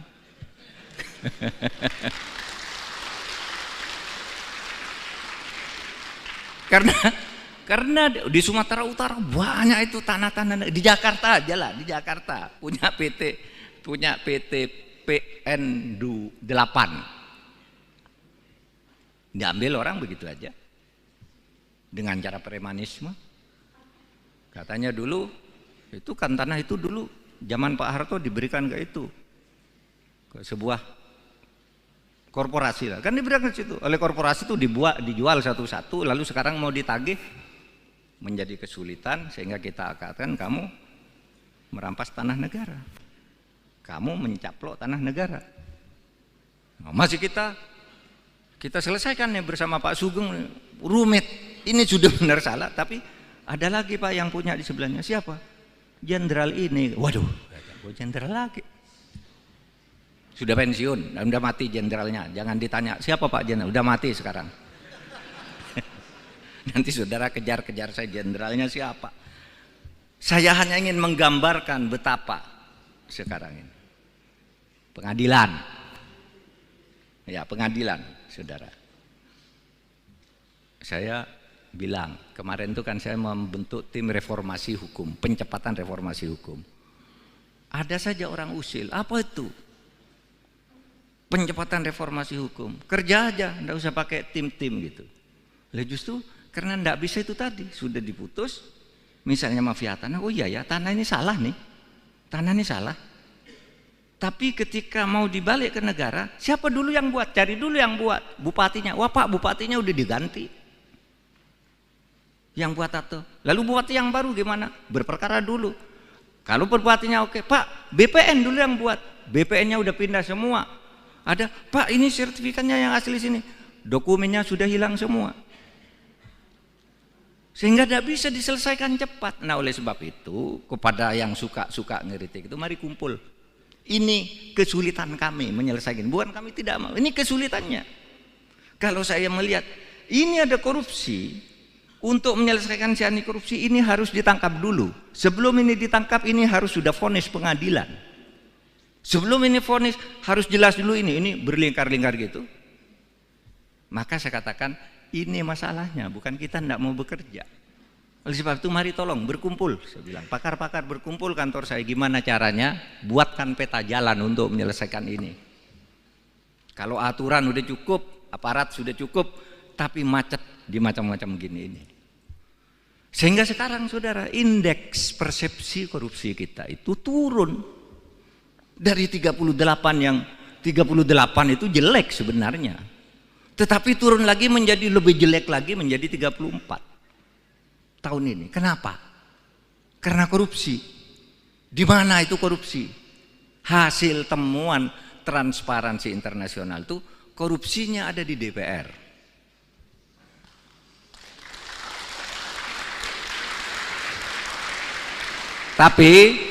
Tapi tidak termasuk Pak Parera.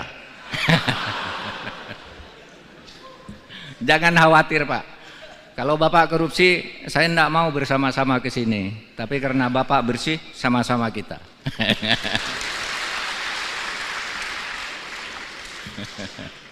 Itu hasil temuan loh. Pak Parera itu anggota DPR. Pasti baca dia hasil laporan TI ya. Bahwa korupsi pertama tuh di DPR. Perdagangan. Undang-undang, pembuatan undang-undang itu pakai bayar tuh menurut hasil penelitian tuh. Ya kalau ditanya satu-satu pasti tidak ada yang ngaku. Tapi itu hasil sigi internasional, di mana orang di luar negeri itu kalau berurusan, ini internasional. Wah Pak, sulit di DPR harus bayar begini, ini kasusnya gitu. Ada anggota DPR yang terlibat dalam konflik of interest. Apa? Konflik of interestnya itu. Dia menjadi anggota DPR, lalu punya kantor pengacara. Sehingga setiap dia ketemu dengan polisi, Kejaksaan Agung, tolong dong bantu tuh kantor pengacara itu, padahal punya dia. Saya nitip perkara, sejatinya dia itu Markus, menggelar kasus. Lah iya, lah ini hasil penelitian. Ini kok TI berani-beraninya sih neliti gitu. Saya panggil beberapa jaksa, saya panggil beberapa hakim yang teman dekat saya. Apa betul tuh anggota DPR yang itu tuh suka ngurus perkara? Oh iya Pak, pernah ke sini dia ngurus perkaranya ini. Apa bilangnya? Saya ini anggota DPR, gimana caranya agar orang itu bebas? Terus kamu bilang apa? Saya bilang, enggak ada caranya karena dia akan tetap dihukum. Nah, itu hakim yang bagus. Kalau hakim yang tidak bagus, ya gimana Pak caranya? Bapak punya uang berapa?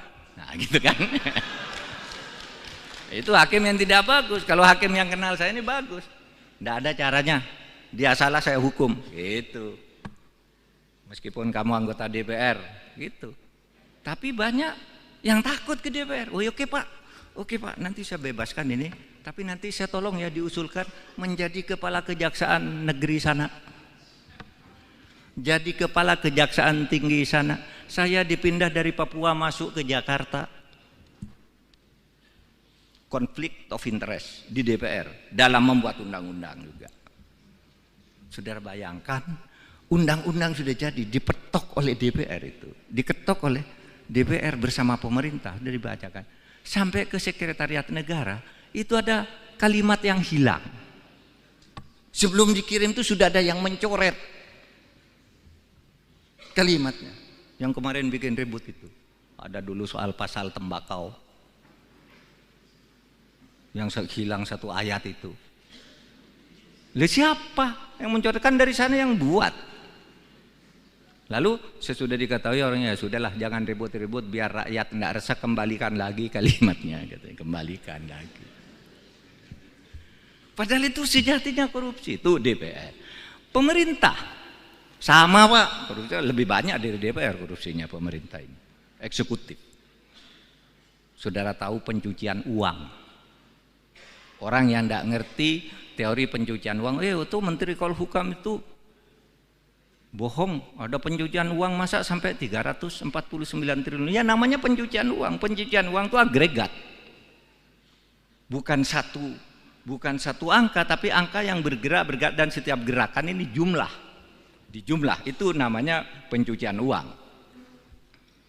Pak Mahfud tuh omong kosong, pencucian uang ribut-ribut, sekarang hilang dari peredaran. Enggak.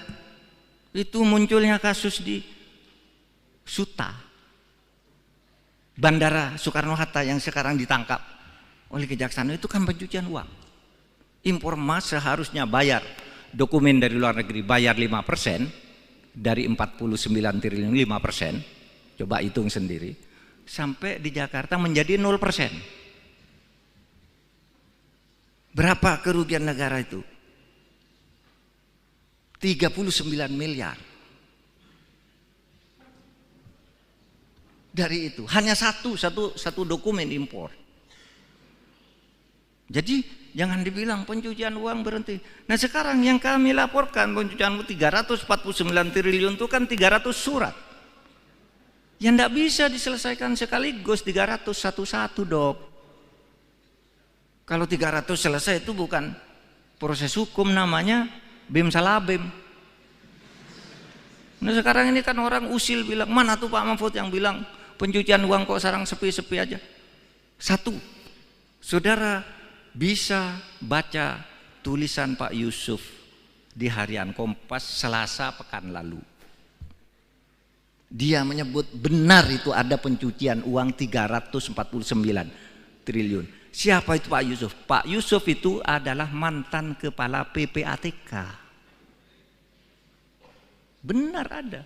Apakah ditindak? Ditindak. Sekarang ini sudah pada bergerak. KPK udah nangkap pencucian uang. Polisi juga sudah mulai meriksa. Itu karena kita bicara banyak pencucian uang. Jangan dikira itu wah, itu kan hanya move politik aja. Enggak ada move politik. Itu fakta. Sekarang saya bicara hari ini dari TPPU. Hari ini saya diperintahkan oleh Presiden tadi untuk membuat satu operasi khusus mengenai tindak pidana perdagangan orang. Paling banyak korban perdagangan orang itu di NTT. Dari bulan Januari sampai Mei, pekerja-pekerja ilegal dari NTT yang dipulangkan dalam peti-peti mayat itu 55 orang. Dari seluruh Indonesia selama 3 tahun ini, yang meninggal karena penganiayaan pencucian orang itu 1.930 orang.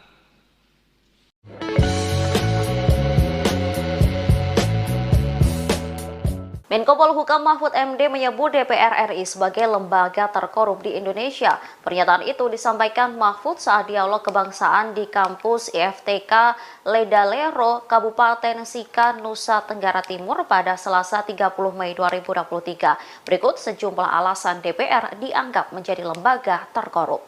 Dijelaskan Mahfud MD, pernyataannya ini berdasarkan hasil temuan Transparansi Internasional. Mahfud menjelaskan indeks persepsi korupsi Indonesia mencapai 34% pada 2023. Angka ini menurun dari tahun sebelumnya 38%. Berdasarkan hasil temuan Transparansi Internasional, tingkat korupsi terbanyak pertama ada di lembaga DPR. Bahkan hasil penelitian menunjukkan lembaga DPR menjadi tempat perdagangan pembuatan undang-undang. Mahfud juga menyebut ada anggota DPR yang terlibat dalam konflik kepentingan, di mana oknum anggota DPR kerap menitipkan kasus setiap bertemu dengan polisi atau Kejaksaan Agung. Diakui Menko Polhukam, dirinya sampai memanggil beberapa kerabatnya yang berprofesi sebagai jaksa dan hakim untuk membuktikan temuan itu. Salah seorang hakim membenarkan bahwa ada DPR yang mendatanginya untuk meminta membebaskan seseorang. Selain legislatif, lembaga eksekutif juga ditengarai rawan melakukan korupsi.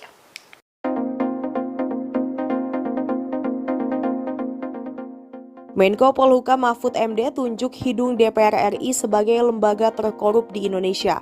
Banyak anggota DPR disebut menjadi maklar kasus atau markus.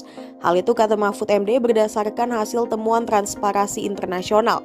Pernyataan itu disampaikan Mahfud MD saat dialog kebangsaan di kampus IFTK Ledalero, Kabupaten Sika, Nusa Tenggara Timur, Selasa 30 Mei malam, seperti dikutip kompas.com.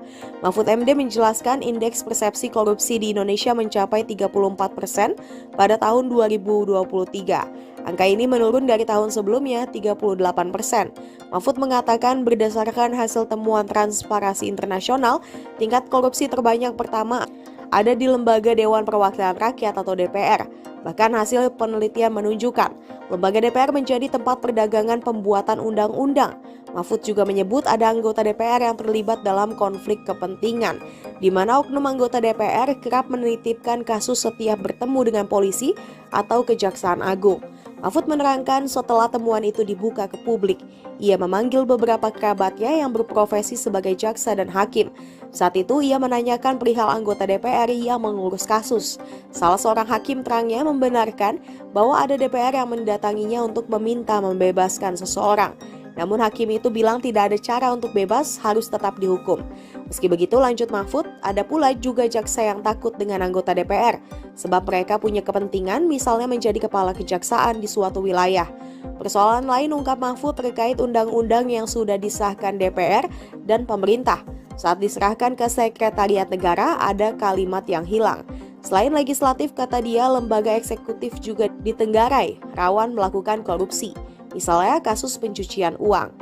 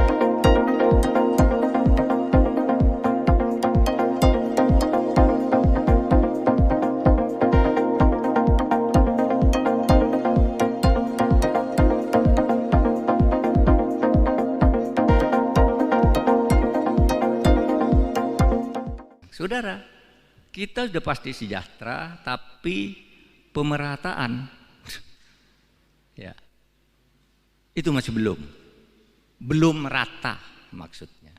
Nah, itu tugas kita sekarang. Kenapa belum rata? Sekarang tuh banyak sekali kecurangan-kecurangan dan korupsi dengan cara melanggar hukum, melanggar hak-hak rakyat. Ada tambang ini dikuasai oleh konglomerat, di backup oleh orang kuat, rakyatnya tidak kebagian. Mau dihukum, penegak hukumnya disuap dulu. Di NTT ini misalnya, yang kasus yang sangat terkenal bagi saya karena saya mendapat laporan itu.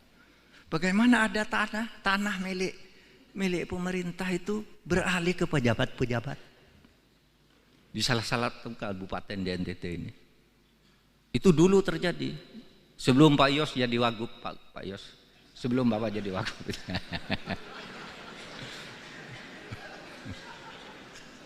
Jangan bertanya, Pak di mana Pak, saya cari besok. Enggak usah, udah selesai. Jadi begini, tanah itu ribuan hektar milik adat diserahkan ke Pemda. Nih, Pak Bub, masyarakat adat menyerahkan ini kepada negara melalui bupati, tapi kami minta kompensasi ini. Dibayar apa gitu, lalu ada pesta adat diserahkan. Beberapa tahun kemudian tanah itu sudah beralih ke pejabat-pejabat. Kepala daerah, istrinya kepala daerah, saudaranya kepala daerah, DPRD, kejaksaan, BPN, polisi dapat dibagi. Dicuri itu tanah negara. Nah, lalu kemudian ada laporan dari masyarakat. Loh, tanah itu mana yang diserahkan oleh masyarakat ke Pemda itu? Sesudah dilihat, loh, enggak ada, tanah itu sudah terbagi ke dalam sertifikat. Ajukan ke pengadilan. Diajukan ke pengadilan. Tahu enggak? Di pengadilan itu diputus oleh hakim itu bukan korupsi. Padahal itu tanah dari rakyat untuk pemerintah. Itu bukan korupsi. Kenapa? Kata pertimbangan hakim, karena meskipun itu sudah diserahkan ke pemerintah, itu belum dicatat di buku kekayaan pemerintah daerah. Hanya belum dicatat aja sudah dianggap bisa dibagi-bagi. Sehingga oleh hakim itu dikatakan, wah itu bukan korupsi.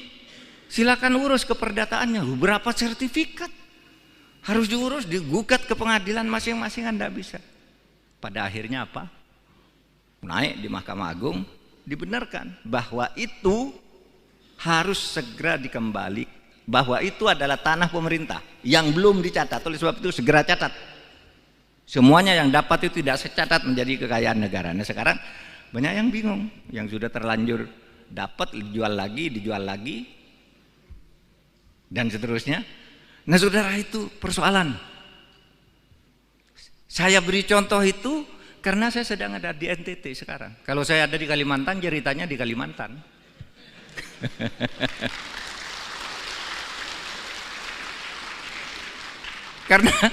Karena di Sumatera Utara banyak itu tanah-tanah. Di Jakarta aja lah, di Jakarta punya PT PN 8.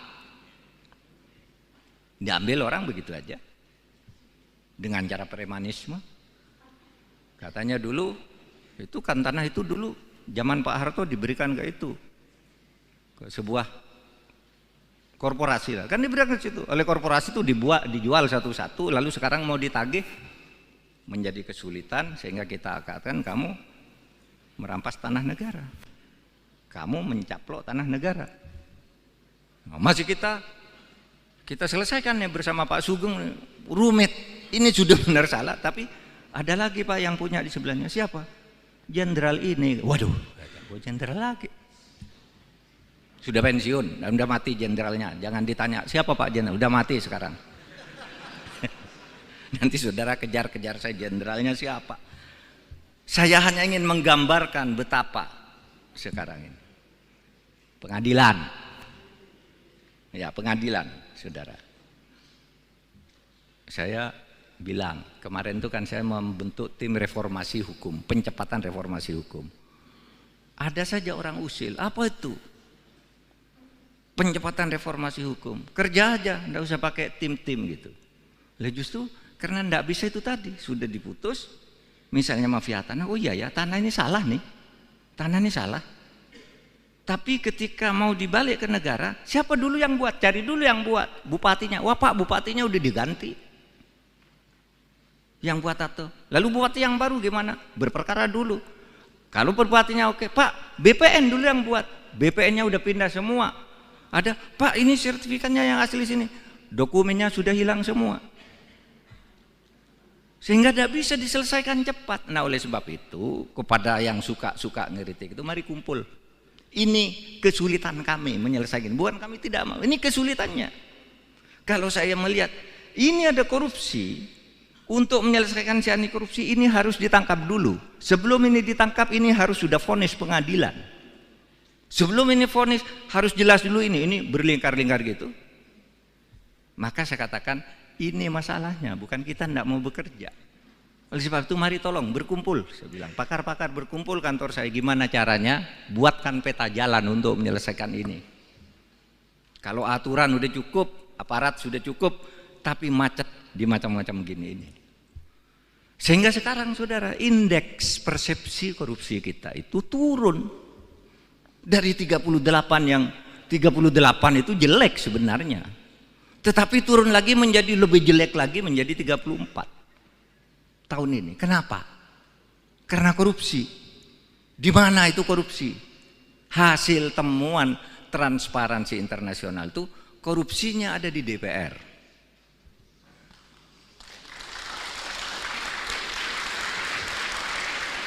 Tapi tidak termasuk Pak Parera.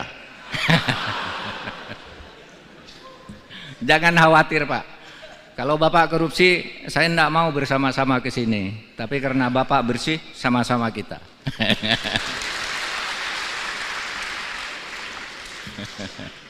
Itu hasil temuan loh. Pak Parera itu anggota DPR. Pasti baca dia hasil laporan TI ya. Bahwa korupsi pertama tuh di DPR. Perdagangan. Undang-undang. Pembuatan undang-undang itu pakai bayar tuh menurut hasil penelitian tuh. Ya kalau ditanya satu-satu pasti tidak ada yang ngaku. Tapi itu hasil sigi internasional, di mana orang di luar negeri itu kalau berurusan ini internasional. Wah Pak, sulit di DPR harus bayar begini. Ini kasusnya gitu. Ada anggota DPR yang terlibat dalam konflik of interest. Apa? Konflik of interestnya itu. Dia menjadi anggota DPR, lalu punya kantor pengacara. Sehingga setiap dia ketemu dengan polisi, kejaksaan agung, tolong dong bantu tuh kantor pengacara itu, padahal punya dia. Saya nitip perkara, sejatinya dia itu Markus, mengelar kasus.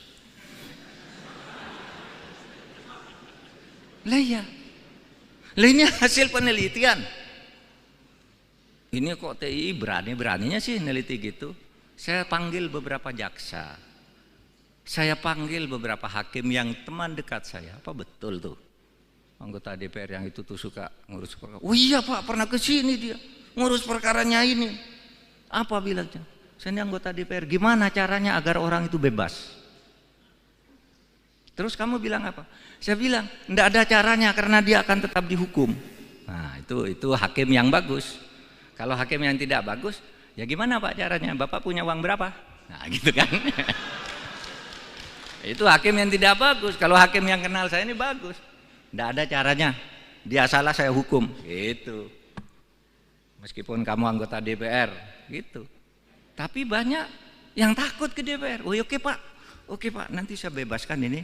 Tapi nanti saya tolong ya diusulkan menjadi kepala kejaksaan negeri sana.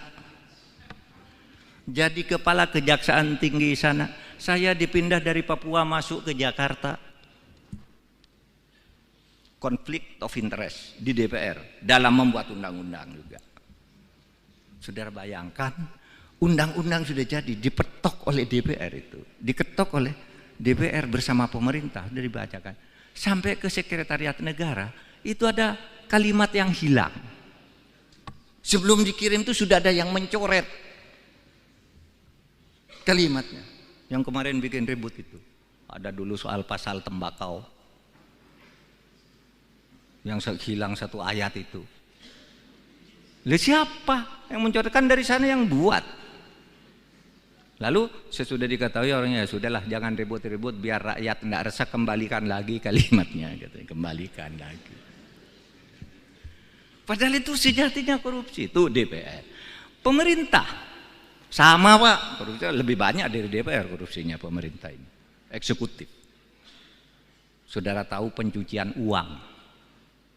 Orang yang tidak ngerti teori pencucian uang, itu Menteri Polhukam itu bohong, ada pencucian uang masa sampai 349 triliun. Ya namanya pencucian uang. Pencucian uang itu agregat.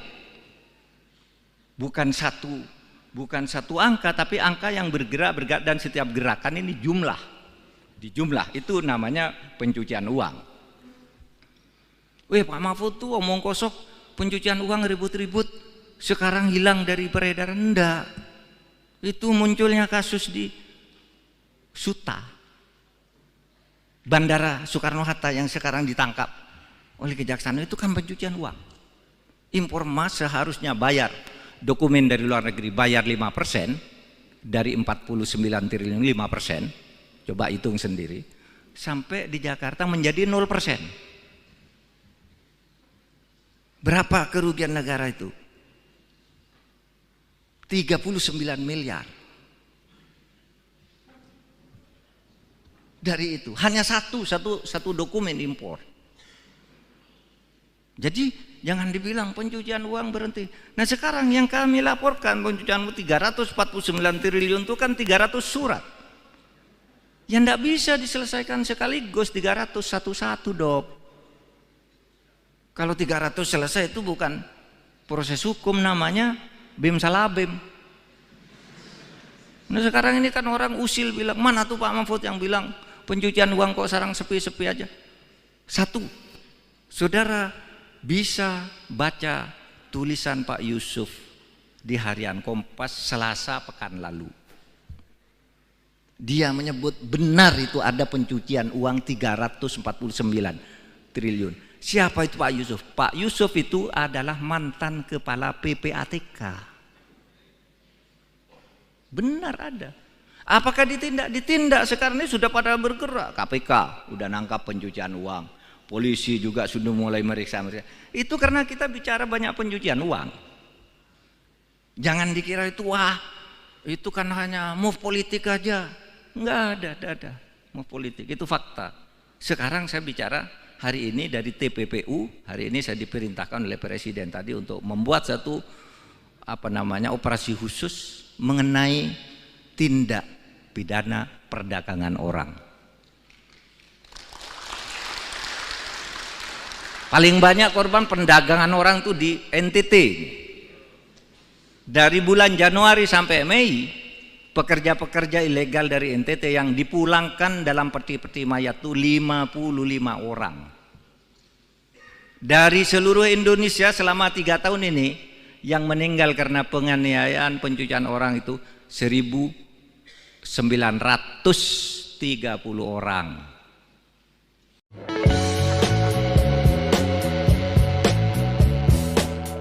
Menko Polhukam Mahfud MD menyebut DPR RI sebagai lembaga terkorup di Indonesia. Pernyataan itu disampaikan Mahfud saat dialog kebangsaan di kampus IFTK Ledalero, Kabupaten Sika, Nusa Tenggara Timur pada Selasa 30 Mei 2023. Berikut sejumlah alasan DPR dianggap menjadi lembaga terkorup. Dijelaskan Mahfud MD, pernyataannya ini berdasarkan hasil temuan Transparansi Internasional. Mahfud menjelaskan indeks persepsi korupsi Indonesia mencapai 34% pada 2023. Angka ini menurun dari tahun sebelumnya 38%. Berdasarkan hasil temuan Transparansi Internasional, tingkat korupsi terbanyak pertama ada di lembaga DPR. Bahkan hasil penelitian menunjukkan lembaga DPR menjadi tempat perdagangan pembuatan undang-undang. Mahfud juga menyebut ada anggota DPR yang terlibat dalam konflik kepentingan di mana oknum anggota DPR kerap menitipkan kasus setiap bertemu dengan polisi atau Kejaksaan Agung. Diakui Menko Polhukam, dirinya sampai memanggil beberapa kerabatnya yang berprofesi sebagai jaksa dan hakim untuk membuktikan temuan itu. Salah seorang hakim membenarkan bahwa ada DPR yang mendatanginya untuk meminta membebaskan seseorang. Selain legislatif, lembaga eksekutif juga ditengarai rawan melakukan korupsi.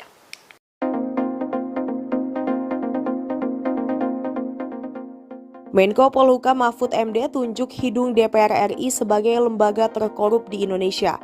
Banyak anggota DPR disebut menjadi maklar kasus atau markus. Hal itu kata Mahfud MD berdasarkan hasil temuan Transparansi Internasional. Pernyataan itu disampaikan Mahfud MD saat dialog kebangsaan di kampus IFTK Ledalero, Kabupaten Sika, Nusa Tenggara Timur, Selasa 30 Mei malam, seperti dikutip kompas.com. Mahfud MD menjelaskan indeks persepsi korupsi di Indonesia mencapai 34% pada tahun 2023. Angka ini menurun dari tahun sebelumnya, 38%. Mahfud mengatakan berdasarkan hasil temuan Transparansi Internasional, tingkat korupsi terbanyak pertama ada di Lembaga Dewan Perwakilan Rakyat atau DPR. Bahkan hasil penelitian menunjukkan lembaga DPR menjadi tempat perdagangan pembuatan undang-undang. Mahfud juga menyebut ada anggota DPR yang terlibat dalam konflik kepentingan, di mana oknum anggota DPR kerap menitipkan kasus setiap bertemu dengan polisi atau Kejaksaan Agung. Mahfud menerangkan setelah temuan itu dibuka ke publik, ia memanggil beberapa kerabatnya yang berprofesi sebagai jaksa dan hakim. Saat itu ia menanyakan perihal anggota DPR yang mengurus kasus. Salah seorang hakim terangnya membenarkan bahwa ada DPR yang mendatanginya untuk meminta membebaskan seseorang. Namun hakim itu bilang tidak ada cara untuk bebas, harus tetap dihukum. Meski begitu, lanjut Mahfud, ada pula juga jaksa yang takut dengan anggota DPR, sebab mereka punya kepentingan misalnya menjadi kepala kejaksaan di suatu wilayah. Persoalan lain ungkap Mahfud terkait undang-undang yang sudah disahkan DPR dan pemerintah. Saat diserahkan ke Sekretariat Negara, ada kalimat yang hilang. Selain legislatif, kata dia, lembaga eksekutif juga ditenggarai rawan melakukan korupsi. Misalnya kasus pencucian uang.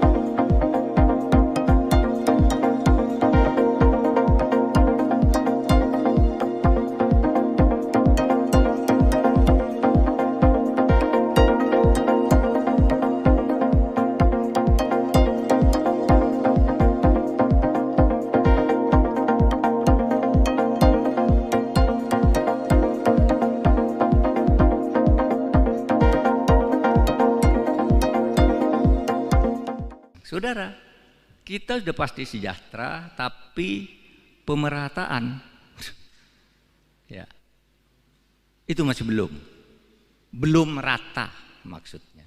Nah, itu tugas kita sekarang. Kenapa belum merata? Sekarang itu banyak sekali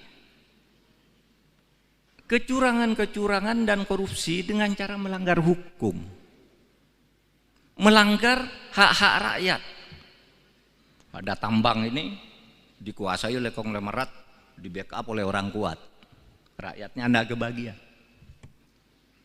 Mau dihukum, penegak hukumnya disuap dulu. Di NTT ini misalnya, yang kasus yang sangat terkenal bagi saya karena saya mendapat laporan itu. Bagaimana ada tanah milik pemerintah itu beralih ke pejabat-pejabat di salah satu kabupaten di NTT ini. Itu dulu terjadi sebelum Pak Yos jadi wagub, Pak Yos, sebelum Bapak jadi wagub.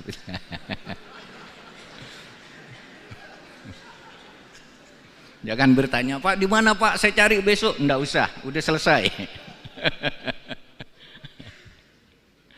Jadi begini, tanah itu ribuan hektar milik adat diserahkan ke Pemda. Nih, Pak Bub, Masyarakat adat menyerahkan ini kepada negara melalui bupati, tapi kami minta kompensasi ini. Dibayar apa gitu, lalu ada pesta adat diserahkan. Beberapa tahun kemudian tanah itu sudah beralih ke pejabat-pejabat. Kepala daerah, istrinya kepala daerah, saudaranya kepala daerah, DPRD, kejaksaan, BPN, polisi dapat dibagi. Dicuri itu tanah negara. Nah, lalu kemudian ada laporan dari masyarakat. Loh, tanah itu mana yang diserahkan oleh masyarakat ke Pemda itu? Sesudah dilihat, loh, enggak ada, tanah itu sudah terbagi ke dalam sertifikat. Ajukan ke pengadilan. Diajukan ke pengadilan. Tahu enggak? Di pengadilan itu diputus oleh hakim, itu bukan korupsi. Padahal itu tanah dari rakyat untuk pemerintah. Itu bukan korupsi. Kenapa? Katanya, kata pertimbangan hakim, karena meskipun itu sudah diserahkan ke pemerintah, itu belum dicatat di buku kekayaan pemerintah daerah. Hanya belum dicatat aja sudah dianggap bisa dibagi-bagi. Sehingga oleh hakim itu dikatakan, wah itu bukan korupsi. Silakan urus keperdataannya. Berapa sertifikat? Harus diurus, digugat ke pengadilan masing-masing, Anda bisa. Pada akhirnya apa?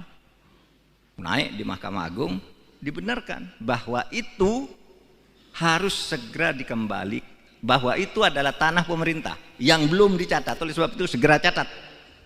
Semuanya yang dapat itu tidak secatat menjadi kekayaan negara. Nah sekarang banyak yang bingung, yang sudah terlanjur dapat dijual lagi, dan seterusnya. Nah saudara, itu persoalan.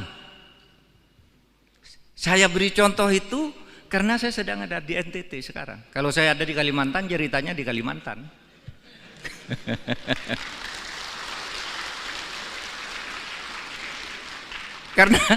Karena di Sumatera Utara banyak itu tanah-tanah. Di Jakarta aja lah, di Jakarta punya PT PN 8. Diambil orang begitu aja dengan cara premanisme. Katanya dulu itu kan tanah itu dulu zaman Pak Harto diberikan ke itu, ke sebuah korporasi lah. Kan diberikan ke situ oleh korporasi itu, dijual satu-satu, lalu sekarang mau ditagih menjadi kesulitan, sehingga kita katakan kamu merampas tanah negara, kamu mencaplok tanah negara. Nah, masih kita selesaikan ya bersama Pak Sugeng, rumit. Ini sudah benar salah, tapi ada lagi Pak yang punya di sebelahnya. Siapa? Jenderal ini. Waduh, jenderal lagi. Sudah pensiun, udah mati jenderalnya. Jangan ditanya siapa Pak jenderal, udah mati sekarang. Nanti saudara kejar-kejar saya jenderalnya siapa. Saya hanya ingin menggambarkan betapa sekarang ini pengadilan. Ya, pengadilan, saudara. Saya bilang, kemarin itu kan saya membentuk tim reformasi hukum, pencepatan reformasi hukum. Ada saja orang usil, apa itu? Pencepatan reformasi hukum. Kerja aja, enggak usah pakai tim-tim gitu. Lah justru karena enggak bisa itu tadi, sudah diputus, misalnya mafia tanah, oh iya ya, tanah ini salah nih. Tanah ini salah. Tapi ketika mau dibalik ke negara, siapa dulu yang buat? Cari dulu yang buat, bupatinya. Wah Pak, bupatinya udah diganti. Yang buat atau lalu bupati yang baru gimana? Berperkara dulu. Kalau bupatinya oke, Pak, BPN dulu yang buat. BPN-nya udah pindah semua. Ada, Pak, ini sertifikatnya yang asli sini. Dokumennya sudah hilang semua. Sehingga tidak bisa diselesaikan cepat. Nah, oleh sebab itu, kepada yang suka ngeritik itu, mari kumpul. Ini kesulitan kami menyelesaikan, bukan kami tidak mau, ini kesulitannya. Kalau saya melihat ini ada korupsi, untuk menyelesaikan si korupsi ini harus ditangkap dulu. Sebelum ini ditangkap, ini harus sudah vonis pengadilan. Sebelum ini vonis harus jelas dulu ini berlingkar-lingkar gitu. Maka saya katakan ini masalahnya, bukan kita tidak mau bekerja. Oleh sebab itu mari tolong berkumpul, saya bilang pakar-pakar berkumpul kantor saya, gimana caranya buatkan peta jalan untuk menyelesaikan ini. Kalau aturan udah cukup, aparat sudah cukup, tapi macet di macam-macam gini ini. Sehingga sekarang saudara, indeks persepsi korupsi kita itu turun dari 38 yang 38 itu jelek sebenarnya. Tetapi turun lagi menjadi lebih jelek lagi menjadi 34 tahun ini. Kenapa? Karena korupsi. Di mana itu korupsi? Hasil temuan Transparansi Internasional itu korupsinya ada di DPR.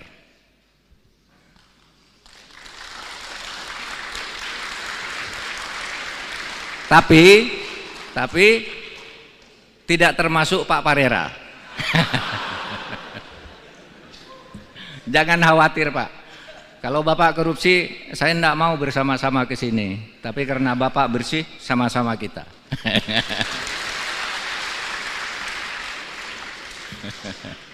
Itu hasil temuan loh. Pak Parera itu anggota DPR. Pasti baca dia hasil laporan TI ya. Bahwa korupsi pertama tuh di DPR. Perdagangan. Undang-undang. Pembuatan undang-undang itu pakai bayar tuh menurut hasil penelitian tuh. Ya kalau ditanya satu-satu pasti tidak ada yang ngaku. Tapi itu hasil sigi internasional, di mana orang di luar negeri itu kalau berurusan ini internasional. Wah Pak, sulit di DPR harus bayar begini. Ini kasusnya gitu. Ada anggota DPR yang terlibat dalam konflik of interest. Apa? Konflik of interestnya itu. Dia menjadi anggota DPR lalu punya kantor pengacara.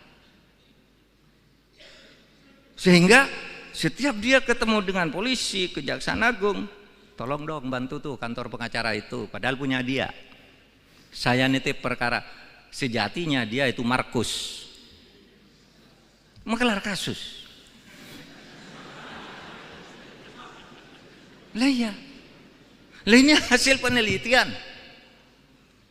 Ini kok TI berani-beraninya sih neliti gitu. Saya panggil beberapa jaksa.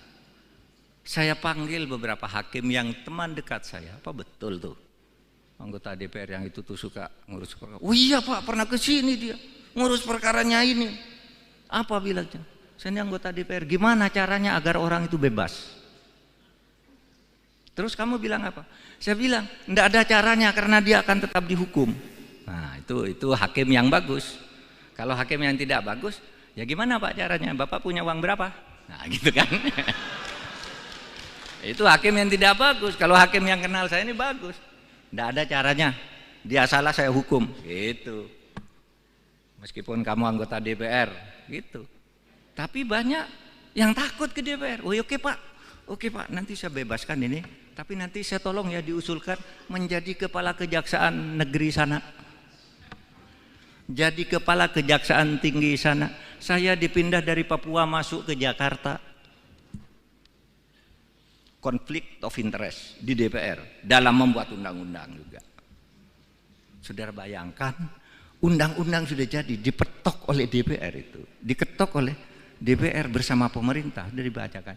Sampai ke Sekretariat Negara, itu ada kalimat yang hilang. Sebelum dikirim itu sudah ada yang mencoret kalimatnya. Yang kemarin bikin ribut itu. Ada dulu soal pasal tembakau. Yang hilang satu ayat itu. Lalu siapa yang mencoretkan? Dari sana yang buat. Lalu sesudah diketahui lebih banyak dari DPR korupsinya pemerintah ini. Eksekutif. Saudara tahu pencucian uang. Orang yang tidak ngerti teori pencucian uang, itu Menteri Polhukam itu bohong, ada pencucian uang masa sampai 349 triliun. Ya namanya pencucian uang. Pencucian uang itu agregat. Bukan satu angka, tapi angka yang bergerak dan setiap gerakan ini jumlah. Di jumlah itu namanya pencucian uang. Pak Mahfud tuh omong kosong, pencucian uang ribut-ribut, sekarang hilang dari peredaran. Enggak. Itu munculnya kasus di Suta, Bandara Soekarno-Hatta yang sekarang ditangkap oleh Kejaksaan, itu kan pencucian uang. Impor emas seharusnya bayar dokumen dari luar negeri, bayar 5% dari 49 triliun 5%, coba hitung sendiri, sampai di Jakarta menjadi 0%. Berapa kerugian negara itu? 39 miliar. Dari itu hanya satu dokumen impor. Jadi jangan dibilang pencucian uang berhenti. Nah sekarang yang kami laporkan pencucian uang 349 triliun itu kan 300 surat. Yang tidak bisa diselesaikan sekaligus 300 satu-satu, Dok. Kalau 300 selesai itu bukan proses hukum, namanya bim salah bim. Nah sekarang ini kan orang usil bilang, mana tuh Pak Mahfud yang bilang pencucian uang kok sekarang sepi-sepi aja. Satu, saudara bisa baca tulisan Pak Yusuf di Harian Kompas Selasa pekan lalu. Dia menyebut benar itu ada pencucian uang 349 triliun. Siapa itu Pak Yusuf? Pak Yusuf itu adalah mantan kepala PPATK. Benar ada. Apakah ditindak? Ditindak. Sekarang ini sudah pada bergerak. KPK udah nangkap pencucian uang. Polisi juga sudah mulai meriksa. Itu karena kita bicara banyak pencucian uang. Jangan dikira itu wah, itu kan hanya move politik aja. Enggak ada move politik. Itu fakta. Sekarang saya bicara hari ini dari TPPU. Hari ini saya diperintahkan oleh Presiden tadi untuk membuat satu operasi khusus mengenai tindak pidana perdagangan orang. Paling banyak korban perdagangan orang itu di NTT. Dari bulan Januari sampai Mei, pekerja-pekerja ilegal dari NTT yang dipulangkan dalam peti-peti mayat itu 55 orang. Dari seluruh Indonesia selama 3 tahun ini, yang meninggal karena penganiayaan pencucian orang itu 1.930 orang.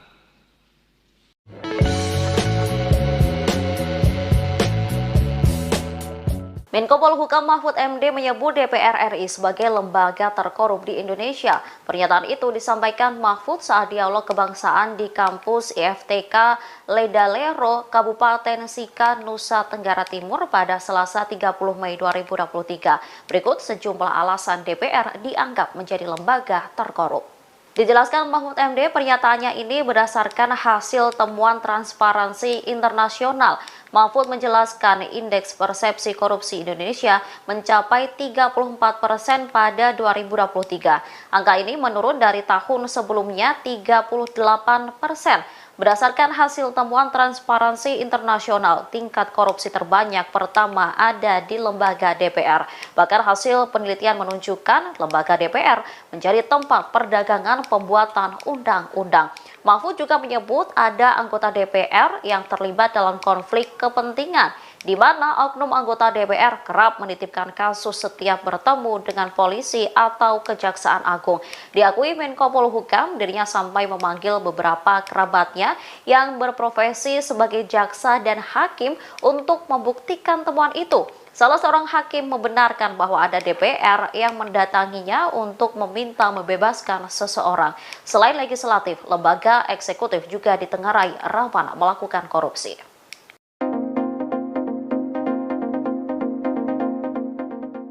Menko Polhukam Mahfud MD tunjuk hidung DPR RI sebagai lembaga terkorup di Indonesia.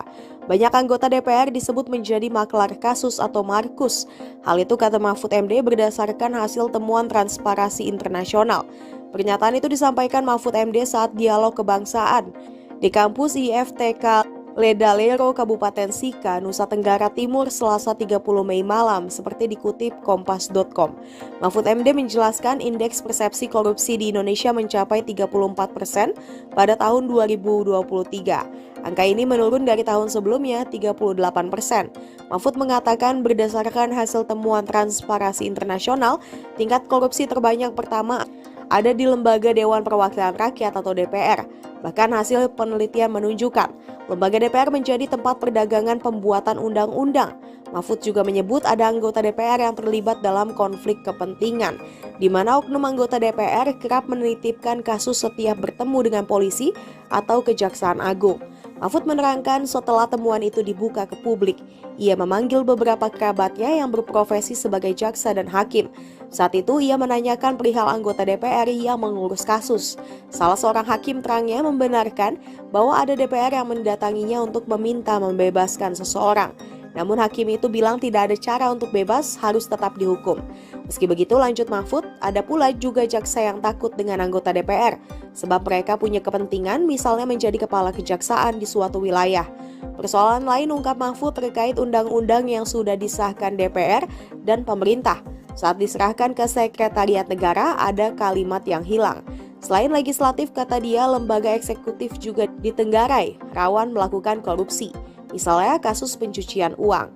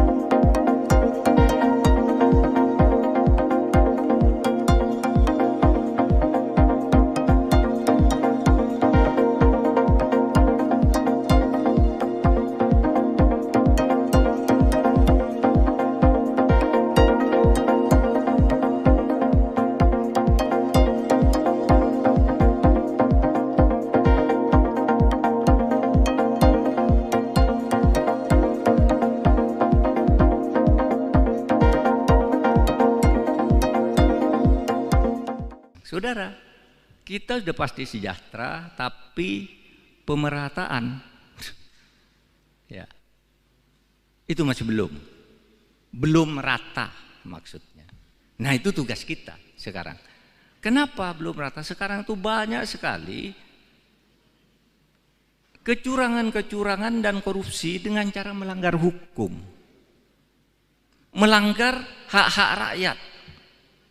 Pada tambang ini dikuasai oleh konglomerat, di backup oleh orang kuat, rakyatnya tidak kebagian. Mau dihukum, penegak hukumnya disuap dulu. Di NTT ini misalnya, yang kasus yang sangat terkenal bagi saya karena saya mendapat laporan itu. Bagaimana ada tanah milik pemerintah itu beralih ke pejabat-pejabat di salah satu kabupaten di NTT ini. Itu dulu terjadi sebelum Pak Yos jadi wagub, Pak Yos, sebelum Bapak jadi wagub.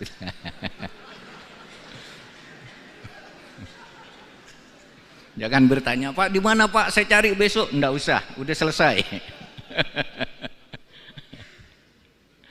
Jadi begini, tanah itu ribuan hektar milik adat diserahkan ke Pemda. Nih, Pak Bub, masyarakat adat menyerahkan ini kepada negara melalui bupati, tapi kami minta kompensasi ini. Dibayar apa gitu, lalu ada pesta adat diserahkan. Beberapa tahun kemudian tanah itu sudah beralih ke pejabat-pejabat. Kepala daerah, istrinya kepala daerah, saudaranya kepala daerah, DPRD, kejaksaan, BPN, polisi dapat dibagi. Dicuri itu tanah negara. Nah, lalu kemudian ada laporan dari masyarakat.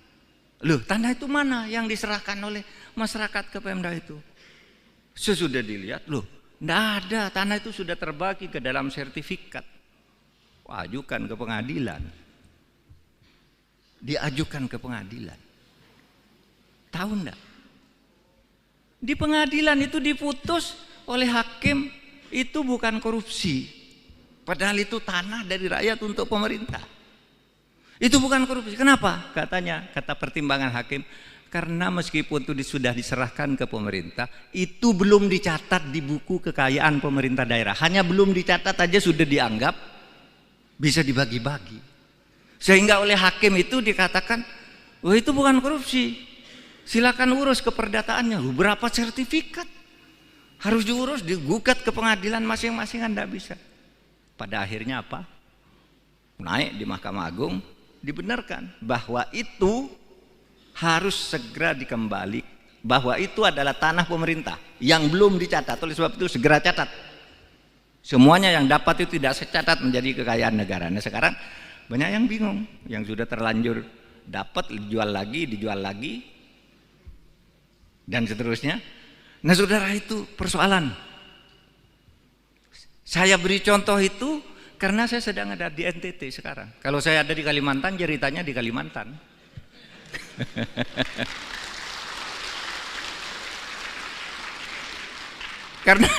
Karena di Sumatera Utara banyak itu tanah-tanah. Di Jakarta aja lah, di Jakarta punya PT PN 8. Diambil orang begitu aja dengan cara premanisme. Katanya dulu itu kan tanah itu dulu zaman Pak Harto diberikan ke itu, ke sebuah korporasi lah, kan diberikan ke situ. Oleh korporasi itu dijual satu-satu, lalu sekarang mau ditagih menjadi kesulitan, sehingga kita katakan kamu merampas tanah negara, kamu mencaplok tanah negara. Nah, masih kita selesaikan ya bersama Pak Sugeng, rumit. Ini sudah benar salah, tapi ada lagi Pak yang punya di sebelahnya. Siapa? Jenderal ini. Waduh, jenderal lagi. Sudah pensiun, udah mati jenderalnya. Jangan ditanya siapa Pak jenderal, udah mati sekarang. Nanti saudara kejar-kejar saya jenderalnya siapa. Saya hanya ingin menggambarkan betapa sekarang ini pengadilan. Ya, pengadilan, saudara. Saya bilang kemarin itu kan saya membentuk tim reformasi hukum, pencepatan reformasi hukum. Ada saja orang usil, apa itu? Pencepatan reformasi hukum, kerja aja, enggak usah pakai tim-tim gitu. Lah justru karena enggak bisa itu tadi, sudah diputus, misalnya mafia tanah, oh iya ya tanah ini salah nih, tanah ini salah. Tapi ketika mau dibalik ke negara, siapa dulu yang buat? Cari dulu yang buat, bupatinya. Wah Pak, bupatinya udah diganti. Yang buat atau lalu bupati yang baru gimana? Berperkara dulu. Kalau bupatinya oke, Pak, BPN dulu yang buat. BPN-nya udah pindah semua. Ada, Pak, ini sertifikatnya yang asli sini. Dokumennya sudah hilang semua. Sehingga tidak bisa diselesaikan cepat. Nah, oleh sebab itu, kepada yang suka ngeritik itu, mari kumpul. Ini kesulitan kami menyelesaikan. Bukan kami tidak mau, ini kesulitannya. Kalau saya melihat ini ada korupsi, untuk menyelesaikan si anti korupsi ini harus ditangkap dulu. Sebelum ini ditangkap, ini harus sudah vonis pengadilan. Sebelum ini vonis harus jelas dulu ini berlingkar-lingkar gitu. Maka saya katakan ini masalahnya, bukan kita tidak mau bekerja. Oleh sebab itu mari tolong berkumpul, saya bilang pakar-pakar berkumpul kantor saya, gimana caranya buatkan peta jalan untuk menyelesaikan ini. Kalau aturan udah cukup, aparat sudah cukup, tapi macet di macam-macam gini ini. Sehingga sekarang saudara, indeks persepsi korupsi kita itu turun dari 38 yang 38 itu jelek sebenarnya, tetapi turun lagi menjadi lebih jelek lagi menjadi 34 tahun ini. Kenapa?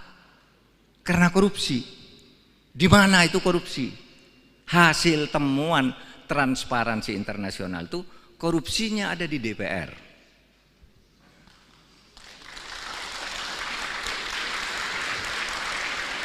Tapi tidak termasuk Pak Parera. Jangan khawatir Pak. Kalau Bapak korupsi, saya tidak mau bersama-sama ke sini. Tapi karena Bapak bersih, sama-sama kita.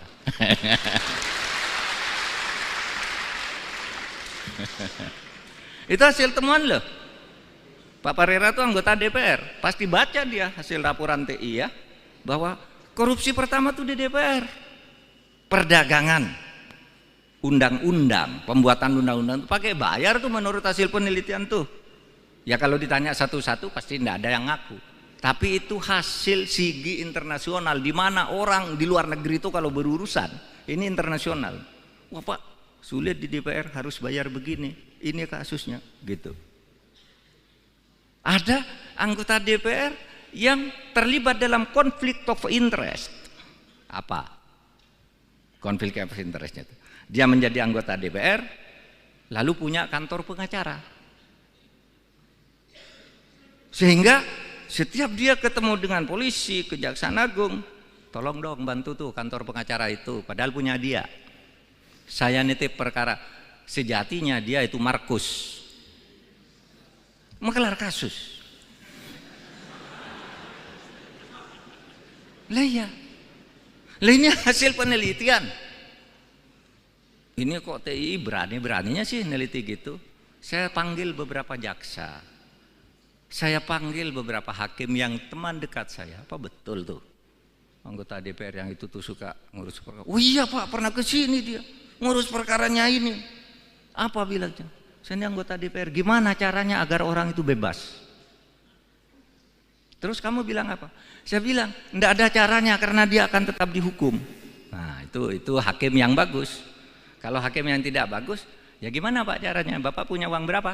Nah, gitu kan. Itu hakim yang tidak bagus. Kalau hakim yang kenal saya ini bagus. Enggak ada caranya. Dia salah saya hukum. Gitu. Meskipun kamu anggota DPR, gitu. Tapi banyak yang takut ke DPR. Oh, oke Pak. Oke Pak, nanti saya bebaskan ini. Tapi nanti saya tolong ya diusulkan menjadi kepala kejaksaan negeri sana. Jadi kepala kejaksaan tinggi sana. Saya dipindah dari Papua masuk ke Jakarta. Konflik of interest di DPR dalam membuat undang-undang juga. Saudara bayangkan, undang-undang sudah jadi dipetok oleh DPR itu. Diketok oleh DPR bersama pemerintah, sudah dibacakan. Sampai ke sekretariat negara, itu ada kalimat yang hilang. Sebelum dikirim itu sudah ada yang mencoret kalimatnya. Yang kemarin bikin ribut itu. Ada dulu soal pasal tembakau. Yang hilang satu ayat itu. Lalu siapa yang mencoretkan? Dari sana yang buat.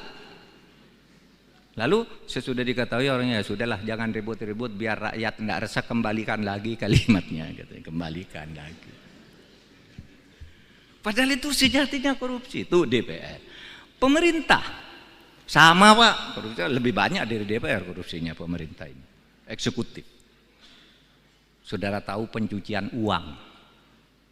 Orang yang tidak ngerti teori pencucian uang, itu Menteri Polhukam itu bohong, ada pencucian uang masa sampai 349 triliun. Ya namanya pencucian uang. Pencucian uang itu agregat. Bukan satu angka, tapi angka yang bergerak dan setiap gerakan ini jumlah. Dijumlah itu namanya pencucian uang.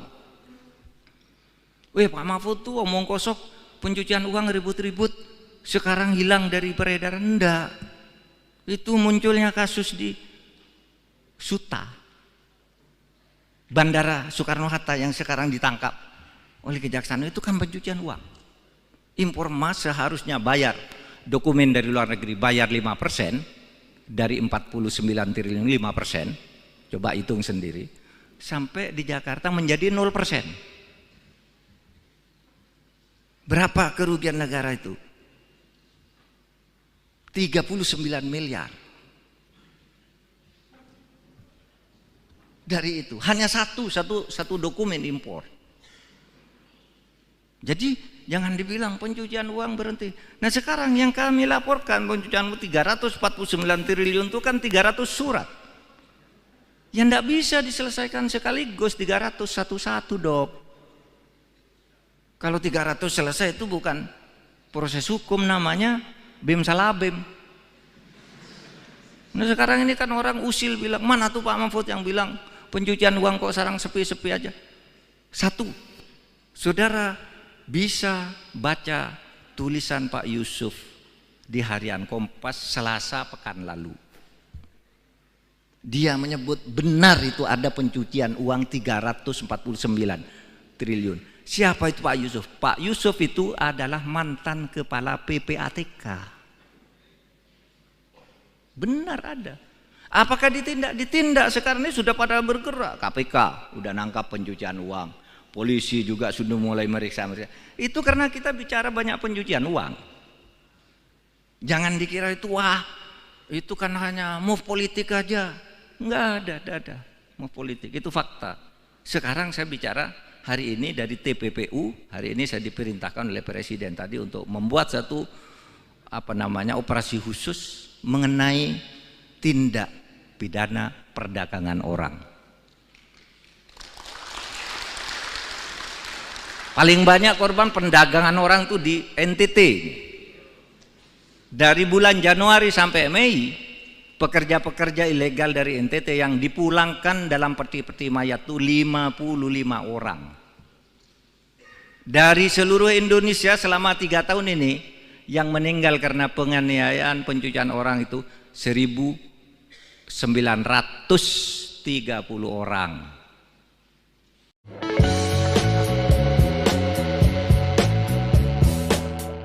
Menko Polhukam Mahfud MD menyebut DPR RI sebagai lembaga terkorup di Indonesia. Pernyataan itu disampaikan Mahfud saat dialog kebangsaan di kampus IFTK Ledalero, Kabupaten Sika, Nusa Tenggara Timur pada Selasa 30 Mei 2023. Berikut sejumlah alasan DPR dianggap menjadi lembaga terkorup. Dijelaskan Mahfud MD, pernyataannya ini berdasarkan hasil temuan Transparansi Internasional.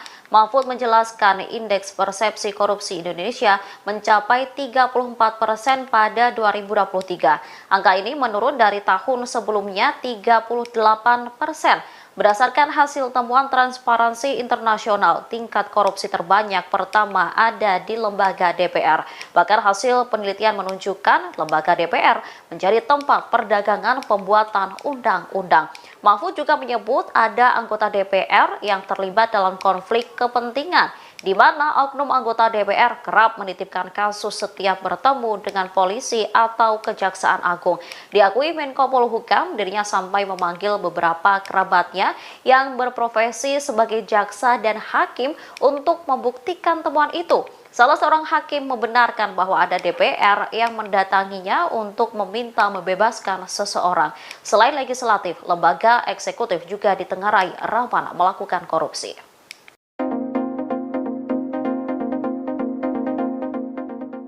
Menko Polhukam Mahfud MD tunjuk hidung DPR RI sebagai lembaga terkorup di Indonesia. Banyak anggota DPR disebut menjadi maklar kasus atau markus. Hal itu kata Mahfud MD berdasarkan hasil temuan Transparansi Internasional. Pernyataan itu disampaikan Mahfud MD saat dialog kebangsaan di kampus IFTK Ledalero, Kabupaten Sika, Nusa Tenggara Timur, Selasa 30 Mei malam, seperti dikutip kompas.com. Mahfud MD menjelaskan indeks persepsi korupsi di Indonesia mencapai 34% pada tahun 2023. Angka ini menurun dari tahun sebelumnya 38%. Mahfud mengatakan berdasarkan hasil temuan Transparansi Internasional, tingkat korupsi terbanyak pertama ada di Lembaga Dewan Perwakilan Rakyat atau DPR. Bahkan hasil penelitian menunjukkan lembaga DPR menjadi tempat perdagangan pembuatan undang-undang. Mahfud juga menyebut ada anggota DPR yang terlibat dalam konflik kepentingan, di mana oknum anggota DPR kerap menitipkan kasus setiap bertemu dengan polisi atau Kejaksaan Agung. Mahfud menerangkan setelah temuan itu dibuka ke publik, ia memanggil beberapa kerabatnya yang berprofesi sebagai jaksa dan hakim. Saat itu ia menanyakan perihal anggota DPR yang mengurus kasus. Salah seorang hakim terangnya membenarkan bahwa ada DPR yang mendatanginya untuk meminta membebaskan seseorang. Namun hakim itu bilang tidak ada cara untuk bebas, harus tetap dihukum. Meski begitu, lanjut Mahfud, ada pula juga jaksa yang takut dengan anggota DPR, sebab mereka punya kepentingan misalnya menjadi kepala kejaksaan di suatu wilayah. Persoalan lain ungkap Mahfud terkait undang-undang yang sudah disahkan DPR dan pemerintah. Saat diserahkan ke Sekretariat Negara, ada kalimat yang hilang. Selain legislatif, kata dia, lembaga eksekutif juga ditenggarai, rawan melakukan korupsi. Misalnya kasus pencucian uang.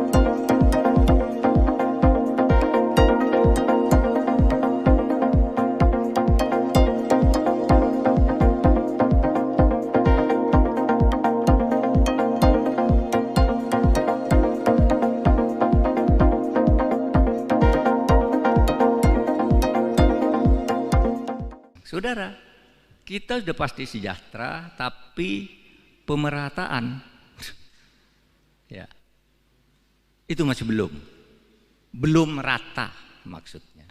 Nah itu tugas kita sekarang. Kenapa belum rata? Sekarang tuh banyak sekali kecurangan-kecurangan dan korupsi dengan cara melanggar hukum, melanggar hak-hak rakyat. Ada tambang ini dikuasai oleh konglomerat, di backup oleh orang kuat, rakyatnya anda kebagian. Mau dihukum, penegak hukumnya disuap dulu. Di NTT ini misalnya, yang kasus yang sangat terkenal bagi saya karena saya mendapat laporan itu. Bagaimana ada tanah milik pemerintah itu beralih ke pejabat-pejabat di salah kabupaten di NTT ini. Itu dulu terjadi sebelum Pak Yos jadi wagub, Pak Yos, sebelum Bapak jadi wagub.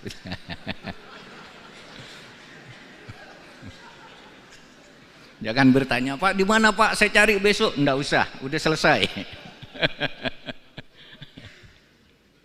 Jadi begini, tanah itu ribuan hektar milik adat diserahkan ke Pemda. Nih, Pak Bub, masyarakat adat menyerahkan ini kepada negara melalui bupati, tapi kami minta kompensasi ini. Dibayar apa gitu, lalu ada pesta adat diserahkan. Beberapa tahun kemudian tanah itu sudah beralih ke pejabat-pejabat. Kepala daerah, istrinya kepala daerah, saudaranya kepala daerah, DPRD, kejaksaan, BPN, polisi dapat dibagi. Dicuri itu tanah negara. Nah, lalu kemudian ada laporan dari masyarakat. Loh, tanah itu mana yang diserahkan oleh masyarakat ke Pemda itu? Sesudah dilihat, loh, enggak ada, tanah itu sudah terbagi ke dalam sertifikat. Ajukan ke pengadilan. Diajukan ke pengadilan. Tahu enggak? Di pengadilan itu diputus oleh hakim itu bukan korupsi. Padahal itu tanah dari rakyat untuk pemerintah. Itu bukan korupsi. Kenapa? Kata pertimbangan hakim, karena meskipun itu sudah diserahkan ke pemerintah, itu belum dicatat di buku kekayaan pemerintah daerah. Hanya belum dicatat aja sudah dianggap bisa dibagi-bagi. Sehingga oleh hakim itu dikatakan, oh itu bukan korupsi. Silakan urus keperdataannya. Berapa sertifikat? Harus diurus, digugat ke pengadilan masing-masing, Anda bisa. Pada akhirnya apa? Naik di Mahkamah Agung, dibenarkan bahwa itu harus segera dikembali, bahwa itu adalah tanah pemerintah yang belum dicatat. Oleh sebab itu segera catat. Semuanya yang dapat itu tidak secatat menjadi kekayaan negara. Nah sekarang banyak yang bingung, yang sudah terlanjur dapat dijual lagi, dan seterusnya. Nah saudara, itu persoalan. Saya beri contoh itu karena saya sedang ada di NTT sekarang. Kalau saya ada di Kalimantan, ceritanya di Kalimantan.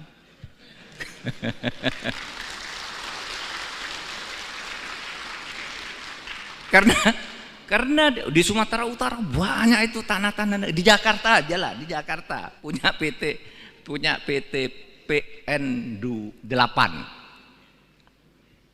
Diambil orang begitu aja dengan cara premanisme.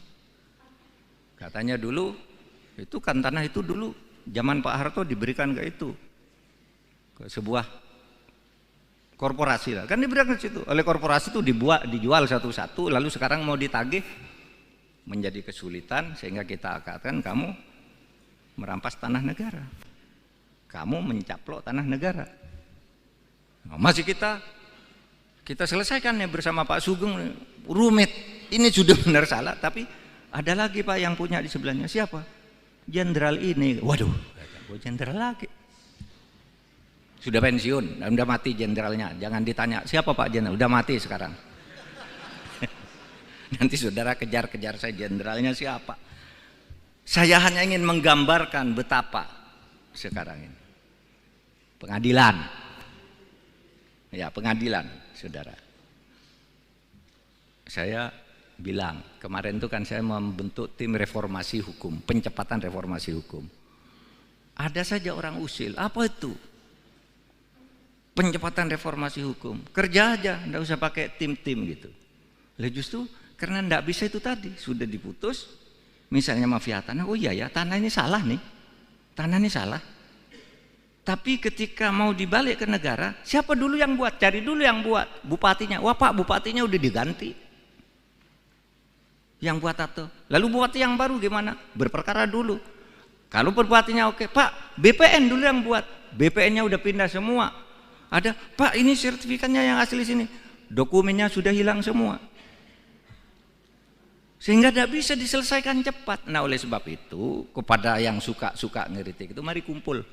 Ini kesulitan kami menyelesaikan. Bukan kami tidak mau, ini kesulitannya. Kalau saya melihat ini ada korupsi, untuk menyelesaikan si anti korupsi ini harus ditangkap dulu. Sebelum ini ditangkap ini harus sudah vonis pengadilan. Sebelum ini vonis harus jelas dulu ini berlingkar-lingkar gitu. Maka saya katakan ini masalahnya, bukan kita tidak mau bekerja. Oleh sebab itu mari tolong berkumpul, saya bilang pakar-pakar berkumpul kantor saya, gimana caranya buatkan peta jalan untuk menyelesaikan ini. Kalau aturan udah cukup, aparat sudah cukup, tapi macet di macam-macam gini ini. Sehingga sekarang saudara, indeks persepsi korupsi kita itu turun dari 38 yang 38 itu jelek sebenarnya. Tetapi turun lagi menjadi lebih jelek lagi menjadi 34 tahun ini. Kenapa? Karena korupsi. Di mana itu korupsi? Hasil temuan Transparansi Internasional itu korupsinya ada di DPR.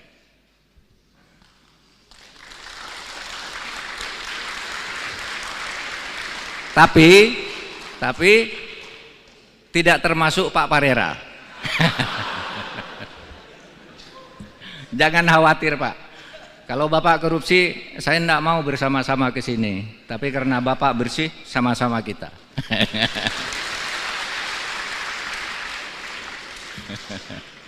Itu hasil temuan loh.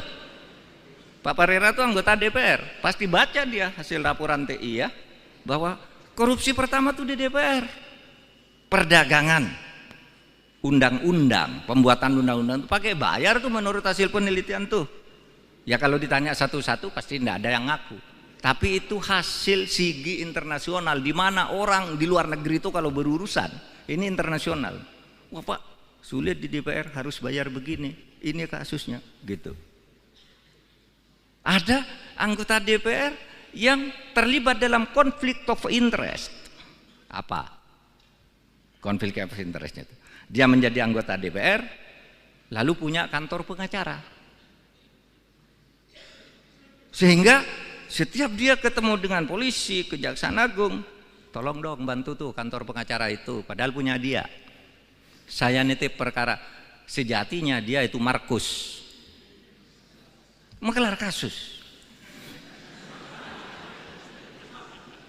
Lah ya, lah ini hasil penelitian. Ini kok TI berani-beraninya sih neliti gitu. Saya panggil beberapa jaksa, saya panggil beberapa hakim yang teman dekat saya. Apa betul tuh anggota DPR yang itu tuh suka ngurus perkara? Oh iya Pak, pernah ke sini dia ngurus perkaranya ini. Apa bilangnya? Saya ini anggota DPR. Gimana caranya agar orang itu bebas? Terus kamu bilang apa? Saya bilang, enggak ada caranya karena dia akan tetap dihukum. Nah, itu hakim yang bagus. Kalau hakim yang tidak bagus, ya gimana Pak caranya? Bapak punya uang berapa? Nah, gitu kan. Itu hakim yang tidak bagus. Kalau hakim yang kenal saya ini bagus. Enggak ada caranya. Dia salah saya hukum. Gitu. Meskipun kamu anggota DPR, gitu. Tapi banyak yang takut ke DPR. Oh, oke Pak. Oke Pak, nanti saya bebaskan ini, tapi nanti saya tolong ya diusulkan menjadi kepala kejaksaan negeri sana. Jadi kepala kejaksaan tinggi sana. Saya dipindah dari Papua masuk ke Jakarta. Konflik of interest di DPR dalam membuat undang-undang juga.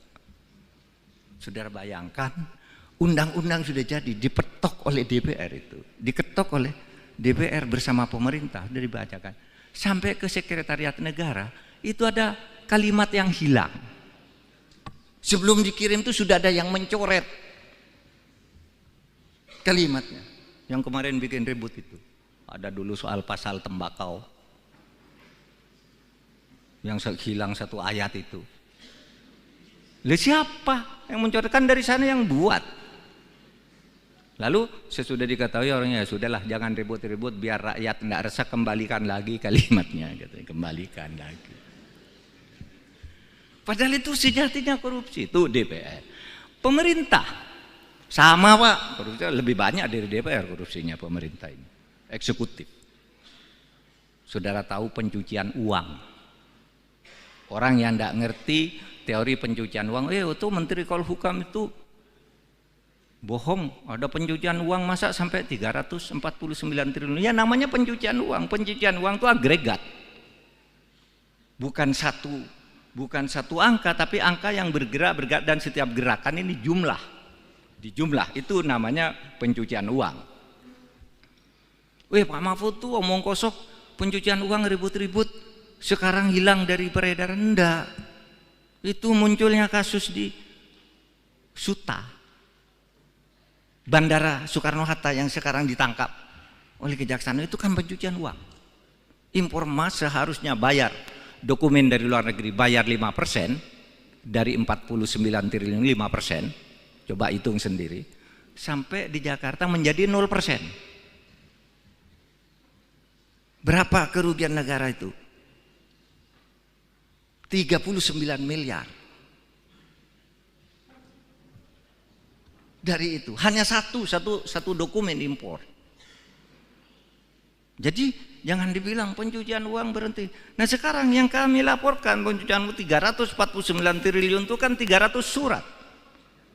Yang tidak bisa diselesaikan sekaligus 300 satu-satu dok. Kalau 300 selesai itu bukan proses hukum, namanya bim salah bim. Nah sekarang ini kan orang usil bilang, mana tuh Pak Mahfud yang bilang pencucian uang kok sekarang sepi-sepi aja.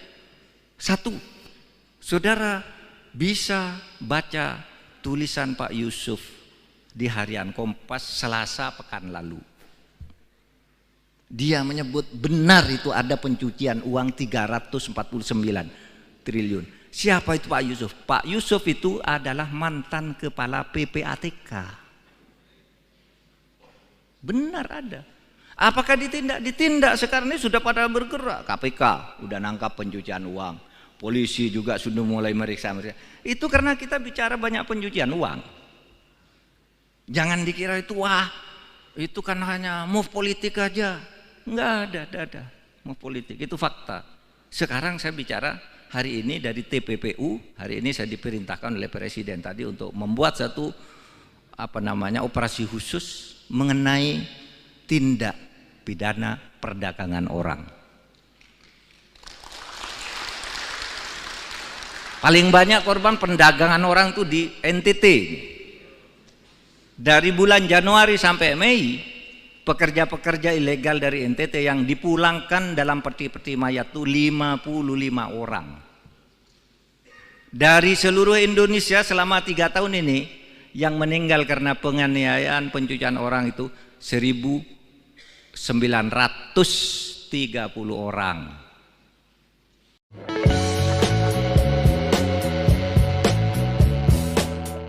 Menko Polhukam Mahfud MD menyebut DPR RI sebagai lembaga terkorup di Indonesia. Pernyataan itu disampaikan Mahfud saat dialog kebangsaan di kampus IFTK Ledalero, Kabupaten Sika, Nusa Tenggara Timur pada Selasa 30 Mei 2023. Berikut sejumlah alasan DPR dianggap menjadi lembaga terkorup. Dijelaskan Mahfud MD, pernyataannya ini berdasarkan hasil temuan Transparansi Internasional. Mahfud menjelaskan indeks persepsi korupsi Indonesia mencapai 34% pada 2023. Angka ini menurun dari tahun sebelumnya 38%. Berdasarkan hasil temuan Transparansi Internasional, tingkat korupsi terbanyak pertama ada di lembaga DPR. Bahkan hasil penelitian menunjukkan lembaga DPR menjadi tempat perdagangan pembuatan undang-undang. Mahfud juga menyebut ada anggota DPR yang terlibat dalam konflik kepentingan. di mana oknum anggota DPR kerap menitipkan kasus setiap bertemu dengan polisi atau Kejaksaan Agung. Diakui Menko Polhukam, dirinya sampai memanggil beberapa kerabatnya yang berprofesi sebagai jaksa dan hakim untuk membuktikan temuan itu. Salah seorang hakim membenarkan bahwa ada DPR yang mendatanginya untuk meminta membebaskan seseorang. Selain legislatif, lembaga eksekutif juga ditengarai rawan melakukan korupsi.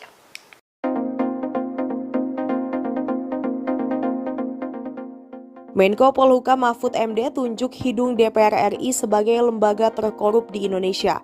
Banyak anggota DPR disebut menjadi maklar kasus atau markus. Hal itu kata Mahfud MD berdasarkan hasil temuan Transparansi Internasional.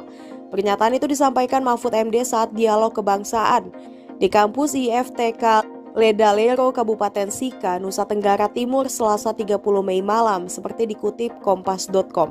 Mahfud MD menjelaskan indeks persepsi korupsi di Indonesia mencapai 34% pada tahun 2023. Angka ini menurun dari tahun sebelumnya 38%.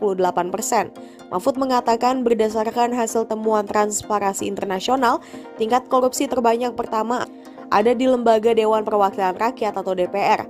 Bahkan hasil penelitian menunjukkan lembaga DPR menjadi tempat perdagangan pembuatan undang-undang.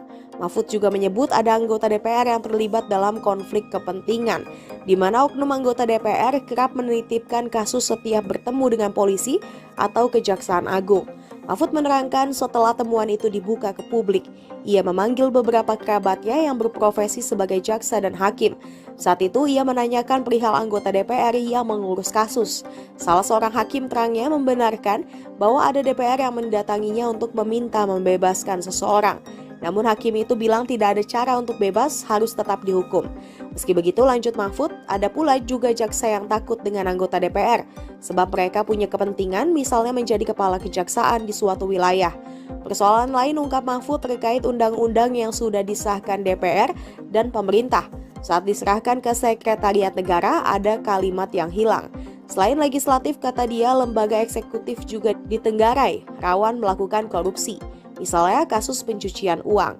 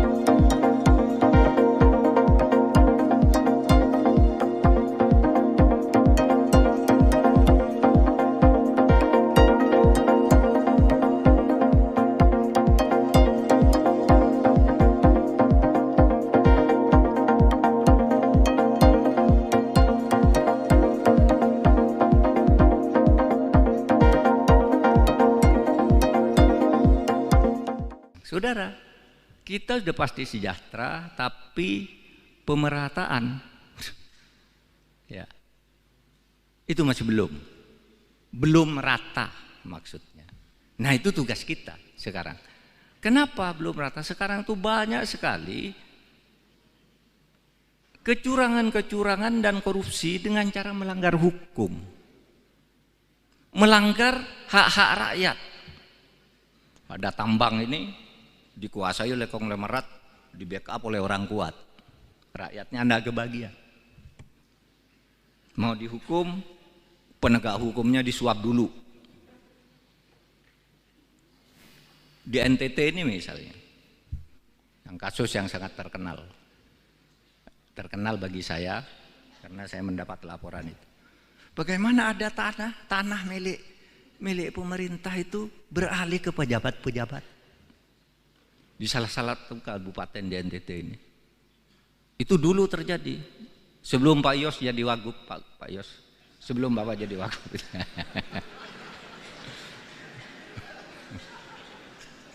Jangan bertanya, Pak di mana Pak, saya cari besok. Enggak usah, udah selesai. Jadi begini, tanah itu ribuan hektar milik adat diserahkan ke Pemda. Nih, Pak Bub, Masyarakat adat menyerahkan ini kepada negara melalui bupati, tapi kami minta kompensasi ini. Dibayar apa gitu, lalu ada pesta adat diserahkan. Beberapa tahun kemudian tanah itu sudah beralih ke pejabat-pejabat. Kepala daerah, istrinya kepala daerah, saudaranya kepala daerah, DPRD, kejaksaan, BPN, polisi dapat dibagi. Dicuri itu tanah negara. Nah, lalu kemudian ada laporan dari masyarakat. Loh, tanah itu mana yang diserahkan oleh masyarakat ke Pemda itu? Sesudah dilihat, loh, enggak ada, tanah itu sudah terbagi ke dalam sertifikat. Ajukan ke pengadilan. Diajukan ke pengadilan. Tahu enggak? Di pengadilan itu diputus oleh hakim itu bukan korupsi. Padahal itu tanah dari rakyat untuk pemerintah. Itu bukan korupsi. Kenapa? Katanya, kata pertimbangan hakim, karena meskipun itu sudah diserahkan ke pemerintah, itu belum dicatat di buku kekayaan pemerintah daerah. Hanya belum dicatat aja sudah dianggap bisa dibagi-bagi. Sehingga oleh hakim itu dikatakan, oh itu bukan korupsi. Silakan urus keperdataannya. Berapa sertifikat? Harus diurus, digugat ke pengadilan masing-masing, Anda bisa.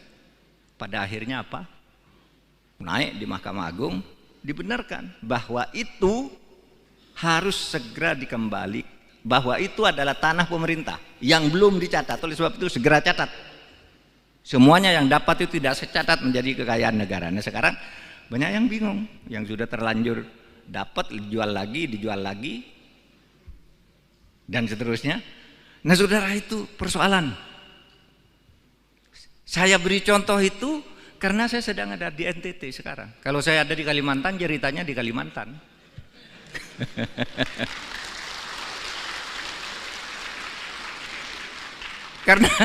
Karena di Sumatera Utara banyak itu tanah-tanah. Di Jakarta aja lah, di Jakarta punya PT PN 8. Diambil orang begitu aja dengan cara premanisme. Katanya dulu itu kan tanah itu dulu zaman Pak Harto diberikan ke sebuah korporasi lah. Kan diberikan ke situ. Oleh korporasi itu dijual satu-satu, lalu sekarang mau ditagih menjadi kesulitan sehingga kita katakan kamu merampas tanah negara. Kamu mencaplok tanah negara. Nah, masih kita selesaikan nih bersama Pak Sugeng, rumit.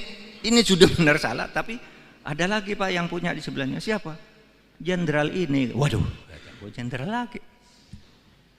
Sudah pensiun, udah mati jenderalnya. Jangan ditanya, siapa Pak jenderal? Udah mati sekarang. Nanti saudara kejar-kejar saya jenderalnya siapa. Saya hanya ingin menggambarkan betapa sekarang ini. Pengadilan. Ya, pengadilan. Saudara,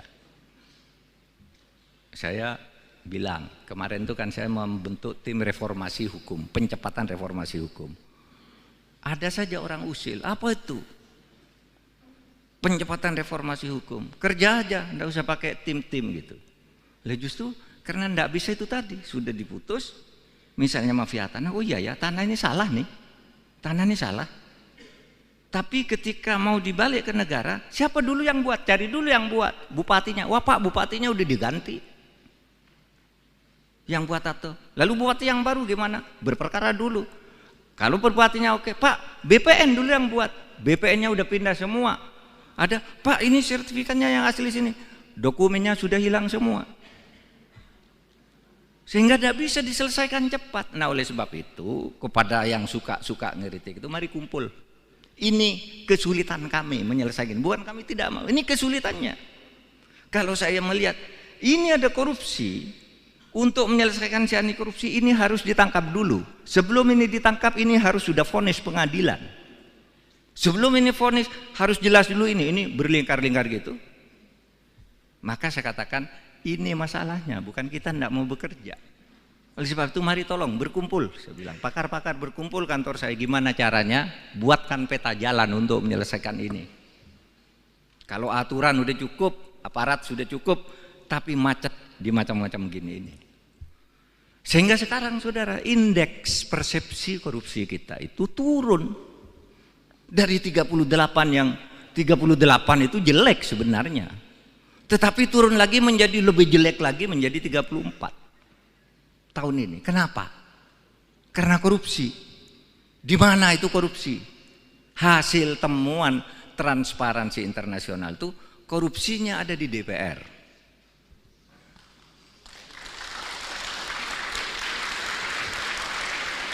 Tapi tidak termasuk Pak Parera.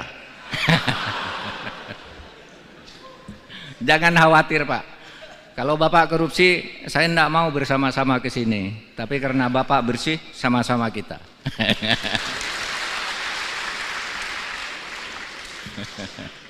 Itu hasil temuan loh. Pak Parera itu anggota DPR. Pasti baca dia hasil laporan TI ya. Bahwa korupsi pertama tuh di DPR. Perdagangan, undang-undang, pembuatan undang-undang itu pakai bayar tuh menurut hasil penelitian tuh. Ya kalau ditanya satu-satu pasti tidak ada yang ngaku. Tapi itu hasil sigi internasional, di mana orang di luar negeri itu kalau berurusan, ini internasional. Wah Pak, sulit di DPR harus bayar begini, ini kasusnya gitu. Ada anggota DPR yang terlibat dalam konflik of interest. Apa konflik of interestnya itu? Dia menjadi anggota DPR lalu punya kantor pengacara, sehingga setiap dia ketemu dengan polisi, kejaksaan agung, tolong dong bantu tuh kantor pengacara itu, padahal punya dia. Saya nitip perkara, sejatinya dia itu Markus, menggelar kasus. Lah ya, ini hasil penelitian. Ini kok TI berani-beraninya sih neliti gitu. Saya panggil beberapa jaksa, saya panggil beberapa hakim yang teman dekat saya. Apa betul tuh anggota DPR yang itu tuh suka ngurus perkara? Oh iya Pak, pernah ke sini dia ngurus perkaranya ini. Apa bilangnya? Saya ini anggota DPR. Gimana caranya agar orang itu bebas? Terus kamu bilang apa? Saya bilang enggak ada caranya karena dia akan tetap dihukum. Nah itu hakim yang bagus. Kalau hakim yang tidak bagus, ya gimana Pak caranya? Bapak punya uang berapa? Nah gitu kan. Itu hakim yang tidak bagus. Kalau hakim yang kenal saya ini bagus, enggak ada caranya. Dia salah saya hukum. Gitu. Meskipun kamu anggota DPR, gitu. Tapi banyak yang takut ke DPR. Oh oke Pak, nanti saya bebaskan ini. Tapi nanti saya tolong ya diusulkan menjadi kepala kejaksaan negeri sana. Jadi kepala kejaksaan tinggi sana. Saya dipindah dari Papua masuk ke Jakarta. Konflik of interest di DPR dalam membuat undang-undang juga. Saudara bayangkan, undang-undang sudah jadi dipetok oleh DPR itu. Diketok oleh DPR bersama pemerintah, sudah dibacakan. Sampai ke sekretariat negara, itu ada kalimat yang hilang. Sebelum dikirim itu sudah ada yang mencoret kalimatnya. Yang kemarin bikin ribut itu. Ada dulu soal pasal tembakau. Yang hilang satu ayat itu. Lalu siapa yang mencoretkan? Dari sana yang buat. Lalu sesudah diketahui orangnya, ya sudahlah jangan ribut-ribut biar rakyat tidak resah, kembalikan lagi kalimatnya, katanya, kembalikan lagi. Padahal itu sejatinya korupsi, itu DPR. Pemerintah sama Pak, korupsinya lebih banyak dari DPR korupsinya pemerintah ini, eksekutif. Saudara tahu pencucian uang. Orang yang tidak ngerti teori pencucian uang, itu Menteri Polhukam itu bohong, ada pencucian uang masa sampai 349 triliun. Ya namanya pencucian uang. Pencucian uang itu agregat. Bukan satu angka, tapi angka yang bergerak dan setiap gerakan ini jumlah. Dijumlah itu namanya pencucian uang. Pak Mahfud tuh omong kosong, pencucian uang ribut-ribut, sekarang hilang dari peredaran. Enggak. Itu munculnya kasus di Suta, Bandara Soekarno-Hatta yang sekarang ditangkap oleh kejaksaan, itu kan pencucian uang. Impor emas seharusnya bayar dokumen dari luar negeri bayar 5%, dari 49 triliun 5%, coba hitung sendiri, sampai di Jakarta menjadi 0%. Berapa kerugian negara itu? 39 miliar. Dari itu hanya satu dokumen impor. Jadi jangan dibilang pencucian uang berhenti. Nah sekarang yang kami laporkan pencucian uang 349 triliun itu kan 300 surat. Yang tidak bisa diselesaikan sekaligus 300 satu-satu, Dok. Kalau 300 selesai itu bukan proses hukum, namanya bim salah bim. Nah sekarang ini kan orang usil bilang, mana tuh Pak Mahfud yang bilang pencucian uang kok sekarang sepi-sepi aja. Satu, saudara bisa baca tulisan Pak Yusuf di Harian Kompas Selasa pekan lalu. Dia menyebut benar itu ada pencucian uang 349 triliun. Siapa itu Pak Yusuf? Pak Yusuf itu adalah mantan kepala PPATK. Benar ada. Apakah ditindak? Ditindak. Sekarang ini sudah pada bergerak. KPK udah nangkap pencucian uang. Polisi juga sudah mulai meriksa. Itu karena kita bicara banyak pencucian uang. Jangan dikira itu wah, itu kan hanya move politik aja. Enggak ada move politik. Itu fakta. Sekarang saya bicara hari ini dari TPPU. Hari ini saya diperintahkan oleh Presiden tadi untuk membuat satu operasi khusus mengenai tindak pidana perdagangan orang. Paling banyak korban perdagangan orang itu di NTT. Dari bulan Januari sampai Mei, pekerja-pekerja ilegal dari NTT yang dipulangkan dalam peti-peti mayat itu 55 orang. Dari seluruh Indonesia selama 3 tahun ini, yang meninggal karena penganiayaan pencucian orang itu 1.930 orang.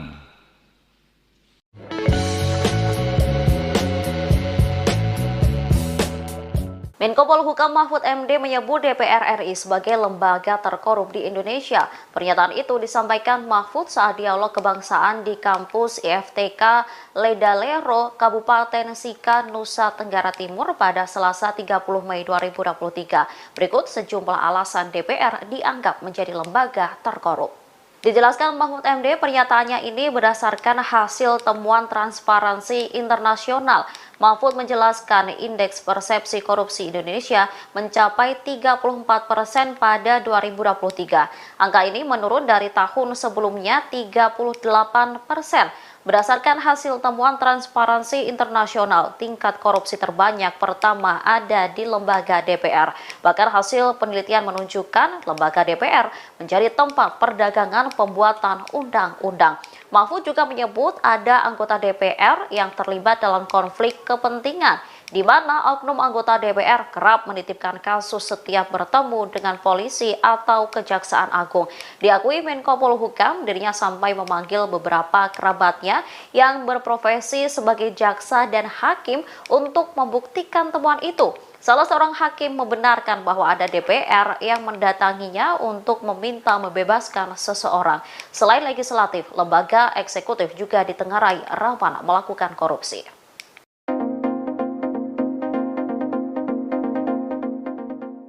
Menko Polhukam Mahfud MD tunjuk hidung DPR RI sebagai lembaga terkorup di Indonesia. Banyak anggota DPR disebut menjadi maklar kasus atau markus. Hal itu kata Mahfud MD berdasarkan hasil temuan Transparansi Internasional. Pernyataan itu disampaikan Mahfud MD saat dialog kebangsaan di kampus IFTK Ledalero, Kabupaten Sika, Nusa Tenggara Timur, Selasa 30 Mei malam, seperti dikutip kompas.com.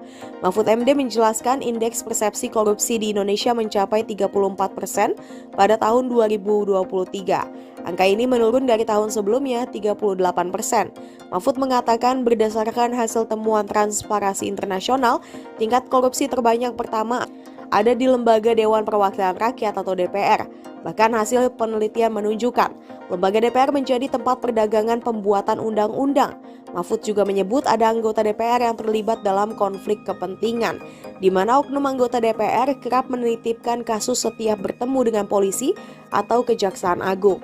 Mahfud menerangkan setelah temuan itu dibuka ke publik, ia memanggil beberapa kerabatnya yang berprofesi sebagai jaksa dan hakim. Saat itu ia menanyakan perihal anggota DPR yang mengurus kasus. Salah seorang hakim terangnya membenarkan bahwa ada DPR yang mendatanginya untuk meminta membebaskan seseorang. Namun hakim itu bilang tidak ada cara untuk bebas, harus tetap dihukum.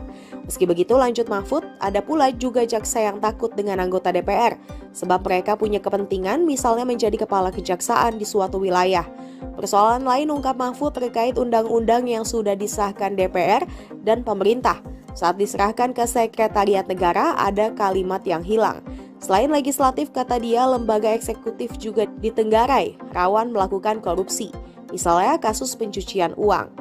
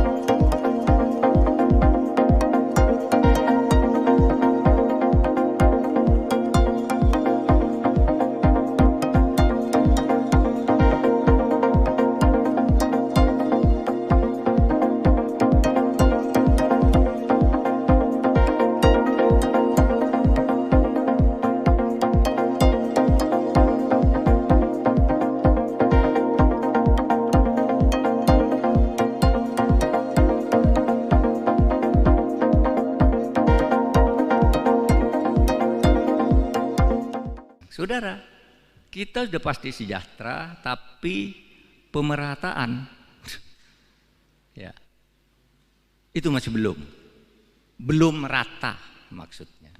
Nah, itu tugas kita sekarang. Kenapa belum merata? Sekarang tuh banyak sekali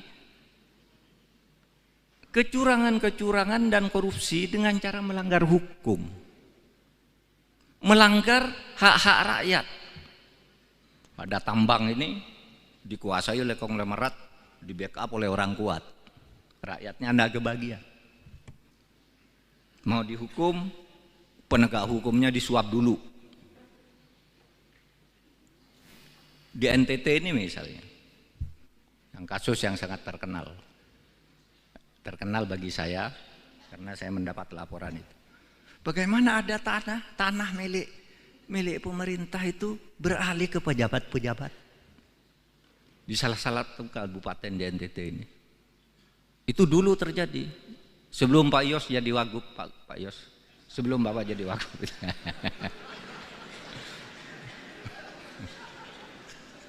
Jangan bertanya, Pak di mana Pak, saya cari besok. Enggak usah, udah selesai.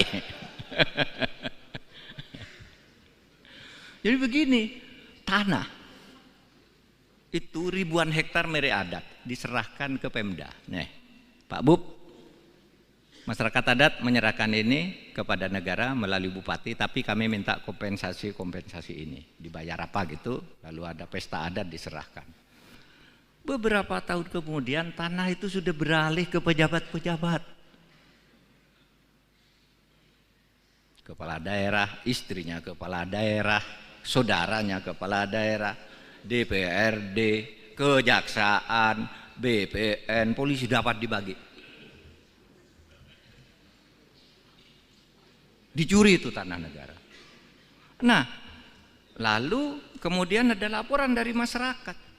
Loh, tanah itu mana yang diserahkan oleh masyarakat ke Pemda itu? Sesudah dilihat, loh, enggak ada, tanah itu sudah terbagi ke dalam sertifikat. Ajukan ke pengadilan. Diajukan ke pengadilan. Tahu enggak? Di pengadilan itu diputus oleh hakim itu bukan korupsi, padahal itu tanah dari rakyat untuk pemerintah. Itu bukan korupsi. Kenapa? Kata pertimbangan hakim, karena meskipun itu sudah diserahkan ke pemerintah, itu belum dicatat di buku kekayaan pemerintah daerah. Hanya belum dicatat aja sudah dianggap bisa dibagi-bagi. Sehingga oleh hakim itu dikatakan, oh itu bukan korupsi, silakan urus keperdataannya. Berapa sertifikat harus diurus, digugat ke pengadilan masing-masing, kan tidak bisa. Pada akhirnya apa? Naik di Mahkamah Agung, dibenarkan bahwa itu harus segera dikembali, bahwa itu adalah tanah pemerintah yang belum dicatat. Oleh sebab itu segera catat. Semuanya yang dapat itu tidak secatat menjadi kekayaan negara. Nah sekarang banyak yang bingung, yang sudah terlanjur dapat dijual lagi, dan seterusnya. Nah saudara, itu persoalan. Saya beri contoh itu karena saya sedang ada di NTT sekarang. Kalau saya ada di Kalimantan, ceritanya di Kalimantan.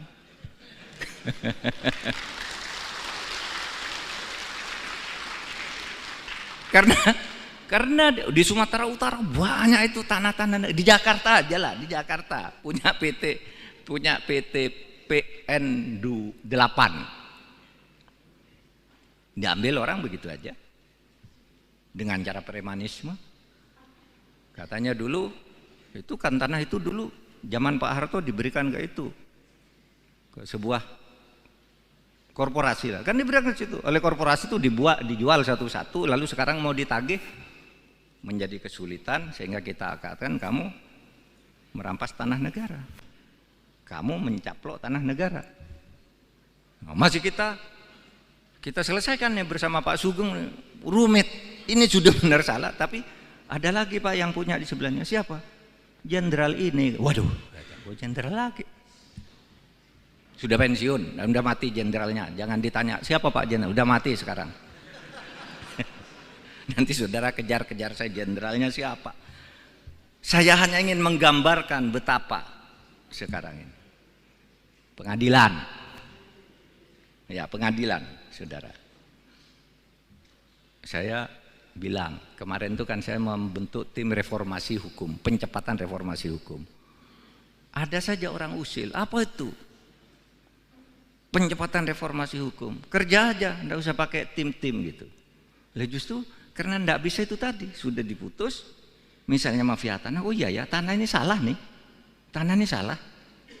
Tapi ketika mau dibalik ke negara, siapa dulu yang buat? Cari dulu yang buat, bupatinya. Wah Pak, bupatinya udah diganti. Yang buat atau lalu bupati yang baru gimana? Berperkara dulu. Kalau bupatinya oke, Pak, BPN dulu yang buat. BPN-nya udah pindah semua. Ada, Pak, ini sertifikatnya yang asli sini. Dokumennya sudah hilang semua. Sehingga tidak bisa diselesaikan cepat. Nah oleh sebab itu kepada yang suka ngeritik itu, mari kumpul. Ini kesulitan kami menyelesaikan. Bukan kami tidak mau, ini kesulitannya. Kalau saya melihat ini ada korupsi, untuk menyelesaikan si anti korupsi ini harus ditangkap dulu. Sebelum ini ditangkap ini harus sudah vonis pengadilan. Sebelum ini vonis harus jelas dulu ini berlingkar-lingkar gitu. Maka saya katakan ini masalahnya, bukan kita tidak mau bekerja.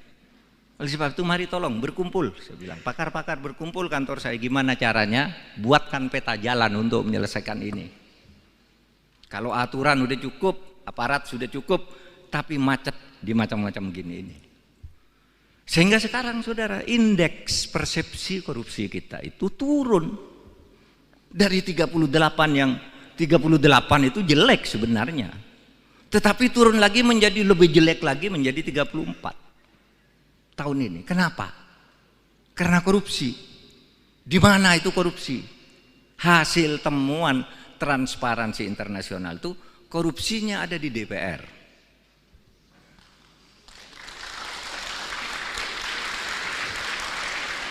Tapi tidak termasuk Pak Parera.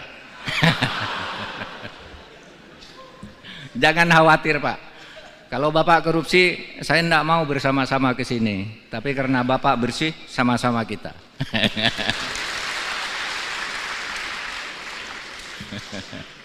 Itu hasil temuan loh.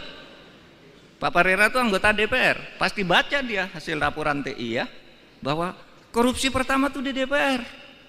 Perdagangan, undang-undang, pembuatan undang-undang itu pakai bayar tuh menurut hasil penelitian tuh.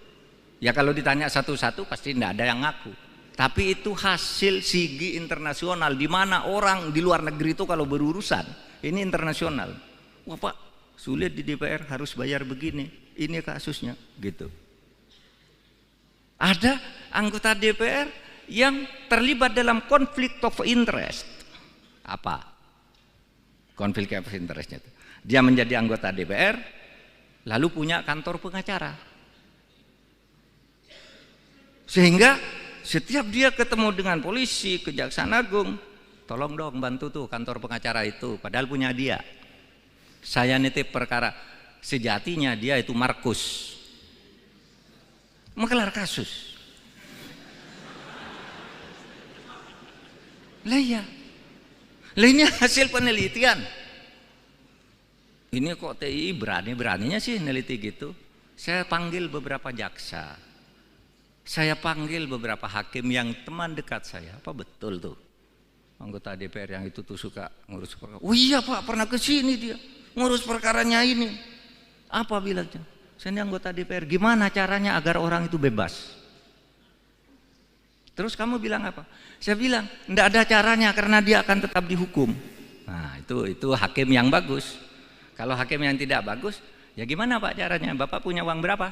Nah, gitu kan. Itu hakim yang tidak bagus. Kalau hakim yang kenal saya ini bagus. Enggak ada caranya. Dia salah saya hukum. Gitu. Meskipun kamu anggota DPR, gitu. Tapi banyak yang takut ke DPR. Oh, oke Pak, nanti saya bebaskan ini. Tapi nanti saya tolong ya diusulkan menjadi kepala kejaksaan negeri sana. Jadi kepala kejaksaan tinggi sana. Saya dipindah dari Papua masuk ke Jakarta. Konflik of interest di DPR dalam membuat undang-undang juga. Saudara bayangkan, undang-undang sudah jadi, dipetok oleh DPR itu, diketok oleh DPR bersama pemerintah, sudah dibacakan. Sampai ke sekretariat negara, itu ada kalimat yang hilang. Sebelum dikirim itu sudah ada yang mencoret kalimatnya. Yang kemarin bikin ribut itu, ada dulu soal pasal tembakau, yang hilang satu ayat itu. Lihat siapa yang mencoretkan? Dari sana yang buat. Lalu sesudah diketahui orangnya, ya sudahlah jangan ribut-ribut biar rakyat tidak resah, kembalikan lagi kalimatnya, katanya, kembalikan lagi. Padahal itu sejatinya korupsi, itu DPR. Pemerintah sama Pak, korupsi lebih banyak dari DPR korupsinya pemerintah ini. Eksekutif. Saudara tahu pencucian uang. Orang yang tidak ngerti teori pencucian uang, itu Menteri Polhukam itu bohong, ada pencucian uang masa sampai 349 triliun. Ya namanya pencucian uang. Pencucian uang itu agregat. Bukan satu angka, tapi angka yang bergerak dan setiap gerakan ini jumlah. Dijumlah itu namanya pencucian uang. Pak Mahfud tuh omong kosong, pencucian uang ribut-ribut, sekarang hilang dari peredaran. Enggak. Itu munculnya kasus di Suta, Bandara Soekarno-Hatta yang sekarang ditangkap oleh Kejaksaan, itu kan pencucian uang. Impor emas seharusnya bayar dokumen dari luar negeri, bayar 5% dari 49 triliun 5%. Coba hitung sendiri. Sampai di Jakarta menjadi 0%. Berapa kerugian negara itu? 39 miliar. Dari itu hanya satu dokumen impor. Jadi jangan dibilang pencucian uang berhenti. Nah sekarang yang kami laporkan pencucian uang 349 triliun itu kan 300 surat. Yang tidak bisa diselesaikan sekaligus 300 satu-satu Dok. Kalau 300 selesai itu bukan proses hukum, namanya bim salah bim. Nah sekarang ini kan orang usil bilang, mana tuh Pak Mahfud yang bilang pencucian uang kok sekarang sepi-sepi aja. Satu, saudara bisa baca tulisan Pak Yusuf di Harian Kompas Selasa pekan lalu. Dia menyebut benar itu ada pencucian uang 349 triliun. Siapa itu Pak Yusuf? Pak Yusuf itu adalah mantan kepala PPATK. Benar ada. Apakah ditindak? Ditindak. Sekarang ini sudah pada bergerak. KPK udah nangkap pencucian uang. Polisi juga sudah mulai meriksa. Itu karena kita bicara banyak pencucian uang. Jangan dikira itu wah, itu kan hanya move politik aja. Enggak ada move politik. Itu fakta. Sekarang saya bicara hari ini dari TPPU. Hari ini saya diperintahkan oleh Presiden tadi untuk membuat satu operasi khusus mengenai tindak pidana perdagangan orang. Paling banyak korban perdagangan orang itu di NTT. Dari bulan Januari sampai Mei, pekerja-pekerja ilegal dari NTT yang dipulangkan dalam peti-peti mayat itu 55 orang. Dari seluruh Indonesia selama 3 tahun ini, yang meninggal karena penganiayaan pencucian orang itu 1.930 orang.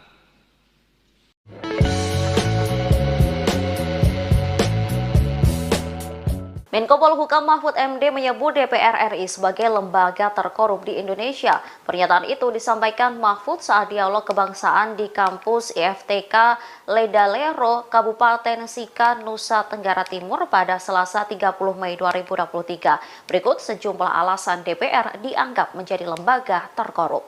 Dijelaskan Mahfud MD, pernyataannya ini berdasarkan hasil temuan Transparansi Internasional.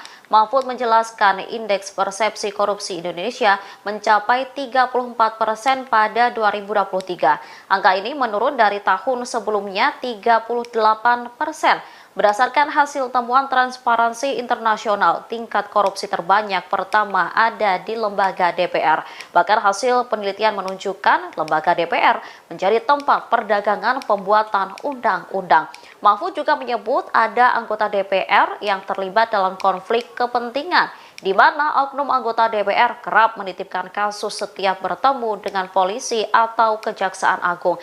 Diakui Menko Polhukam, dirinya sampai memanggil beberapa kerabatnya yang berprofesi sebagai jaksa dan hakim untuk membuktikan temuan itu. Salah seorang hakim membenarkan bahwa ada DPR yang mendatanginya untuk meminta membebaskan seseorang. Selain legislatif, lembaga eksekutif juga ditengarai rawan melakukan korupsi.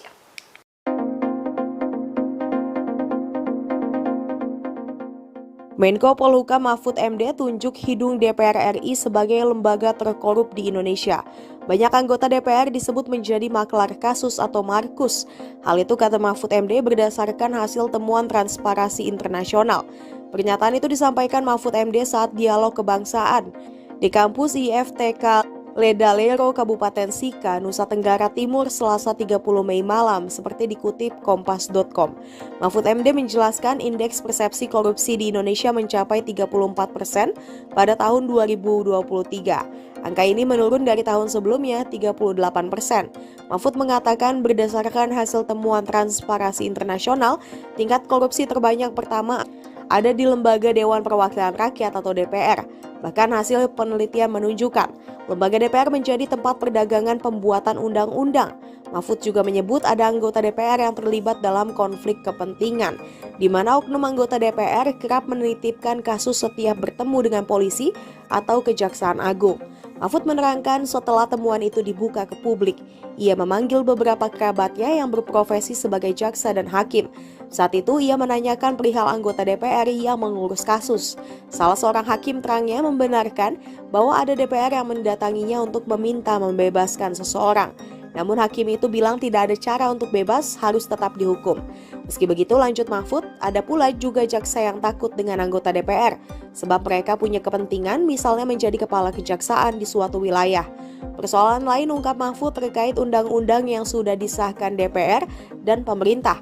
Saat diserahkan ke Sekretariat Negara, ada kalimat yang hilang. Selain legislatif, kata dia, lembaga eksekutif juga ditenggarai, rawan melakukan korupsi. Misalnya kasus pencucian uang.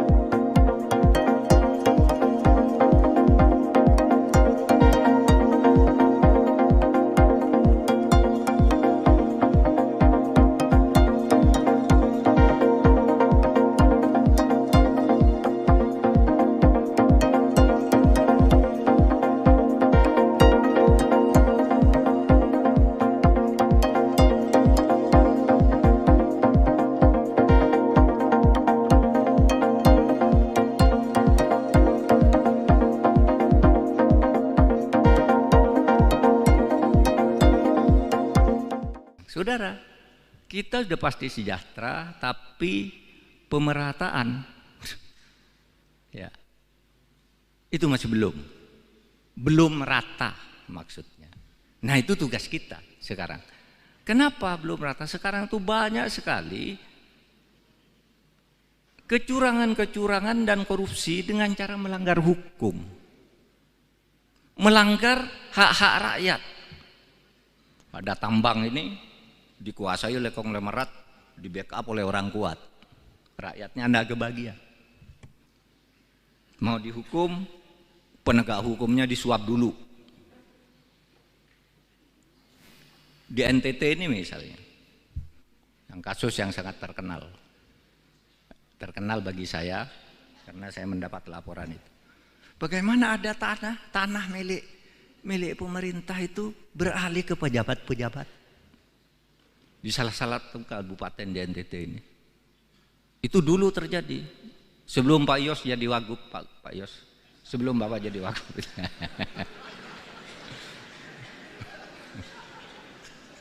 Jangan bertanya, Pak, di mana Pak? Saya cari besok. Enggak usah, udah selesai. Jadi begini, tanah itu ribuan hektar milik adat diserahkan ke Pemda. Nih, Pak Bub, masyarakat adat menyerahkan ini kepada negara melalui bupati, tapi kami minta kompensasi ini. Dibayar apa gitu, lalu ada pesta adat diserahkan. Beberapa tahun kemudian tanah itu sudah beralih ke pejabat-pejabat. Kepala daerah, istrinya kepala daerah, saudaranya kepala daerah, DPRD, kejaksaan, BPN, polisi dapat dibagi. Dicuri itu tanah negara. Nah, lalu kemudian ada laporan dari masyarakat. Loh, tanah itu mana yang diserahkan oleh masyarakat ke Pemda itu? Sesudah dilihat, loh, enggak ada, tanah itu sudah terbagi ke dalam sertifikat. Ajukan ke pengadilan. Diajukan ke pengadilan. Tahu enggak? Di pengadilan itu diputus oleh hakim itu bukan korupsi. Padahal itu tanah dari rakyat untuk pemerintah. Itu bukan korupsi. Kenapa? Kata pertimbangan hakim, karena meskipun itu sudah diserahkan ke pemerintah, itu belum dicatat di buku kekayaan pemerintah daerah. Hanya belum dicatat aja sudah dianggap bisa dibagi-bagi. Sehingga oleh hakim itu dikatakan, wah itu bukan korupsi. Silakan urus keperdataannya. Berapa sertifikat? Harus diurus, digugat ke pengadilan masing-masing, Anda bisa. Pada akhirnya apa? Naik di Mahkamah Agung, dibenarkan bahwa itu harus segera dikembali, bahwa itu adalah tanah pemerintah yang belum dicatat. Oleh sebab itu segera catat. Semuanya yang dapat itu tidak secatat menjadi kekayaan negara. Nah sekarang banyak yang bingung, yang sudah terlanjur dapat dijual lagi dan seterusnya. Nah saudara, itu persoalan. Saya beri contoh itu karena saya sedang ada di NTT sekarang. Kalau saya ada di Kalimantan, ceritanya di Kalimantan.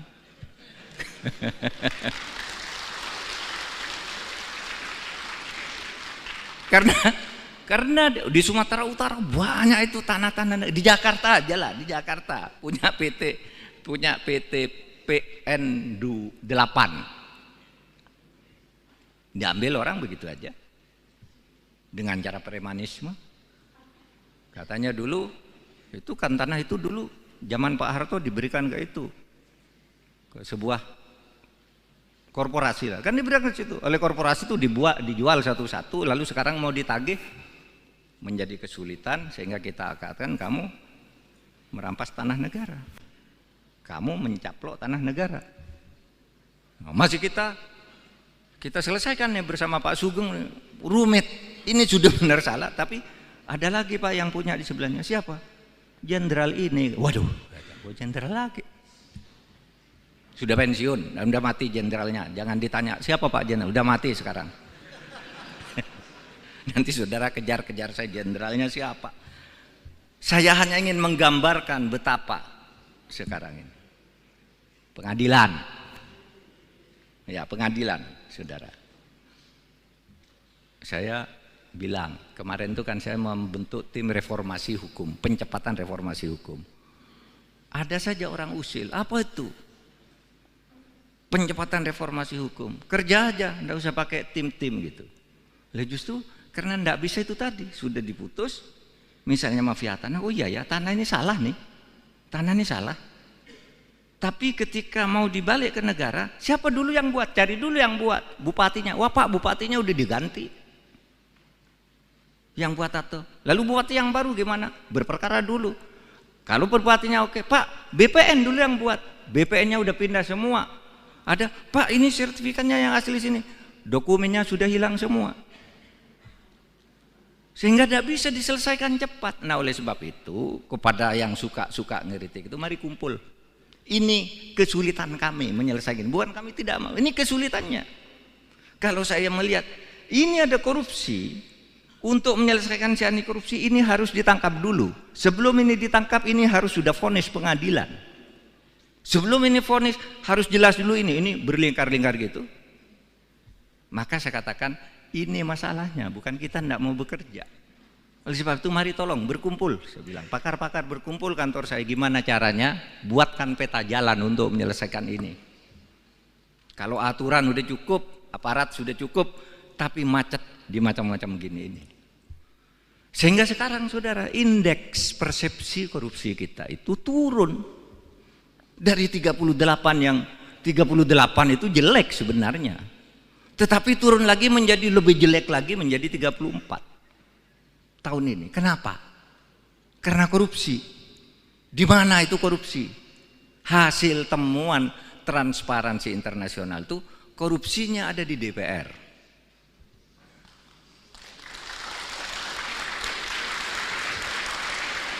Tapi tidak termasuk Pak Parera. Jangan khawatir Pak. Kalau Bapak korupsi, saya tidak mau bersama-sama ke sini. Tapi karena Bapak bersih, sama-sama kita.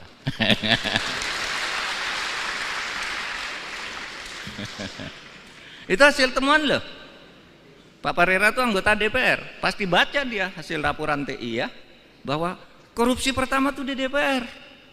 Perdagangan, undang-undang, pembuatan undang-undang itu pakai bayar tuh menurut hasil penelitian tuh.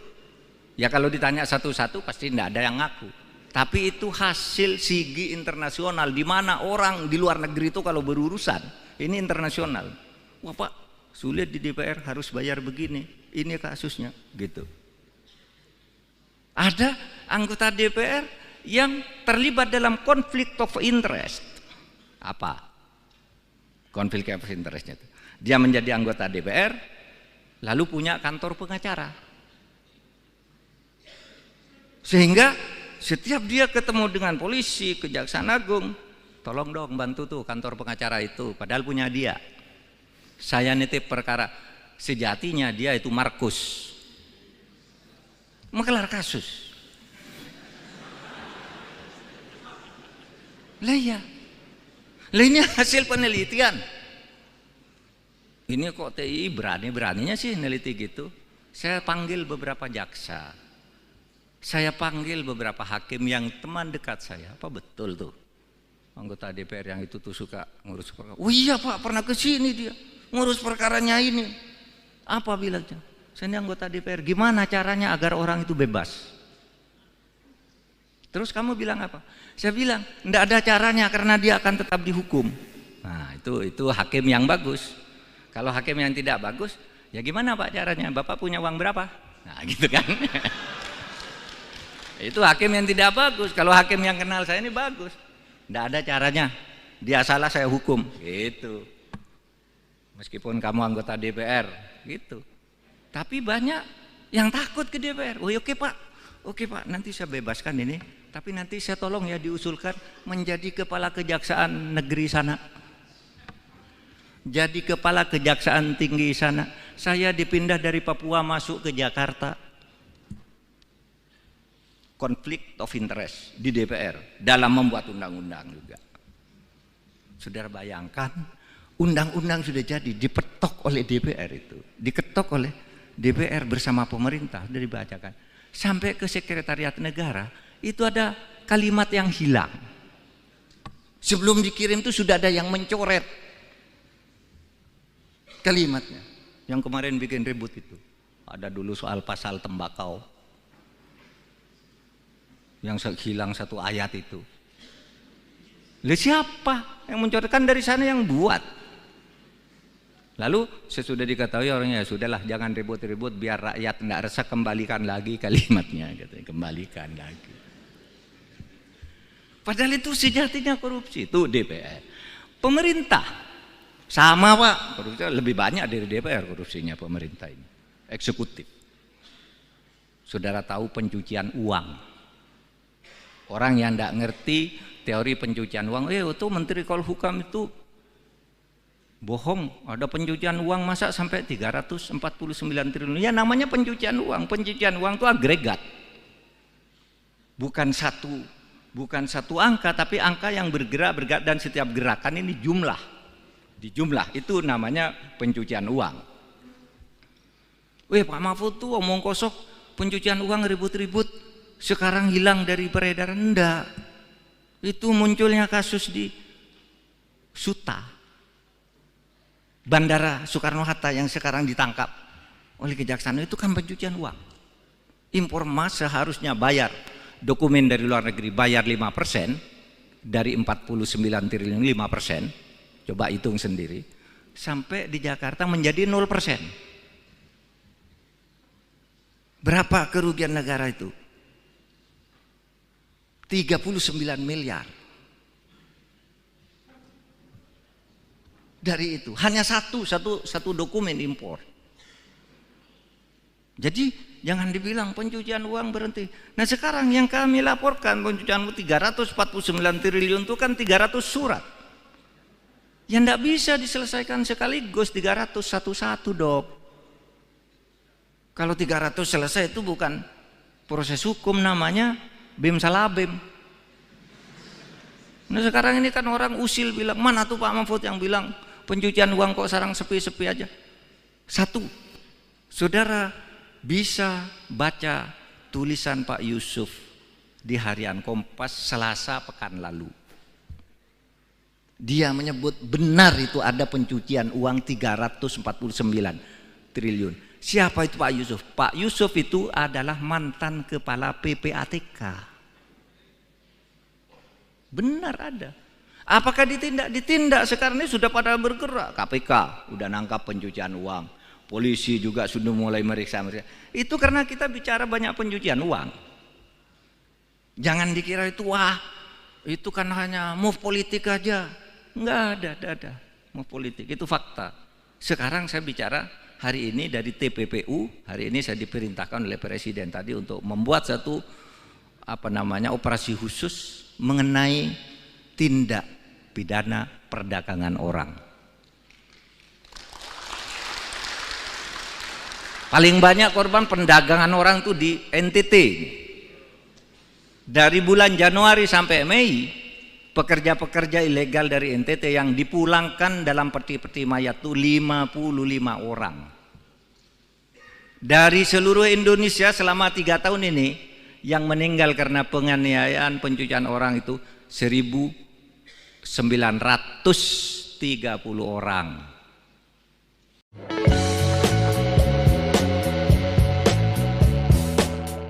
Menko Polhukam Mahfud MD menyebut DPR RI sebagai lembaga terkorup di Indonesia. Pernyataan itu disampaikan Mahfud saat dialog kebangsaan di kampus IFTK Ledalero, Kabupaten Sika, Nusa Tenggara Timur pada Selasa 30 Mei 2023. Berikut sejumlah alasan DPR dianggap menjadi lembaga terkorup. Dijelaskan Mahfud MD, pernyataannya ini berdasarkan hasil temuan Transparansi Internasional.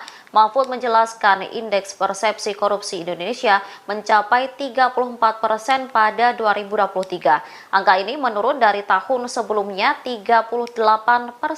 Berdasarkan hasil temuan Transparansi Internasional, tingkat korupsi terbanyak pertama ada di lembaga DPR. Bahkan hasil penelitian menunjukkan lembaga DPR menjadi tempat perdagangan pembuatan undang-undang. Mahfud juga menyebut ada anggota DPR yang terlibat dalam konflik kepentingan di mana oknum anggota DPR kerap menitipkan kasus setiap bertemu dengan polisi atau Kejaksaan Agung. Diakui Menko Polhukam, dirinya sampai memanggil beberapa kerabatnya yang berprofesi sebagai jaksa dan hakim untuk membuktikan temuan itu. Salah seorang hakim membenarkan bahwa ada DPR yang mendatanginya untuk meminta membebaskan seseorang. Selain legislatif, lembaga eksekutif juga ditengarai rawan melakukan korupsi.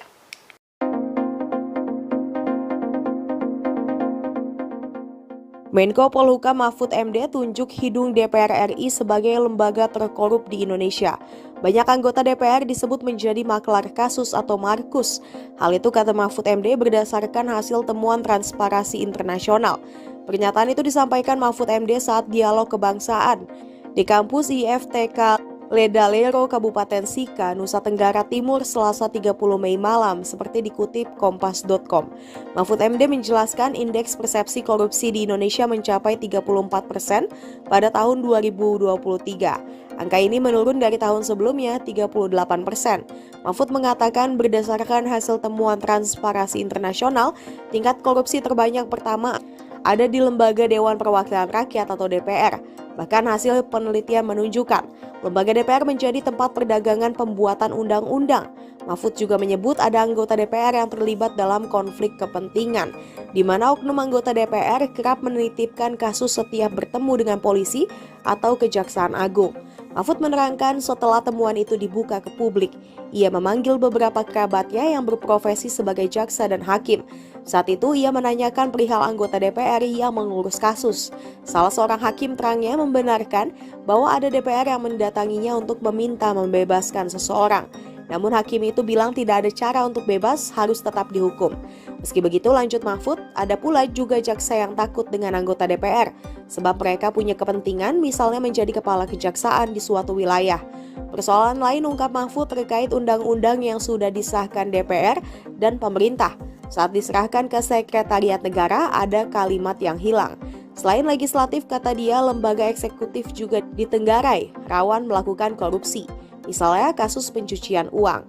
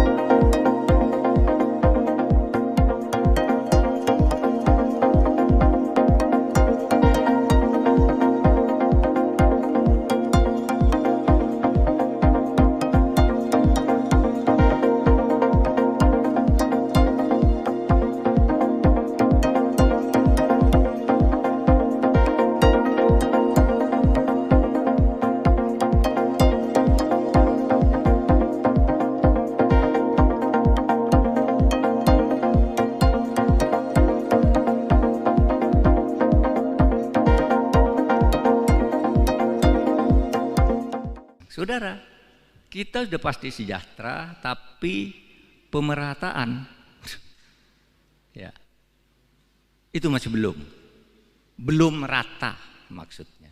Nah itu tugas kita sekarang. Kenapa belum merata? Sekarang itu banyak sekali kecurangan-kecurangan dan korupsi dengan cara melanggar hukum, melanggar hak-hak rakyat.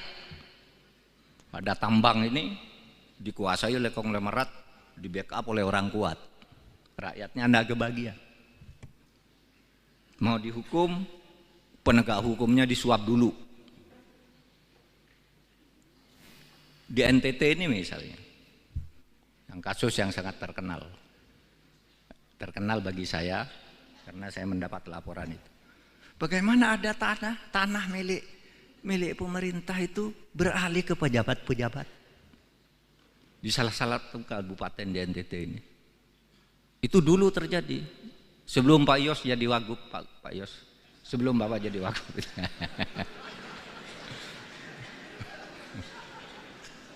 Jangan bertanya, Pak di mana Pak, saya cari besok. Enggak usah, udah selesai.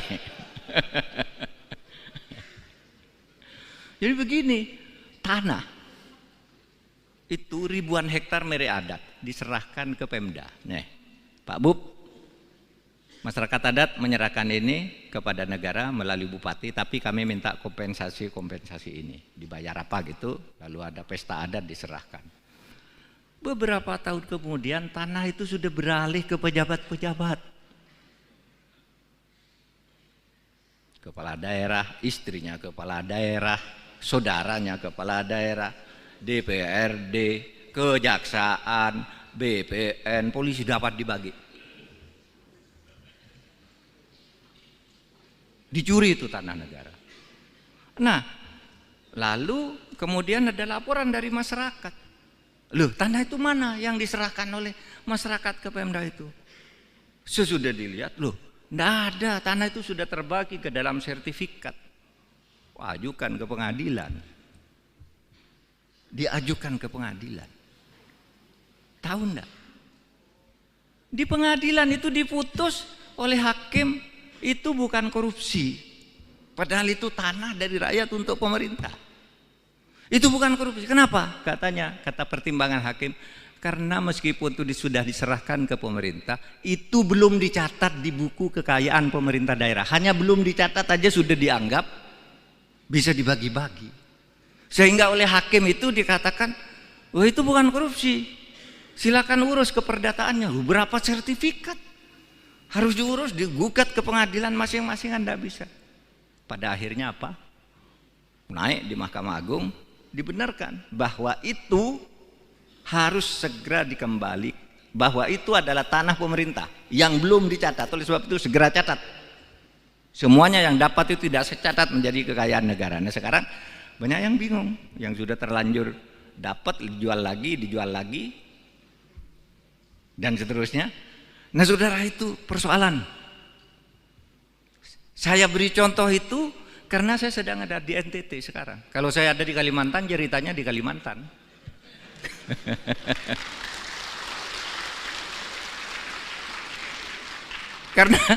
Karena di Sumatera Utara banyak itu tanah-tanah. Di Jakarta aja lah, di Jakarta punya PT PN 8.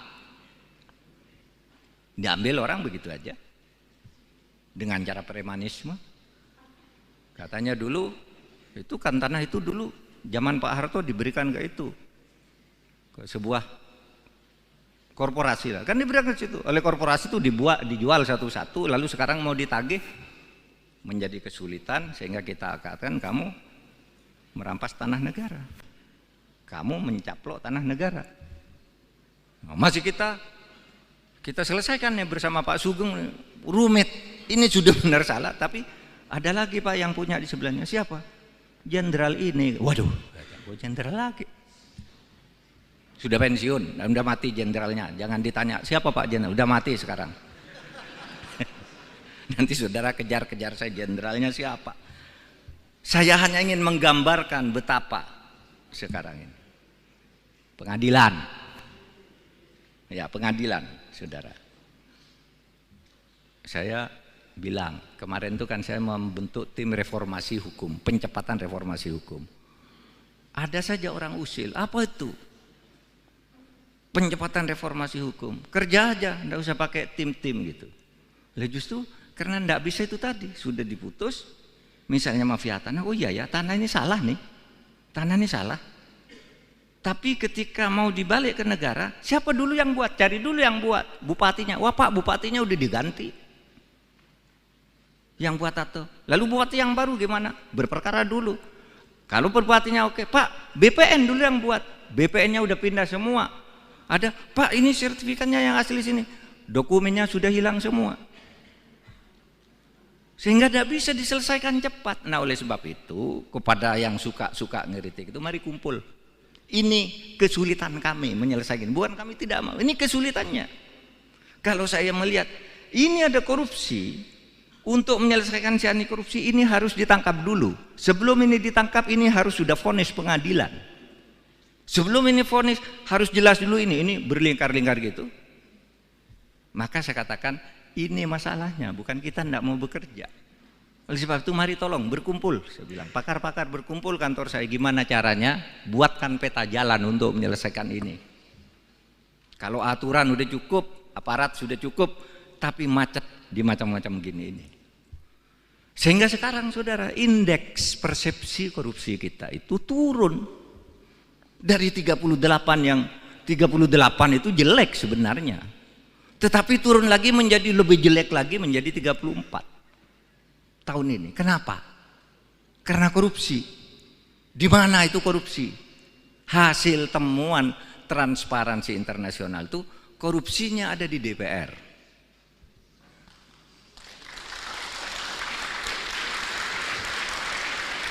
Tapi tidak termasuk Pak Parera. Jangan khawatir Pak. Kalau Bapak korupsi, saya tidak mau bersama-sama ke sini. Tapi karena Bapak bersih, sama-sama kita.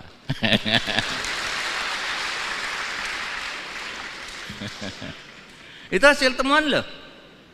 Pak Parera itu anggota DPR. Pasti baca dia hasil laporan TI ya, bahwa korupsi pertama tuh di DPR. Perdagangan, undang-undang, pembuatan undang-undang itu pakai bayar tuh menurut hasil penelitian tuh. Ya kalau ditanya satu-satu pasti tidak ada yang ngaku. Tapi itu hasil SIGI internasional, di mana orang di luar negeri itu kalau berurusan, ini internasional. Wah Pak, sulit di DPR harus bayar begini, ini kasusnya gitu. Ada anggota DPR yang terlibat dalam konflik of interest. Apa konflik of interestnya itu? Dia menjadi anggota DPR lalu punya kantor pengacara, sehingga setiap dia ketemu dengan polisi, kejaksaan agung, tolong dong bantu tuh kantor pengacara itu, padahal punya dia. Saya nitip perkara, sejatinya dia itu Markus, menggelar kasus. Lah ya, lah ini hasil penelitian. Ini kok TI berani-beraninya sih neliti gitu. Saya panggil beberapa jaksa, saya panggil beberapa hakim yang teman dekat saya. Apa betul tuh anggota DPR yang itu tuh suka ngurus perkara? Oh iya Pak, pernah ke sini dia ngurus perkaranya ini. Apa bilangnya? Saya ini anggota DPR. Gimana caranya agar orang itu bebas? Terus kamu bilang apa? Saya bilang, enggak ada caranya karena dia akan tetap dihukum. Nah, itu hakim yang bagus. Kalau hakim yang tidak bagus, ya gimana Pak caranya? Bapak punya uang berapa? Nah, gitu kan. Itu hakim yang tidak bagus. Kalau hakim yang kenal saya ini bagus. Enggak ada caranya. Dia salah saya hukum. Gitu. Meskipun kamu anggota DPR, gitu. Tapi banyak yang takut ke DPR. Oh, oke Pak. Oke Pak, nanti saya bebaskan ini. Tapi nanti saya tolong ya diusulkan menjadi kepala kejaksaan negeri sana. Jadi kepala kejaksaan tinggi sana. Saya dipindah dari Papua masuk ke Jakarta. Konflik of interest di DPR dalam membuat undang-undang juga. Saudara bayangkan, undang-undang sudah jadi dipetok oleh DPR itu. Diketok oleh DPR bersama pemerintah, sudah dibacakan. Sampai ke sekretariat negara, itu ada kalimat yang hilang. Sebelum dikirim itu sudah ada yang mencoret kalimatnya. Yang kemarin bikin ribut itu. Ada dulu soal pasal tembakau. Yang hilang satu ayat itu. Lalu siapa yang mencoretkan? Dari sana yang buat. Lalu sesudah diketahui orangnya, ya sudahlah jangan ribut-ribut biar rakyat tidak resah, kembalikan lagi kalimatnya, katanya, kembalikan lagi. Padahal itu sejatinya korupsi itu DPR. Pemerintah sama Pak, korupsinya lebih banyak dari DPR korupsinya pemerintah ini.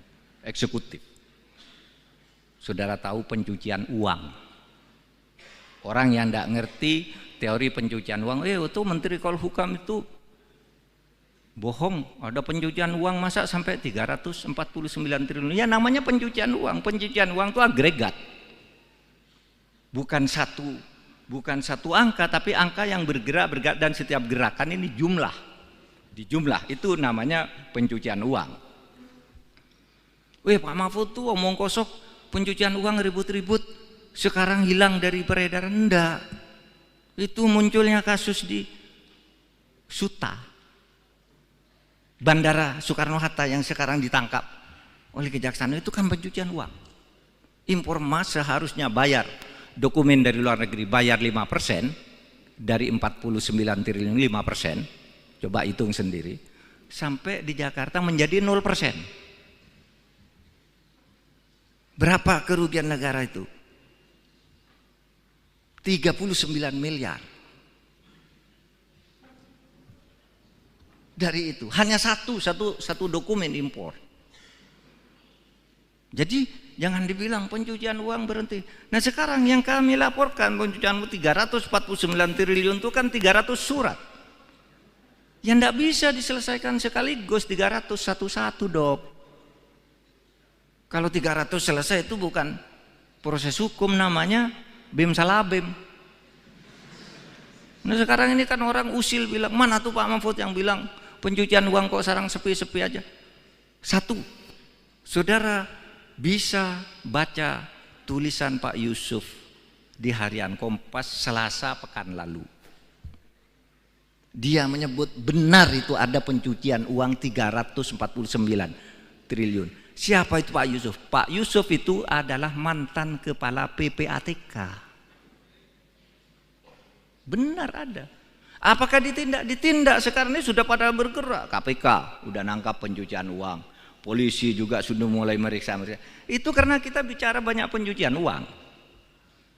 Jangan dikira itu wah itu kan hanya move politik aja. Enggak ada move politik. Itu fakta. Sekarang saya bicara hari ini dari TPPU. Hari ini saya diperintahkan oleh Presiden tadi untuk membuat satu operasi khusus mengenai tindak pidana perdagangan orang. Paling banyak korban perdagangan orang itu di NTT. Dari bulan Januari sampai Mei, pekerja-pekerja ilegal dari NTT yang dipulangkan dalam peti-peti mayat itu 55 orang. Dari seluruh Indonesia selama 3 tahun ini, yang meninggal karena penganiayaan pencucian orang itu 1.930 orang.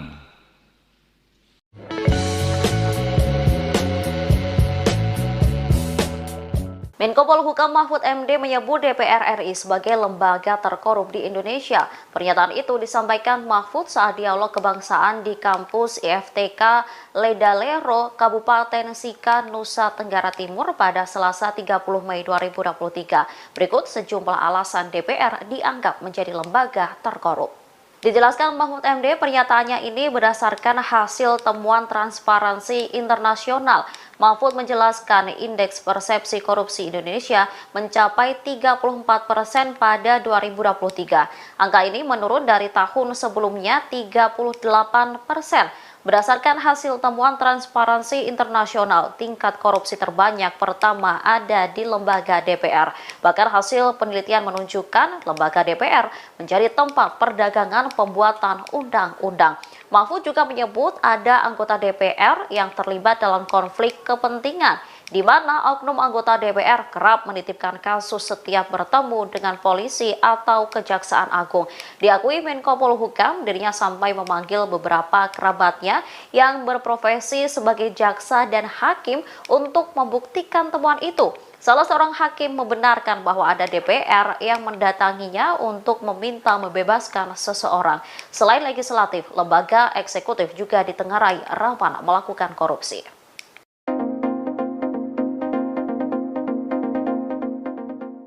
Menko Polhukam Mahfud MD tunjuk hidung DPR RI sebagai lembaga terkorup di Indonesia. Banyak anggota DPR disebut menjadi maklar kasus atau markus. Hal itu kata Mahfud MD berdasarkan hasil temuan Transparansi Internasional. Pernyataan itu disampaikan Mahfud MD saat dialog kebangsaan di kampus IFTK Ledalero, Kabupaten Sika, Nusa Tenggara Timur, Selasa 30 Mei malam, seperti dikutip kompas.com. Mahfud MD menjelaskan indeks persepsi korupsi di Indonesia mencapai 34% pada tahun 2023. Angka ini menurun dari tahun sebelumnya 38%. Mahfud mengatakan berdasarkan hasil temuan Transparansi Internasional, tingkat korupsi terbanyak pertama ada di Lembaga Dewan Perwakilan Rakyat atau DPR. Bahkan hasil penelitian menunjukkan lembaga DPR menjadi tempat perdagangan pembuatan undang-undang. Mahfud juga menyebut ada anggota DPR yang terlibat dalam konflik kepentingan, di mana oknum anggota DPR kerap menitipkan kasus setiap bertemu dengan polisi atau Kejaksaan Agung. Mahfud menerangkan setelah temuan itu dibuka ke publik, ia memanggil beberapa kerabatnya yang berprofesi sebagai jaksa dan hakim. Saat itu ia menanyakan perihal anggota DPR yang mengurus kasus.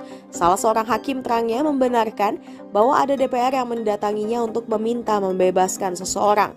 Namun hakim itu bilang tidak ada cara untuk bebas, harus tetap dihukum. Meski begitu, lanjut Mahfud, ada pula juga jaksa yang takut dengan anggota DPR, sebab mereka punya kepentingan misalnya menjadi kepala kejaksaan di suatu wilayah. Persoalan lain ungkap Mahfud terkait undang-undang yang sudah disahkan DPR dan pemerintah. Saat diserahkan ke Sekretariat Negara, ada kalimat yang hilang. Selain legislatif, kata dia, lembaga eksekutif juga ditenggarai, rawan melakukan korupsi. Misalnya kasus pencucian uang.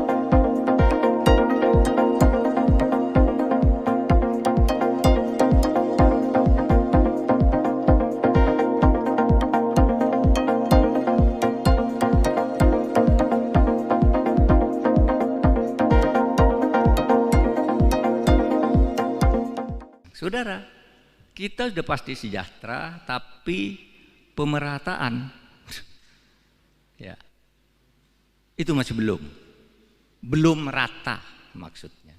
Nah itu tugas kita sekarang. Kenapa belum merata? Sekarang itu banyak sekali kecurangan-kecurangan dan korupsi dengan cara melanggar hukum, melanggar hak-hak rakyat. Ada tambang ini dikuasai oleh konglomerat, di backup oleh orang kuat, rakyatnya tidak kebagian. Mau dihukum, penegak hukumnya disuap dulu.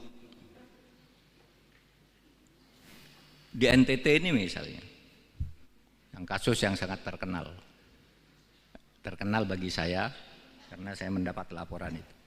Bagaimana ada tanah milik pemerintah itu beralih ke pejabat-pejabat di salah kabupaten di NTT ini. Itu dulu terjadi sebelum Pak Yos jadi wagub, Pak Yos, sebelum Bapak jadi wagub.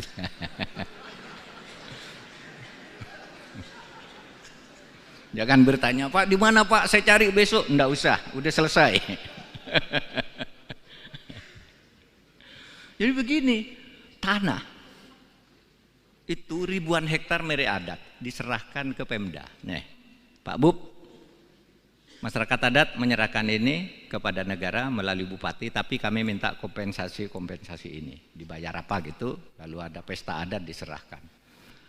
Beberapa tahun kemudian tanah itu sudah beralih ke pejabat-pejabat. Kepala daerah, istrinya kepala daerah, saudaranya kepala daerah, DPRD, kejaksaan, BPN, polisi dapat dibagi. Dicuri itu tanah negara. Nah, lalu kemudian ada laporan dari masyarakat. Loh, tanah itu mana yang diserahkan oleh masyarakat ke Pemda itu? Sesudah dilihat, loh, enggak ada, tanah itu sudah terbagi ke dalam sertifikat. Ajukan ke pengadilan. Diajukan ke pengadilan. Tahu enggak? Di pengadilan itu diputus oleh hakim, itu bukan korupsi. Padahal itu tanah dari rakyat untuk pemerintah. Itu bukan korupsi. Kenapa? Kata pertimbangan hakim, karena meskipun itu sudah diserahkan ke pemerintah, itu belum dicatat di buku kekayaan pemerintah daerah. Hanya belum dicatat aja sudah dianggap bisa dibagi-bagi. Sehingga oleh hakim itu dikatakan, oh itu bukan korupsi. Silakan urus keperdataannya. Berapa sertifikat harus diurus, digugat ke pengadilan masing-masing, Anda bisa. Pada akhirnya apa? Naik di Mahkamah Agung, dibenarkan bahwa itu harus segera dikembali, bahwa itu adalah tanah pemerintah yang belum dicatat. Oleh sebab itu segera catat. Semuanya yang dapat itu tidak secatat menjadi kekayaan negara. Nah sekarang banyak yang bingung, yang sudah terlanjur dapat dijual lagi, dan seterusnya. Nah saudara, itu persoalan. Saya beri contoh itu karena saya sedang ada di NTT sekarang. Kalau saya ada di Kalimantan, ceritanya di Kalimantan.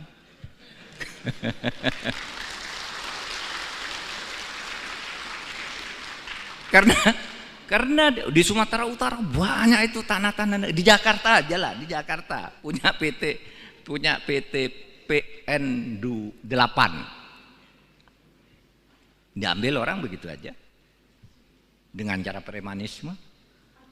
Katanya dulu itu kan tanah itu dulu zaman Pak Harto diberikan ke itu, ke sebuah korporasi lah, kan diberikan ke situ. Oleh korporasi itu dijual satu-satu, lalu sekarang mau ditagih menjadi kesulitan, sehingga kita katakan kamu merampas tanah negara, kamu mencaplok tanah negara.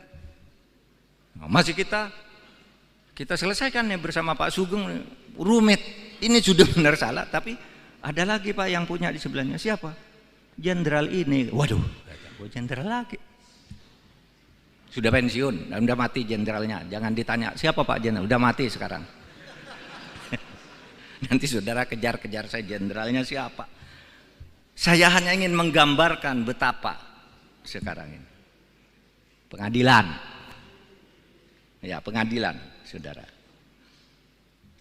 Saya bilang, kemarin itu kan saya membentuk tim reformasi hukum, pencepatan reformasi hukum. Ada saja orang usil, apa itu? Pencepatan reformasi hukum, kerja aja, enggak usah pakai tim-tim gitu. Lah justru karena enggak bisa itu tadi, sudah diputus, misalnya mafia tanah, oh iya ya, tanah ini salah nih, tanah ini salah. Tapi ketika mau dibalik ke negara, siapa dulu yang buat? Cari dulu yang buat, bupatinya. Wah Pak, bupatinya udah diganti. Yang buat atau lalu bupati yang baru gimana? Berperkara dulu. Kalau bupatinya oke, Pak, BPN dulu yang buat. BPN-nya udah pindah semua. Ada, Pak, ini sertifikatnya yang asli sini. Dokumennya sudah hilang semua. Sehingga tidak bisa diselesaikan cepat. Nah, oleh sebab itu, kepada yang suka ngeritik itu, mari kumpul. Ini kesulitan kami menyelesaikan. Bukan kami tidak mau, ini kesulitannya. Kalau saya melihat ini ada korupsi, untuk menyelesaikan si anti korupsi ini harus ditangkap dulu. Sebelum ini ditangkap, ini harus sudah vonis pengadilan. Sebelum ini vonis harus jelas dulu ini berlingkar-lingkar gitu. Maka saya katakan ini masalahnya, bukan kita tidak mau bekerja. Oleh sebab itu mari tolong berkumpul, saya bilang pakar-pakar berkumpul kantor saya, gimana caranya buatkan peta jalan untuk menyelesaikan ini. Kalau aturan udah cukup, aparat sudah cukup, tapi macet di macam-macam gini ini. Sehingga sekarang saudara, indeks persepsi korupsi kita itu turun dari 38 yang 38 itu jelek sebenarnya. Tetapi turun lagi menjadi lebih jelek lagi menjadi 34 tahun ini. Kenapa? Karena korupsi. Di mana itu korupsi? Hasil temuan Transparansi Internasional itu korupsinya ada di DPR.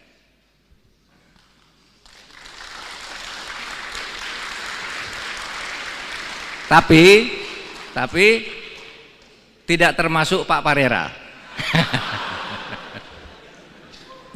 Jangan khawatir Pak. Kalau Bapak korupsi, saya tidak mau bersama-sama ke sini. Tapi karena Bapak bersih, sama-sama kita.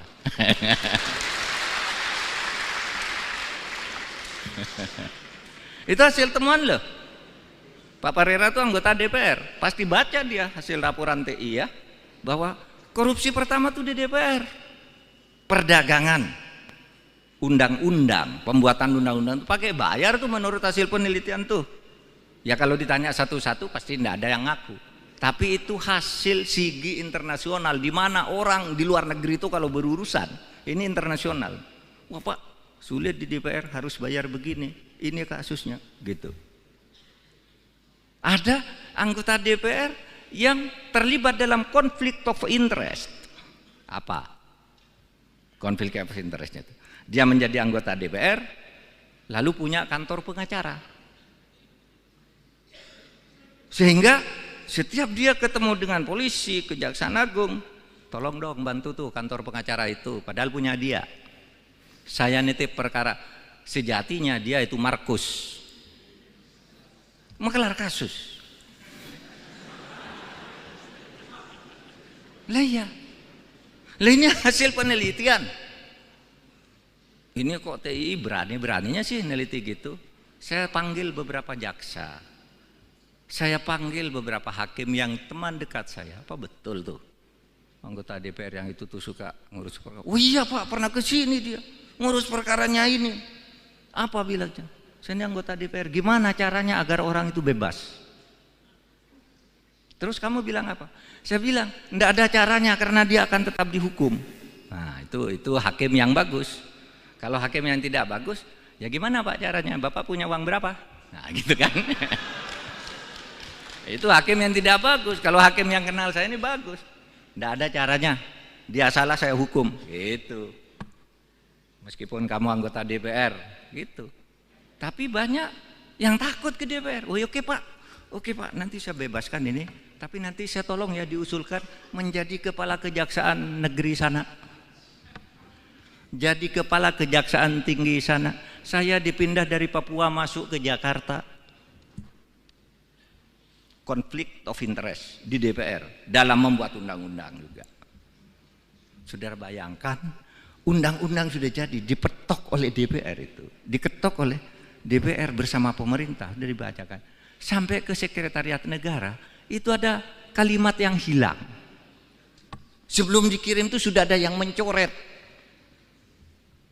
kalimatnya. Yang kemarin bikin ribut itu, ada dulu soal pasal tembakau yang hilang satu ayat itu. Lalu siapa yang mencoretkan? Dari sana yang buat. Lalu sesudah diketahui orangnya, ya sudahlah jangan ribut-ribut biar rakyat tidak resah, kembalikan lagi kalimatnya, katanya, kembalikan lagi. Padahal itu sejatinya korupsi itu DPR. Pemerintah sama Pak, korupsi lebih banyak dari DPR korupsinya pemerintah ini. Eksekutif. Saudara tahu pencucian uang. Orang yang tidak ngerti teori pencucian uang, itu Menteri Polhukam itu bohong, ada pencucian uang masa sampai 349 triliun. Ya namanya pencucian uang. Pencucian uang itu agregat. Bukan satu angka, tapi angka yang bergerak dan setiap gerakan ini jumlah. Dijumlah itu namanya pencucian uang. Pak Mahfud tuh omong kosong, pencucian uang ribut-ribut, sekarang hilang dari peredaran. Enggak. Itu munculnya kasus di Suta, bandara